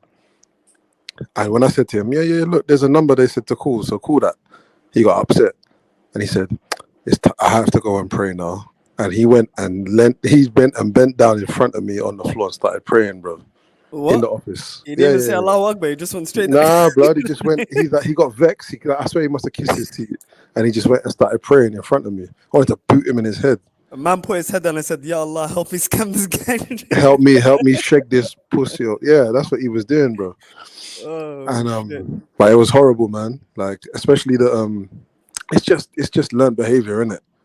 Like they just learn it off the English and the French and all that kind of stuff, and just replicate it. It's disgusting, man. I had a Fulani shirt, a beautiful Fulani shirt on that day, and I don't know why I put it on. Something told me to put it on, and I didn't. Bro, it was torn to shreds by the time I got onto the plane. Yeah, it was bad. We had to go to the Nigerian embassy once, right? This was before I had my dual passport. So I had to go and get a visa, right? So we went to the Nigerian embassy, went down there, and it's in the basement. I don't know if it's moved now, but it was down in the basement, right?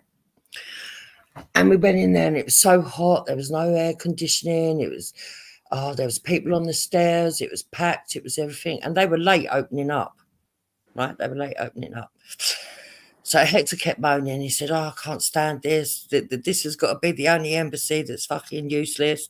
Right? I said, oh, just calm down. I'm sure they're going to open up in a minute. Anyway, they lift up the rollers, right? They lift up the rollers at the thing, and they started talking to people. And everybody, I'm not kidding you, flooded that counter all at once. They didn't care about the fucking lines. They just flooded it and started. There's all these people holding papers up in the air. And I'm there and I'm like, fucking hell, right? And the woman, I can't do the accent, but the woman, there was this Nigerian woman that was working there. And she said, right, this is way too much noise. And she slammed it shut again. Right? And I went, oh, what's happening? He went, we don't know. Right? Hector went, we don't know. Anyway, we had to wait another 30 minutes before they opened it again.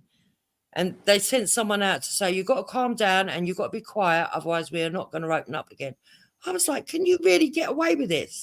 But they did. It's their embassy, isn't it? They can do what they like. Was the embassy over there or was it here? No, it was here. Yeah. Oh. Yeah. I thought it was it's theirs, isn't it? In the embassy, it's their rules, isn't it? Hey, you're right. Bro, if you ever go down Gray's Inn Road in King's Cross and you see the Congolese embassy, you'll probably walk past the building, bro. This thing is a piece of shit. Where is it? Yeah. Gray's Inn Road, King's Cross. Nah, I'm just gonna Google it.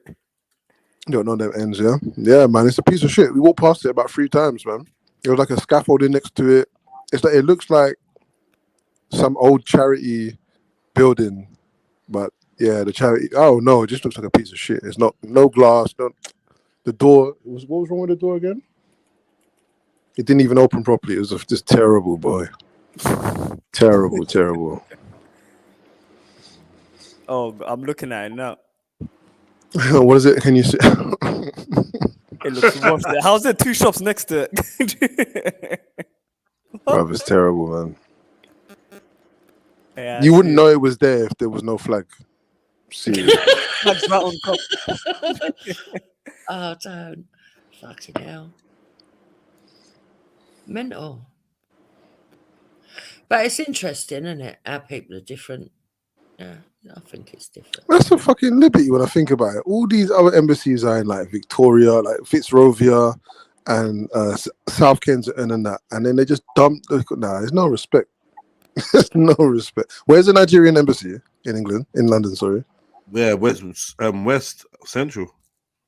I don't know the actual name of the road. I can't remember now, but I remember when we went there, I was surprised. Central, man. It was down in the basement. Okay. Yeah, they must have a plush building because they got good relations, man. So I just looked at the Somali embassy. I just wonder where is that? You said this is Streatham. Allow it, man. Stop it. Streatham. Nah, you're wrong, man. It's in Church Road. What do you mean? Harlesden High Street, where Matty. It's in. I don't even know what this NW1. What is that? That's close to me. Melbourne. Camden Borough. Camden. No. That's Camden Borough. Yeah. Oh, Lord. Swanky, ain't it? Yeah, hold that, man, Camden. Camden, well, that's further, man. I'm trying to get like my Nigerian brothers, man. Yeah, you trying to get up there, maybe. We'll let you know if there's anything running. Fuck's sake. Yeah. You know, there's an old Londis that might be closing. Do you know what I mean? Man said they don't exist. What do you mean? I'm looking at a Mood Best.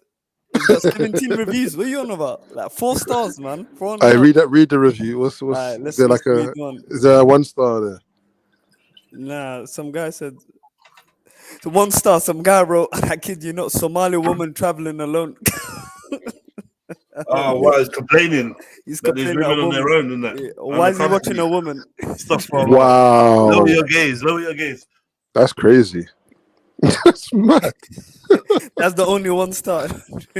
Somali, well, you like that's where you're getting them brick ladies and that, man. Damn, I don't know. Why is he watching that? And he wrote in Somali as well. He don't exist. Call the number. No one's picking up. Have you tried? Nah, it's not open. You got Somali embassy. Stop being silly, man. How can you not have a Somali embassy?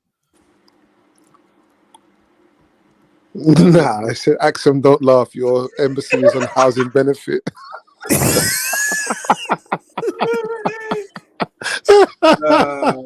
Probably next to the butcher shop. Your embassy's on housing benefit. I said they sell mishwak at the front of that. Injera pancakes. It's above a coffee shop. Martin. Embassy's on housing benefit. That's extremely rude, Mood Best. Nah, even Iraq has a nice embassy with them Victoria housing. What? That's what I'm saying. You know what? You could probably gauge international relations by the embassy. By proximity. Tell Somali embassy to start bidding. Yo, that's funny. You know what? Yeah, where's the Palestinian one? Hey, that's what I was going to Palestinian say. one. Grab soon. It's probably underneath the basement of the Israeli. Oh my god! No, in the back garden of the Israeli one. Oh my god! The Israelis just moved in. The Israelis have moved in and they're squatting in it. Mud squatting in it. You are terrible, man. I was reading about all the nations that have recognized Palestine officially. There's 138 out of I think 198 or something like that, and it's the usual suspects in it. So you're better off looking at the ones that haven't recognized Palestine. Yeah, exactly. It's the usual suspects, man. All the major European nations. I think Iceland and Sweden do recognize them. Interestingly enough, most of the Caribbean, most of South America, apart from a couple of nations, recognize them. The BRICS. Perhaps, yeah. I don't know. I can't remember seeing China actually. I don't know whether they said yes or no. But yeah, Ireland said no, but on the basis that they will want Palestine to have like a proper organized government, basically. If they did that, then they would say yes. But it's crazy, man. Morocco was the first nation to recognize the USA. Strange. Morocco does a lot of things. It's not that strange when you check out the history. The more thing. Yeah, me.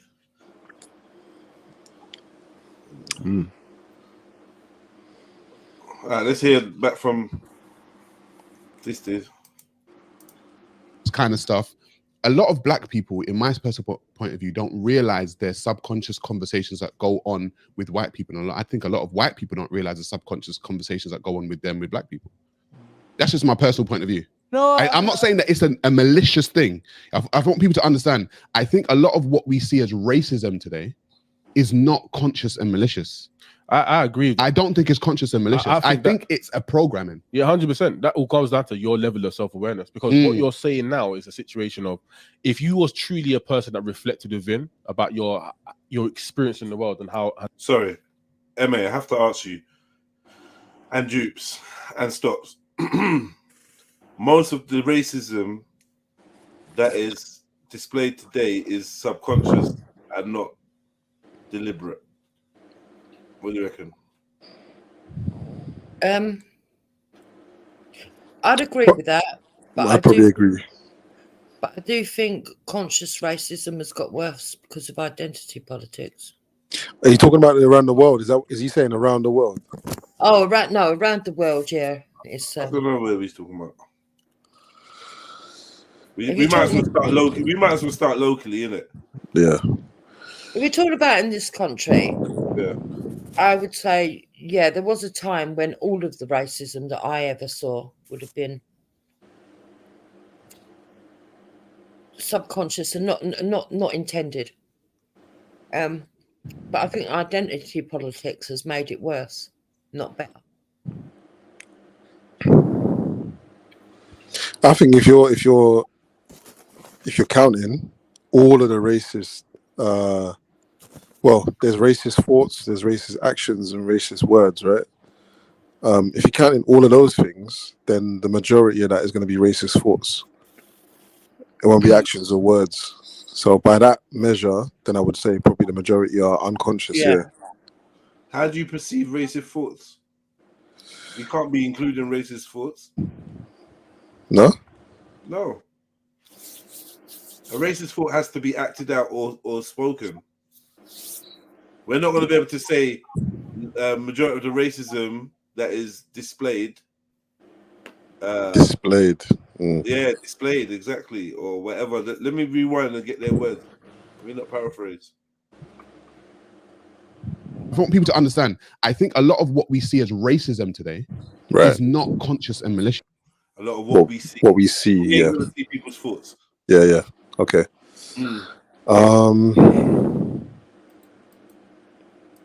That's an interesting one. That's an interesting one. It might still be the case that most of it is subconscious because, you're suppressing in such an environment. You're suppressing the things that are gonna maybe get you in trouble, but then there's other things that are popping through in it. So I would probably say that, yeah, most of the things are unconscious. I don't know about this deliberate thing though. The deliberate thing, does doing something unconsciously mean it's not deliberate? No. Yeah, what? Yes. I'll give you an example. We went to a friend's house of ours, right? Another couple, and they were a white couple. We knew them really, really well. Well, I did, and then over the years, Hector knew them really, really well. And they invited us over for dinner. They wanted to cook. Normally, we used to get takeaways, and they said no, we wanted up. She wanted to cook. She'd been getting into cooking, my friend. But she didn't tell us what she was going to cook. She went, "Oh, I want to surprise you. You're really going to love it." And when we got there, they cooked us chili con carne, and me and Hector don't eat chili con carne. But the reason that she'd picked that was because it was a rice dish, and Hector's African, and she thought, why don't you eat chili con carne? I just don't like it. Don't like it. Tastes like shit, right? But she did it because she, in her head, and she hadn't done it to be horrible. It was a rice dish, and of course Hector's African, and he eats a lot of rice. He's going to like this dish. You know what I mean? So it wasn't done to be horrible. Big up everybody. That's not racism, though. That's not racist. I think what Jupiter was saying was racist, though. You don't think that was racist, do you? No. I agree with Sarah. I think most racism is subconscious. I think you'd have to be, as a white person and a black person, to internalize all of the programming that goes on. You'd have to be like Jean Grey level mind control to be able to not take it all in. Project as well, yeah. How? I mean, it's not put out there for people to escape it, is it? That's not the plan. I don't know, because I'm not racist. Yeah, but you would have been subjected to all of the programming. You would have internalized most of it, and then at certain points had to confront them. I don't think it's been a battle to not be racist. No, I don't think. And I don't see why it you should are be, so- racist. What I'm saying is, from a black person's perspective, you would have internalized the negative parts of racism. That your skin is not this, that your hair is not that, that your God is not X, Y, and Z. And then at Yeah, you're right. I agree with you because and at even though I'm not racist, I can see how the programming of the media gets you to look at certain groups in a certain way. And I'll give you a great example. Because I've always been like quite a social observer. I remember 9/11, right? And after 9/11 and what they call 7/7. 7/7, yeah. Oh yeah. I can't lie to you. You know me, I love a tube, yeah. I love getting on a tube. I know where this is going. And yeah, I found myself being suspicious and uncomfortable around people Asians with bags, Muslims with bags, maybe even with women with face covering, maybe, like, do you know what I mean? Like, I found myself for a small period of time just being more like, just, you know what I mean? Anyone would say, well, that kind of makes sense though, because they're saying that there's Muslims jumping on trains and blowing themselves up. So obviously, you know what I mean? Yeah, 100. We didn't even make a joke out of it, but like I could understand. I didn't get racist, but I definitely began to profile. For a while, Jedi, after 7/7, if I was on a bus and somebody got on in full hijab and everything else, I'd get that's off. not my definition. If someone got on with a long beard and a backpack, I'd get off. I'm not lying. I tell you, it got bad. It got so bad that one day my cousin was with his camise at the bus stop, and then he saw bare police just riding towards his location. He's thinking, what happened? They came for him because someone said there's the man with a suspicious bag walking, but he was just going to Sunday school. So he's already to give his. Yeah, he's already. What's happening in my area? He lives in near Plumstead, Abbey Wood. He used to live around them sides. So. Can I just say though, that's not my definition of racism. So if you're on a tube and we're going through some terrorist attacks or whatever, and you see someone who fits a description, and you think about what you've seen in the media and you have negative, prejudiced views about it, that's still not racism. No, it's not racism. They just got brainwashed. No, it's not, because you have to be able to enact some sort of power to prevent that person from their liberty for me to consider you a racist. You know that definition of racism. If Jedi was able to stop the person from getting on the tube, if Jedi was able to do something to him, then I would say, that he was able. I think that was my whole point. My whole point was, I've never been racist, but I could see that the path to racism would be the negative, inheriting and adopting the negative stereotypes of a certain group, and then acting on that. Or how would you act on it though? Well, by getting off the bus. What the fuck you doing there? Yo, hey, what's in your bag? Get off the train. Like, you know. Why are you praying in the street? Yeah, for in small, like, micro situations, black people can, I suppose, exert racism, but ultimately, they can. I love the whole. Ultimately, though, I love the whole prejudice plus power. It's beautiful. It's poetic. Yeah. This definition. It's beautiful and poetic, and at once maybe I might have even regurgitated that, and I do understand the principles of that theory. Yeah. But unfortunately, it's not, because when we look at the dictionary definition of racism, even though some people will protest that it has been changed of recently, cool. But however, the modern day definition of racism, a black man is definitely capable of carrying it out. Now, I would suggest that it's far less likely and far less probable for black people to carry out racism. However, is it possible for me to? Yeah, well, if it's my prejudice based on the color of his skin is racism. To do something to him, yeah. Yeah. And I could easily. That's what the whole point I'm saying is that was like racism light. Reading the news, taking in the media, being fueled by fear and ignorance, because at that point in time I wasn't fully grasping false flags or proper, or you know what I'm trying to say. I weren't fully grasping. yeah. You see what I'm saying? So yeah, I could have easily walked in the direction of being like, you know what, these fucking Muslims. Do you know what I mean? And now, because I've got the fear, that's gonna fuel me to hate. And a lot of men react with, if they're scared of something, then they hate something. All of a sudden, they does anyone when ever you hate something, you want to now become aggressive towards it. Like, sorry, is it? If I'm scared of something, I'm gonna pull out my knife and I'm gonna be like, "Fucking get back!" Whatever. Do you know what I'm trying to say? But if yeah, you may be afraid of it, you may be scared, you may even be aggressive towards it, but you live within a society, so your aggression is going to have consequences, and then you're going to have to think about those consequences. And being a black man, you know how the consequences could be more detrimental to you. So that's all going to go into it. This is why I'm saying a bit like, okay, I'm not saying that black people cannot exert racism, but like you just said, it's unlikely, and the system will continue to clamp down after each action to show you exactly who has the ultimate power. And all of these thoughts run through our minds when we have our prejudice or we are ignorant towards a particular race.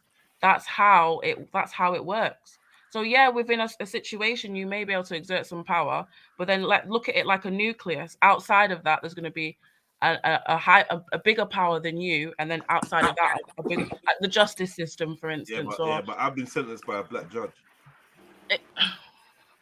That doesn't matter because she's still locked up by a black prison officer. That's not. You say she was being racist. Refused parole by a black parole board. And you think she did that because she was racist against you? I'm just saying that we all that power. I'm just saying, just because I could be arrested for persecuting an Asian because of my racist views doesn't mean that I'm not being racist. Nah, but you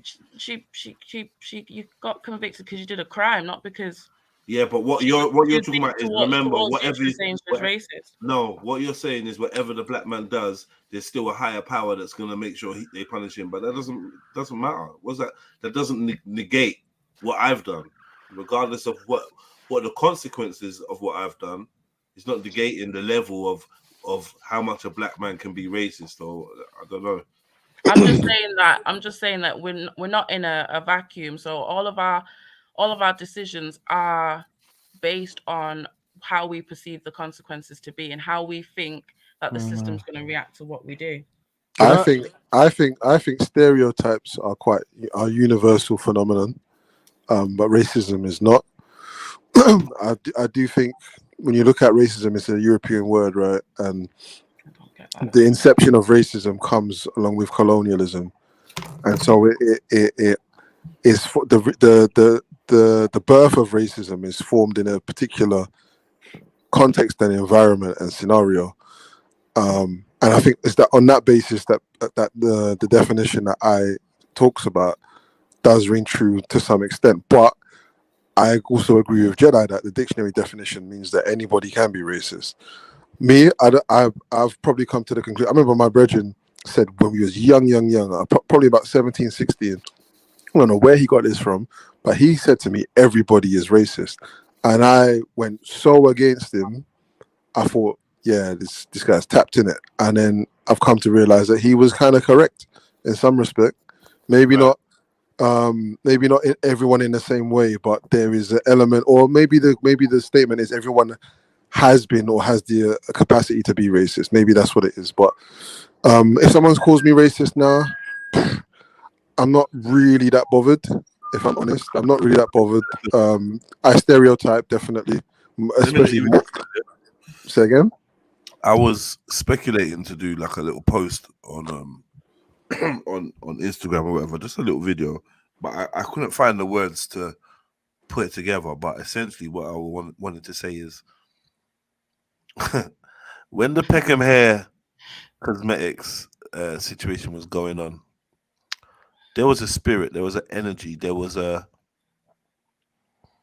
vibe, an unspoken one, and that was a vibe of it's us blacks against these other lot, they don't care about us.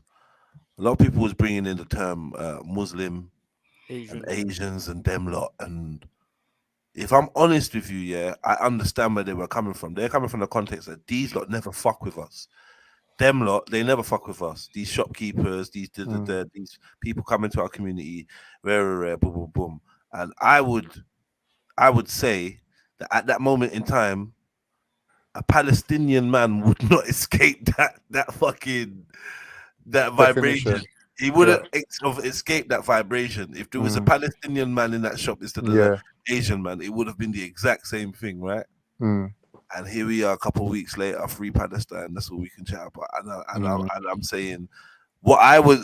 Now you lot are saying free Palestine, and I look like a weirdo for saying, well, yeah, free Palestine and that, but like, there's been a lot going on, and I hope you lot save some of this energy for some of the stuff we're going through too, right? Like, and I'm talking to the rest of the world. And people looking at me like, yeah, you're not really empathetic, and you just like, I don't know. But when I think about it, I was championing Palestine, or we are championing Palestine and world peace or world whatever, harmony, whatever, way before, just by even being fair to the shopkeeper and treating him like a human and understanding that, yeah, he made a wrong move, but it was a human. A lot of people have dehumanized him because he wasn't black. And that's the truth, right? But now we are rehumanizing people, yeah, because it's socially trendy to say free Palestine. Can I just say something? We didn't want to humanize the Asian guy because he's just a beast. They wanted to There's take something my business. like really controversial I want to say. Go on. People don't see black people the way black people see themselves. Black people see themselves as the ultimate victims of white colonialism or white supremacy. Other people don't see that. Other people see black people as, you're the closest to the white man.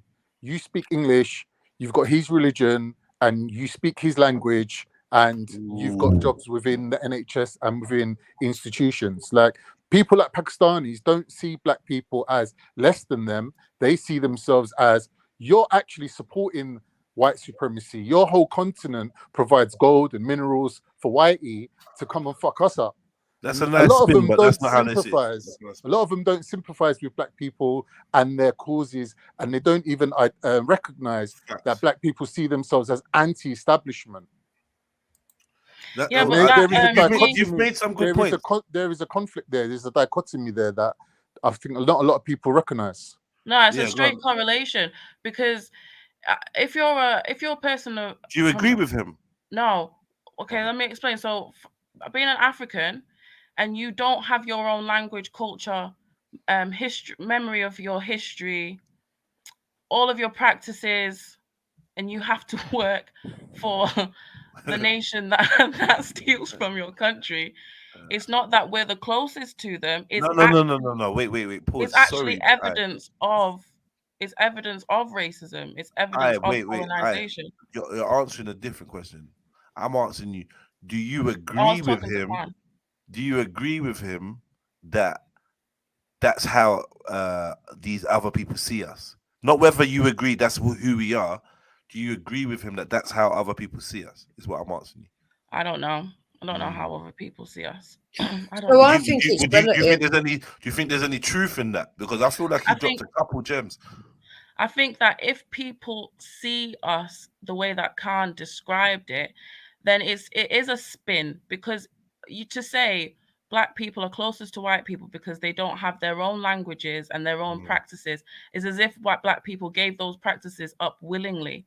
Yeah, but we're all here doing that. You're just ahead of the game. Out of context. We're all here doing that. Well, my great-grandchildren ain't going to identify as Turkish. They're going to be English, and they're going to speak English, right? Yeah, but so you're ahead of the curve. Immigration and the movement of people from poor countries to rich countries is not how you're phrasing it. We're all here. Why are we here?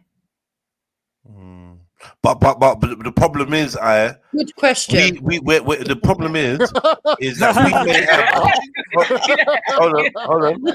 The problem is we may have a perspective on why we're here, but the outsider may be thinking that may have their own perspective, and then that may help them form this attitude that Khan is describing. Because I think that when he first started, I said, yeah, he's chatting shit, but then he hit a couple points.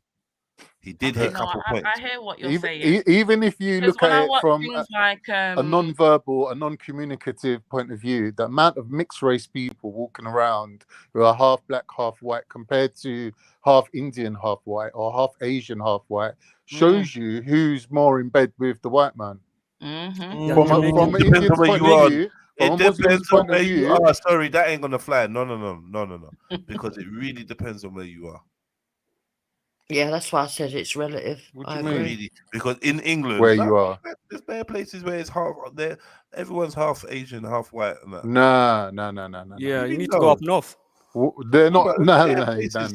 Half white, half Asian. I'm not saying there's no half Asians. There's loads of them everywhere, man. And some of them pass for whites, you wouldn't even fucking know. And then there's the half white, half Chinese that pass for white, you would know. Half white, half. Oh no! If anyone's super breeder, it's the white. What? It's the white. White are without, there's mixed race mulattoes everywhere. Yeah. Right. To coin checkmate. and the common denominator is white, not black. It's the white man. Yeah. 100.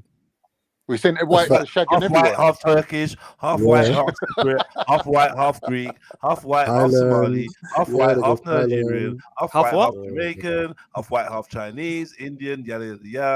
It's the whites are fucking everywhere.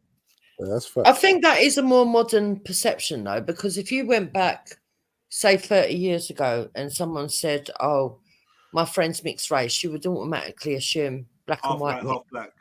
Yeah. Yeah, you would. Whereas nowadays, you would say, "Oh, what ethnicity is?" Yeah, Yeah. That's because we didn't consider the half white, half Chinese as white, because we didn't know that they were either we didn't know they were half, so they just looked like what they were. So it's a lighter version or something, or we just didn't know they had a mix. They were never questioned. The mixed race stood out like a fucking sore thumb. Yeah, maybe. Even if your mum was pregnant, and asked the black man his name, that would show up in your fucking DNA. DBS check. Like mix up an Arab and a white guy, and it's just another Arab or white guy, isn't it? White people born in Peckham look different. What are we talking about, man? Anyway, for once, I want to agree with Sarah that this whole subconscious racist thing is like. It's true, because people who are racist, they don't want to identify as racist. They don't want to, step into those shoes of being a racist. They allow the institutions to carry it all for them, and they're like, "Oh well, what can we do? The world is what the world is." Sort of how it is, yeah. So this is where I sort of I don't feel like I don't know. It's hard for me to say this, but like I just feel like to be racist, I don't think it should be it's not a nice word, but to condemn someone for being raised in this society and to have racist views, and they're never being encouraged to confront them, to stay within a conversation where they have to be self-reflective enough to say, right, yeah, I do have these views, and this is how I feel. It's a bit unfair. I think it's unfair. I mean, I don't know what other word you could use for it, because it is racism, but I just think that it's not necessarily like not the worst thing in the world. It's kind of just more like an observation. That's the kind of nuanced view that I've got on it, which is like, how else would you come out of this society? If you go through the education system that we have, if you see the justice system that we have, if you watch TV, you see who the politicians are, who the smartest are, who the this are, whatever, how are you supposed to come out of it if you read all your what's it called, your fairy tales when you're younger, and you watch all the cartoons and that? How are you supposed to come out of this society without those views?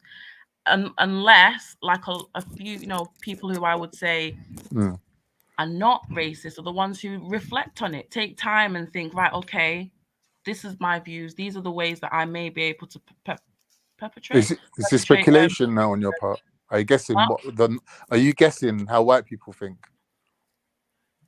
No, I'm just saying. Seems like you're trying to rationalize. No, when you're saying subconscious racist, most people are subconsciously racist. But whenever I hear people speak about, a white person being racist, it's always in a negative. And what I'm trying to add to the conversation It is a negative. How can it not be a negative? it's not that it's not, it is a negative, but I'm just saying that there needs to, I don't know what the word is, but I'm just saying that there needs to be some allowance for the fact that this is the way it's been designed to be. I think it's a generational thing. I think there was a generation of whites who are out and out, blatant racist, openly hate mongers, speaking negatively of anyone who wasn't white, yeah? And their children grew up listening to their bullshit, but going to school and growing up loving black people and realizing, wait a minute, my mum and dad and them lots chatting shit. Yeah, so they brought up their children to not be racist. But here's the thing. Your children are still going to be around their grandparents, and them grandparents are still going to indoctrinate them with a watered down version of racism, which is a covert version of racism, which is instilled in, and it can never be taken out. And this idea of other people, yeah, or newcomers being a threat to the system, whether they be black or Muslim or whoever's the new lot off the boat, yeah, that is part of white working class culture. It's not grandparents. Can I say that I agree and disagree? But I think what I'm agreeing with is the fact that racism has become covert. Disagreeing with the cause of that, though. I think the cause of that is because it's become socially uncool to be overtly racist, and there's been a lot of stigma, civil rights, and all these type of things. Lawsuits, money, financially, has become less viable to be racist and to be openly racist and operate in an open market, right? So everything has had to become more sophisticated. However, in the bureaucracy, in the fine print, in the mighty lofty halls of Parliament and whatever, the racism is still there, plain as day, right? So it's ingrained, and it's what we call institutional racism. It's ingrained in the infrastructure, and it's almost undetectable if you're not looking for it, or if you're benefiting from it. So I kind of agree and disagree with you, Jedi, because on the one hand, I agree with you that it's subconscious, right? But on the other hand, I also know that there's this irony that, and we can accept that black people can be racist, that if black people are racist, it's often overlooked. So in today's society, whereas white people have been taught that they can't speak it out, even if they are, black people can get away with saying something very prejudiced towards a white person, and nobody checks them. It's similar to how the sexes and sexual equality is in society, as in, we already understand that we are not necessarily equal, but we are different and have equal merit, right?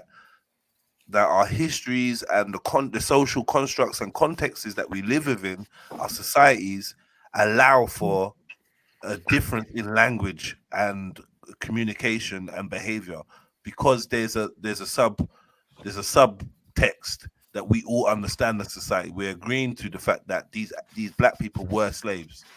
So this is why we can have Black Film Week, Black History Month. We got to remember the backdrop of why there are even these type of things. Yeah, but it's not even that goes hand in hand with the language and the behavior that one group is going to be able to display, because there's a whole backdrop that we're pretending ain't there. But every October is Black History Month. Yeah, then you get Black Film Awards, music of Black origin. You get Black this, Black that, Black Pound Day. There's a reason why these things keep popping up, and letting you know and reminding you of the overarching storyline of today's society, which is there's a group of people that have been fucked over. So yeah, they do get a little fucking bly when they want to say cracker or whatever. It doesn't hit home as much as when you say nigger, and that's just the way that society is. No, I understand that. Just like we don't look at a man that slept with 10 women. Thousand. Man said 10,000. I didn't say 10,000. Yeah. No, not you. No, I'm not talking about that though. I'm not talking about having a Black History Month or any of that. I couldn't care less about that. If that's what people want, that's what they want. No, I'm not saying. I'm talking about if you was to take like for like, right? So for example, let me try it. Just explain this. There's a social sub context to the behavior and the actions of black people and in general, because, and I'm saying that the reason why we have things like Black History Month and that is because that also is alluding to this overarching subliminal fact that is in our society. That's why if a white man does this and a black man does that, it may be seen and deemed as differently. If a white man says that, oh, is it all right if I say this? Like the lady said to me today, I made a joke about mixed race people. And she said, is it all right if I make jokes about black people? Do you know what I mean? And already she knew that it would be taken It ain't differently. the same. It's not the same. But there's a reason why it's not just illogically not taken the same. There's an actual reason why, and that's hardwired into our society, so we can talk about what that is. And it's going to come back to slavery. It's going to come back to colonialism.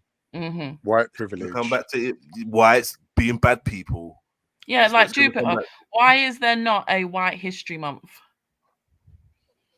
Because every day is White History I Month. don't think we need a White History Month. I don't think we need a either. black one. But if other people do it, don't bother me. But I think that's not what you was asked. I think history is That's intertwined. not what you with was all asked. Come, Jupes, man. But Why is there not a White History Month? Honestly, why isn't there one? Because history is just history, isn't it? No. So why is there? So why would you propose there's a Black History Month? Yeah, that's a good question. That's a better way of saying Because it. some black people have deemed that they want to celebrate blackness, basically. Why would you think that? Why would you think that some black people would say that they needed or wanted to celebrate blackness? Because they felt that they were hearing too many stories about white people. But if you're talking about a history when you're living in a white country, that is what is going to happen. If I was, for example, if I went through schooling in Nigeria, even as a white person, I'd be learning more about events that were relative to Not Nigeria. necessarily. Not No. necessarily. No way. No. You're confused. Unfortunately. And that's the point. I don't agree with Black History Month personally. It should just be Black history should just be history, the way you're describing it, Jupiter. But the point that everyone's making is that there was a time where there still is, where history is taught from a bias, and African history from people from African countries was left out. And if it was included, it was very specific to some of the more negative, dreary, sad points of our history, i.e. slavery. And it full of lies as well.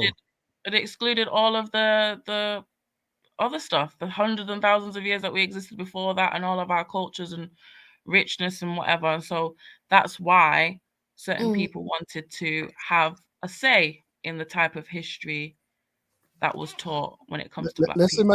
Let's imagine it's me and Jupiter, me and you, yeah, and we're in a room together, and there's one pen and one paper, and I managed to get hold of the pen and the paper first, and I write what's happened in the 30 days we've been in this room, and we leave. And I tell everyone this is a story about how Jupiter was farting every night and she was stinking, and I was trying to get to sleep and she was bothering me and all this kind of stuff. Obviously, once you start reading that story, you're going to be like, no, let me tell my side of the story, right? Yeah. That's I get that. But what I'm talking about, I kind of get what you're saying, but I don't know how. Why do you kind of get? Why don't you fully understand what he's saying? Because it's not obscure. He's saying, like, that I don't know how that applies. History is written by the victor. You know how that applies. Yes, I know how that applies. Okay, cool. I don't know how that applies the victor in this case is a colonizer. The colonizer. Yes, I understand. The colonizer in this case is the British Empire. Yeah. So if you have a victor, you have a loser. The loser in this case are the black and brown colonies of the British Empire. You understand? Yeah, I get that. So if the losers of that of that struggle, battle, colonial takeover, whatever you want to call it, if the losers of that in modern day times read the history and see inaccuracies, then or see that rather than highlight inaccuracies, let's just say that history is painted or shaded in a particular hue that only reflects favorably on the colonialist. Clearly, they're going to want now their chance to tell the truth, or at least give their version of events. So to say that, oh, I don't understand why they need a Black History Month, actually is actually kind of ignorant. So would you allow me to ask my question, or are you just going to keep preempting me? Because I'm trying to understand something here, right? And I'm not trying to put things down or say you shouldn't do this or whatever, because I couldn't care less what other people want to do. It's up to them. But I'm trying to understand how what he said relates to having a Black History Month. So you're saying the Black History Month was there to give the other side of slavery, for example. Is that what you're saying? No. I would say that I'm not sure who came up with the idea of Black History Month, but from my understanding of what I see going on is it's giving children and adults a chance to learn more about African history, pre-colonial history, pre-slavery history, and understand that you're more than just the descendants of slaves or the results of colonial rule. And it's to instill that there's parts of history, large chunks of history, probably this is how it's been utilized and how it's been marketed. There's large chunks of history that are being forgotten, not spoken about, not highlighted, which are empowering and uplifting for Black people to know, because there's like a presumed amnesia. There's a presumed amnesia and maybe even a masking of history when it comes to a certain set of Black people. And like I said, this is the subcontext that runs through our society. Like even no one can ignore it, and no one it affects everybody, white and Black. This whole premise that our modern day society is set on, it's like an elephant in the room that it's not going away and won't go away and keeps getting brought up. It won't go away. Yeah. It will not go away because the conversation doesn't. Someone in the family has done a fuckery and everybody knows it in the family, and now family meetings can never just be just family meetings because there's always this elephant in the room. Like, why are we not discussing this? Why are we not dealing with this? And then there's a lot of people in the family that say, you know what, let's just move on both sides. Yeah. Victims and descendants of victims and descendants. Yeah, because it's uncomfortable. And the more we go back forward in society, we avoid anything uncomfortable. We more and more, so we don't want to have these conversations. Yeah, it's just thinking out the room. But in terms of Black history, I understand what you mean about why don't we just have history. The problem is, Dupes, you know and I know that history is not necessarily correct. You'd rather correct history be in place. At the moment, the powers that be have a control of history, and I'm sure that you've come far enough away from the mainstream view of how the world really works for you to actually believe that the history that is taught is the history that is true. So until the history that is true is taught, it would probably make sense for there to be alternative streams of history being promoted, because we can't actually trust the official narrative because the official people are fuckers. They lie. That's it. Yes, sir. And we all agree. No, I get. Look, oh God, I don't know how to articulate this. I understand what you're saying. That people, that the ones that win the wars are the ones that are going to write the story, and they're going to be prejudiced in their own favour. I get that, right? And you're saying that in the last recent history, British people have been the ones winning the wars. They had the biggest empire, so it's all skewiffed mainly towards them. I get that, right? I do get that. I understand that, and I understand that there might. You agree with that? There might, yeah. I understand that there will be some prejudice in there because victors are always going to put it in their own favour. I can understand what you're saying there. You agree, though. But Yes, I just said yes. I Yeah, understand. you saying you understand is not the same as agreeing. Well, it is. I hope you understand. I hope you'd understand everything I'm there's going to saying. be some Whether you prejudice. agree Whether or it's not, going to be prejudiced completely, I don't know. understanding is not based on your agreement with whatever you're understanding. But what I don't understand is how having a month talking about Black history solves it, when all that had to be done was to talk about, when you're talking about subjects and it's involving Black people, that then you incorporated some teachings from that point of view at the time. Who's going to do that?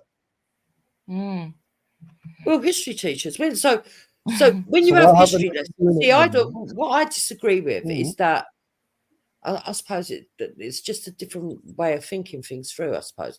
But what I disagree with is that when you go to school, right, you go and get taught history, right? So we're a predominantly white country. Unfortunately, we are going to talk mainly about things that have happened that have affected Britain. Okay. And so we are going to be talking about World War I a lot, and World War II, and things. Well, they won't talk about how they made the money to fund those wars. In Industrial Revolution and stuff like that. Or who fought in the wars. Yeah, who fought the planes and who was on the front lines as well. Do you know what I don't understand? Do you know what I don't understand?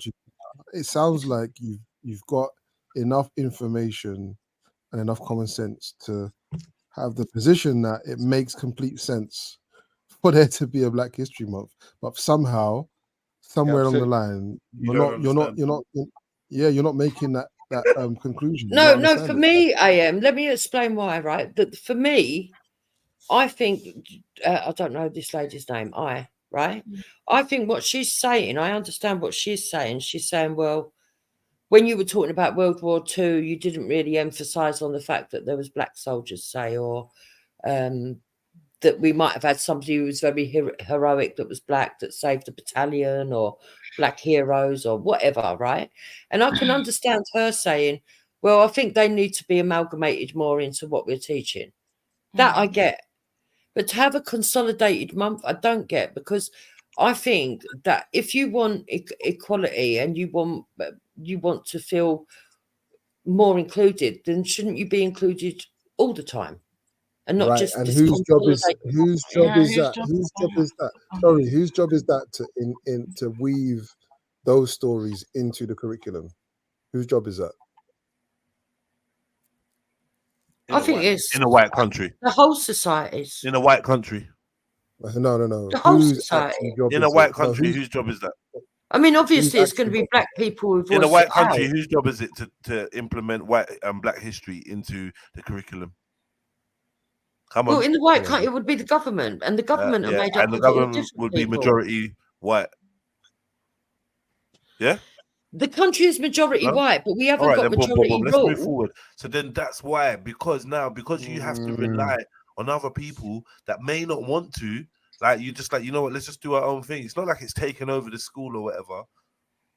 It's not like he's taken over anything. It's not actually. I never said it probably is going through the school. Okay, what is it that you're getting from what I'm saying that's upsetting you? Because you sound defensive. No one's upset, man. I'm just getting to the point that you're skirting around being able to understand why there may be a need for a certain group of people to want something like Black history, whether it's effective or not, whether we agree with it, cool. But I understand the need for it, because clearly it's not going to be implemented in school.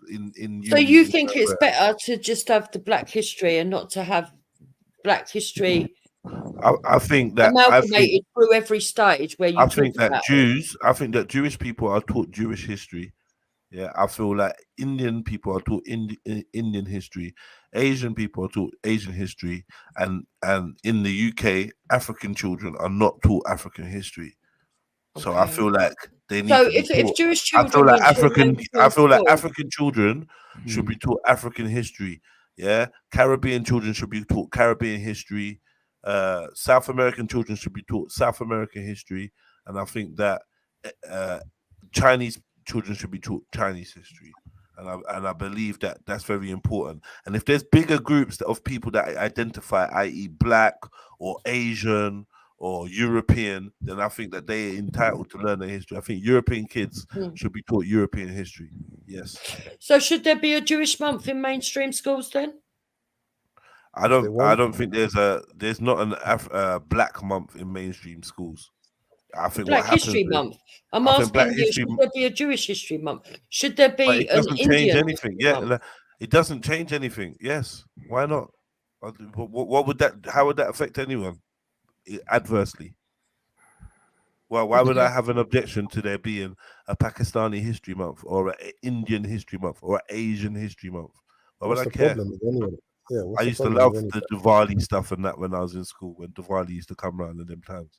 So love them. I'm not saying whether you love it or you don't love it. That's irrelevant. Yeah, but I'm just but I'd already answered asking you is times, what do you so you think that doing it concentrated like that, and then the rest of the year you don't talk about it is what should be. Let me explain something. Hold on, wait. Let me explain something. Let me explain something quickly.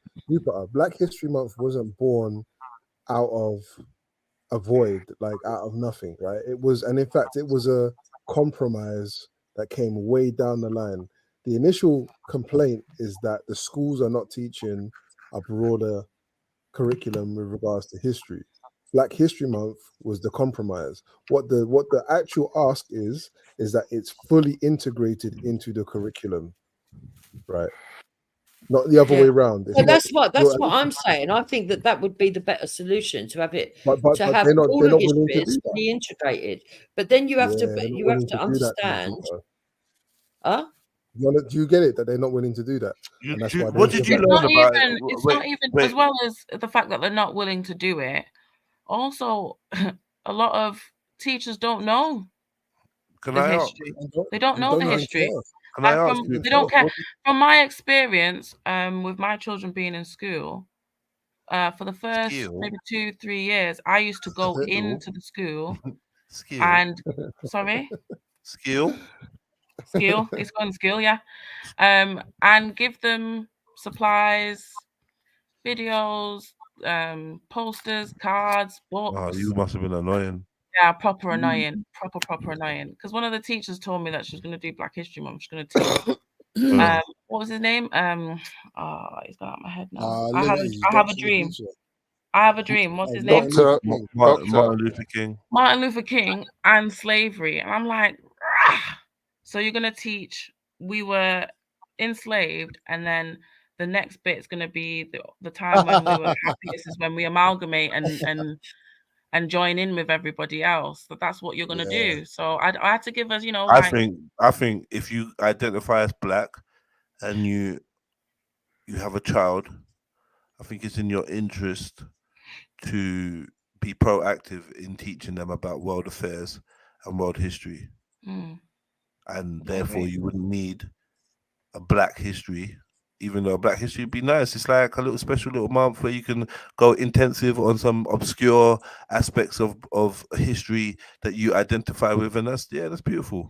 The thing is, the problem is the regurgitated Masonic gatekeepers and political celebrities that are churned out over and over and over and over again, almost like a brainwashing, indoctrinating effort to make you think about Black and Black history through a certain paradigm. That's what I resent, because it's like a commercial.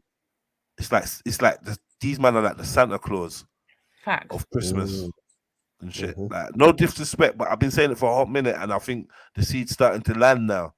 People starting to realize, can we have any conversation without you telling me about Malcolm X, please? Right, exactly. Is that possible? What do you mean, yeah, Jess? What do you mean? What do I mean? I mean that you can't have Black History Month without Malcolm X, Martin Luther King, Marcus Garvey, and slavery. Like you can't have that. But like that to me shows me all I need to know. Like, are you mad? Black history. Black history. Who's the next one you're gonna give me? Mansa Musa. This is it. Like just M named name Masons. What is going on here? What in the fucking programming is going on here? The wanting to push individuals as well is a massive trick of white white racism, yeah, because it limits it to just like a specific a person, like almost like a messiah type person. Whereas why not teach about celebrations or events that happen in Africa, like naming ceremonies, rituals, you know what's interesting? customs that we have, which shows a collective consciousness. Like I said, community. what did I say in the beginning? Political celebrities. Yeah. And trust me, that term there I need to copyright that. That's like political celebrity. That's you can't even argue with me that that's what these people are. Yeah. Yeah, 100%. And guess what? The kicker of it is, and I always say this, you wouldn't know about these people if it wasn't for the mainstream media. 100%. 100%. Of course not. And if you did know, you'd know about them 200 years after they probably died, man. Eventually. Because if that big publishing group didn't decide to publish the book about him, if that big picture house didn't do the autobiography by that big, well-known black director. I was gonna say this as well. Black children realize that Black History Month is shit. They think they realize that their history being put into a small section of the year makes it almost seem like they're different.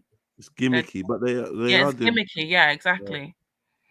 What I was going to say is, what's interesting is that when you look at, so say if you go to a university or whatever, and you're studying, say, African history or whatever, yeah, you'll see that the focus is often still on empire, king, this event, that event. They're like big blocks of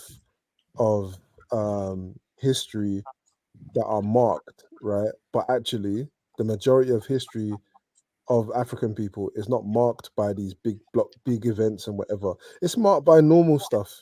Yeah, the majority of history is just people living, right? And if you really wanted to understand, let's say, Black history or African history, it's a lot of really mundane shit, like mundane things that are not like what? A lot, like you sitting, like if it was white histories, you sitting down watching EastEnders. Yeah, but we don't get taught about that at school. That's no, but ridiculous. you're not understanding the point. You're not understanding the point. Why is it ridiculous? You don't get taught about what at school? Why would I want to send my kids to school to be taught about white people watching EastEnders? Yeah, because you don't need to, because you can go home and watch Gogglebox. Hey. Already on there. I don't really watch TV, but so don't personalize Sorry, it. please What don't. I'm saying Please is, don't wait. Please don't miss the point that I'm making. The point I'm making, if you're making an argument for the delivery of accurate historical record, then the majority of that record is going to be mundane. Yeah, it's not going to be big celebratory events, this war, that war, da.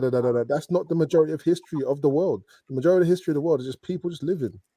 Yeah, like working in factories, Jupiter, and you know what people used to eat in Middle England, and all the stuff that we know about you know what people wore and what types of jobs they were and what charities they were and all that type of stuff that was going on in England in history when you get taught in I kind of the mills and all the songs and you know London Town. That sounds so boring, man. Yeah, no, I understand that. I understand what you're saying. But you see, the problem that I've got here, if I was a teacher, right, and I had to do history, and I had to decide what to teach in history.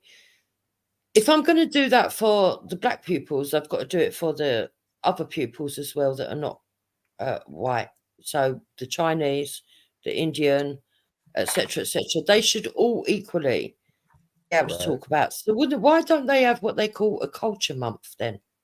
They do. Schools have that. Even where I work, we've got that. The point. So if you have a culture month and you're talking about everybody's culture, or even a culture lesson. Are you going to to teach other people's history is a small burden for colonization. Like, just get on with it. Include it in your curriculum. Right. You've stolen so much stuff from across the world and brought people, displaced so many people. Put in your curriculum. Teach them a little bit about forget that. The fact is this: Hot take. Black History Month or whatever. Nobody. It's not compulsory, right? So I don't feel that black people are forcing other people to take part in it. I think that the powers that be, the government, they use it. Sorry, 1 second.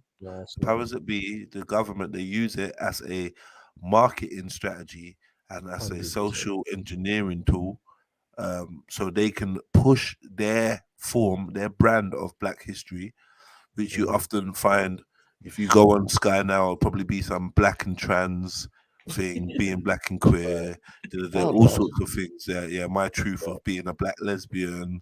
You know that just like so it's like. But it's in your face, Black History Month, and then they're gonna give you some rudimentary, some slavery stuff, and some blah blah blah blah blah blah blah blah. But it's not something that they don't want you to see, so they can use it and market and make it seem like they're all inclusive. Because this all inclusive thing is like, okay, so this week we're gonna show you this, next week it's gonna be Pride, next week, and you've got to love it all. Like Jedi, there's a term.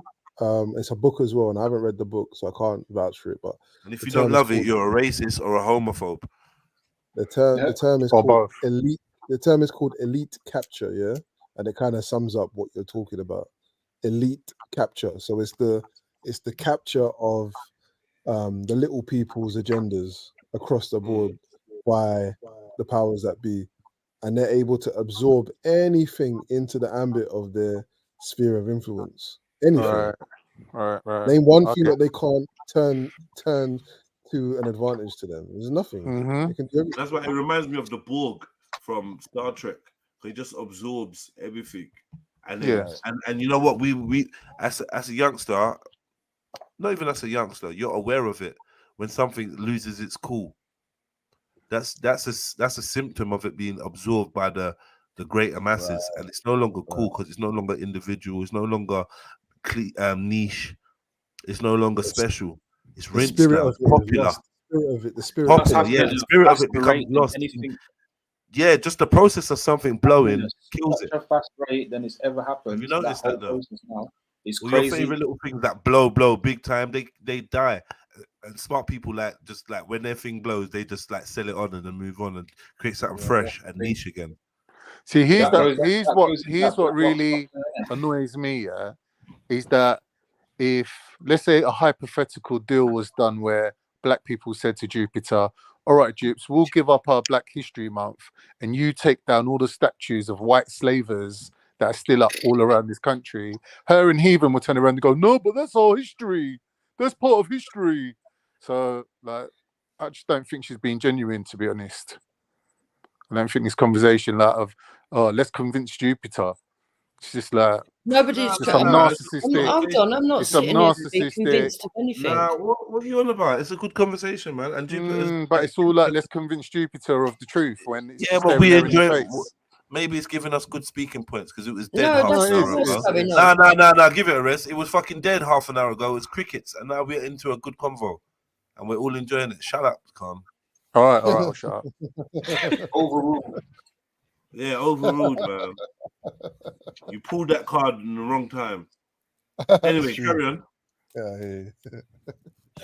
No, for me, what I'm not understanding. Well, I guess I am understanding it, but it doesn't. It wasn't making sense. But I'm getting some of your points. It's just that when Aya talks about that, she wants. For me, as a kid, if I was a kid, I'd want to learn more about other cultures, what people do. You know, like she said that you have naming ceremonies in Africa. Obviously, I know about that anyway, but you have naming ceremonies. We have christenings here. I don't understand why it can't be just amalgamated in throughout all the subjects all the time, but not just for black people, for other people. Yeah, you said that a few times. So what I think the bit that you're missing is. Do you remember learning about Diwali in school? Yes. Yeah, I remember that. Right. Yeah. So what was the black equivalent, Droops? What was the African equivalent? What was the Nigerian equivalent or the Ghanaian or Yeah, the so that should be Ivorian? included. That All should right, be so that's included. so there you go. And when you think about racial hierarchies in this country, why do you think it is that Diwali was allowed, but there isn't anything Because else? of money. Or Chinese New Year and all that type of Yeah, shit. we used to do Chinese New Year and that was a big one. Jupiter, they had a feminist month where for 1 month we had to learn all about the famous women that struggled and the suffragettes and all that. we did. That's March now. Seriously. So no, but are you in favour of that or against that, Jupiter? Started from Is April that, of March. Well, when I is was that at school, singling that out was women taught. or is that When I was at enhancing school, their... that was taught anyway. It didn't need its own month. I don't understand what's going on there. That's true, but I don't know, man. There's a difference between like the suffragettes movement and then generally just woman stuff over the years. No, but It's even like the same, like Diwali, Black History Month even type thing. Diwali, that would be a week. But remember, Diwali would be around a specific holiday. Yeah, that was actually going on. I think Jedi's got a point when he says, "Oh, you know, you have Diwali, you learn about the New but Year." Diwali, you learn about Diwali on Diwali. But they don't have an equivalent African sort of like Yeah, I think celebration. XY made a good point. I think that's a really good point, and I don't No. understand. XY made a better point. Is there is no equivalent. Well, there wasn't is. an equivalent. What? Well, there is equivalent celebrations. What? So Okay. isn't there a time of year where they have their festivals where they, I think it might be Ghana, where they dress up and they have the straw skirts. They dress up. All the men that walk on stilts, and then I don't know when they do that, but and then in I've forgotten what the name of it's called, the Whirling Dervishes. And what? And then what about That's a whole religion. In Nigeria? They have a big celebration once a year, didn't they? A festival. What, in all of certain them, parts of or Nigeria. just a tribe? The Yorubas? No, it probably would be different tribes would have different ones, but why can't they learn about some of them? Yeah, that would be good to learn about. That would be good still. That would be good. Let me be honest though. In RE, in religious education at the time when I was doing it, we learned a lot about. Well, we learned a lot about, but we learned about the Igbo traditions. We learned about the chameleon and the gecko and the chicken and yeah. So in school. Yeah. High school. Secondary school. Yeah. That's RE. pretty cool. That was cool. Still, I can't lie. Yeah, that's cool. Yeah, that's cool. It makes children feel human when they're spoken about in context. You know, the truth is though, in school. most of that was delivered in a way where the term Nigerian or Igbo probably wasn't even used a lot.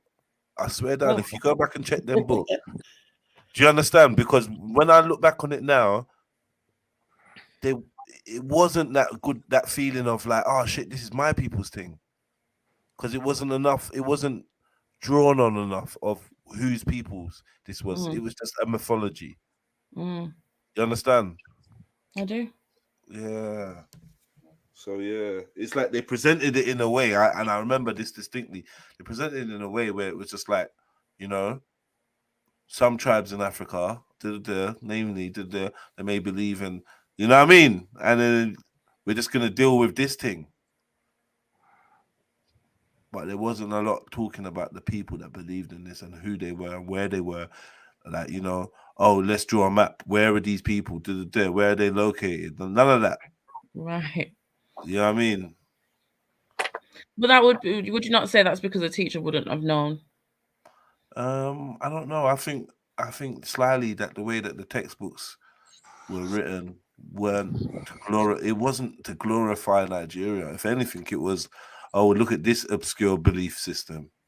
See, as I understand it, at primary school, it might have changed now, but at primary school, history is not one of the three main things, is it? It's not science, English, or maths. And so each school Apparently they're being made compulsory now. Oh, okay. because each school used to be able to decide for itself which part of history it was going to focus on, and I think that's where a lot of it went wrong. And then we got fucking Henry VIII and all this shit over. And then after that, Tudors, and then after that, we got Roman, Egyptian, and Greek mythology. And I was like, yo, this is sick. And then we went to some other dead shit after that. You know, that half a term on that. But and then dead. I think I was expelled after that anyway.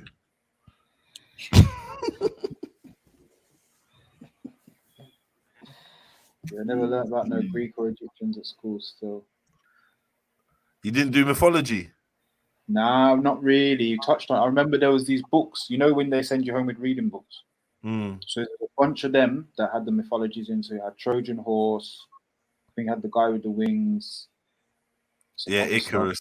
Not even Hercules. Not even. It's not Icarus. Is it Epi? I think it is. I think it's Icarus. Icarus the wings, yeah. They had those, but we never got sat down and did it. Do you know what I mean? It was only just we done that, man. And you know what was so sick about the thing that we done, and this set me on my road. So everything was meant to be. We done a thing of comparing the different mythologies and finding the corresponding deities. Oh, that would have been good. Right, so it's like, yo, okay, the Greeks have got this. What's the Roman equivalent? What's the Egyptian equivalent? So we did that, and that was fucking sick. Thinking about that was a godsend. What have you got? There was a day. Remember, there was a day when I clocked it. You know, okay, it was RE now, and we're watching the video, and he was going through the story of this Hindu thing, and I goes to the guy, "Isn't that Moses?" And he goes, "Well, Moses was after this, remember? Because obviously they taught us that it's what 5,000 years old, etc." So it was a funny experience, and obviously through the years you taught more different repeated stories. All right, one day we gotta go through each other's libraries, man. Do you know what I mean? Trust me. Yeah, because I'm for the book porn. Still, I can't lie. I look at a porn. I look at a porn. I look at a book, and I just want it. I'm just like, I just want it. Have you got any new one? I just hoard. I was just like, just give. I want that book. I want that book to be mine. I remember I stole a book from Waterstones years ago. It was called what was it called? Oh, and by a guy called P.D. Uspensky, and it was called A New Vision. Oh fuck, it's on my shelf somewhere. I'll find it. I was so proud that I stole that book, though, man. You know what? Yeah, I got a big regret. I went into a bookstore one time and I found this. There was this massive book, this black book, and it was like the encyclopedia of sex acts. Yeah. And I remember looking at this book, I was looking at it, and the book was, I was like, "Rah, this is mad." It was literally A, anal, the B, the A, all these other things, the anophilia, blah, blah, blah, blah, blah, mad things that I'm looking at, I'm thinking, "Wow, this book is nuts, right?" This is a proper entertaining book. But like, I think the front of the book had some shiny silver text, and I remember I was holding the book, and I looked up, and this woman was looking at me. This woman was looking at me, staring into this encyclopedia of sex acts. She needs to mind her goddamn business, man. No, she was like, "Yeah, this is the guy. This is the guy for me." The way I put the book down, I was like, "No, let me put this book down." Like it was dirty. Yeah. So I ended up getting some other book. I left, and then I came back the next day. I was like, "Nah, that book. I want that book. That's a coffee table, like conversation one." And it was gone. And I can't remember. I want to write their books, man. That lady probably bought it as soon as you put it down. She grabbed it. But I mean, it was a thick book of sex acts, like encyclopedia stuff, and literally the work that had been put into that book was nuts. Because I'm like, what the fuck is what? Huh? Nah. Yeah, that's a funny one, man. I felt like I'm not gonna lie, these old white colonists, they've got some of the most interesting books. Yeah, fuckery. I tried to look for the old books and that, but most of them are shit. I remember I got this really old book, but I got there's this old book called The Black Girl in the Forest. Something, The Black Girl in the Forest? something like that, right? And it's this mad story about this woman, this girl that walks through the forest, this African chick. She walks through the forest, and she keeps meeting different deities. It's just a mad book, but it was like some ancient book, and the man wanted like £200 for the book or something. So I went online and I got like some hardback, some paperback copy of it. Do you know what I mean? Because man, I couldn't pay for that. I couldn't pay. I got quite a few books on Nigeria still, and I haven't really opened any of them. I got one called The Geographical Regions of Nigeria, one called West African Secret Societies, which is obviously the whole region. I got one called, I think I got that one, you know. Right, I got a book here. It's called The Hunting Peoples by Carlton S. Coon, bro. Don't know. I got Trade and Politics in the Niger Delta. This one's sick. I had to study this one a little bit. It's called A Sudanese Kingdom. Yeah, it's just bad. This one I stole from the library. That one, I just didn't give it back. Your camera's not on, by the way, you know, because you look like you're showing us books. No. I'll show it to you. Hold on, one sec. I can never find this book. I had I didn't have it. A friend of mine was moving house and she left a bunch of her stuff at mine. And it's called Life, big massive photography book, starting with like microorganisms, and the last page is a footprint, and it's just a beautiful book. I can't find that now. You know what? That sounds familiar still. Big, massive black photography book, the most amazing pictures. Pictures in there, yeah. And she came and got her stuff. I was never so like disappointed to see a person's face. Oh, okay, here's your stuff. Let's see. I may have missed a couple of them. Cult of the Sacred Spear. Cult of the Sacred Spear. What's that one about? Ethiopia. Yeah. Spear chuckers. That one. Look at the name, boy. Mad. Yeah, it's an unfortunate last name, that.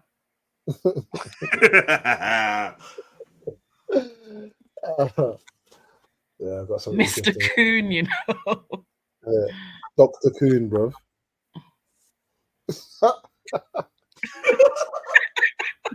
You think he would have changed it, wouldn't you? Professor Coon.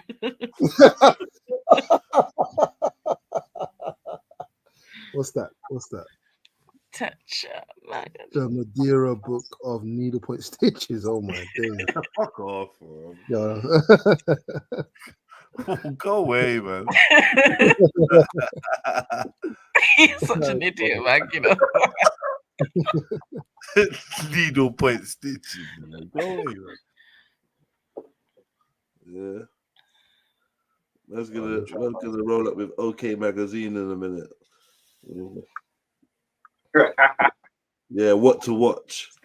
Wait, this one's sick. This one's actually very sick. I don't really do storybooks and that, but this on Netflix there's a West African folk tales or something like that. Or African folk tales. Should check it out still. For what, like adults, yeah? Yeah. Yeah. Okay. Obviously, this practice is mainly a practical exercise, but I've never delved into this. There's a book of archaeology methods and practices. I'd love to have a time when maybe I'm older and that where I get to actually do some of this shit. Where I think that if I be an archaeologist, go on digs and do, you know what I mean? Like, do you know once you've done your degree, you can actually go on holidays that actually you can sign up to live with them for sort of like 6 months and do stuff? Live with who? You go and live with a team of archaeologists. You get sent out to different places. You pay for your fare out there and that, and you get a reduced, I can't remember what it's called now. Like it's not an internship. Oh, there's a name for it. I can't remember because I'm getting fucking older now. But yeah, you can pay. I'll look it up and find out for you and tell you next time. Apprenticeship? You know, let me have a look now. See if I can Is it an apprenticeship? Yeah, sort of thing. Yeah, but you go abroad with archaeologists and you do digs with them. Yeah, some Indiana Jones shit. That's a very protected circle. Yeah, you don't go on proper digs or serious digs unless you're cleared and you're one of the guys. You know. I don't know. I do think you have to sort of like come from university though, because most of them do it after they've done a degree. But it doesn't have to be in archaeology. I'm just saying that in archaeology, there's serious gatekeeping there, man. I would imagine so, because if you find a treasure, they're not going to give it to you, are they? They're going to take it as their fame. But because who knows what there is out there to find? Very few people are allowed to dig deep into the ground. In specific spots as well, places. Who knows the type of things you got to see? And I don't know, man. I feel like this is where the guilds and the fraternities come in, because they take care of all the secrets. How long do you think this whole like New World Order plan has been in place for? Do you believe in it, first and foremost, before I answer any questions? Well, I do think, yeah, let's keep it short. Yes. Yeah. All right. In its entirety, I don't think there's any way of knowing. Knowing that would mean that you had access to knowing exactly how long things have been going on for, as in how long humans have been there, how long the earth has been there. We got to make it relative to that. Because if we've been there for millions of years, this could be the result of millions of years of planning. If we've been there for thousands of years or hundreds of years, it really depends on how long we've been there before we can start. How do you keep a plan like that going? I have my own ideas, but like, say the elites, quote unquote, Masons, whatever, how do they ensure like successive generations are going to stick to the plan? How does McDonald's keep churning out burgers year after year? That's it. Yeah, well, okay, yeah. So there's a business plan, isn't there? Right. Suppose like the family business. Yeah, but how do you? Yeah, so it's bloodlines type of thing. But how do you? Well, I suppose you kill them. I'm answering my own questions before I say it. How do you stop them from deviating from the plan? Is what you're asking. Yeah, how do you stop them from deviating the plan? I know the answer.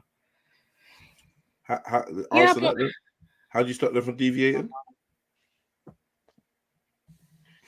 Yeah, I mean, okay. So I'm thinking that the plan overall is to keep wealth within. Is anyone answering that question? Yeah. How do you stop them from deviating from the plan? Sorry. I believe you write the plan into existence, into the fabric of existence, should I say. Oh. Okay, so I put a thing in the back where you go to the site and you say where abroad you want to go or where you'd like to go, and then they try and help you find somewhere. Oh, cool. MA. Yeah, how do you stop someone from deviating? What do you mean? Maybe the only option is, there's a manager. There's managers of this plan that can supervise and oversee the running of this plan for as long as needed. So maybe they have extended capabilities beyond what we think is possible. What, immortality? I'm not saying that. Maybe just longer lifespans. Maybe just they live in a different way. Because I wasn't really talking about humans. That's the only way I think it could actually run. Because how do you stop the wild card of the family just going, fuck it, I'm going on TV, I'm going to tell everybody everything. Do you know what I mean? There's always wild cards though. Across history, there's always wild cards. A lot of that is to do with also, if I'm real, a lot of that is to do with possession. A lot of that is to do with hypnosis and mind Mind wiping, control. Yep. like mind control. I think these are elements of it that for instance, when it comes to MK Ultra, there's a spiritual element that people don't know. There's an occult spiritual element. So what they will tell you is that they show you some satanic images, and they will talk about satanic ritual abuse, but they will say that it's just a way to fragment the mind. Yeah, psychological impact. Oh, it's just a way to break the mind. But also there is an actual etherical, spiritual, whatever element to it. So I do believe mind control is a much deeper thing. And some of it comes down to what we may deem as possession, and a lot of it comes down to the people not actually knowing all the information of everything they're involved in. They actually don't know, or they don't remember. 100%. There's states of consciousness. There's states of consciousness that people go into, and then when they come out of it, they have no knowledge of what happened. Right, and it's effective. It's effective, man. Oh, I don't like the idea of that. Check this. Taylor Swift. Is it Taylor Swift? Taylor Swift. They got this thing called Taylor Swift syndrome. If it's not Taylor Swift, it's another one of these artists. Yeah, you go to her concerts, you come out of the concert, you don't remember nothing that happened. They're interviewing people on the news who are saying that they don't remember fuck all. Oh my god! Yeah? Google it. I forgot the name of the artist. It might be Taylor Swift. Taylor Swift. Is it? Yeah. Yeah. So overall, you think that there may be some sort of supernatural overseer of the plan, and yes, and another thing is this: I believe that they understand and have access to consciousness transference. This, I think, is key to giving an incentive for a member of these, whatever, these societies or whatever, to be involved, because we know they're sociopaths, psychopaths. We know that they don't actually have any real bonds or connections, and they're driven by greed, or they're locked in by their oaths and their sacrifices and whatever they've done, right? Their contracts. So why would somebody join something when they can just open the Bible and see how it's going to end and see it's going to fuck up? Oh, they promised certain things. One of the things they're going to be promised, I believe, or given, is access to consciousness transference, where possibly their consciousness is going to be transferred into, let's say, a baby or a young person, via the same way that possession, the same mechanism that possession and channeling uses, right? The body is a vessel. You can empty that vessel and fill it with what you like. And people don't want to believe that because they're very attached to the vessel. But once you have an out-of-body experience, you realize how fragile that actual attachment from consciousness to the meat suit is. Okay. Yeah. Right? So I believe, for instance, Queen Elizabeth dies and her consciousness is transferred. I believe Queen Elizabeth could possibly be Cleopatra or Queen of Sheba or whoever. I believe that from a long time ago, they've learned this process of forcibly reincarnating the consciousness or transferring the consciousness from one place to the other. And I think this is one of the promises given to those that serve well. That's interesting.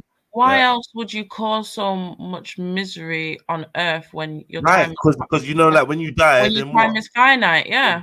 Exactly. So I believe that in some way they've got some promise of extra time. Extra time. It has to be. Why accumulate money, wealth, when you're gonna die? For the to subject other people to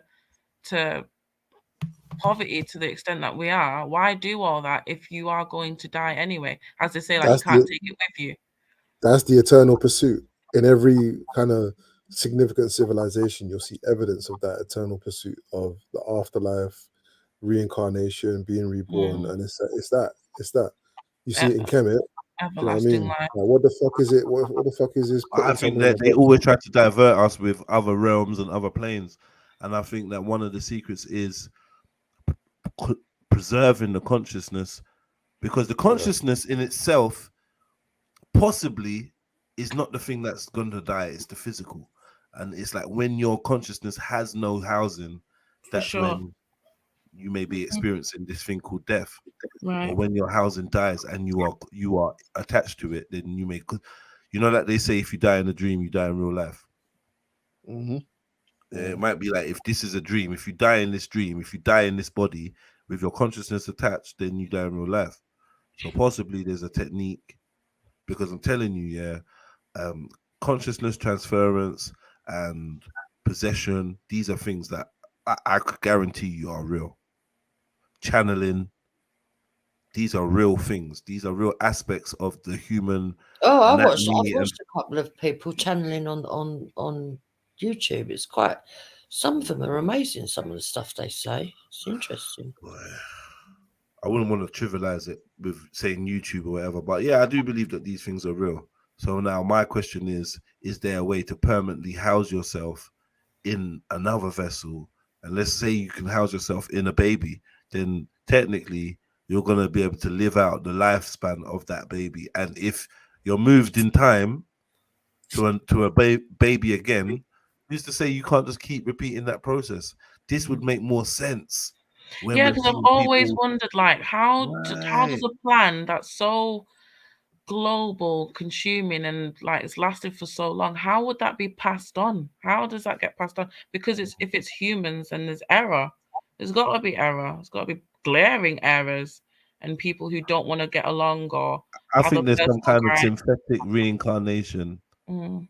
Yeah, that is afforded to certain entities, certain people, and because you know, like the mystery surrounding a lot of these people is really a enigma to me. I think to myself, imagine seeing the Queen eat, bite something, chew it, and swallow. Have you seen it? You ever seen that? I don't think so. That's a strange question, though. I thought that, but it's really a strange question because we take it for granted that we've ever seen her at all. Right. What have you seen? Some image. Something. Yeah. Like, what have you seen? What is that? And this is why I always say, you know, like our reality is shaped on, and this is and I realize this.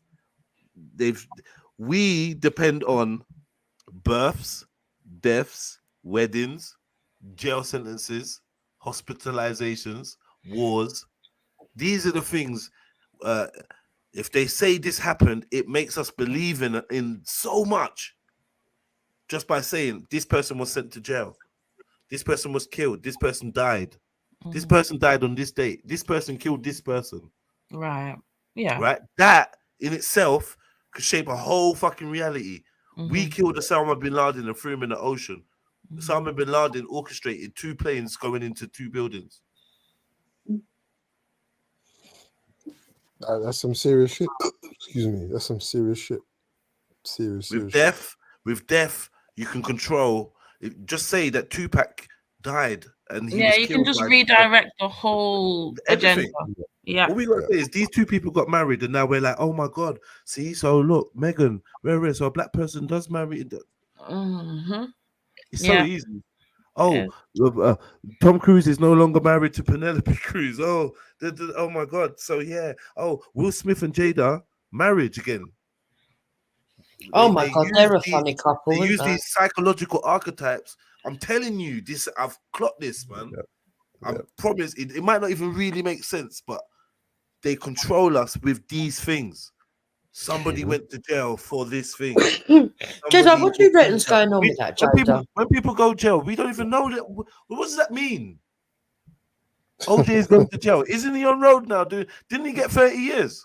So he's on road. Did he? Didn't he get 33 years? I didn't even know that. For some kind of mad robbery thing. Yeah, innit? What? What's happening? That was when I was OJ. Oh, OJ. Even with OJ, even with the OJ case, with death, they control the whole narrative and created a whole thing to set up a social backdrop. for I think the that more goes, psychological operations they're running. 100. I think that goes beyond the current construct. In reverse, I mean, historically, those things do mark a civilization's consciousness. They do. Yeah, before all of this new world order and all that kind of stuff. I think that is probably a more universal pattern of behavior amongst peoples and animals as well. You know what I mean? Maybe not marriage, but definitely birth and death, definitely. Yeah, no, So marriage again, as well. that might Birth be a and sign death. of tapping into. That might be a sign of tapping into Queen Elizabeth those is dead. elemental things. Queen Elizabeth is dead.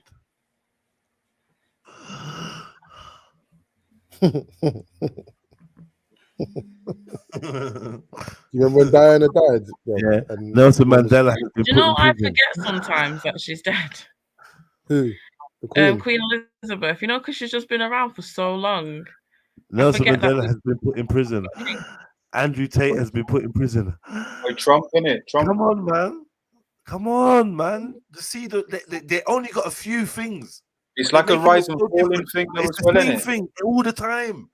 There's Yeah, nothing else but- going in the world major except for these things. They just And you know rearrange what? them. You know, you're on social media and you're like, It's like a this game of jazz, guess this- who. They're just putting hats and glasses and shit on different people and just doing the But have same you shit. noticed? Okay, have you noticed the guess who's getting mad now though? It's getting like more crisscrossy. Go on. Like in terms of like people from these different worlds are linking back round again, and I think it's more that a lot of people's lives are more. How we've got the influencer layer of all of this thing, and they're popping off in it, and the sports and the entertainment and all this type of thing. You're like, what? Okay, fair enough. You know, Yeah, man. Oh I my got Yeah, it. God. of course. Do you Yeah. remember? Yeah. Do you remember fucking? Migos is chilling with Ice Speed, and Ice Speed is friends with what's his name, KSI, and KSI done a tune with K Trap, and K Trap's cool with Chunks and Philly, and Chunks and Philly are down with yeah. I see, yeah, of course, man. It's all Mason gang. I've been telling. Listen, man. In the end, this is my in the end, yeah, a black man is going to be running shit, or a black girl, or a little Indian girl, or whatever. Everything that you could hope and dream for, that you want. America, it's got whatever you want. Oh, a black prime minister, a black black. You're gonna have it all. 100%. You're gonna have it all, and you're gonna be so lost in the matrix. It's gonna be scary. There's gonna be no way out for you, because everything that you want that's gonna stroke your fucking ego to make you think that life is where it should be is gonna be guana for you. Yeah. Like you're gonna be able to see, yeah. How can you say there when this is going in and that's going in? You can't remember we've had a this and that. Stormzy's president, prime minister. Who had ever thought it? Look now, like, come on, man. You even was on a tune with him. Watch. You can't What's say your- what you do now. You just hate black excellence. Reggie's gonna be screaming. I told you. You just hate black excellence. That's why. Get me? That's why you haven't taken that number, because you're busy hung up on the rear, and you don't realize that the number is for black people, and we need to take it and put it on our forehead. You're a dickhead. Yeah. Look at me. Yeah. That's how it's gonna work. It's you can't kill the demons you love. It's gonna come and it's gonna stroke your ego. It's gonna hit all the points that make you feel like this thing is right. It's gonna look like you. It's gonna look exactly like you. It has to. It has to look like you. It has to feel non-threatening. It has to be soft. And like, yeah, man. I hear you. You gotta be careful, man. You gotta be careful. Trust me. The way that the future is unraveling and unrolling, like the time when the truth was paramount, long left. We're talking about decades ago. It's been since the truth mattered. All that matters is what it looks like. It's been that for a long time. You can say, I've seen the video where the guy pulls out the knife. Nah, blah, blah, blah. You're just man don't care no more. It's there available. You can send it to someone. They won't press play. They don't care. Don't care. It is how they see it, and that's it. and that's all that matters. And now that's why, and we've allowed this multiple truths. Your truth, oh yeah, you got your truth. Yeah, well, this is my truth. Your truth is a lie, cuz. Your truth is inaccurate. I don't know how you're calling it a truth. By what standard? That's where we are, though, isn't it? Everyone, there's multiple truths. There's multiple ways to God. There's multiple rares, isn't it? Like, multipolarity universe. So yeah, multiple realities, multiple universes, multiverse. But Jupiter, you laugh, but you sound like this sounds like you. Well, it sounds like all of us to a degree, but this is what you sound like sometimes when we're telling you stuff. And I'm not. Yeah, you mistake things. You think I'm laughing at him. I'm laughing at the fact that it's no. Forget about the laughing. I'm just saying. Yeah, it sounds like you kind of thing. It is mad. That is. What I'm sitting there thinking is, you remember when you were a kid and everything seemed so secure. Well, if you had a good upbringing or whatever, everything was so secure. You didn't pay bills. You don't realise until you're an adult just how good life was as a kid, if you know what I mean. Yeah, it's a bit like that. It's It's a bit like that because being 55 and living in a world where, you know, you paid for a transaction, you got what you bought, you believed in voting, and you got the person in that you thought you voted for, and then to find out that everything's a fucking charade. Yeah. It's sort of like the same sort of feeling. It's like, Oh, I remember. And I do believe that I do believe that why the vid was the champion psyop that it was, because it was aimed at, people think it was aimed at killing people, hurting people. It was aimed at making you distrust them by the way they handled it. Right? But what about the new one? They deliberately fucked it up enough so that even Jupiter would be like, hold on, what the fuck are you lot on? Now, not the common man and the common woman does not trust the government. And they literally had to fucking fuck someone else in their face for them to get the fucking message. Right? But they did it because they want us to all lose trust and faith in the government worldwide. You weren't getting it when they gave you a blind man. They let us blind. They gave a blind man. You never got it. You never got the joke. Still in, you know. He's still doing stuff. He's still at everything. Yeah. You never got the joke. Yeah.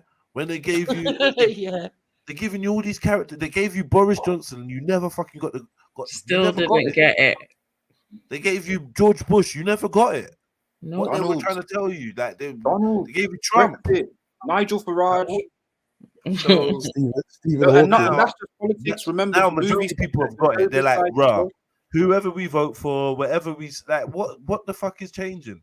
So now people are waking up, but it's a forced wake up. They're getting slapped awake. They don't realize it, but they're getting slapped awake. And this is the scary thing, because you're slapping us awake because you've already got something prepared. You wouldn't wake us up until you're ready, right? You've already set it all up nice and right now. Just wake them up now. Bars. You hear that? Yeah. I hope you heard that. You know, we don't get told anything that we're not supposed. We don't get to see anything or realize anything. No WikiLeaks. No WikiLeaks. There is no impeachment. No none. No, there's no leaks. Would you say that this cycle goes on group by group? There's no leaks. So yeah. What's the latest on Julian Assange? He's still locked up. Fuck's sake. You know, the thing was, what's the latest on Julian Assange? Once I uncovered that thing about him being in this cult from Australia. Really? He was a youth of all blonde-haired youths and all blonde. Fucking go and look up the Julian Assange cult that he was in. I was like, didn't know that. That's mad. All right. You know, just random. With us being, with like Jupiter, when you were saying like how disconcerting realizing all the falseness of society is, can you imagine if the things that we speculate about, like consciousness transference and these people living for multiple generations, like if we didn't just speculate it, but we actually knew it was true, and like and the world knew it was true, how much that would affect people's brains. Yeah. I don't Yeah, but they're slowly revealing it. That's what they're doing, and that's why people the going way up. it's been revealed is quite gradual for a lot. Yeah, of it has to be. It You know what I has to mean? be. Like I think we're being softened. Look, for a look, long man. Look, man. I briefly saw this. Yeah. He's probably not even in the jail. That's the reality. And they're And still. this has been proven. He is in the jail. I can tell you that he is. So, you sure? Is it? Yes. Is this proven? Is this proven? Why does Pamela Anderson go and see him? He was in the cult. Or she visits ends. He was in this mad cult. Look. Wow. He ain't in the jail. He's chilling somewhere else. He's where Tupac is right now. No, he is in there. Oh, what you seen him? I've seen it with my own eyes. Yeah, he is in there. Oh, shit, you visited him? No, I've seen him in there. Look at that shit. Fucking hell. If you saw that, you'd run a mile, boy. Oh, my old mate. Or lock it up. Wow, man. Fuck this shit. It's just a weird way this is done. Oh, look at it. They're saying that's his father. Fuck off. That's not his father. What? That's There was something weird mentioned. They're about playing it. with us. What it Don't was. ever tell me that they're saying that's his father, because I would just. Jupiter, what did I say to you? What the fuck did I say to you, Jupes?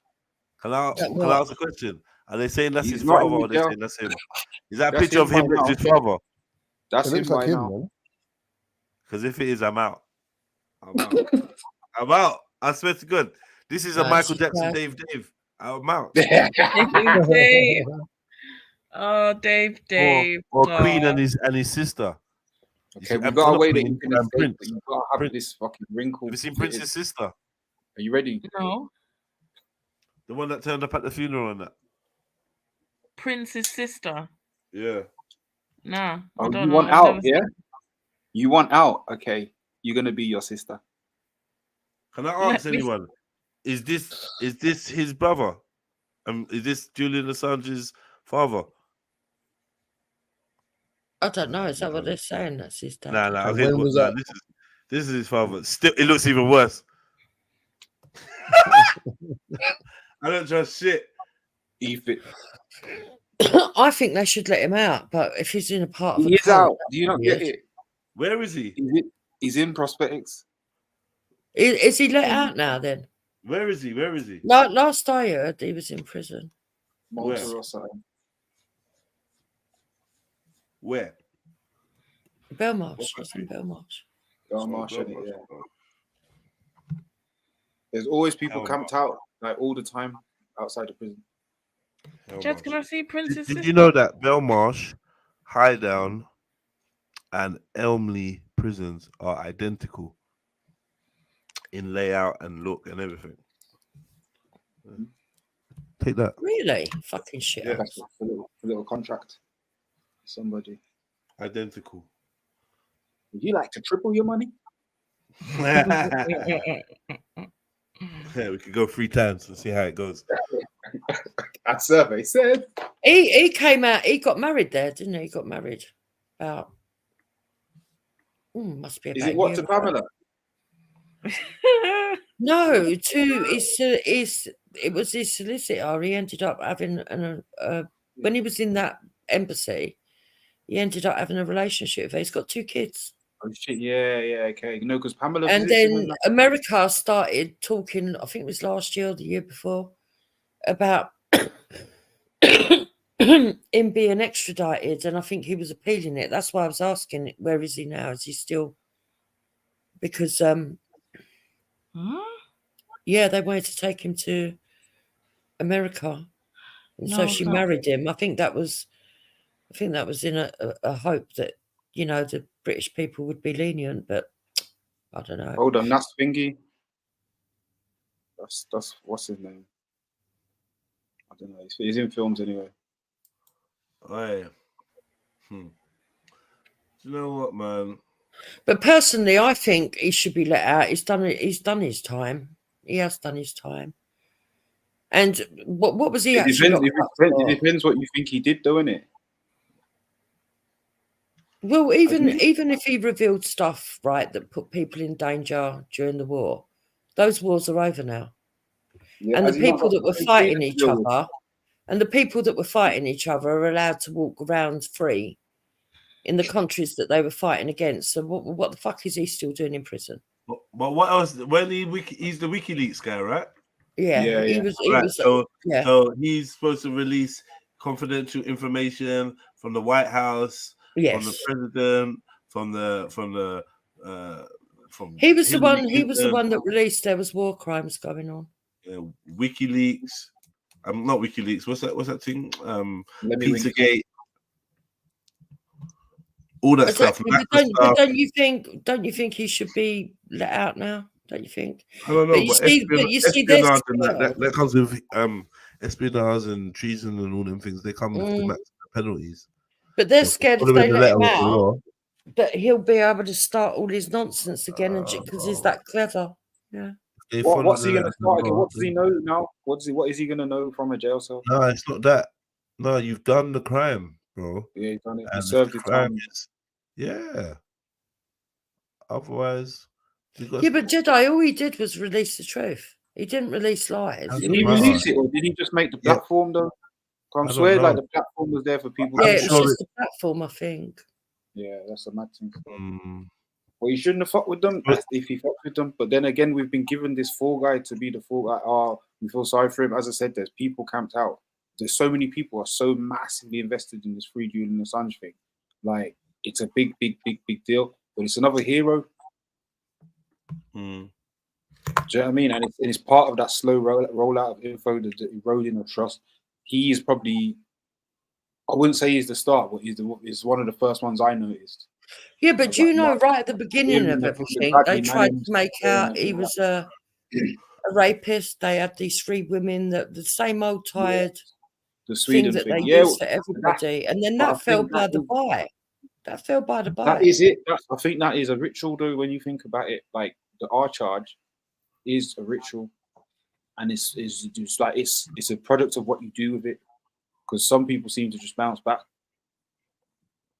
and some people it's like, okay, that's your again. Is it your out? Is it your way out? Is that what you have to do? You have to get the R charge or go to jail and get you that space so to or something. I don't know, but there's a funny thing about these new Fall Guy characters that we're having at such a fast succession rate. Epstein, the Vids, even this new situation has got a lot more people who weren't last year saying that the news is bullshit, It's captured a new section. You get me? They capture in a different section with each one. Oh, okay. Well, that's why they printed in the newspaper that Hamas had decapitated 40 children.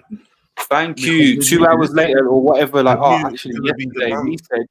But they need you to keep losing faith in the mainstream media and thinking that what you see on YouTube or whatever, TikTok or whatever, they want you to be in that era because that's the era they need everyone to be in. They need everyone to let go.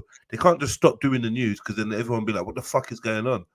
So they got to get you to want to switch it off slowly in waves.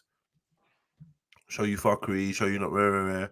People asking, how come we're seeing more stuff about Israel than we ever saw in the Ukraine? And how come when we're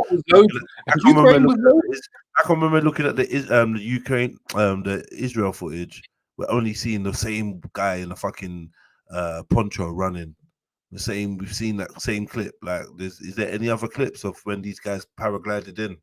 Surely someone else filmed. Everyone is trained socially to pull out their phone. Even if they're running, even if they're scared, there's going to be someone fucking filming. Don't ever tell me they're not. Don't just tell me where's the other angles? Where's everything else? Have you not seen like some mad footage been sent to you about the Israel stuff? Seen people getting shot? Some gruesome. Nah, you know. No? But I feel like I've clocked out. I've really clocked out of like mad footage and these type of sending things. Like everything about it, I've kind of gone past it. It's the only thing I've done with this year is I actually sat down and took in the news. What was it? One evening at the weekend and saw a few different things about what was going on, got an update, and then that's it. Because I think as well to see that situation, a lot of that is the norm. Oh, so in August they were looking to do a plea deal and hoping that they'd get it. I doubt if they will. Video. For what? They should really.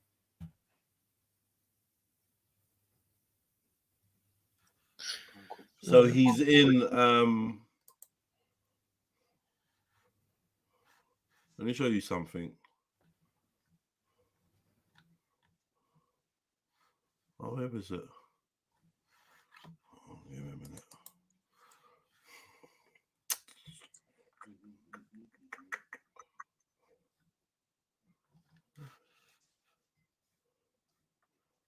Yeah, sorry, you lot can keep talking. Yeah, I was about to say, what is this now? I wonder what this is going to be. What were you going to say, Jupes? Oh yeah, this is what I want to show you. Sorry, 1 second. Coming in. Oh, I can't click it now. Basically, it was like some some image made by this thing called Real Time 5 or something, or Real something 5 computer graphics. Yeah, and it was like a road with this burning car in it.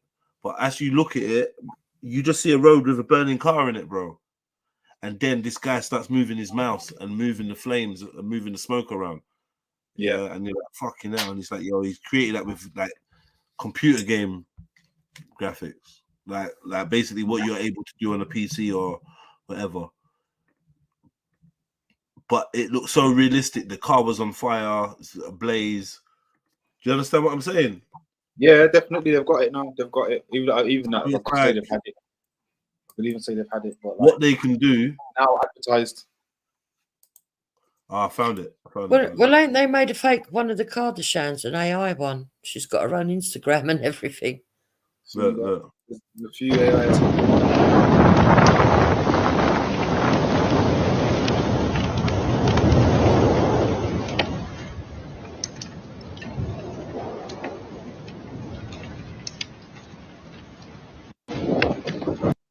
Look at that, bro.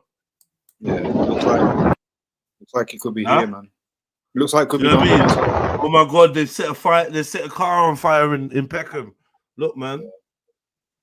Don't go down there. It's kicking off. It makes it look. Yeah, trust me. It gives off a whole thing, and then you don't even know what's going on there. Actually, I'm just saying, like, when war scenes are reported to you and that, you act like you're some expert and you know what you're looking for. We don't. You know what's real. I think that's right now with AI and all these things going on, we really got to be triple careful because they're at the point where they can show you that this technology is available. So doesn't that mean that they're so confident in what they can actually project? Like, I truly believe that 9/11 there were no planes that crashed into those buildings. And that was 9/11. That was when they had that then. There was no plane. Yeah, people died. Yeah. I never said that. I said there were no physical planes crashed into those buildings.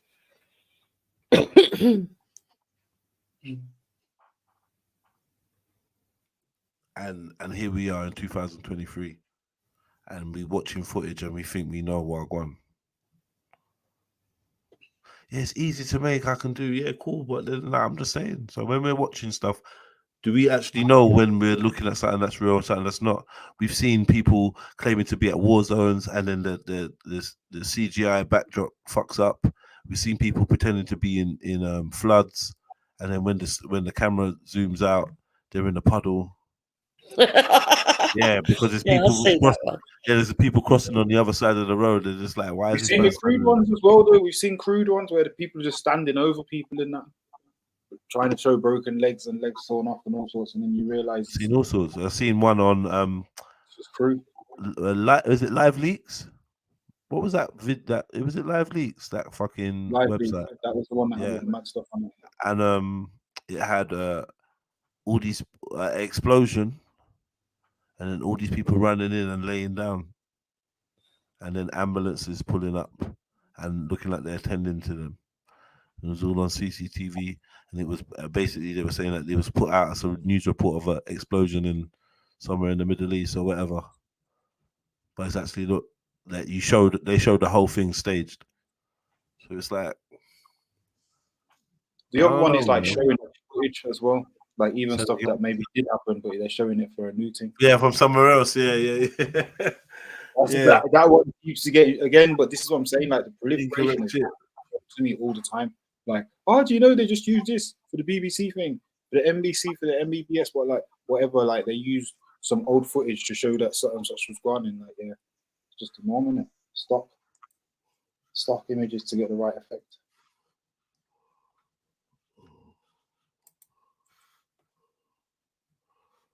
So,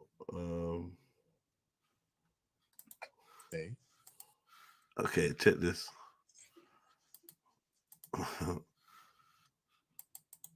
And he came in this dressing room and he was pissed off.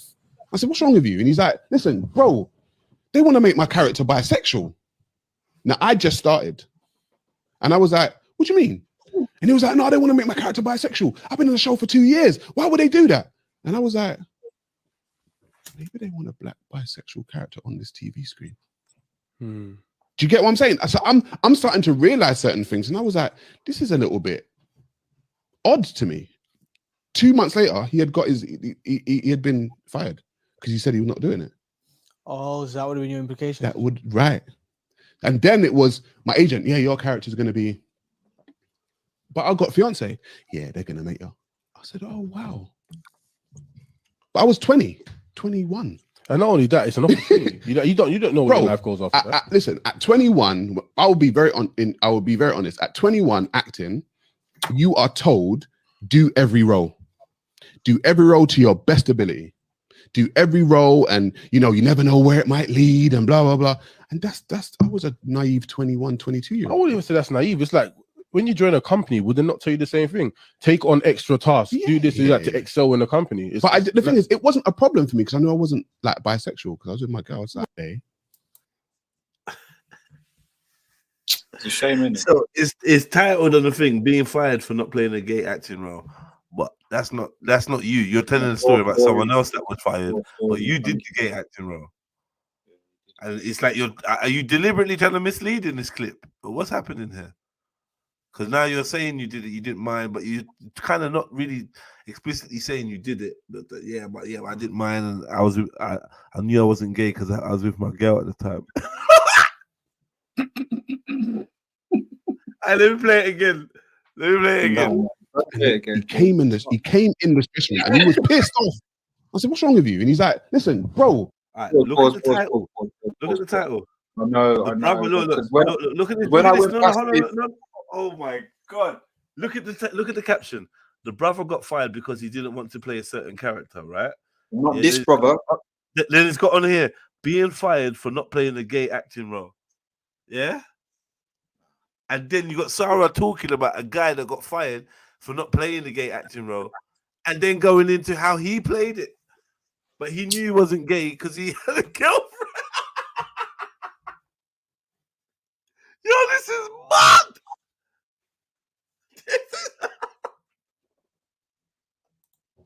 They want to make my character bisexual. Now I just started, and I was like, "What do you mean?" And he was like, "No, they want to make my character bisexual. I've been on the show for 2 years. Why would they do that?" And I was like, Pause. So you saw how pissed off this guy was. You thought, yeah, I'll have some of that. Yeah, I'm on it. I'll have a bit of that. Yeah. But I suppose, it's in these games where you got to be willing to do what the next man isn't. I'll have a bit of that, man. Yeah. Fuck it, I'll do it.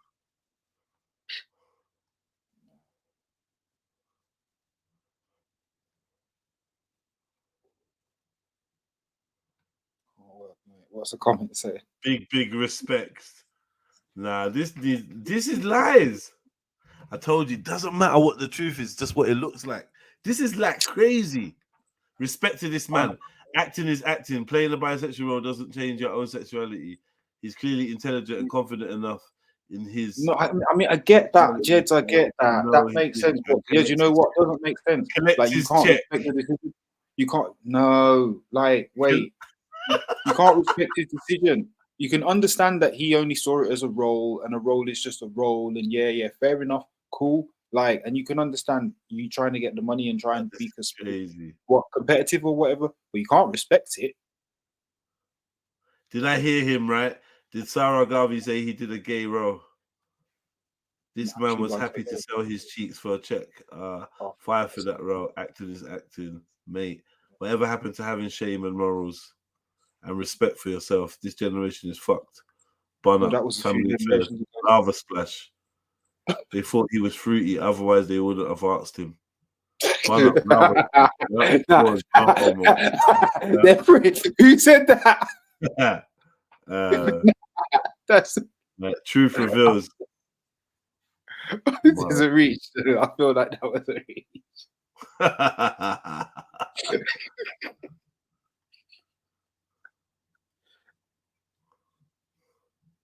It doesn't matter how old you was, you knew what was wrong. That was wrong and a sin.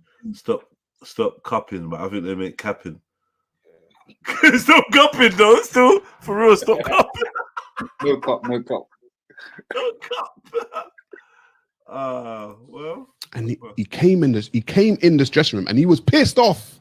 I said, "What's wrong with you?" And he's like, "Listen, bro, they want to make my character bisexual." Now I just started, and I was like, "What do you mean?" And he was like, "No, they want to make my character bisexual. I've been in the show for 2 years. Why would they do that?" And I was like, maybe they want a black bisexual character on this TV screen. Do you get what I'm saying? So I'm starting to realize certain things, and I was like, this is a little bit odd to me. 2 months later, he had got he had been fired because he said he was not doing it. Oh, so that would have been your implication. That would, right. And then it was my agent, yeah, your character's going to be, but I got fiance. Yeah, they're going to make her. I said, oh, wow. But I was 21. And not only that, it's an opportunity. you don't know where life goes after that. Listen, at 21, I will be very honest. At 21, acting, you are told, do every role. Do every role to your best ability. Do every role, and you never know where it might lead, and blah blah blah. And that's I was a naive 21, 22-year-old. I wouldn't even say that's naive. It's like, when you join a company, would they not? But bro, are you still in films? Did you do bigger things than Family Affairs? I'm just asking. Checkmate. Tell you the same thing. Take on extra tasks. Do this, do that to excel in the company. But the thing is, it wasn't a problem for me because I knew I wasn't like bisexual. I was with my girls. This crosses a certain line. Like, I get the work thing is, it can be mad, to be fair, but this crosses a different line. Because nobody put anything on or in your mouth. Do you know what I mean? If you stay in the office for a couple of extra hours, like, you only ate the snacks that you was eating, and you go home and lips your wife. Do I want it? Crazy. I said I was with my girl. Talk about one of the many racist practices that apartheid Israel commits. Now, I'm sure most of us have seen this, where there was multiple articles back in 2013 where it was discovered that Ethiopian Jewish women were being forcibly sterilized without their knowledge, without their consent. This article goes in to talk about how in 2023, this problem still persists. So since Ethiopian Jewish women have arrived in apartheid Israel, the reproduction rate of Ethiopian Jewish people have declined by nearly 50%. So apartheid Israel is forcibly sterilizing these women using Depo-Vera. Since its inception, it was planned as a drug designed for ethnic minorities. So this article was published in 2013. So the Ethiopian community of Jaffa have discovered that the practice still continues to this day. Just a reminder, apartheid Israel did admit to this practice. Racism is ingrained in settler colonialism. But long live Israel, according to man like Rascal Reggie. Crazy. Well, he's got his thing, doesn't he? He's one of those people with a personal feeling that he likes. See, the thing is, certain religions, yeah. There you go. Go on, what are you saying? It's certain religions, yeah. It's my Reggie impression. Yeah. Certain religions, what? No, I was doing my Reggie impression, like. Oh yeah, it's just certain religions. Yeah. That's crazy, though, man. Sterilizing women and that. It's not, but it's just that country is a big experiment, though. It just seems to be a big experiment by the more and more we hear about it. Which country? Israel. Israel. I mean, every country is, but I feel like they seem to be concentrating on a lot on big experiments and on themselves and each other. Why'd you say that? I think it's like everything that's happening there, all their intelligence development type of stuff that they're also doing in terms of their industries, the way they've they got a lot of intelligence stuff. What's going on? I don't. They're really into all this Mossad and not just that, developing spyware, developing all sorts of surveillance type stuff. A lot of the companies are based out of there, and a lot of the stuff they've tried and tested on the Palestinians. Oh, I didn't even know that. Yeah, it's a big place for intelligence, and like what's it called, MI6 type stuff. But their things Mossad in it, and a lot of their stuff gets exported. They're doing the seminars and that type of thing, arms dealing. But it's more as I said, the IT side of it.